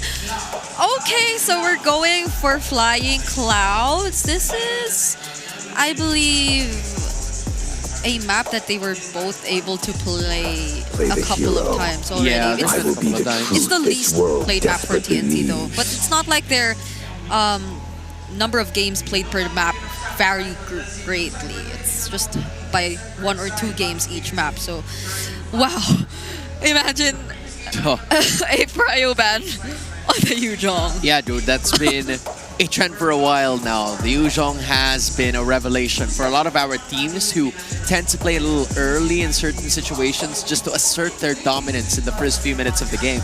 It's quite unfortunate that, you know, for TNC, they're not going to be able to use that anymore, so they're going to have to resort to other options. But it's somewhat still the same strategy for TNC. They don't want to budge on their first 3 bans. They realized that, hey, if this is our bans and we won game number 2, there's no need to change anything. We just have to adjust on the fly with what Aurora is going to be picking up. Although I feel that now is a better time for Aurora to go heavy on the assassin lineup. But TNC doesn't want that either. So... Because like the way that TNC's drafting so far, it feels like it's just okay for them to deal with Lee Sun-shin. Right? Just a while ago, we saw the Lancelot and the Yi Sun-shin quite open for both of them to pick up. But if Aurora is going to be choosing, by the way, the CC is still available, so that's an option for them moving forward. The question for Aurora is, will it be a CC just like in game number 1, or will it be a YSS that Demon Kite's going to use? It's a CC still for Aurora. Prime choice. TNC this time They call me a can still hero go for the Yi because I Sun-shin saved my because they nation from are falling apart. very likely to have a lot of options for their draft either way, especially if they're going heavy on the fighters again. Although one thing to look at is, of course, the Yuzhong is no longer part of the options, so they might have to go for a safer option for now, but maybe not safe. Yeah, I think it's a little bit in the middle, right? We see Lancy contributing to the damage output, although he takes the brunt of the damage in certain situations, he would still have some damage output whenever it is necessary. But hey, there's someone who flew. Yeah. I don't know who that is, but hey, it's the Hayabusa finally making his entrance in this series. So at the very least, they are still not reverting to options that can be easily... No, honestly, it can be easily invaded if you think about it. But TNC hasn't revealed much about or much of their options yet in terms of the roam or EXP lane picks. Yep, the Hilda is there, but they might not get their hands on the Ruby again if they don't pick it here. I guess that's what I'm trying to consider as well for TNC. But never mind the Ruby if they can get the export. You're right. Oh, they've been trying to pick this up. Even the first 2 teams in the first match were hovering over this, but now it's going to be the export coming into action. And I think for Benny Cutie. This is a Benny Cutie hero for sure because we haven't seen a lot of Xborg in the EXP recently because you need playmakers in that department. Xborg, sure, not a playmaker, but he unleashes a ton of damage when necessary. Yeah, it's been a while. It's been a while since we've seen the missed you, Xborg, bud. honestly. It's been banned since yesterday, but we never really get to see it, feel it out on or in-game. So, at least they sort of deny it from Aurora too, because if they're going heavy on the fighter lineup, then it could have been one of the best answers. Wipe out But all the now, because of injustice that, in the again, world. as mentioned, the rubies, the chos might be gone for TNC this time. But at least what we know is that they might not be as affected of that, because if the Xborg is gonna be gold, if the Xborg is going to the gold lane, then what they are looking for now, at least, are EXP and roam options. Yeah, the show was like a security ban, you know? And they don't want any sort of like flexible option there. I wouldn't want to call it a waste of a ban, Yeah, but at some point you're looking at Benny Cutie looking for that Xborg option, or maybe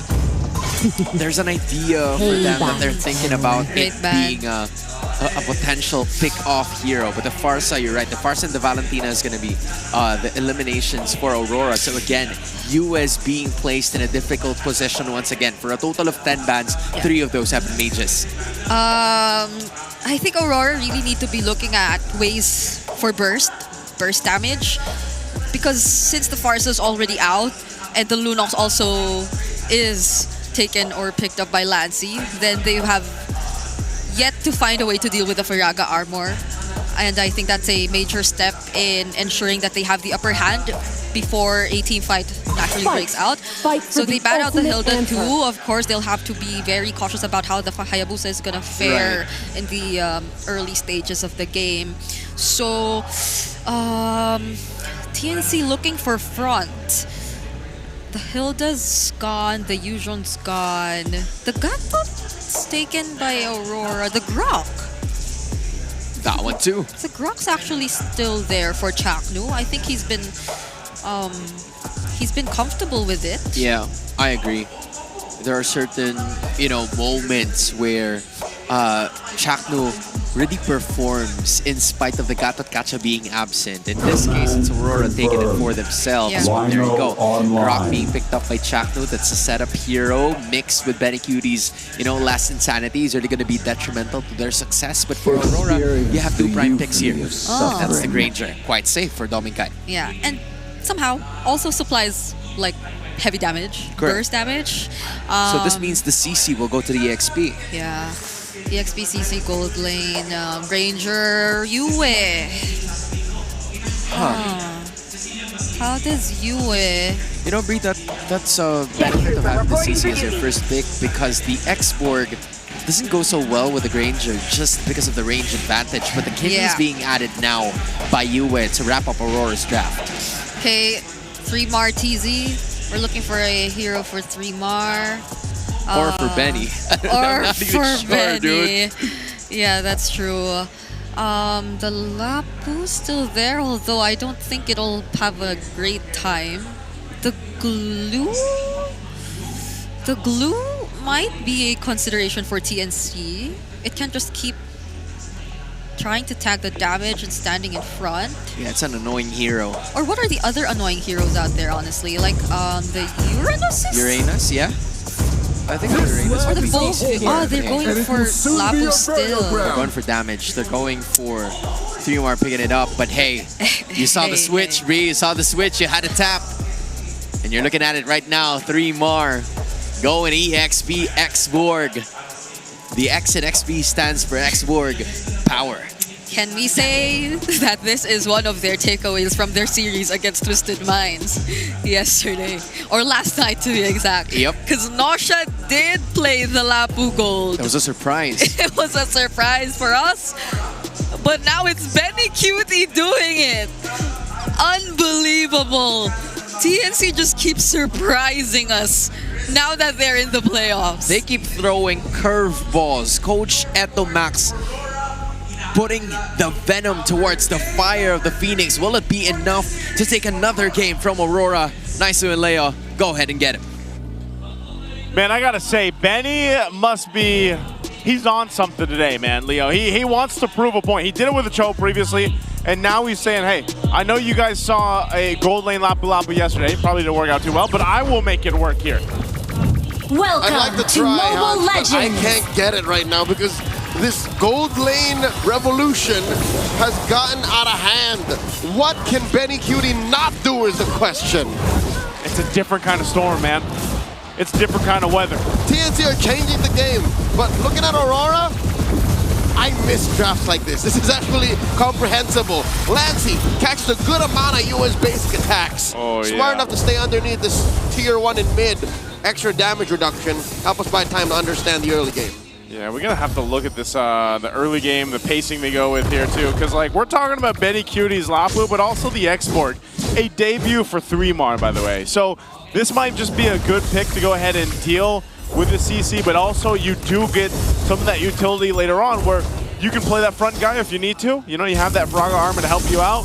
And then the threat of a Last Insanity does play a big part against this kind of lineup that RORA brought to this table. It might be enough even with a true damage aspect there to threaten them enough. Whoa! See Light there, overshooting the charge. 3mar's not having any of it.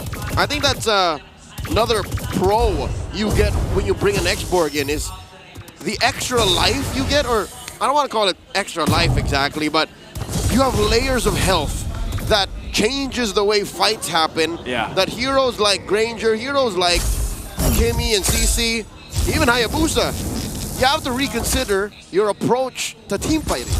It's weird in a way because it almost reminds me of like X-Borg almost reminds me of a little mini immortality in a way, you know what I mean? So it's like that concept does ruin the flow of team fights. Oh my god! Brilliance. Forcing a brilliance out of Lancey. This is all in time for TNC to help secure this turtle. Zyda, Mount Shocker out. Retribution, Light's in trouble, Revitalize. Pop into that Firaga armor as the Gatot falls. Turtle in first blood for the Phoenix Army. Even with the Revitalize, man, it wasn't enough for Light to survive.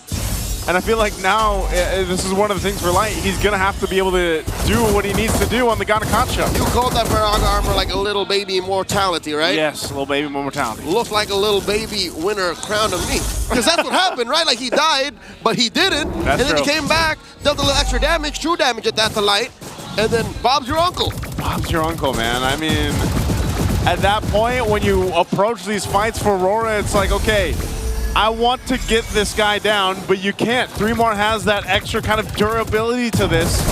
Not to mention, he can tank up a lot. Whoa! Oh my god, the flicker and the tech charge! Call it a Phoenix Flash as Light AOG's on out of there. Too late though as Dominkai falls, the repositioned. Firaga armor blast, the Last Insanity. Demon Kite falls. He obliged him. He gave him the shadow kill. Oh my lord! That was a Mamba move if I've ever seen one, man. What a tech charge from Chaknu to start things up.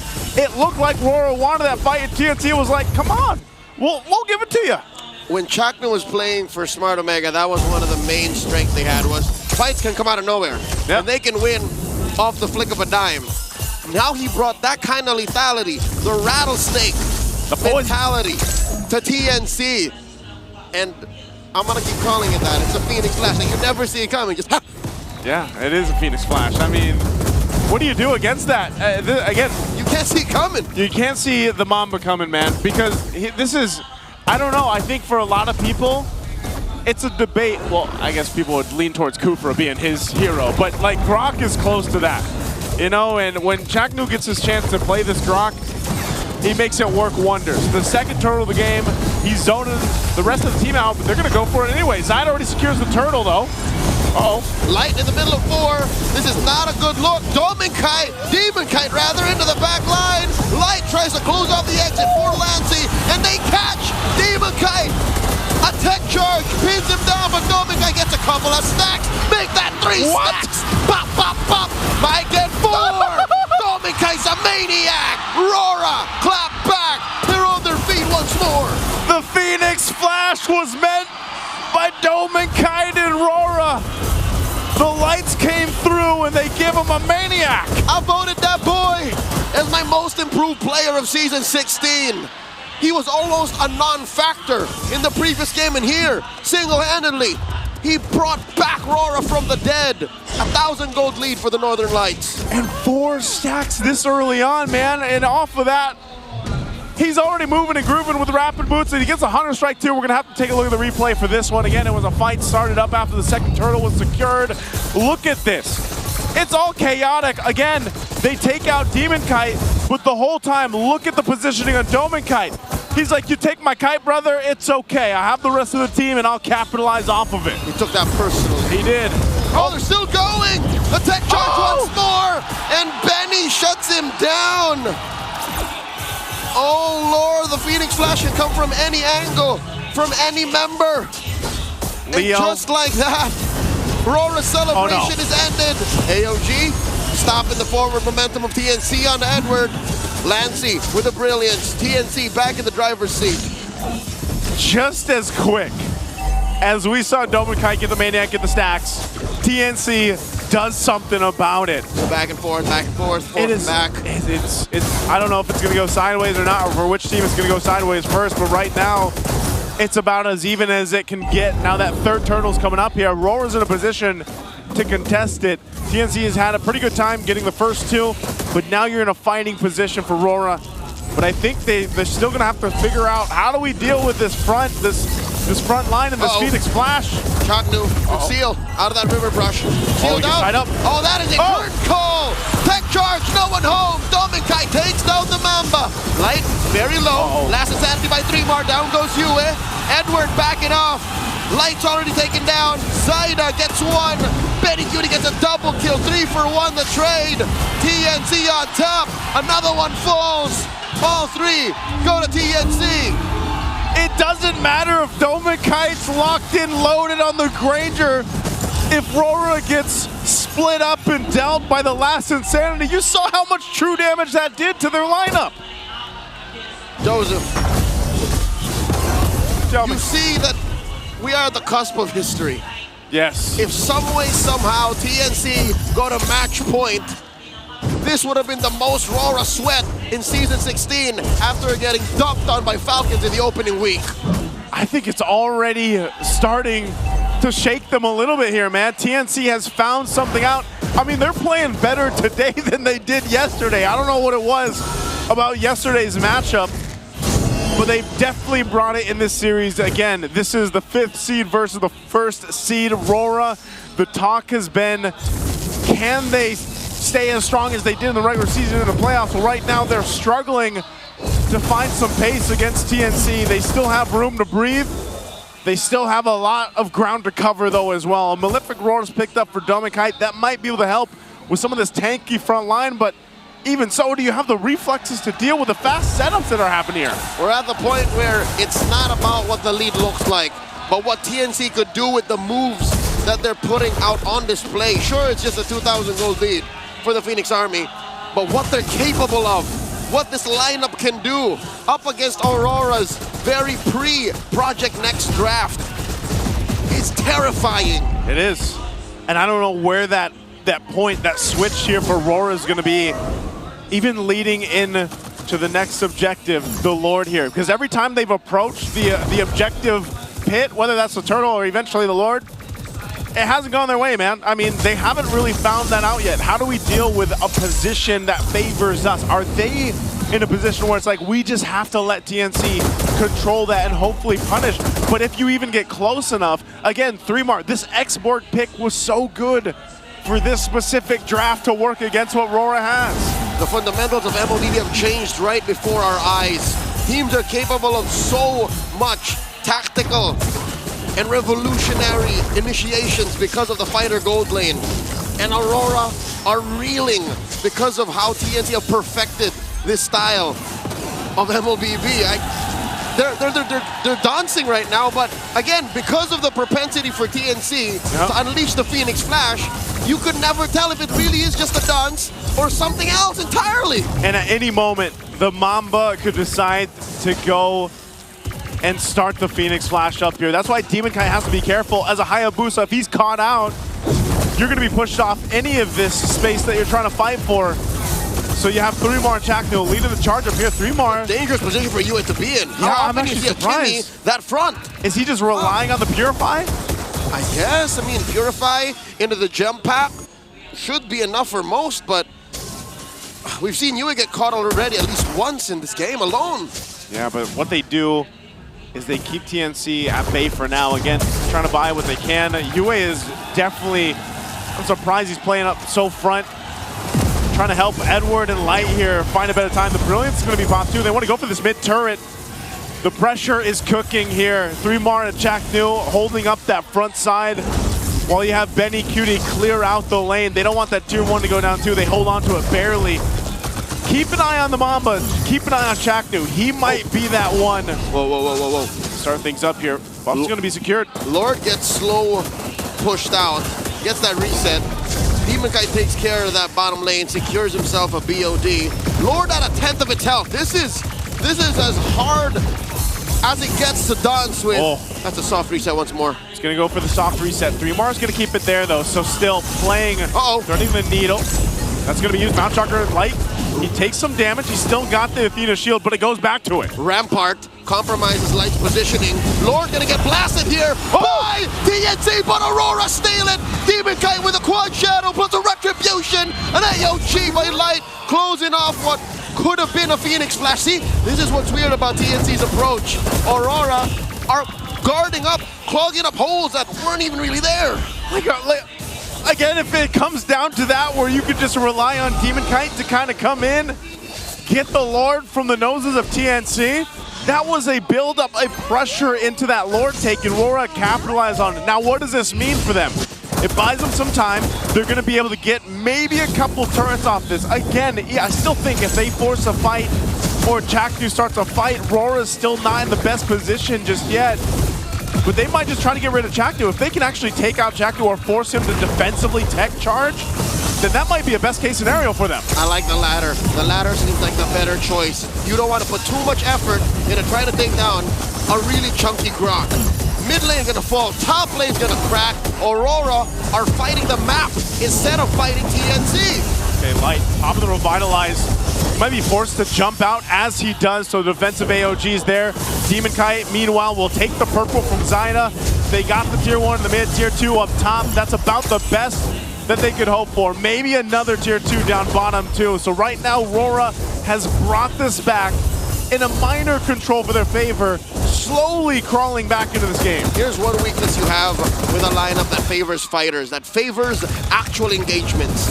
Your map control isn't as pristine, isn't as good. You have to convert from actual team fight wins, and that is what TNC is waiting for, to find that next window of opportunity. When is the next big fight? So far, it's always been stare downs. It's always been weigh-ins. And Aurora are now using that advantage to get a 2,000 gold lead and own the map. It's all blue, Joseph, and that's why the other half of the arena has come alive. Suddenly, the blue side, the Aurora side, they're making some noise. They're making noise. The Phoenix Army, though, too, they're still believing in what TNC can do here. Again, we haven't seen a massive full-on team fight just yet at this point in the game. You know, you're past that mark. Yeah, RORA has a lead, but TNC, even so, they've got this lineup that can work for them. Zyna picks up a Malefic Roar now, too. He's a big part of this physical damage. Then you have a lot of true damage profiled into this that RORA is always going to have to respect. You can see it looking at the items, too. They've built up, I mean, again, Demon Kite is where he needs to be. He's even got a little bit of defensiveness now with the Wind of Nature. Over on the other side, they're just fighting for this purple control now, too, but it will be TNC that secures that for Zyna. Long lane is a bald lane, as TNC have to deal with this constantly forward pushing minion wave far away from where the Lord is. Lord is on the upper corner, and they have to send dudes there all the time. Yep. Bottom lane, okay, luckily, Aurora don't have someone who can split push, not like a Moskov, not like a Ling or a Fanny. Yep. So if Aurora were to slowly pressure bottom lane too, it would be telegraphed. TNC would know. They would. And right now, they're going to have no choice but to deal with that push down on cross map, but also face off this Lord. Demon Kai will go ahead, and he can't be there. Like, he can't sit there, so they might blitz this. Side is in position. TNC, secure the Lord. Last Insanity by 3 are used defensively as they go ahead and back on out of here. They skedaddle. Benny Cutie, bravest fighter, just to make sure. TNC, that's a win for them. They saw that Demon Kite took too many hits from that Lord. He was sitting about just above half health.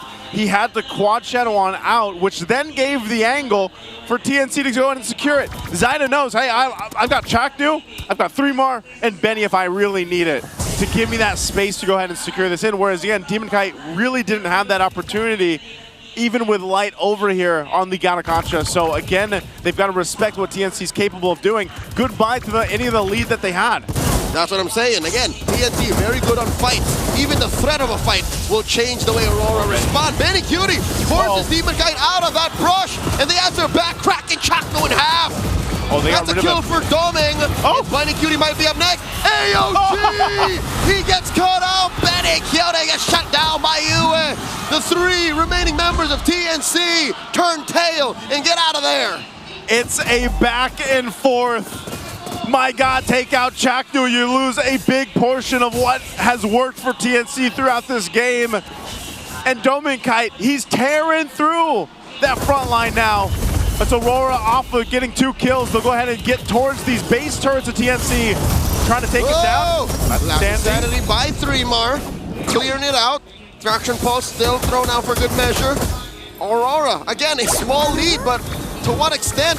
That's the fly cloud! Not the cloud! The Mamba! A free kill for Aurora, another stack for Doming Kite. What is the count here for the Clouds? Taking players to their deaths. The Cloud Prince watching from at home. Netsky knows. He knows. Oh man, I think even Chaknu was like, okay, maybe a little bit too far, and he tries to swing back, but now it's up to them to defend. Demon Kite catches a brunt of that last Insanity. Didn't expect with that much burst as he goes down. 3 more scores. And now Aurora, they have to watch out. Down goes Belly. The ship from that Mount Shocker hits a good chunk of them. And they're happy with this, a 2-for-1 trade. But TNC will do that to all defend and maintain the base turrets. They knew they were down a number. Chaknu was gone, so they had to do something. And they hold on to the base intact. That's what TNC wanted. They maintain that, they get there, they buy themselves some more time. Again, you're gonna see them contest that Lord when it does come up. And so with that being said, you're gonna look at some of these last items starting to come up. You have an immortality now too, so 3 more, multiple lives now. Over here for the export, you've also got, again, Benny has gone with some more tankiness himself. He's gotta be part of this equation to stop Aurora in their tracks. Now the question, will Aurora fall for the same fate that TNC used to score the previous Lord? Lord number 2, TNC got it just via the threat of a full-on fight. Now Aurora have to think twice. They have to put their foot down and say, this is an actual fight, it's happening, and we know how to break your forward momentum down. Your assault will no longer work. At 18 minutes, 1,000 and change up, I'm worried for Aurora. Like, this might not actually be the best. This might be hard. Look at Chaknu. Look at the angle he's going to go for here. He sees Dominkai and Demonkai in sight. Lord's at half health. Light could be trapped into this rampart. They're going to fight. Revitalize already used up. AOG out. Light has forced quite a bit out of TNC. And Aurora may have pulled a little feint of their own as TNC back out. Oh, they have the stacks here at Dominkai too. You can see it. Got 68 on the Sky Piercer. I don't think they can commit to this. Again, this is an Evolved Lord. This is a tough one for them to take. Yes, they got maybe an ultimate or 2 out earlier on from TNC, but TNC still holds on to those flickers. The battle spells are there, and that's the biggest surprise factor from them with this lineup. Benny will go ahead and pick up his own immortality. So now we're to the dance. The dance for this Lord. It's a massive one, potentially a game-winning one to get either of these teams to match point in this upper matchup here for the playoffs. It's impressive, and it gives me goosebumps how much damage 3mar deals. Forcing out a last sanity via a traction pulse. Suddenly a huge resource spent by TNC. This might be a window for Aurora to go ahead and take.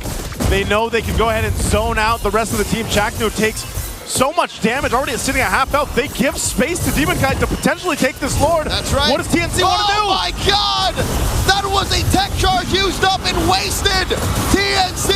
This is not ideal. Down goes Zaida. In comes 3mar via a flying cloud. Edward falls. Traded 2 for 1. Currently, this is a very good spot for TNC. Oh! They pop Lancy. 3mar gets his Virago armor taken down, and Demon Kite taking names, rolling heads as they get the winning trade. 3 for 2, a Lord on their side, marching up top. It started by getting rid of the last Insanity. That was one threat gone that RORA had to deal with, and then they were able to zone out Chaknu as well, putting him in a position to use the tech charge the way he didn't want to. So RORA wins that fight, wins the objective, and now with an Evolved Lord, they're going to be approaching the base of TNC. Joseph, Demon Kite is maxed out. 10-2-1. This is a carry Granger if I've ever seen one. The Lord crashes into the base as TNT have to defend with 3 members. Aurora, they're gonna have to take their time. This is not looking good. I don't think they should overextend. They shouldn't overextend. Take it easy, take it easy. Oh, the waves are gonna push in here, mid. Maybe they get mid and bottom turret. TNC will work on this Lord. They're gonna clear it out. Demon Kite, though, he's gonna work on that turret. Doesn't get it down just yet, though. So right now, TNC maintaining the 2 base turrets. It looks like they'll be fine. They clear out the Lord and they maintain those base turrets. The drums of war have silenced themselves. I think Aurora knows that they should not egg their team on to force anything. We're gonna see one more Lord coming up in about a minute. Aurora, despite everything that's happened, every single heart-wrenching turnaround and clapback just led to a 3,000 gold lead. Last Insanity onto Edward. 3mar spends it. He does not have any mortality. Shadow kill, forcing them back. They're juggling all the damage between them, and this leads to a clean push. Aurora get rid of mid and bottom. Hey, that was all to get the base turrets. Again, we were just saying how TNC defended those. They maintained them, but RORA says, no, we need to get these down before the next Lord comes up. They did exactly by that with that traction pulse to go ahead and force it to happen. So they go for a reset for now. We'll see what items are going to be juggled around, but that Lord's coming up in 10, and Leo, this is going to be a tougher one than the previous. What is going to happen here? 3mar even picks up a winner crown now, and a Twilight armor here for Chaknu. They know that they can't lose that major resource for 3mar. Nope. They have to go ahead and get in position. 3mar's last Insanity is almost just as important as a well-placed tech charge. Traction pulse thrown out over at the X-Borg. No dice! Wow! As Aurora secure the Lord for free. Oh, hold on. Conceal's gonna be used. The Mamba! No. Tech charge into nothing! And Demon Kite checks in. Final Shadow. RORA clean into the late game. 23 minutes in. There's a Phoenix Flash. There's just a Phoenix. Hey. I don't know what they burned out, dog. They burned out. It's 2 ways, right? They could go supernova and burnout hit max point. Yeah. Or they just did that. They just whittled themselves out. At this point, this Lord, though, he's gonna have the ultimate. He has it already back up. Do they pull something out here outside of the base? I feel like they're gonna get sandwiched in, though. You can already see lights charging up. Unbreakable's there, but he's not going to be able to get it. Chaknu, though, up the front side. 3mar, 2. Oh my god, the traction pulse forces TNC back, spending so many resources just to not die. And they still have to defend. With the Lord here in tow, so healthy. Benny jumps in. Shadow kill, gets in. Demon Kite puts them all so low. They're juggling. An immortality pops in the back line. Another one on Benny Cutie. Down he goes. 3mar going to follow through. The base going to be up next. Aurora are at match point. Nearly 24 minutes for RORA to get that victory. They clawed their way against a rising TNC, a rising Phoenix. What an amazing Game 3 we see there. The panel's gonna have to break this one down. Guys, what do you think of Game 3? What I think of Game 3, it is an absolute freaking gift. Just like what Ranmar back in the Filipino broadcast was saying, man. Oh my damn. God. I cannot believe I was part of this broadcast. I am happy to be here, and so are the rest of the people here at Cuneta Astrodome. But Aurora, is now at match point. I legit think I lost my voice screaming at all the plays that For were 24 happening minutes? for 24 minutes, of course, because there were a lot of back and forth that took place in this entire game. And this guy, from the early to the mid to the late stages of the game, kept making things happening. It's Kite on that Granger who maxed out his stacks on the Sky Piercer eventually. Took an early Maniac in this game too. It feels like it was in the previous game, honestly, but it's all in the same game. And kept himself safe for majority of the time, even though there were multiple members of TNC trying to hunt him down. Dude, sure, there were times that TNC had a way back into this game number 3. It's just that for Kite, he was there right from the start, and all he had to do was to find the right positioning, and that is what he did in this game number 3. Looking at the MVP highlights here, it was a back and forth affair. Oh, I wish you were part of Coneta Astrodome, because the audience was also going bonkers between every single kill. It was TNC roaring back, and you know, Benny Cutie's extra Firaga armor, joined by the immortality as well, has helped him to get more sustain in terms of the fights. But it makes it difficult as well, because after the Firaga armor is gone, they don't have a lot of damage to back it up, and it makes Benny Cutie wonder, do I have to go for it still, or are we gonna go back? And that brings him to the lack of movement speed. That should be a problem in this game number 3. Yeah, it's as if they had so many tools, but they couldn't burn them at the same time. Or as if it's not that they're able to link up the skills that need to be linked up at the best time. And maybe it's also a result of Aurora just being able to apply that much pressure that you don't get to see the best setups come in anymore. Yeah. Latter portions of the game, there were a lot of missed tech charges that you could really point out, or maybe some aren't even entirely missed. They're just denied because there were some on-point curtain calls coming in from Edward as well, and you couldn't really go the distance with a tech charge if you're tied to someone else from TNC. And so I feel like they've been able to do a great job at limiting Chaknu in this game, because Chaknu, given that they had such a great lead earlier, he could have been the guy to just make that lead so much more, or he could have been the person, that player, to convert that lead into so much more for TNC. And I think he had that in mind, you know, based on how he was approaching some of the attempts from the Phoenix Army. They wanted to push through with it. They wanted to proceed with the counter-attack when Aurora least expected it. It's just that the hands weren't following. I don't know.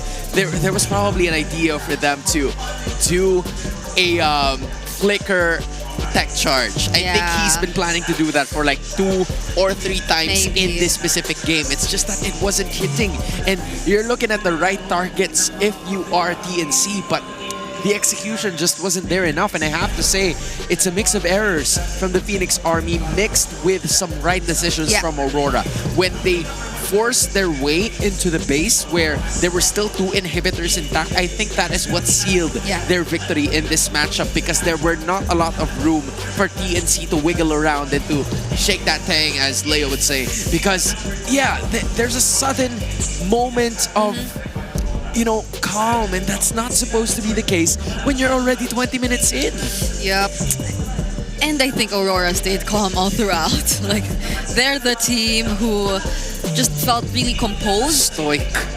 There were moments wherein it felt like it was just really turning into TNC's game, but suddenly there's a clutch, unbreakable, taunting 2 members from Light, and Aurora being Aurora, the follow-up's just a bit too reliable from them. And it doesn't take long for them to just turn things around. I feel like they've been so good at letting one another find and maximize those openings. And Kite's one player who I feel benefited the most from all these small decisions, from all those moments that they were able to find themselves back in the game. Because I think majority of those important kills just kept going over to Dominkite, which is also probably one of the biggest contributors to why he is the BP Irish guy, despite the game feeling very close. Yep. This is an 801 GPM for Dominkite. But look at this, Yue with the most damage dealt. Yeah. He was part of every single team fight that was available. They were like, you know, tandem, a duo, a dynamic duo with him in light. And that has paved the way for so many games of Aurora in taking a bunch of their victories, not only in the playoffs, but also way back in the regular season. And man, it was just a solid Aurora game plan. They kept their fundamentals in the midst of TNC trying to explore a lot more options. The X board kind of threw us off as well because we were thinking, is this going to go to the gold lane? Because in other regions, we've seen them use the X board in the gold lane, but it didn't matter here. They resorted to a lot of flexible picks. They resorted to a lot of complexities, but Aurora stayed the same, and this might be the recipe that's going to take them further into the postseason. And it's nice to see that it's a more successful attempt of not veering away from what works for you. Right. Because in some cases, it feels as if by doing that, you get left behind. But just because they're that much, or they have that high of a mastery in terms of their playstyle, it doesn't feel that way at all. So now we're looking at the head-to-head between Dominkite and Betty Cutie, and yes, it's a Lapu-Lapu Gold, in case we forgot that Betty Cutie did play previously in that game.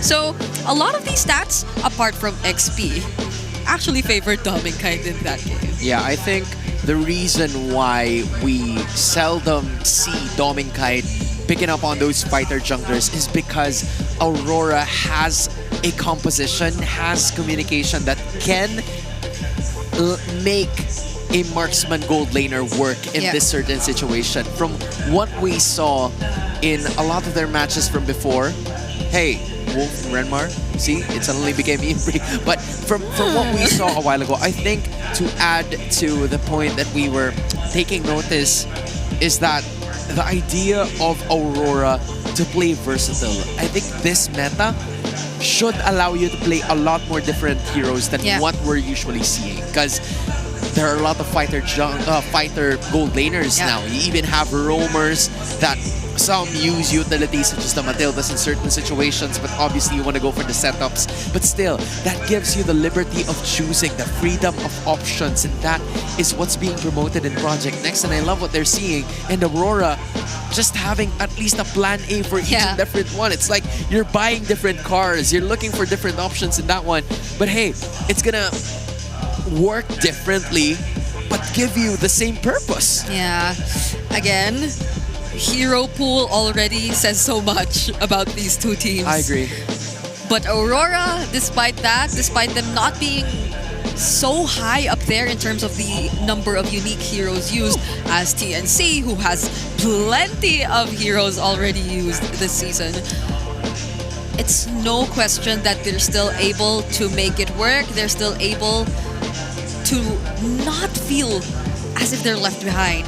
And that's what's really great about this team. They're that good. Dude, I don't know about you, but I need a breather after that. You know what? Let's toss it over again to the MPL Festival.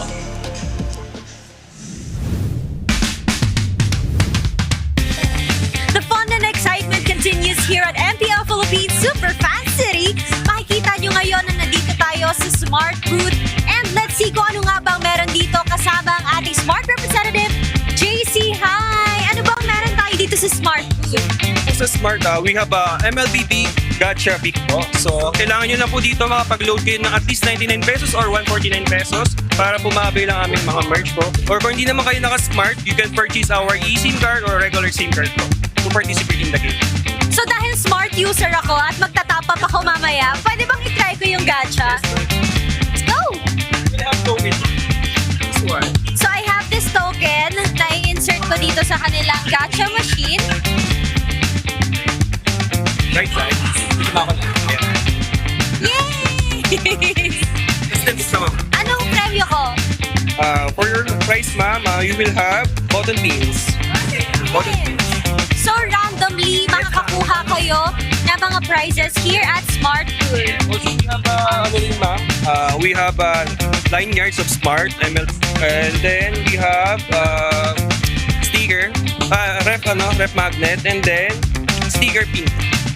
This one. Also, we have here tote bag of Smart. Thank you so much! Bumisita na kayo dito sa Smart Food. And syempre, meron pa tayong bibisitahin ibang sponsors booth. We are now here at the next sponsor booth, which is the BPI booth. Kasama natin si Miss Cla. Ano pong meron tayo dito sa inyong booth? So here, napapa-open tayo ng mga products like digital deposit account, buy by PPI. Then they can also apply for credit card, personal loan and other loans, and then as well as investments. Sobrang interesting na mga pwedeng buksan na accounts dito sa BPI. Ano po yung mga naghihintay para sa mga mag-o-open ng kanilang mga accounts? So they can get yung mga BPI MPL exclusive merch like tote bags, t-shirts, stickers, and pouches. So may nakikita ako dito na pwede nilang spin na wheel.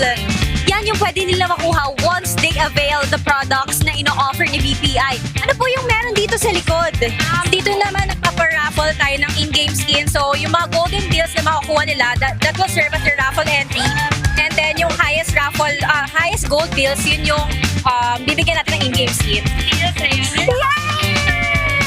Appreciate for BPI! And this is an MLBB BPI collaboration. Maraming salamat! Kaya naman ka na! Buksan ang epic na bukas. Meron din tayong Clear Manpower Post segment kanina sa ating stage here at Super Fan City at nakita natin ang mga bagets na nag-posing at nagpakita ng kanilang power kasama ang Clear Men. And right now, pumunta na kayo dito sa MPL Philippines Super Fan City dahil maraming freebies ang naghihintay sa inyo. Kita-kits at balik na muna tayo sa arena. Thanks again, Odin. Sometimes, no, a lot of times, all the time, I am quite envious of your experience at the MPL Festival. And, you know, I wish we would have had a lot of time to at least experience everything that is happening outside. But hey, do it for us, okay? Do it for us. You can go outside, experience everything there, get some money, open some BPI accounts, unleash Smart. But hey, here is Benny Cutie. This has been the story of his right from the start. He has picked every single hero possible. Look at that. I can't believe there's an Argus even. There's even a mid-sitar, dude. Like, how many heroes can you see that you don't even see anymore? No, the mid-sitar, I feel like... Oh, the Benedetta. Oh, yeah. I think that's the most surprising for me. It's really the Argus. And maybe... No, yeah, it's just really the Argus. For me, if you're gonna ask me. Although you didn't ask me. But I'm saying in case you ask me. Yeah, okay. I'm choosing the Argus. I'm gonna ask you now. What? It's the Argus. Gonna say the Argus. Yeah, there you go. There you go. But hey, it's crazy that there's a huge amount of fighters, and we're not even talking about him in the XP. Yeah. It's the gold lane, Benny Cutie, and almost in every season, we see him cooking up something different. It's like you're cooking beef stew with ketchup, with mayonnaise, with, I don't know, I don't want to say something that makes beef stew disgusting, but yeah, this is such a cool way to think about it from a lot of times. But here's Dominic Kite versus Benny Cutie. After the patch, we only saw, how many is that? 5 heroes from Dominic Kite during that specific patch. Meanwhile, on the other hand, for Benny Cutie, 11. you had to wait. Good job. I counted. See, it. that's why I was prolonging it. So Yes. you can count. No, it's 11. I hope I'm not wrong. But it's 5 versus 11 total unique heroes used after the patch between Dominic Kite and Benny Cutie. Yeah, it's 11. But I don't know. Maybe Dominic Kite could have used more only if teams decided to ban his Harith earlier. Because up until the last minute, I feel like they've been letting the Harith through. Yeah. And time again, we've been pointing out that it should not be the case. If you're going up against Aurora, they've been too comfortable playing the Harith in the gold lane. They've mastered the rotations with the Harith in the gold lane. And I feel like it's really refreshing to see that respect coming in from TNC. So now, it's like, if you're Aurora, what do you respect though? Because like, there are so many things that TNC could even pull out, and at most, it's probably Zaida's hero pool that comes to mind. But even just now, we saw the Yuzhong also being respected. So it gets a bit confusing, I guess, for these two teams in this series. Yeah, I think for Coach Master the Basics in Dexstar, they understand that the draft is, of course, a supplement to what could possibly win them the game. But there should be ultimate reminders for the rest of the team, because it reached the point, game number 3 reached the point that it didn't even matter. The draft didn't even matter anymore. Now, we're looking at another Flying Clouds map for the second time in a row, which is quite cool, as Aurora got their first victory there for in such a dire situation. It's such a very high-pressure moment, and that's obviously going to propel their momentum. But for TNC, they're in a familiar spot. They know that they have what it takes to face Aurora in this version of the map, but yeah, the sets have to be cleaner here if they want to make something happen and take us to game 5. And we still felt how Aurora was still a bit uncomfortable with Flying Clouds, because it took them much longer to end the game compared to their previous games. Like, majority of their games ended in less than 18 minutes or even less than 12 minutes. But that reached 24 minutes that was before like they double ended the average. Yeah, of course, it's also probably because there was an X-Borg, you know, but it's not just that. It's obviously a lot more other things. Now, the 1-1 gets banned by TNC, though. This will open up a lot more. This will open up, I think, more on that jungle position. Yeah. Because the Lancelot and the YSS, I think it's going to be a staple. Even the Fanny. Right? It's still going to be a staple. So if TNC breaks the emergency alarm and goes for the Fanny, Aurora's going to have to be ready for it. And I think, based on the decision that they had in mind, they are absolutely taking note of it. So Grok there were some subpar performances from Chaknu with that Grok in this series, but one thing is for sure, they've managed to at least create a threat for them moving forward. But the Lancelot is there, same with the Gatot Kacha, another deny from Light and Demon Kai. Yeah, the Yuzhong is still there. The Tushin isn't there anymore too. Such a quick response from Aurora, but it's very understandable why. There's no Grok. Does TNC still want to go for the Lunox in this scenario with the Yuzhong? Because it feels as if the matchup is going to be pretty much... Here's the change. Yuzhong lands, so... okay.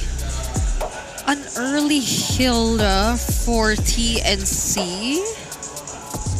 Again, we rarely see a Hilda coming up in a Flying Cloud composition. There's also still the Kimmy, by the way, if you already wants it. He's done pretty well with that Kimmy a while ago, being the carry in terms of the damage output, so they can go for that. Instead, they go for the Farsa. They try to put the pressure a little bit more on that back line, give Zaida less room to breathe in with those feathered airstrikes. Yeah, because earlier this was banned. They didn't allow for the Yuzhong to have the Farsa by his side. I feel like that could have also been one thing for TNC if ever they did get their hands on it. But now we still don't know where the CC is going again. So this is what TNC's been doing. This is what both teams have been doing in the red side, or in the blue side, rather. Yeah, so they're gonna be focusing on some Lancy heroes instead. Not even considering the Lunox, maybe, because the Farsa, with the amount of range, and the Gatot Kacha being there. Unless they take it out, though. Yeah, unless TNC has something else up in their sleeve, they're gonna have to worry about, you as Farsa. Maybe they can even go for a mage.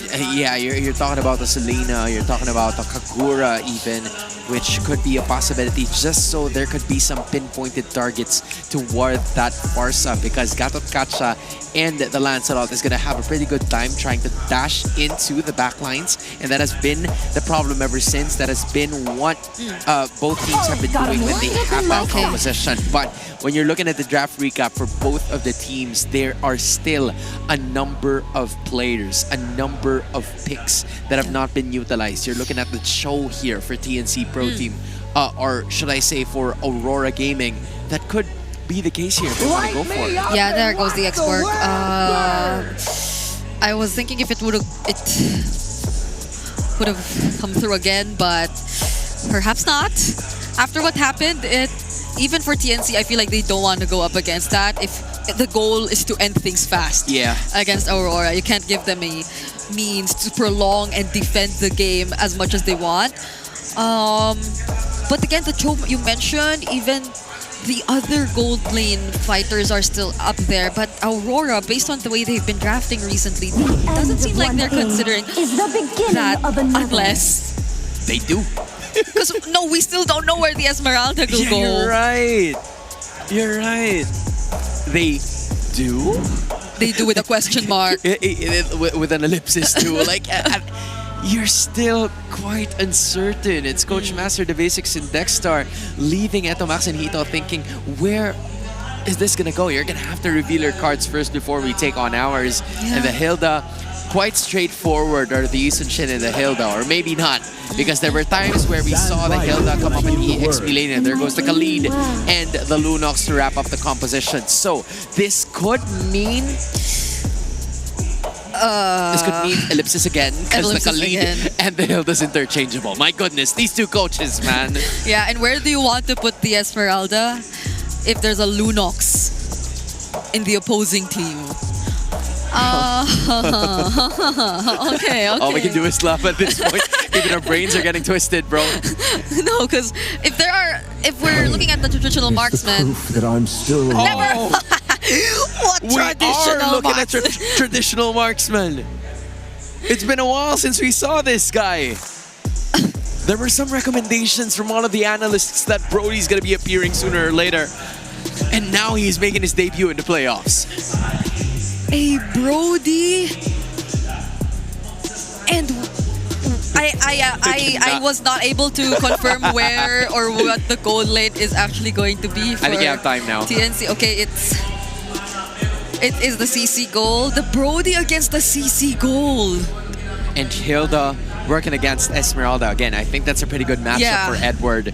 So Aurora, they have a way to close this out and book their ticket towards the upper bracket finals. Guys, we can't wrap our head with the two lineups that we have. Nice Uleo, man.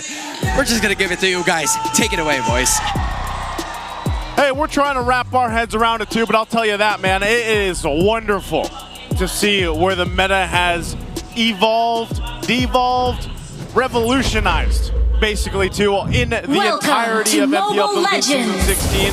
Oh, whoa, and I'm all for it. Hey, Mamba. That was a close call. Edward, barely alive, forcing Light to drop that Revitalize. Welcome to Game 4. Yeah, I guess that's how the whole series has gone. That right there, that little preview is how the series has felt, man. Again, TNC to be able to go ahead and take RORA into some... Whoa, and goodbye, Edward. First blood for TNC. They started something, they're going to finish it. They are going to finish it, man. I guess Edward wasn't ready for that, too. He even used the flicker, but... You know, that's the thing. You got to give it up for TNC. They've been able to go ahead and give the #1 seed, Aurora, a run for the money so far here. Already into this. Now, Benny Cutie could be in trouble. He pops the Vengeance. Is he going to be able to get away from this? Demon Kai and Dolmen Kai want to take him down. That Brody gets a kill. The only other Brody in MPL Philippines Season 16, if I'm not mistaken, is on Kelra. Kelra. He won with it too. Okay, so that's, yeah, it was at picked once, 100% win rate for the Brody right now. And also that early kill goes over to Dominkai in the lane against ACC. I think it's going to give him even more of an advantage to work with. So I'm wondering if TNC will eventually put some of the focus over on that gold lane to keep from Domikite just having a heyday over there against Benny Cutie CC. Yue here, taking quite a bit of hits. Lancey has just been a monster on this Lunox. Maybe only second to Sanji, who's already waiting in the upper bracket finals. They are, and that's what these teams want to be fighting for. And again, this Flying Clouds will bring Yue back to the fight very quickly. Again, you didn't see too much of an impact from it from the previous game, except for Chaknu dying, but it looks like TNC will just get themselves a turtle. Lights in trouble, pops will revitalize. It's gonna be fine, but I think TNC wants to put pressure on the purple now. Oh yeah, Zyda did not use the retribution in the turtle, and they're gonna take down Edward. TNC rolling over RORA, just as RORA finally clench a win in Flying Clouds. In the previous game. Here, TNC remind them, look, it's your kryptonite. It's your kryptonite, man. There's something about these Flying Clouds that RORA don't like. That RORA does not like. Oh no, Chaknu, he should be able to get away, but Domikite is there. He flickers forward. And Domikite looking to finish the job. Torn apart memory, fade away. I guess the sands aren't enough to help you from having your memories torn out of you, man. You know, it's always the fadeaways with the Brodies. I always say, I never get tired of seeing that. You know, they get the marks off, little fadeaway, torn apart memory. So they put themselves back in a position. You gotta mind it too. Domikite with 2 kills on this. We know how a Brody likes to scale up. Is it still the first item Blade of Heaven sees for the Brodies? It's gotta be. We'll see in just a bit when we get an item check leading up to the second turtle. And okay, it is. He's already got it. Yep. See how quick that is? Yeah, locked in. So he is a threat. Locked in, and that's going to be a little bit troublesome for TNC to deal with. Again, they want to fight into this Edward. We'll get Mount Shocker. Oh my God! Zyda threw that boat right at Edward, and just in time, Edward was able to run away, use that damage reduction underneath Tier 1 to try and stop the bleeding. And he's died twice already in under 3 minutes. Yeah.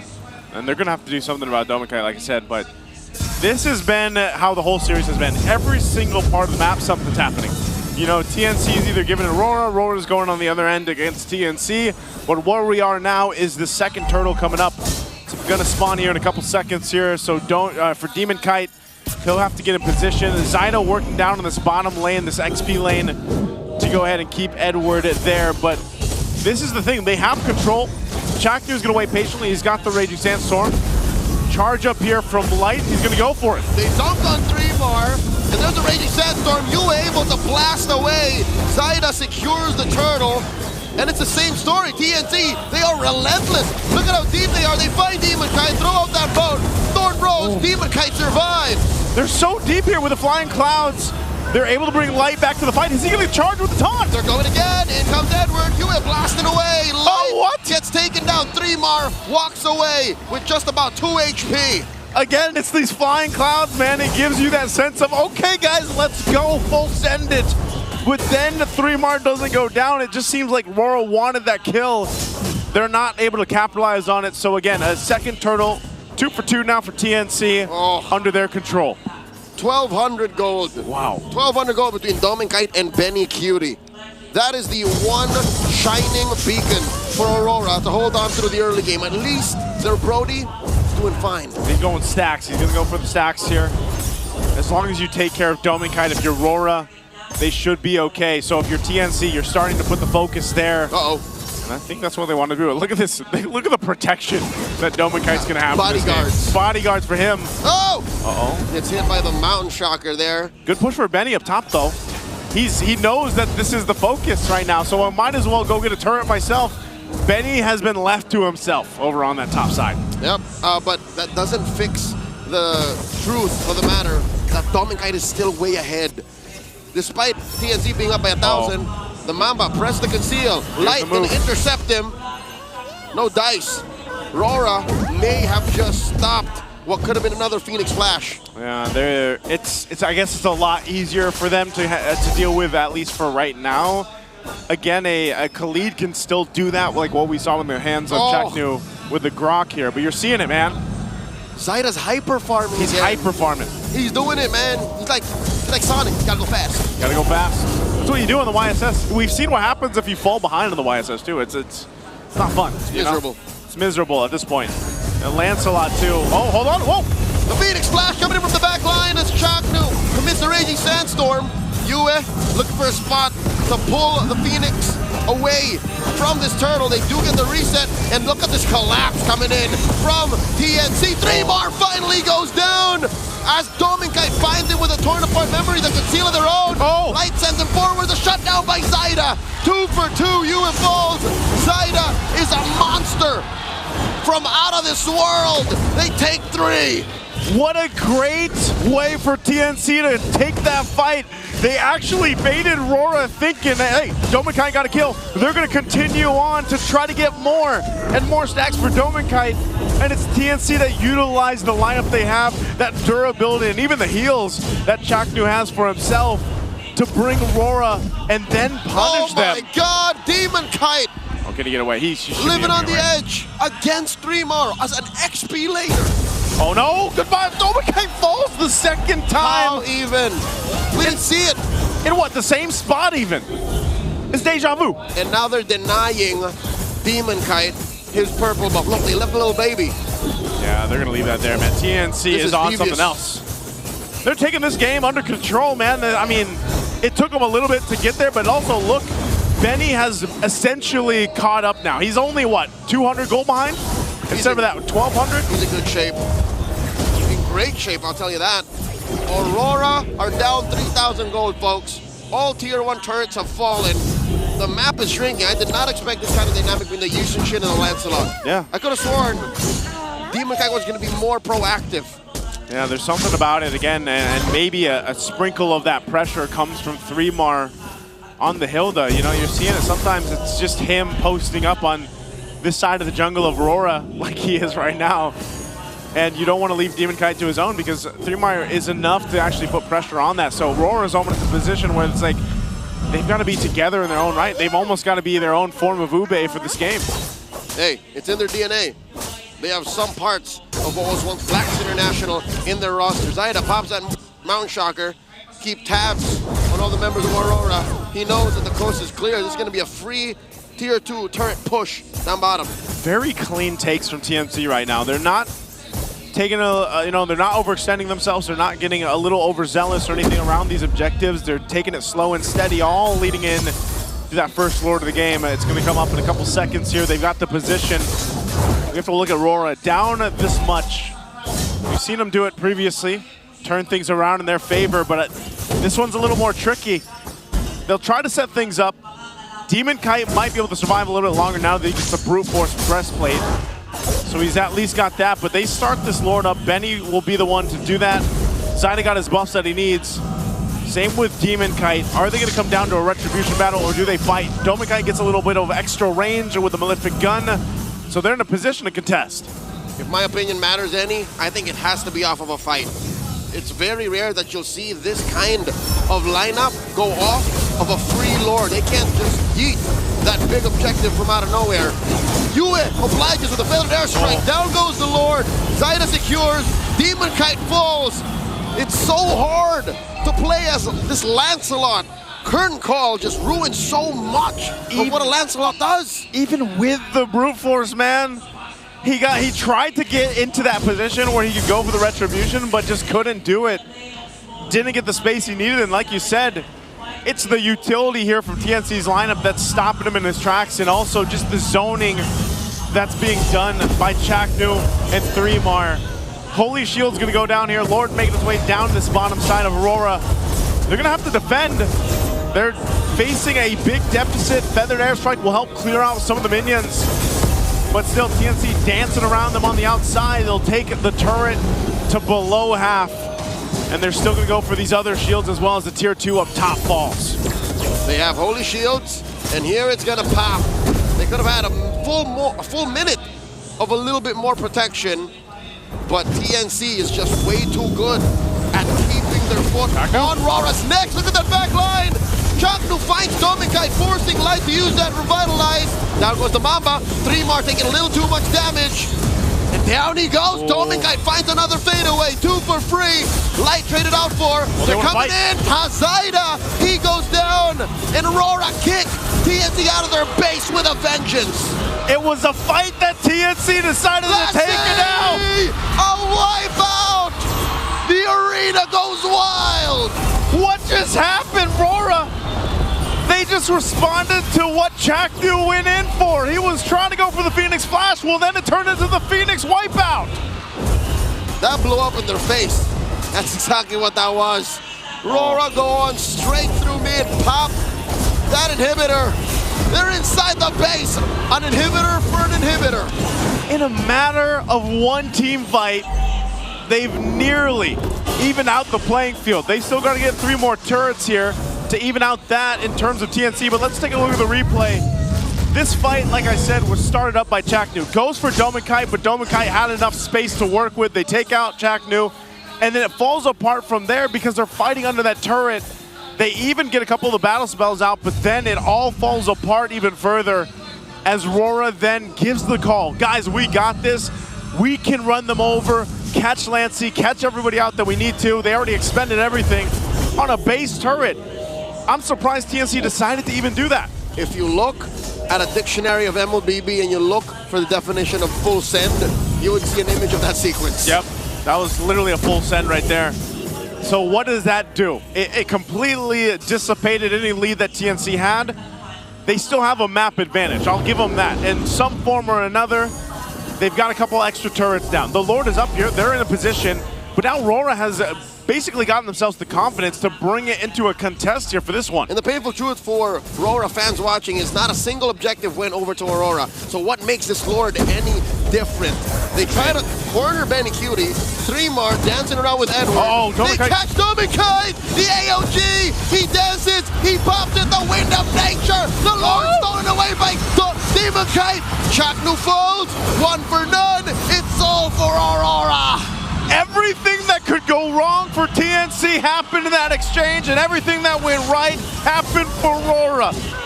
Dominkite survived with the flicker and the wind of nature, plus light being there for him. If you see the player cams, you see such a heavy sigh from the Mamba. It's the same issue as in Game 3. Deep into the late game, he just seems to run out of gas. They got a Lord with him. Feathered airstrike from Yue. Rora coming in for full 1,000 gold ahead. They might have forced the issue. Zyda sends him away. Look at 3-bar from the back line. The Phoenix Flash coming through. Yue falls. Down goes Lancey. Dominkite doing his darkness. Okay, still alive. So much damage. Down goes Light. He's still alive. He's going to disengage, but TNC wants more. They're going to chase down Edward. Edward very low, dancing around so many members. Oh my God! Dominkite finds 3 more. This man is on fire. Someone stop him, and it's gonna be Zyda who does. Yes, it is the shutdown on that Brody. The flying clouds work for TNC this time, bringing in Zyda to the fight to catch out Dominkite. He survived too long. They had to get rid of him. So if Aurora's full send worked in that previous sequence, here they got punished hard for it. They got punished. And this is, I would say so far, Leo, this is probably one of the more utilized flying cloud maps we've seen in Season 16. This has been on both sides now where the clouds have helped both teams on the defense, and that's exactly what the flying clouds really helps the teams do here when it is the map chosen. You can see this, right? Dominkite, he's had to rely on a lot of those defensive items even, that he's switched things out, because again, he used them in the previous fight. They still have a minute. They're gonna bring it back in. They have to reel it back into this point. It's still the same map, right? They maybe got 1 extra turret down. They got 5 down now, but still both teams have 1 base turret down. And honestly, for the next Lord, it could be either teams. Now, the big question here is Rora able to have all the luck on their side like they did in the last exchange? Joseph, when you play in MPL Philippines, you do not rely on luck. Champions are not made by luck. Champions are made by skill, dedication, and hard work. And Aurora cannot luck into a win against TNC, not against the Phoenix Army, not with the way they're in. And Chaknu, despite everything that's happened in the late game of Game 3, and in some moments of Game 4, he has another chance to redeem himself. He can once again find an effective Phoenix Flash. He's gonna have to go for it here. Lord's coming up in a couple seconds. RORA and TNC both handling these lanes to give themselves the upper hand in this fight. Again, we might see this delayed up until the 18-minute mark. Unless something changes here. Chaknu himself is going to pick up a little extra defense. Goes with the Athena shield. He has the capability to pump out enough damage on this clean 2 against Dominkai, but it looks like it's going to be blitzed. Hold up, Zaida's a little too far. Lord is very low. That's a flicker spent on Yue. He has to recalibrate. Mount Shocker from Zaida. Demon Kite secures. Gets taken out by 3mar. I think Zaida just want to take out the Lord. Just take out the base. AOG from Light. He's going to get popped here. Survives. Yue with a defensive feathered airstrike. He survives, but again, the Lord was secured. For RORA, was the plan, was the play from TNC to just put pressure there, potentially ending the game with Zaida? Joseph, this is tactical genius. If RORA play this right, Demon Kite can eventually join the Lord push via flying clouds. He can, and it's even TNC that's holding it here. Chaknu was trying to go for a Dome and Kite. They're gonna hold it. Half health on that Lord. They should be able to clear this out, but the feathered airstrike will push them off. Demon Kite's now up. Uh-oh, Edward? Edward takes quite a few damage. Too much! Edward gets taken down by Chaknu. And now US next. 2 free kills for TNC.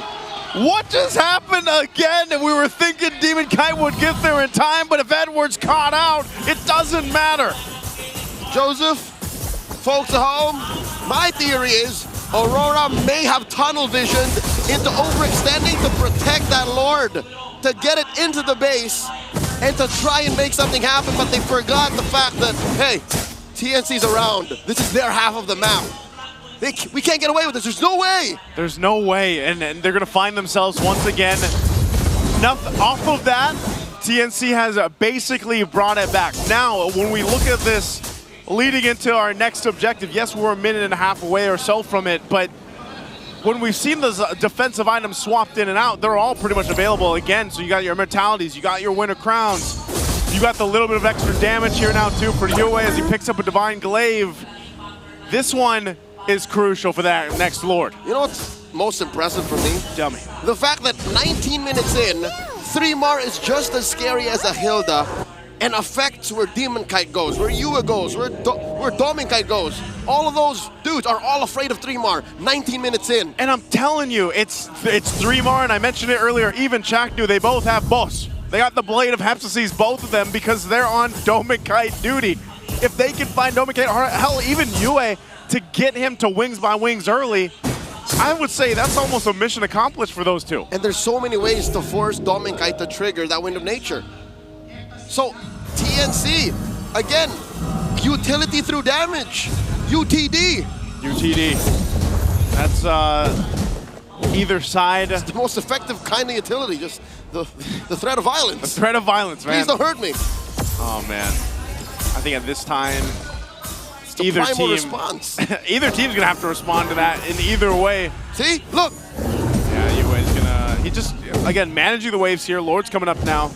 Again, this is an evolved one post the 20-minute mark. TNC will just not waste any time. They're gonna go for it. I think you're gonna see 3mar swing over on the side. Whoa, a jump in from Light this early on. What was that? What was the call? I mean, he's responding to the Mount Shocker, so it makes sense. And it could also just be to go ahead and get them off the Lord. Again, they need a little bit more time to get in the position. You can see Zaida's probably going to try to do the same thing. He's doing a little splitsies. Yeah, but now, the lesson for Aurora, right? No matter who dies, you follow through on the post-Lord rotation. They're going to be forced into that position. Look at this, too. Chaknu on that side. Zaida will go ahead and take the orange buff. RORA is in not the most favorable position here because of this. Even Dominkite has to be very careful on what could potentially come from that off angle. Look at that. Dominkite decides to walk. Oh my God, the read on the map. Magic Sentry shows Zaida and Chaknu with ill intent. They knew. No. Now leading, I don't know. Right, Light intercepts the two. Edward as well. Revitalize. Dancing around, forcing the Revitalize. Feathered Airstrike coming in from Yue. Brilliance away goes Lancy. Leo, this is a chess match happening right now in game 4 of this one. 2 Grandmasters. It's 2 Grandmasters, but not that kind of Grandmaster. The Grandmasters of chess for these 2 teams fighting it out for this Lord. I mean, both appropriate and inappropriate for the situation. Exactly. Neither team can even commit to this just because of how dicey it is. Lord's at less than half. Zyda's a world away. I think the call for Aurora is to blitz this. Oh, they are going to blitz it. Oh, there's the flicker in for 3 more. The light AOG comes in to blind the Phoenix Flash. Dominic already used that window. Nature, no, he takes down Lancey. 1 down for each side. Down goes Edward. Bencutie forced to go home. 2, 3 members of Aurora does the same. Zyda holds the Lord. What a trade. And we're back to it again. These flying clouds will just help them zoom back towards the Lord, exactly where they want to be. Edward's got 40 on him, Lancey's got 35, but neither team can just blitz this Lord down. Not a single flicker for TNC though. While Aurora have Edwards up when he respawns in about 25, and Yue can reposition that feathered airstrike. So I still can't tell you who has the real advantage. Oh, Mount Shocker from Zyda reveals where everyone is. Demon Kai wants to reposition. It's not favorable. 3 members of TNC rotating around the Lord, keeping it in place. Yeah, Demon Kite's gonna go back to base, heal back up, cloud his way back to this fight. Again, Zyda managing that wave up top to put a little pressure there. Exactly how it sounds with those clouds. But meanwhile, this lands in the orange. Yeah, this is all it does, man. It brings them back to the table. Again, Edwards up. Lancey again, and like you mentioned, the biggest factor here could be the flickers being down for TNC. That might be a contention for them to be like, all right, we got to delay this by 30 seconds. That's right. That's why they're sending all their bruisers, their enforcers, to like, just buy time, fellas. Yeah. Just pretend like you're gonna fight. Just pretend right now. Basically what bouncers are. Exactly. Look at this. Look at the positioning though itself too. Demon Kai waiting here. His purple's up. Zyda's gonna go and blitz this Lord. It looks like pops the Mount Shocker. They're gonna have to fight it. Better strike from Yue. Repositions. They bait out the Mamba. Yue gets taken down. AOG by Light to stop 3 more from moving forward. This is bad. Aurora, they lost Yue. That is a major resource. All the while, the Phoenix Army get all their flickers back. They got everything they need and the Lord. Without Yue, RORA cannot contest this. They lose a major point of damage for their profile. And the Phoenix Army come alive. Once an ember, now a roaring fire. We might go to game 5. Leo, I am seeing a game 5 here. This is a massive Lord to defend against. RORA's gonna have to pull out some stops to make this one work. Taking one last look at the items they have here, we already saw them switch some of the defensiveness ones out. Yue as well. You know, he's got all the magic penetration he needs. And even for Edward, he's tanky enough too. They might just go for a delay tactic if they can, split up the waves, try to maintain what they can on the base. But this is going to be kind of tricky for Dominkite. He's going to have to rely once again on his mechanics to survive a pressure from TNC. Chaknu's flicker is ready. 3 Mars is ready. Expect them to force a fight on RORA, knocking on the base turret doors. Lord is now in the base. They're gonna have to defend against this one. Demon Kite pushing Bencutie out. Down goes 1, popping that immortality. Lord still wailing away. Look at all the damage being dealt by Aurora onto them. And TNC, go for it. TNC take us all the way. The score is 2-2. The fire still burns. You can see the fire in the players here after, again, taking the first seed. The distance, game 5. Who would have thought TNC could do it? Well, we did, and maybe you did too. Let's throw it over to the panel to break down game 4. We gotta fix our table. Yeah, before we break it down, can we please, like, settle down? Everything's so chaotic. Oh my gosh! We're losing our voices in here. I could hear it. You are clearly losing yours. I'm clearly losing my voice. Brigida, it's quite close to that. And that is how close it has been. Dude, where have you seen a 4 minute Lord Dance. Yeah, you're quite close to losing your voice, but this game was not quite close. It was very close.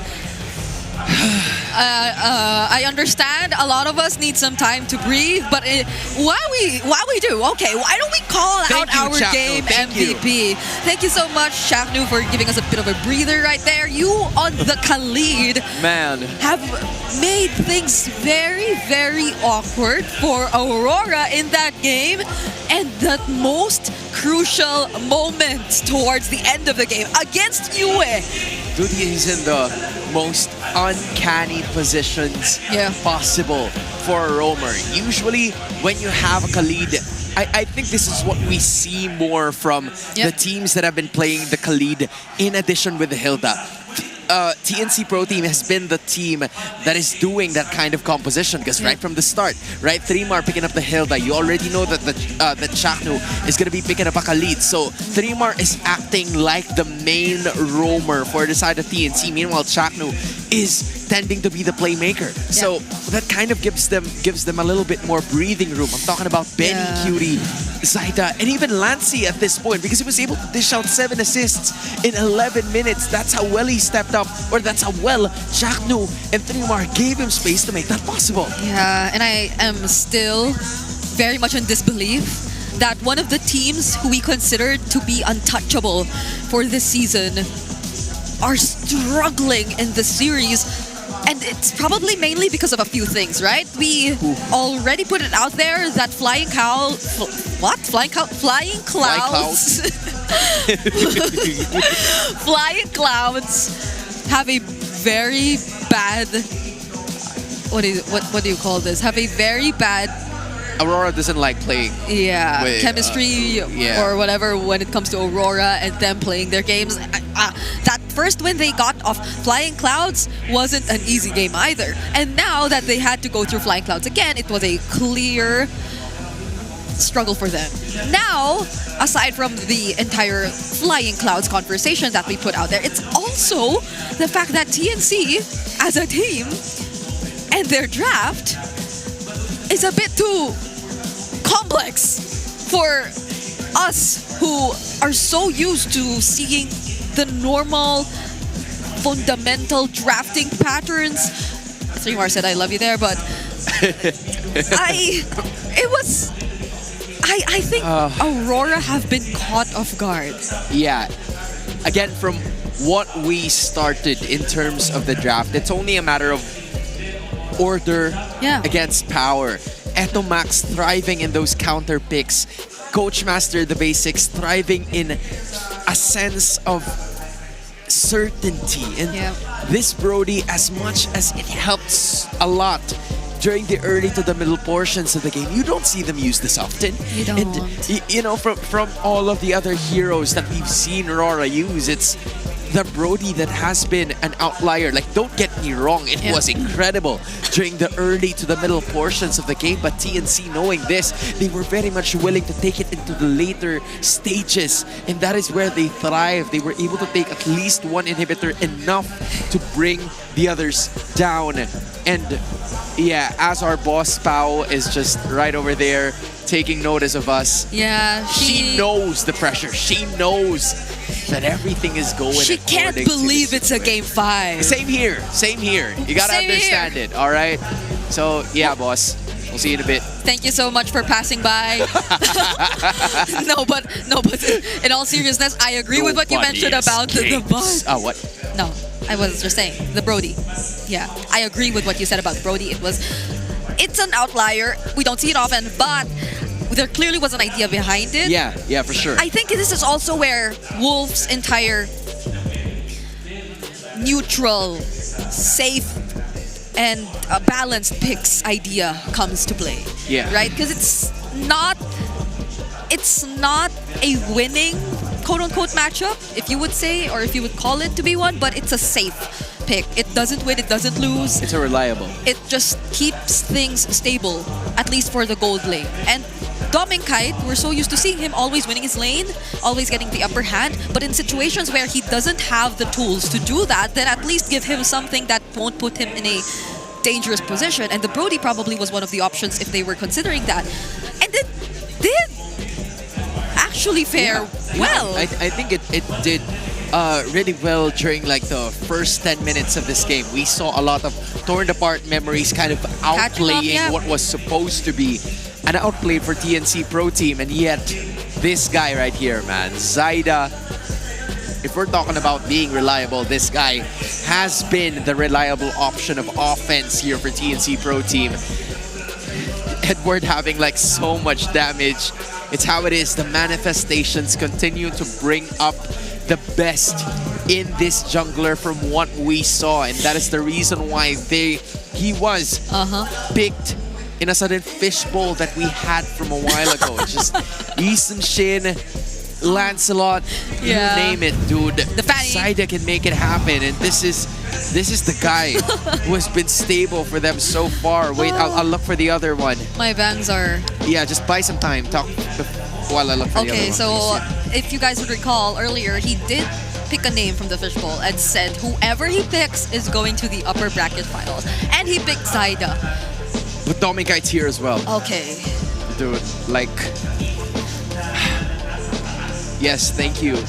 Thank you so much for that. I think we need a breather because so we have Zaida. It's either Zaida or Domikite, but these two are putting up a show, especially in game number 4. I wonder what Wolf is going to say about this match. It's been too long, Wolf. Go ahead.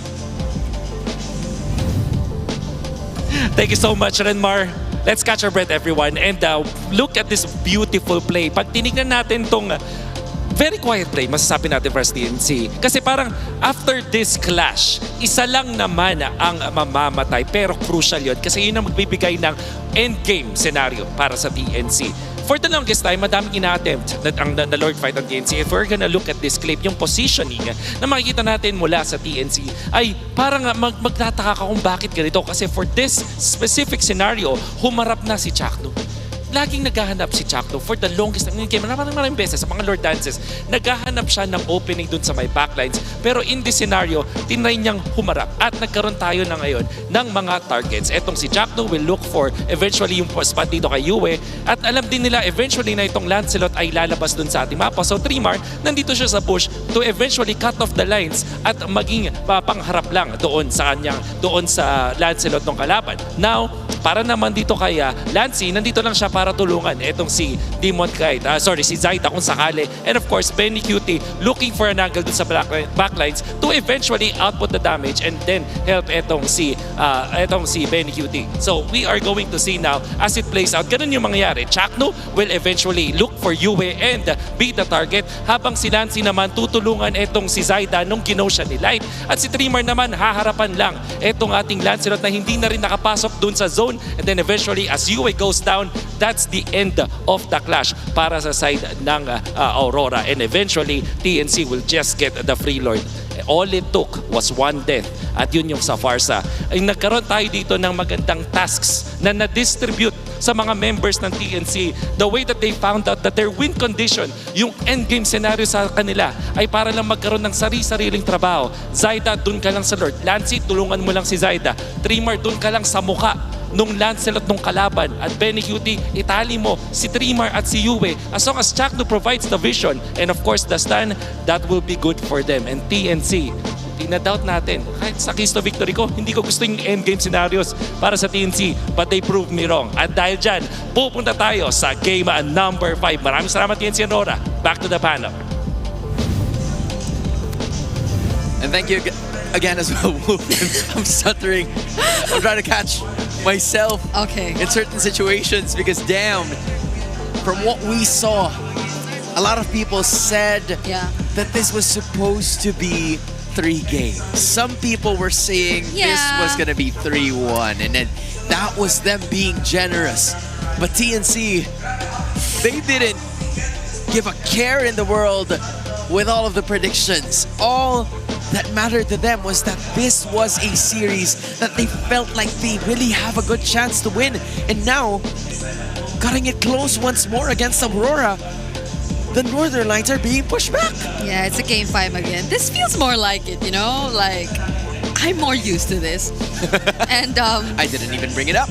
Ladies and gentlemen, I tried to evade the question, but she can't bring it up. no, because we're already here anyways. It's already a game 5 anyways. It's not like it's gonna change anything. Thank you.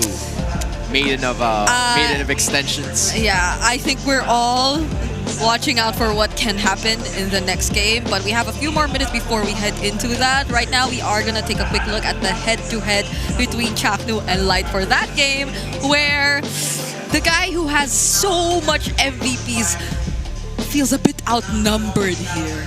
Yeah, there were some moments where Light was really providing assistance, but we haven't seen him made a lot of those initiations, specifically because of the Gacha. You know, there seems to be like a smoke disturbing him from within. Like, how would I approach this? How would my idea be? But his judgment is clouded to a certain extent. But for Chaknu, it seems like there were more decisive plays coming out from him in terms of the Khalid. He knows the positions that he has to take for them to at least get a little bit more real estate heading into the matchups, which are the Lord and the Turtle takes. And even though I have to say that Aurora has done a great job in taking care of a lot of their objectives during the majority of this game, it really mattered in the team fights. It mattered in the smallest of errors. And at that moment, it was Chaknu catching Yue, off guard.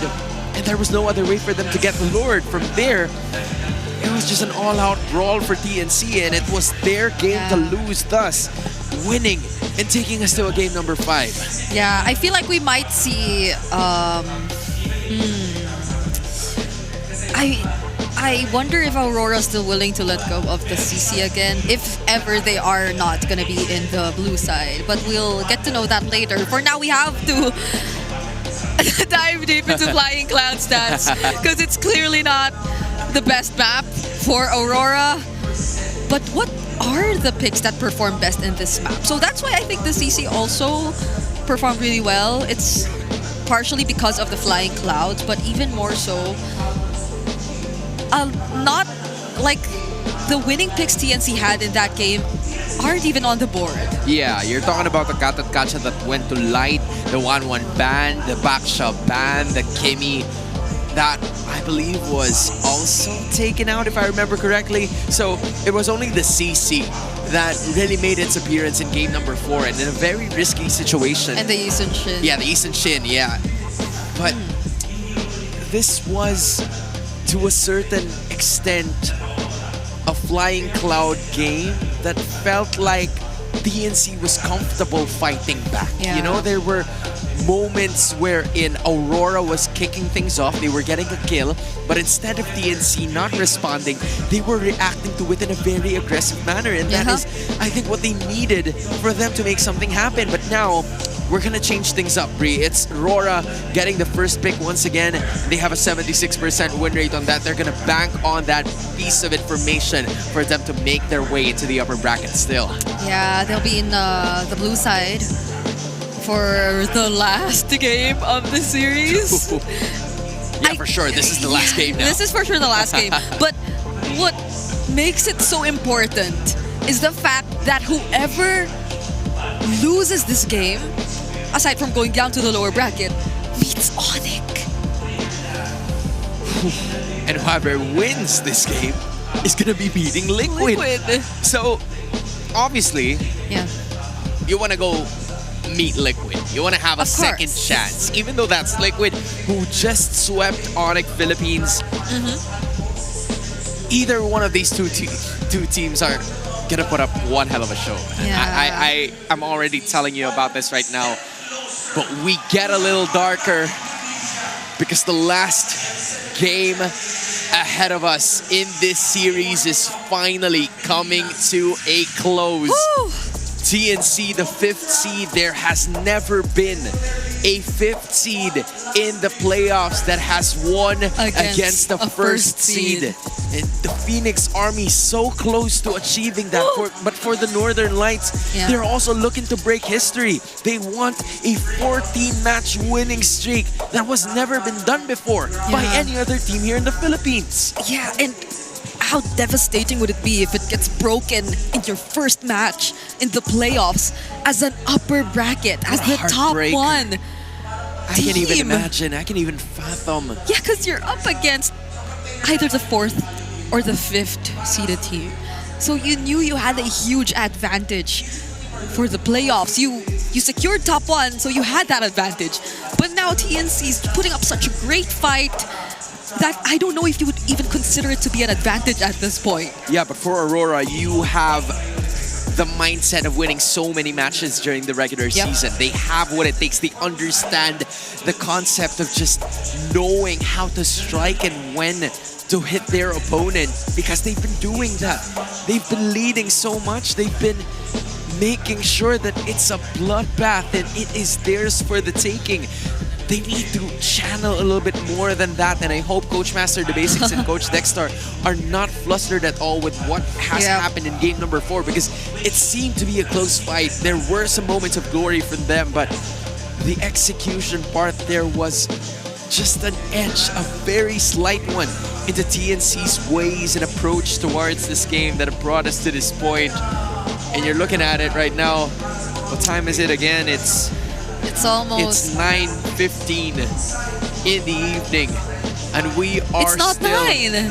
Huh? Oh, it's 10? What am I looking at? It's 10:15 already? That's crazy. No, maybe it just feels like we're... I need to change the timer for my watch. Yeah, you should. Or maybe it just feels like things went by so quickly that you couldn't feel it's already that late in the evening. Because, no, who am I kidding? It doesn't even feel like we've been through 4 games already. Yeah. I felt like we've been through... Maybe 2. 10. What? I don't know. I haven't been here in a while, dude. Okay, that's true. No, that's actually true. So I understand. It's only been like It's only 2 been like 2 days. It's been like 3 series. You've always been 4, count this one. But man, shout out to all the fans of the Phoenix Army. I mean, look at them. They've stayed here for how many hours already? And they've been so energetic. I can tell you that. They've been so energetic the entire evening. dude, they've been going in and out.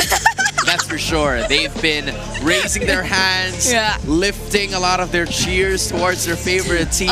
You know, TNC has been an organization wherein they have a certain scent to people that really makes them so approachable, really makes them so unlovable. And the same could be said for Aurora. You know, players from both of these teams have been loved by so many people.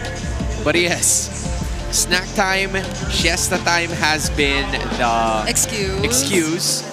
But he's at the MPL Arena and he's going to be coming home late. Shout to the outs. mother of his son, of that son. To the mother of your son. To the mother of your son, I am sorry. And But he's enjoying. He's enjoying. Yeah, he's enjoying. I hope his mom is how do I say this? Yeah. He's not gonna scold him. Yeah, there you go. But again, as you can see, Zaida is still leading the rankings, highest and up there in terms of total kills. Okay, I think this is the legit countdown. That was like a... It's a warm-up. That was like a warm-up. Because this is such an important game. Yeah, dude. Okay, is it gonna be Flying Clouds? Wait. Is it gonna be Flying Clouds? Is it gonna be Flying Clouds? That's gonna be the question. That's the question number 1. Where are we going? Oh! Breaking walls! Okay, let me double check. Broken walls, not breaking walls. Sorry about that. Aurora Yeah, look at that. has a 100% win rate. TNC, Has a 50-50 it's situation. a 50% win rate for them. Ooh, broken walls. Lots of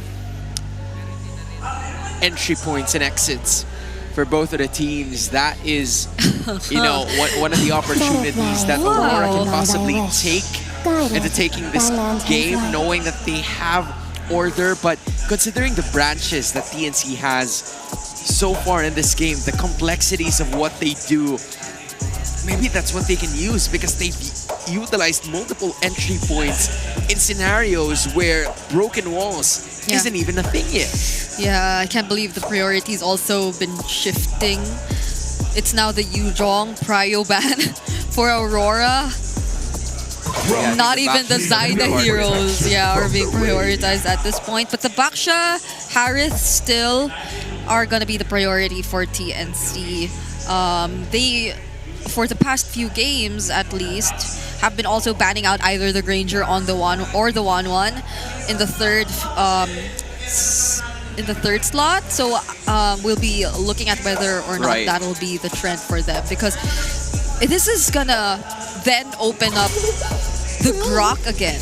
Oh, but Aurora banned the 1-1 themselves, so what does TNC ban instead?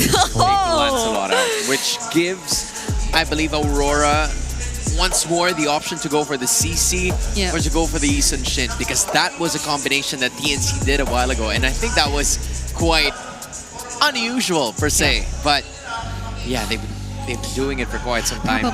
It's probably gonna be the CC, right? Whenever Benny Cutie gets his hands on it, or maybe not even Benny Cutie because it's still a flex pick.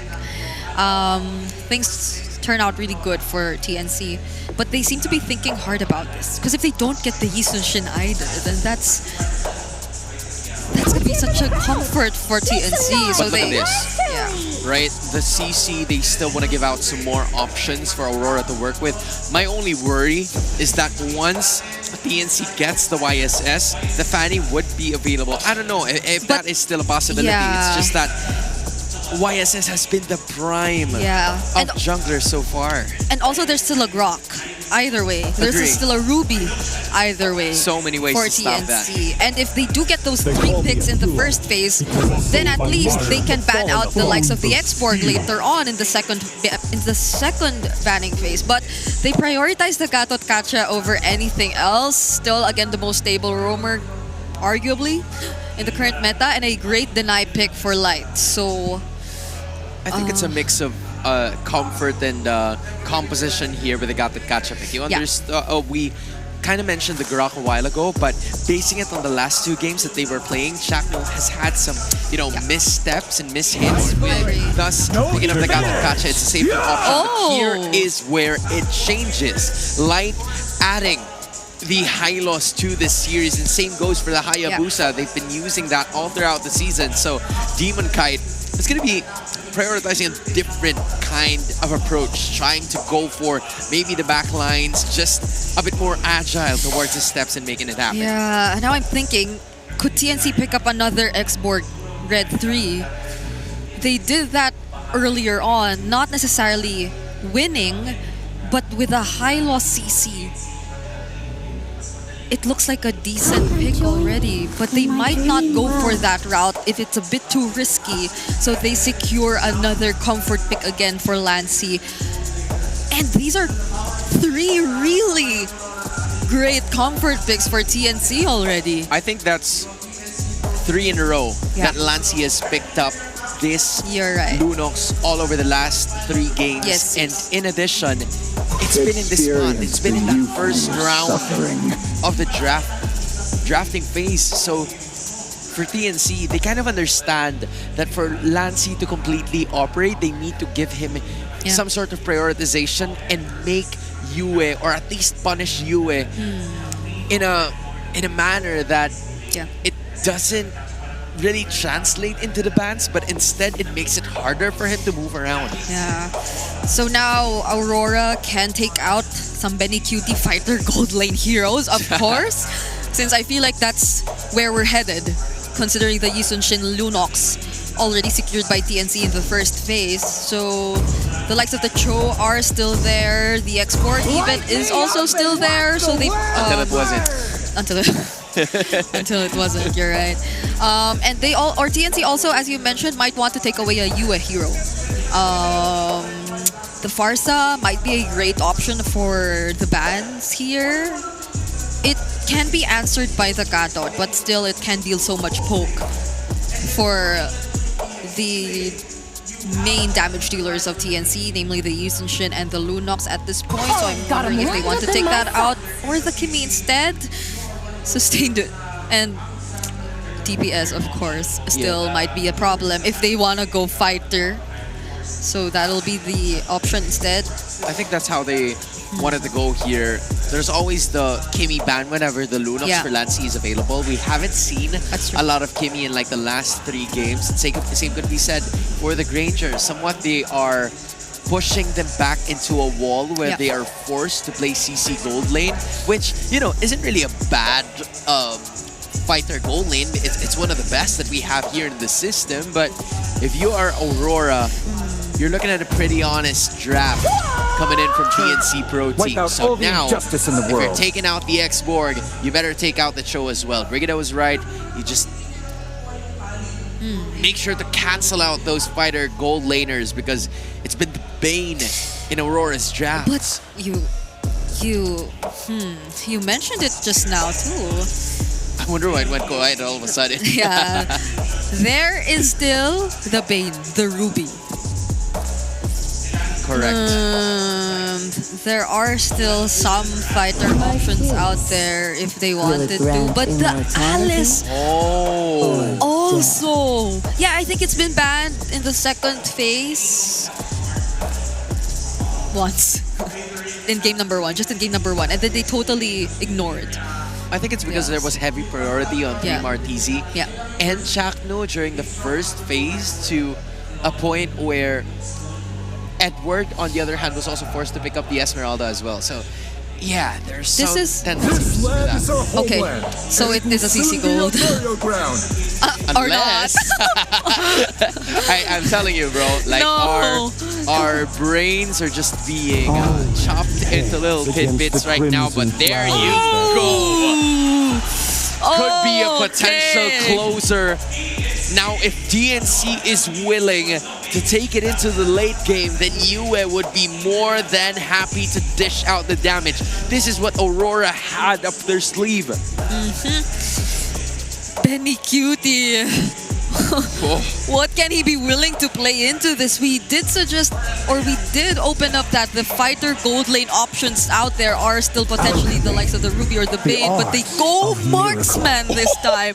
And they're the ones who pick up the Brody. So it's not going to be an all-out fighter lineup for TNC. If it's about dragging it all the way to the late game, then they also have to be just as fully equipped. But mind you, they have Brody for the early game and then Alice once it reaches the late game. I know it's not the damage Alice that we are used to, but it's going to be enough to at least buy some time for Benecutie to dish out some damage. Yeah, and it's also probably just similar to what we mentioned earlier, being the neutral or going for the neutral, balanced, safe options. That'll just keep you in the game up until the moment that you can finally fight back. We have a lot of questions that will be answered in this game. A 14-match win streak for Aurora. The best finish for TNC since Season 9. Who will make history? Nice one, Leo. Go get him. You can hear the crowd here in the MPL Filipino Arena. It's 10:30 in the evening, and I'll tell you what, it's still jam-packed here. Who would have thought? Game 5 for this one, TNC, the 5th seed. It's still TNC in 5, man. Can they end it here, Leo? Who are we to doubt? The Phoenix Army. For years, they've been on the receiving end of heartbreak. And here, they might break the hearts of the thousands of RORA fans in attendance in the Cuneta Astrodome. Man, I'll tell you what, the way this draft went, there's shades of that new meta, there's shades of tricks up the sleeve, one of those being that Sicilian for Yue. We talked about this a couple games ago, maybe a few games ago in the series even, that Yue, one of the few players to bring out the Sicilian, had phenomenal stats on it last season, brought it out maybe once or twice, I think it was, in Season 16, and now we'll bring it out for Game 5 to potentially get them one step closer to M7 for them, staying in that upper bracket, or will be TNC with a massive upset already here, day 2 of the playoffs, if they can finish it off. Now, one thing that's been amazing for them is Zyda. Zyda has been locked in the jungle. I'll say this too, even Lancey and Chaknu, they've been working really well together on a lot of these setups in the early game. Chaknu alone, talk about a series for him. Yeah, he made missed a couple ultimates on the Grok when he had him, but he dealt with him. Lancey? Okay. Early flicker spent on Lancey, and you don't need much connection to do that. You just need sheer mechanics, and Lancey's been on point. He has. Honestly, you got to give it up for the entire TNC, man. They have been on point as a team. Even 3mar doing work on different heroes throughout the series. Now he's getting his hands on the Alice. His first turtle's up though. It is going to be started up by Demon Kite. It's going to be zoned out a little bit by Chaknu, so they're going to go ahead and capitalize on this while they're split up from the sides. Backline in control for TNC. They draw first blood on Light, but Demon Kite secures the turtle. RORA has had it with TNC zoning them out from these big objectives from the early all the way to the late. RORA said that's enough. That's enough, man, and they'll do it themselves as well. Maybe that's one of the reasons why Light picked up the Hylos here. You know, part of his job is going to go ahead and to be that, zone out what he can. I'm just a little worried if they don't control what we saw in the hands of Domain Kite, that Brody, this time around in the hands of Benny Cutie. I think Light might have some trouble. So what you have to rely on here is him and Edward in conjunction with even Domain Kite on the CC to help alleviate some of that pressure on Light's shoulders. I'm not as worried about that because, look at mid, you already mentioned a hot topic in this matchup. Aurora, they drafted a Sicilian into the hands of Yue. That's his Excalibur, man. That might be enough. Like, that's the mythical pick. It might be enough to help Light out. I think even so, our panel mentioned that the same thoughts here, Leo. It was like, if they get to the late game, that's what Sicilian is, man. Like, he is that guy to get those stacks. And here's where I'd like to disagree, but just the same, ride that thought.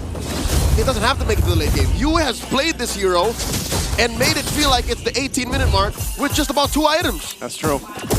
Even alone with the claws alone are enough to kind of disrupt some of the composition ideas here for TNC with this one. Imagine a well-placed Gleam with a well-timed Ruin. And then you just get, what? With a Claw. I'm getting clawed. That's not what you want to have happen here. So for TNC, you'll have to see this lineup kind of come to fruition later on, and RORA as well. Benny Cutie just problem that torn apart memory. He does damage check Domain Kite, but the rest of the team will center around the second turtle of the game. So not too much action leading into this. It's all about the objectives right now for both of these sides. Chaknu holding it with 3mar. They'll wait for Zyna to go ahead and make his way after getting the orange buff. Demon Kite's here, so he's actually going to take control of this. And now we'll see. I thought that Domain Kite might even rotate down, but he doesn't want to leave Benny up there, so it looks like it's just going to be a turtle in the hands of Demon Kite. 2 for 2 now. Contrary to how TNT has been playing for a majority of the series, suddenly they're the ones who are behind a step or two. Aurora score another turtle for free this time. Conceal coming in from Chaknu. Zaida rides that wave. Hits that Mount Shocker already, throws just a charge shot, both still intact. Yep. RORA's doing well to, you know, back off when TNC wants to fight. I think they read him out. In a way, Leo, oh, whoa, 3mar jumps in. Chi plus the Throne of Ruin, no one home. They answer back with a Glorious Pathway. And of course, a Pat's Feast. And again, if it leads to nothing, I think that's an advantage for Aurora. They can just bide their time, lead up to when Sicilian is inevitable. When he has the stacks at that point, but this is the interesting thing too, both sides now, we've seen it. It's this kind of engage, then disengage on both fronts for the lineups here, but all this led to Aurora putting pressure now up the top side. Benny Cutie might lose this turret here, so that tier 1 does go up top. Does Chaknu follow through with the Unbreakable? They're gonna go for something. Mount Shocker on, there's a lot of them, and Edward goes down. He used his flicker to try and push them all back. Down goes Light to Yue. Pops that Bat's Feast to no avail. TNC read into Rora's tendencies. Great for the Phoenix Army. Great answer. Again, it was starting to build up in the gold lead for RORA. TNC just took that and took the tier 1 turret as well. Might even take this purple buff. Again, there's a push down bottom, at least trying to make something happen, but TNC, they don't get the purple buff, so that'll still be there for Demon Kite. But what TNC is doing is they're playing smart, man. They're playing to the strengths that they have here. Ooh, even for Zyna, again, it looks like, yeah, so he'll get his purple. And they're setting things up. Did you see that, Joseph? What's that? Light is rocking Encourage. Yeah, he's done that a couple games now. Instead of Conceal. Yeah. That's a choice he's made. I've noticed it throughout the series. Light has actually opted for the Encourage. They're going to go ahead and take this third turtle in their hands. RORA starts it up, but TNC They don't want to give this one at this time. Mount Shock is going to be used. Zyna will get control. Does Light choose to fight this with a team? There's the charge in. Flicker Throne of Ruin. Zyna secures the Turtle Glory's pathway by Light. And they're trying to do it. Edward falls first. Traded out for Zyna. Edward goes down as well. 2 for 1. And that'll be one more. 3 for 1. Benny Cutie. TNC 6 kills up. What? I mean, RORA, it looked like they would have had a much better fight. I guess they weren't encouraged enough for that one because there were so many low health bars for TNC, but still, they just didn't have enough firepower in RORA's hands.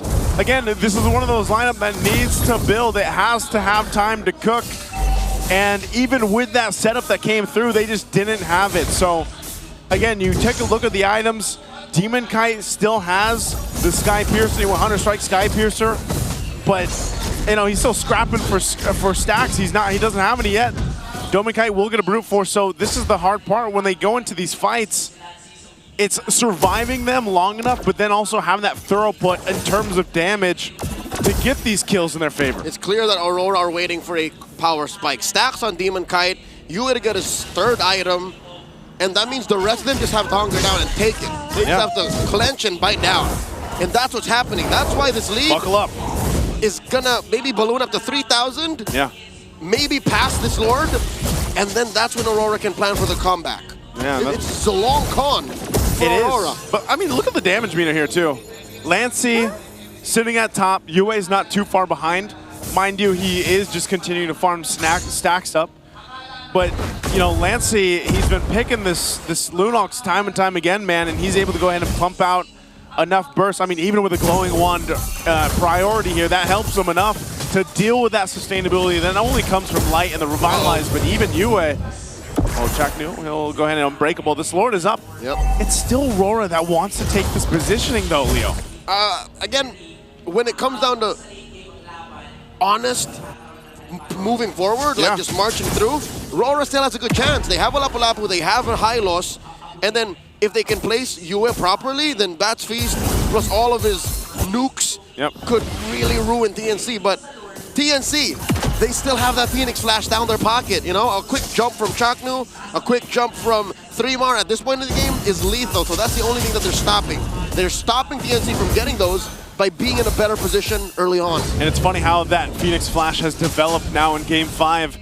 A lot of that could come from Chaknu, but I think it's more so 3mar on the Alice, like we've seen many times, especially when the Flicker is available. TNC's not in a rush at all to take presence around this Lord. They'll just farm up what they can. Zyda, he's up on the top side. Look at this Demon Kite. With all that's happening on the map, I think this is a great way to make the most out of a quiet moment like this. Passive push, he gets it done. Yeah, he's been doing that work. Again, playing on the macro level here for RORA. This is one of the things that made them so strong throughout the regular season. And again, TNC just being one of those teams. This is what we mentioned yesterday too when we were casting it. It's like, you know, that little break that TNC had. I know they took a little bit of a trip in between the regular season and then the playoffs. Seems to have paid huge dividends for them in terms of just their play here. Playing so cleanly for the most part throughout this series, being able to lock in things synergistically between each other and these picks that they have. Now can they bring that here in this first Lord fight that seems to be RORA starting it up, not blitzing it.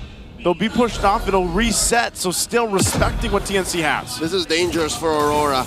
Despite them having good damage output and, again, seemingly unbreakable resolve, Yue has a minute on his Flicker. If he dies now, say goodbye to late game scaling. You're gonna have to delay that for another 2 or 3 minutes. Yeah. So they have to be very careful. That's why he's so far off. He's got to play that backside just safe as he can. Chaknu's gonna charge on in after the claws didn't connect, but he doesn't get the Unbreakable off either. Still holding on to Revitalize, same for Light. It'll be both junglers just go ahead and setting things up. That purple is almost up for Demon Kite. Same for Zyna, so they'll go ahead and get what they need buff-wise. Zyna having a little bit of lead, knows that Demon Kite's grabbing his, will start up this Lord.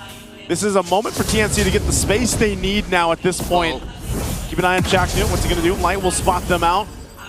Even for 3mar. Again, he's done this time and time again with Yalis. he could be the surprise factor, but Chaknu's still at half health. He'll reset. These checks aren't for free. Chaknu feigning the recall here, holding this fence brush. It's not for free.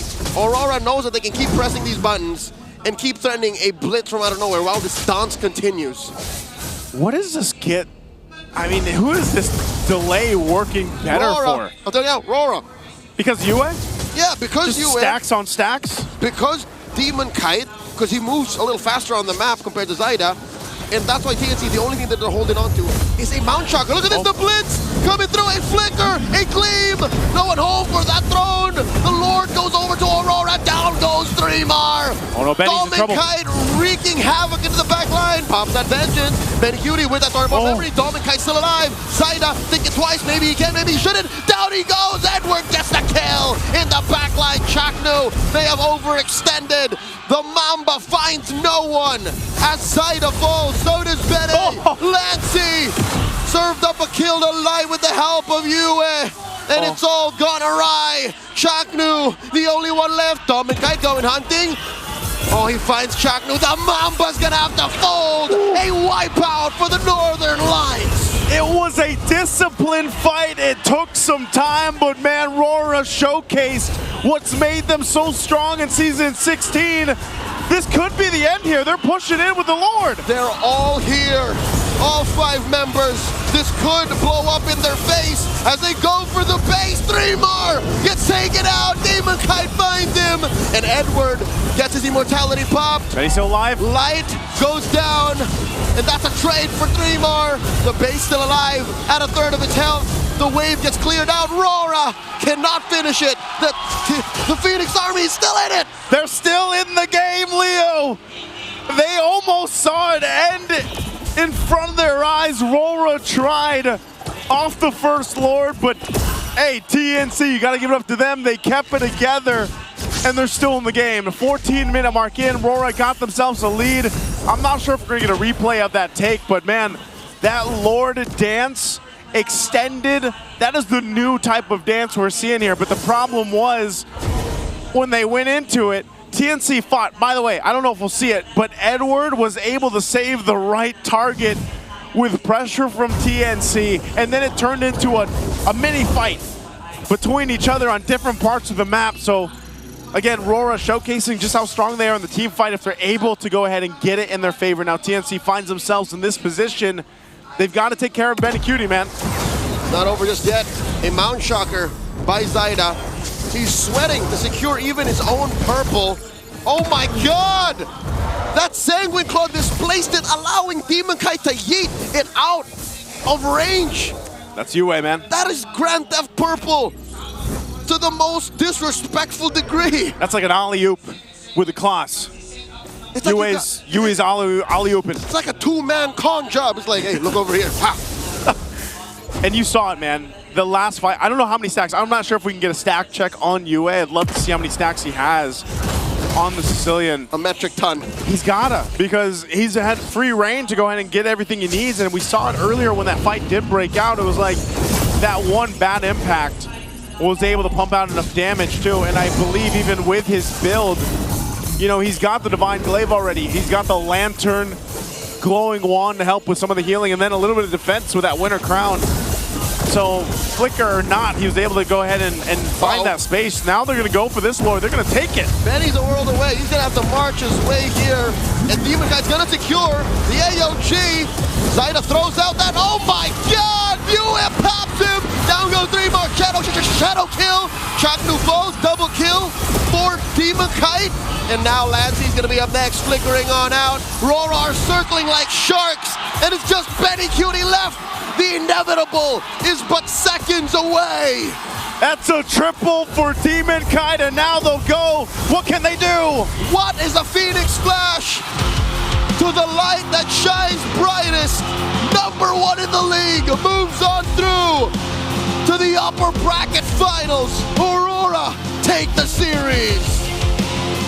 A sigh of relief from the boys of RORA.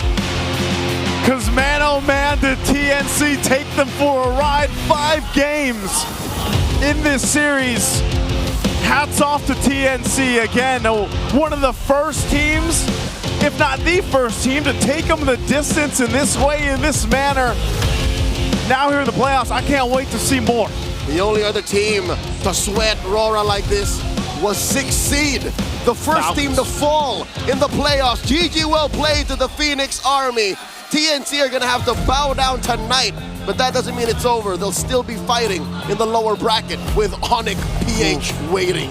And I'll tell you what, Leo, if I was ONIC and I just saw this match, I would be worried and I'd be prepped. I don't even think I'd be sleeping. I'd be prepping for that matchup against TNC. TNC plays a different game, dog. It's a different game, man. Thank you so much for joining us. It's been me, Nice, and Leo bringing the action. We're going to throw it over on stage because I can't wait to hear what RORA has to say with our host. Let's take it over. Our match winner, RORA Gaming!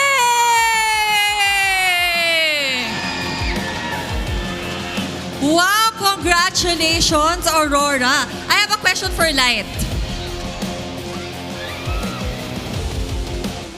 Tuloy-tuloy ang sweep nyo. Ano ba meron sa Aurora this season at very, very determined kayo? Siguro yung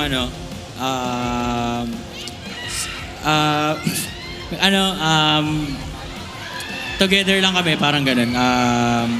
Nagtutulungan ganun and para sa pangarap ng isa't isa ganun.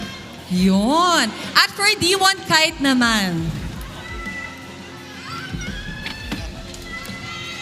bukas ay makakalaban mo muli si Carl TZ!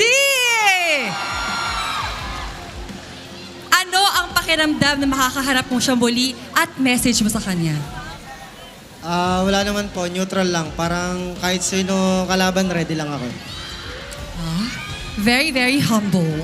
At syempre kay Edward naman, before we end this interview, nandito si Lola Lucy na sumusuporta sa'yo since day one. Ano ang gusto mong sabihin sa kanya? Yun, thank you sa support and enjoy. Enjoy. At syempre, sa mga raming fans dito ngayon sa arena, so ano gusto yung sabihin?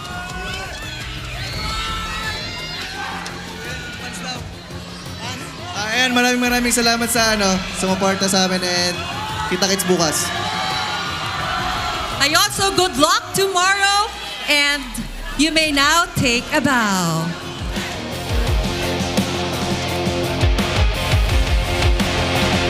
Once again, congratulations to Aurora Gaming!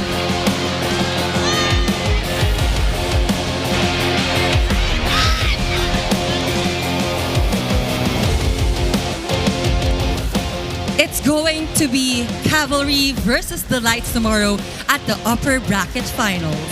An international rivalry that will surely be epic. Kaya naman, let's head over to panel to discuss this match. Dude, what was that series?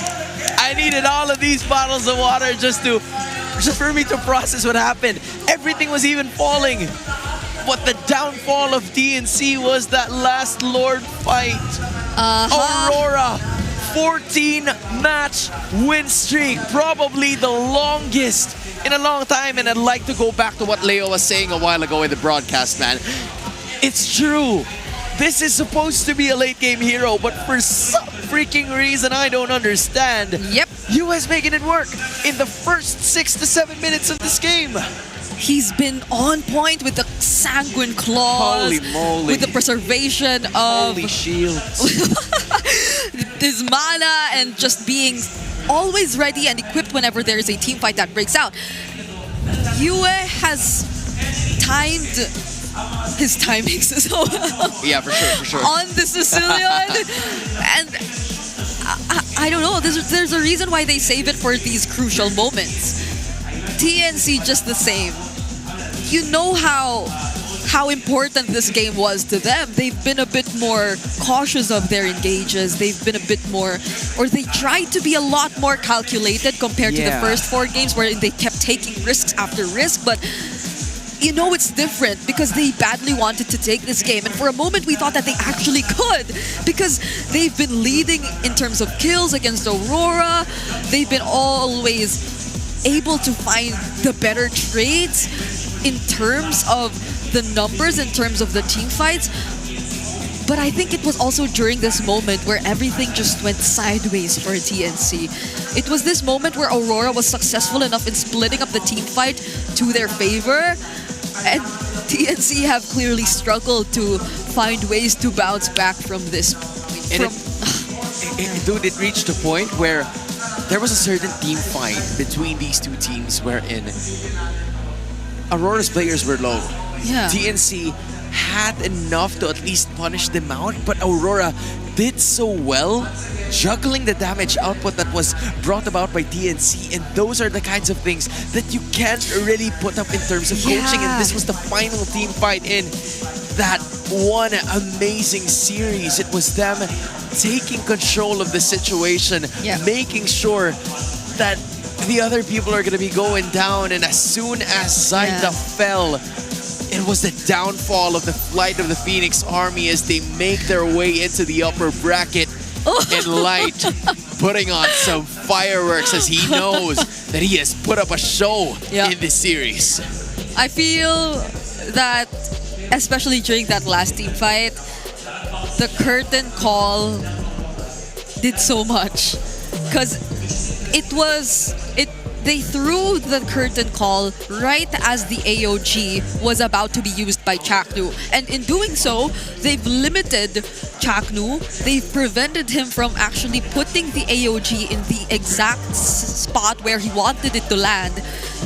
And that's where everything just favored Aurora, because TNC were clumped up together, aside from the Sanguine Claws, which was just so on point again from Yue, catching 3 members all at once from TNC.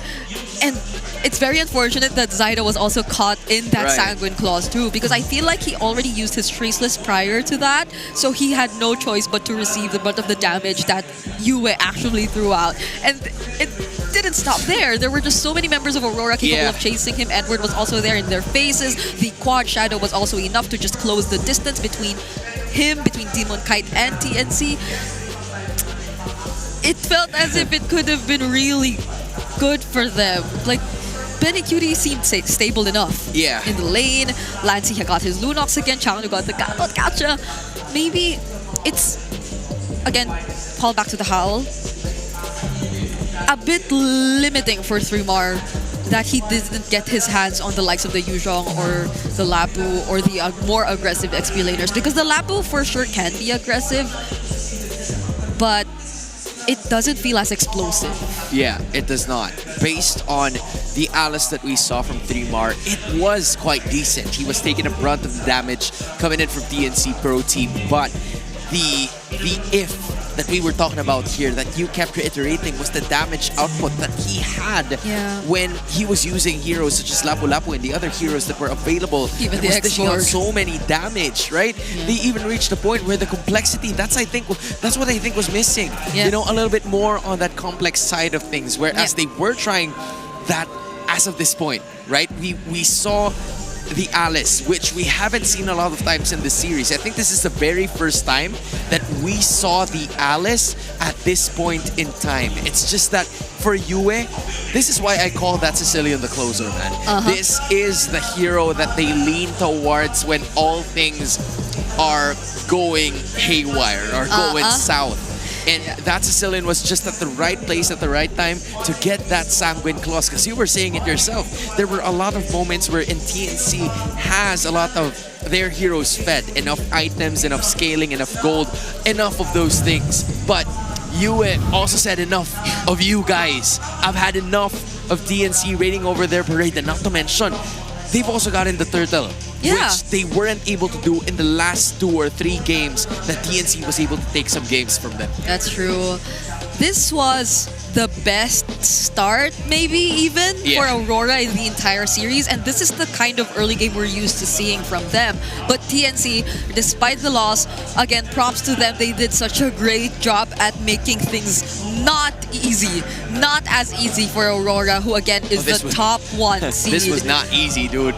They nearly beat records of 5th seed teams beating top 1 They were teams. so close. They were so close, but I guess you couldn't blame them. Yeah. You knew that it was the do or die match for them. It's not like they're eliminated from the tournament For just sure. yet, but they're much closer to being eliminated if they lose their match tomorrow. You know, there's a lot of expectations surrounding both of these teams. For TNC Pro Team, obviously, having the voice of the people rallying behind them, they want to maintain a reputation and they want to even put that up in terms of our standings just by beating the #1 seed. And what better way for Aurora to respond to that by just channeling their inner Northern Lights towards them, giving us a 14-match winning streak, which has never been done before. For the record, it's a 13-match winning streak during the regular season. Yeah. Now that they've won an additional one after the break, they have been undefeated for quite some time now. And it's only going to be a matter of time on how they handle the pressure. And I think that's what Aurora has done tremendously well, handling the pressure, the expectations of the people who are looking at them at this arena. Now, you're looking at the Infinix mic check. Di malayo. Alis. Kaya, pre, harapan. Alala sa akin, Brad. Palalay.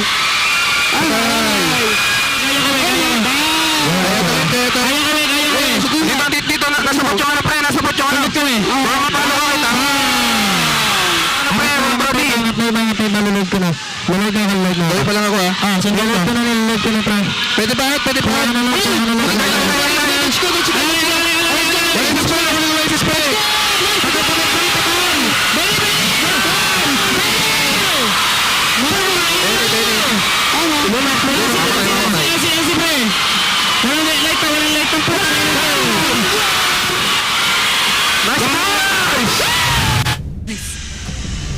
Dude, there were so many things that we had to dissect during the instant replay of that mic check that it wasn't even enough screen time. Yeah. We can't even fathom, but just admire the grace and the peak MLBB. You can only watch this here, man. You can only watch this here.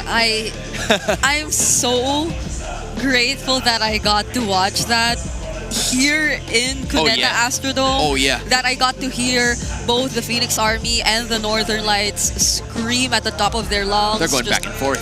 Support the teams that they support. Show all out.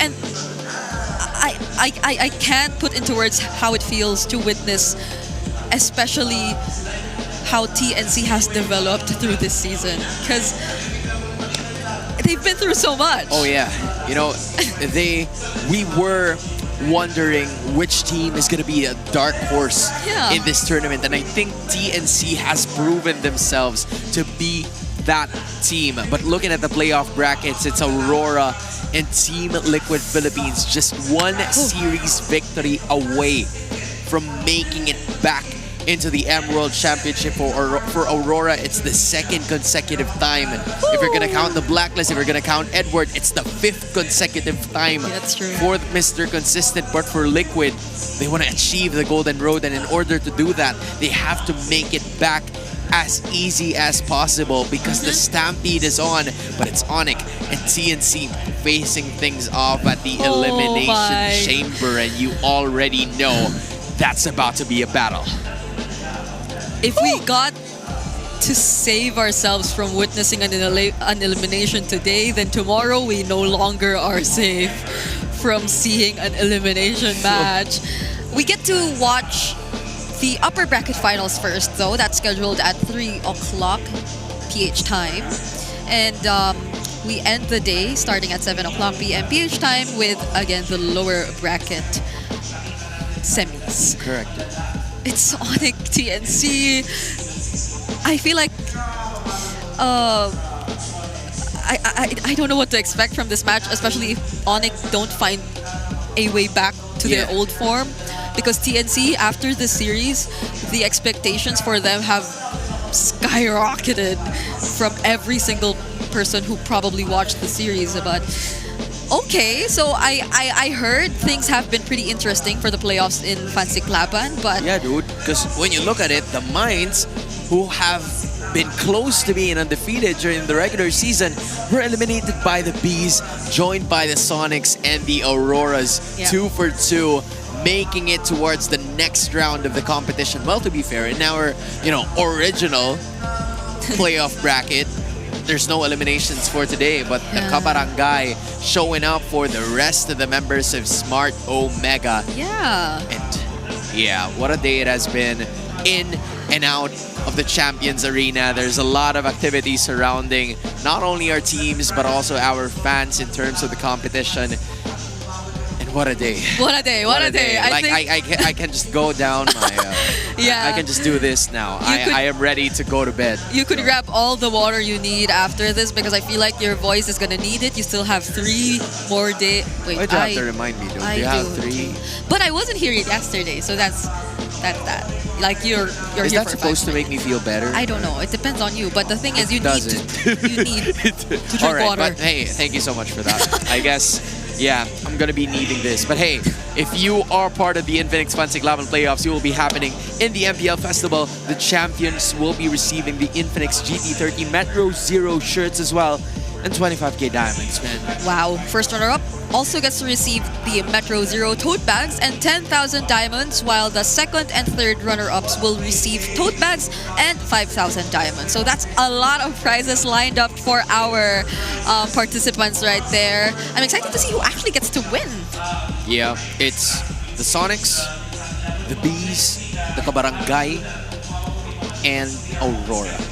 Those are the 4 teams remaining in terms of our community fans club. But for us here, what a day. Right? That's all I can think of at this point. Because we got a sweep in the first series, and then once you get into the second series, it was a completely different series, dude. Yeah, it was the opposite of a sweep. Clearly, it was a maxed out 5-game series. And dude, you felt like this was a day where a team is gonna be eliminated. It felt like it was an elimination day, but it wasn't, man. In behalf of Brigida joining me here at the panel, my name is Hans Galleria. Thank you so much for joining us. We're gonna head back on stage together with Elmira. We now have our upper bracket finalists. They are steps closer to immortality and a chance at being our representatives for the M7 World Championship. However, as they climb upwards, there are those who must fight for survival in the lower bracket. Sama-sama po natin tunghayan ang lakas ng Pinas!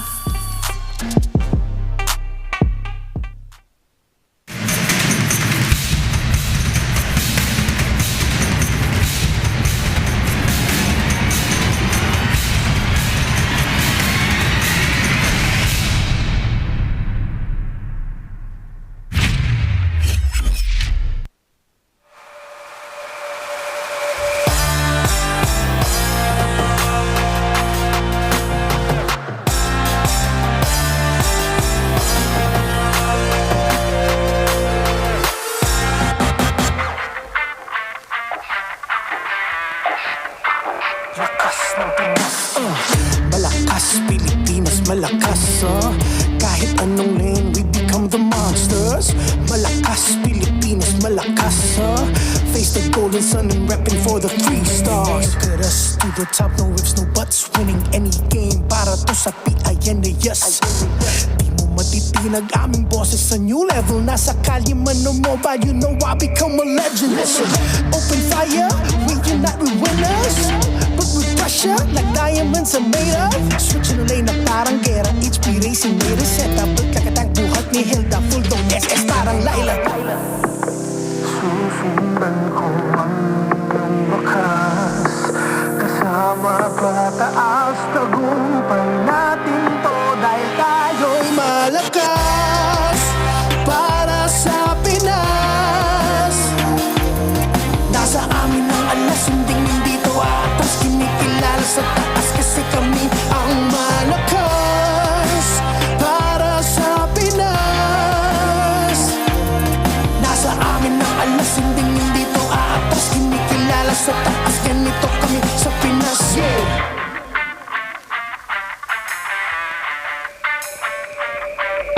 Laging MVP, no surrender, no retreat. Pag nagsama-sama, just imagine what we can achieve. Laging MVP, no surrender, no retreat. Giving 100 on my all, cause we just cannot be defeated. We are unstoppable, immune and invulnerable. Ready ang equipment, lahat frozen, mala, crowd control. Pakita on the jab, east to the southeast. Taas ang matawa, proud and loud, cause every enemy we devour. Susundan ko ang iyong bakas, kasama pataas, tagumpay natin to dahil tayo'y malakas para sa Pinas. Nasa amin ang alas, hindi to atas. Kinikilala sa taas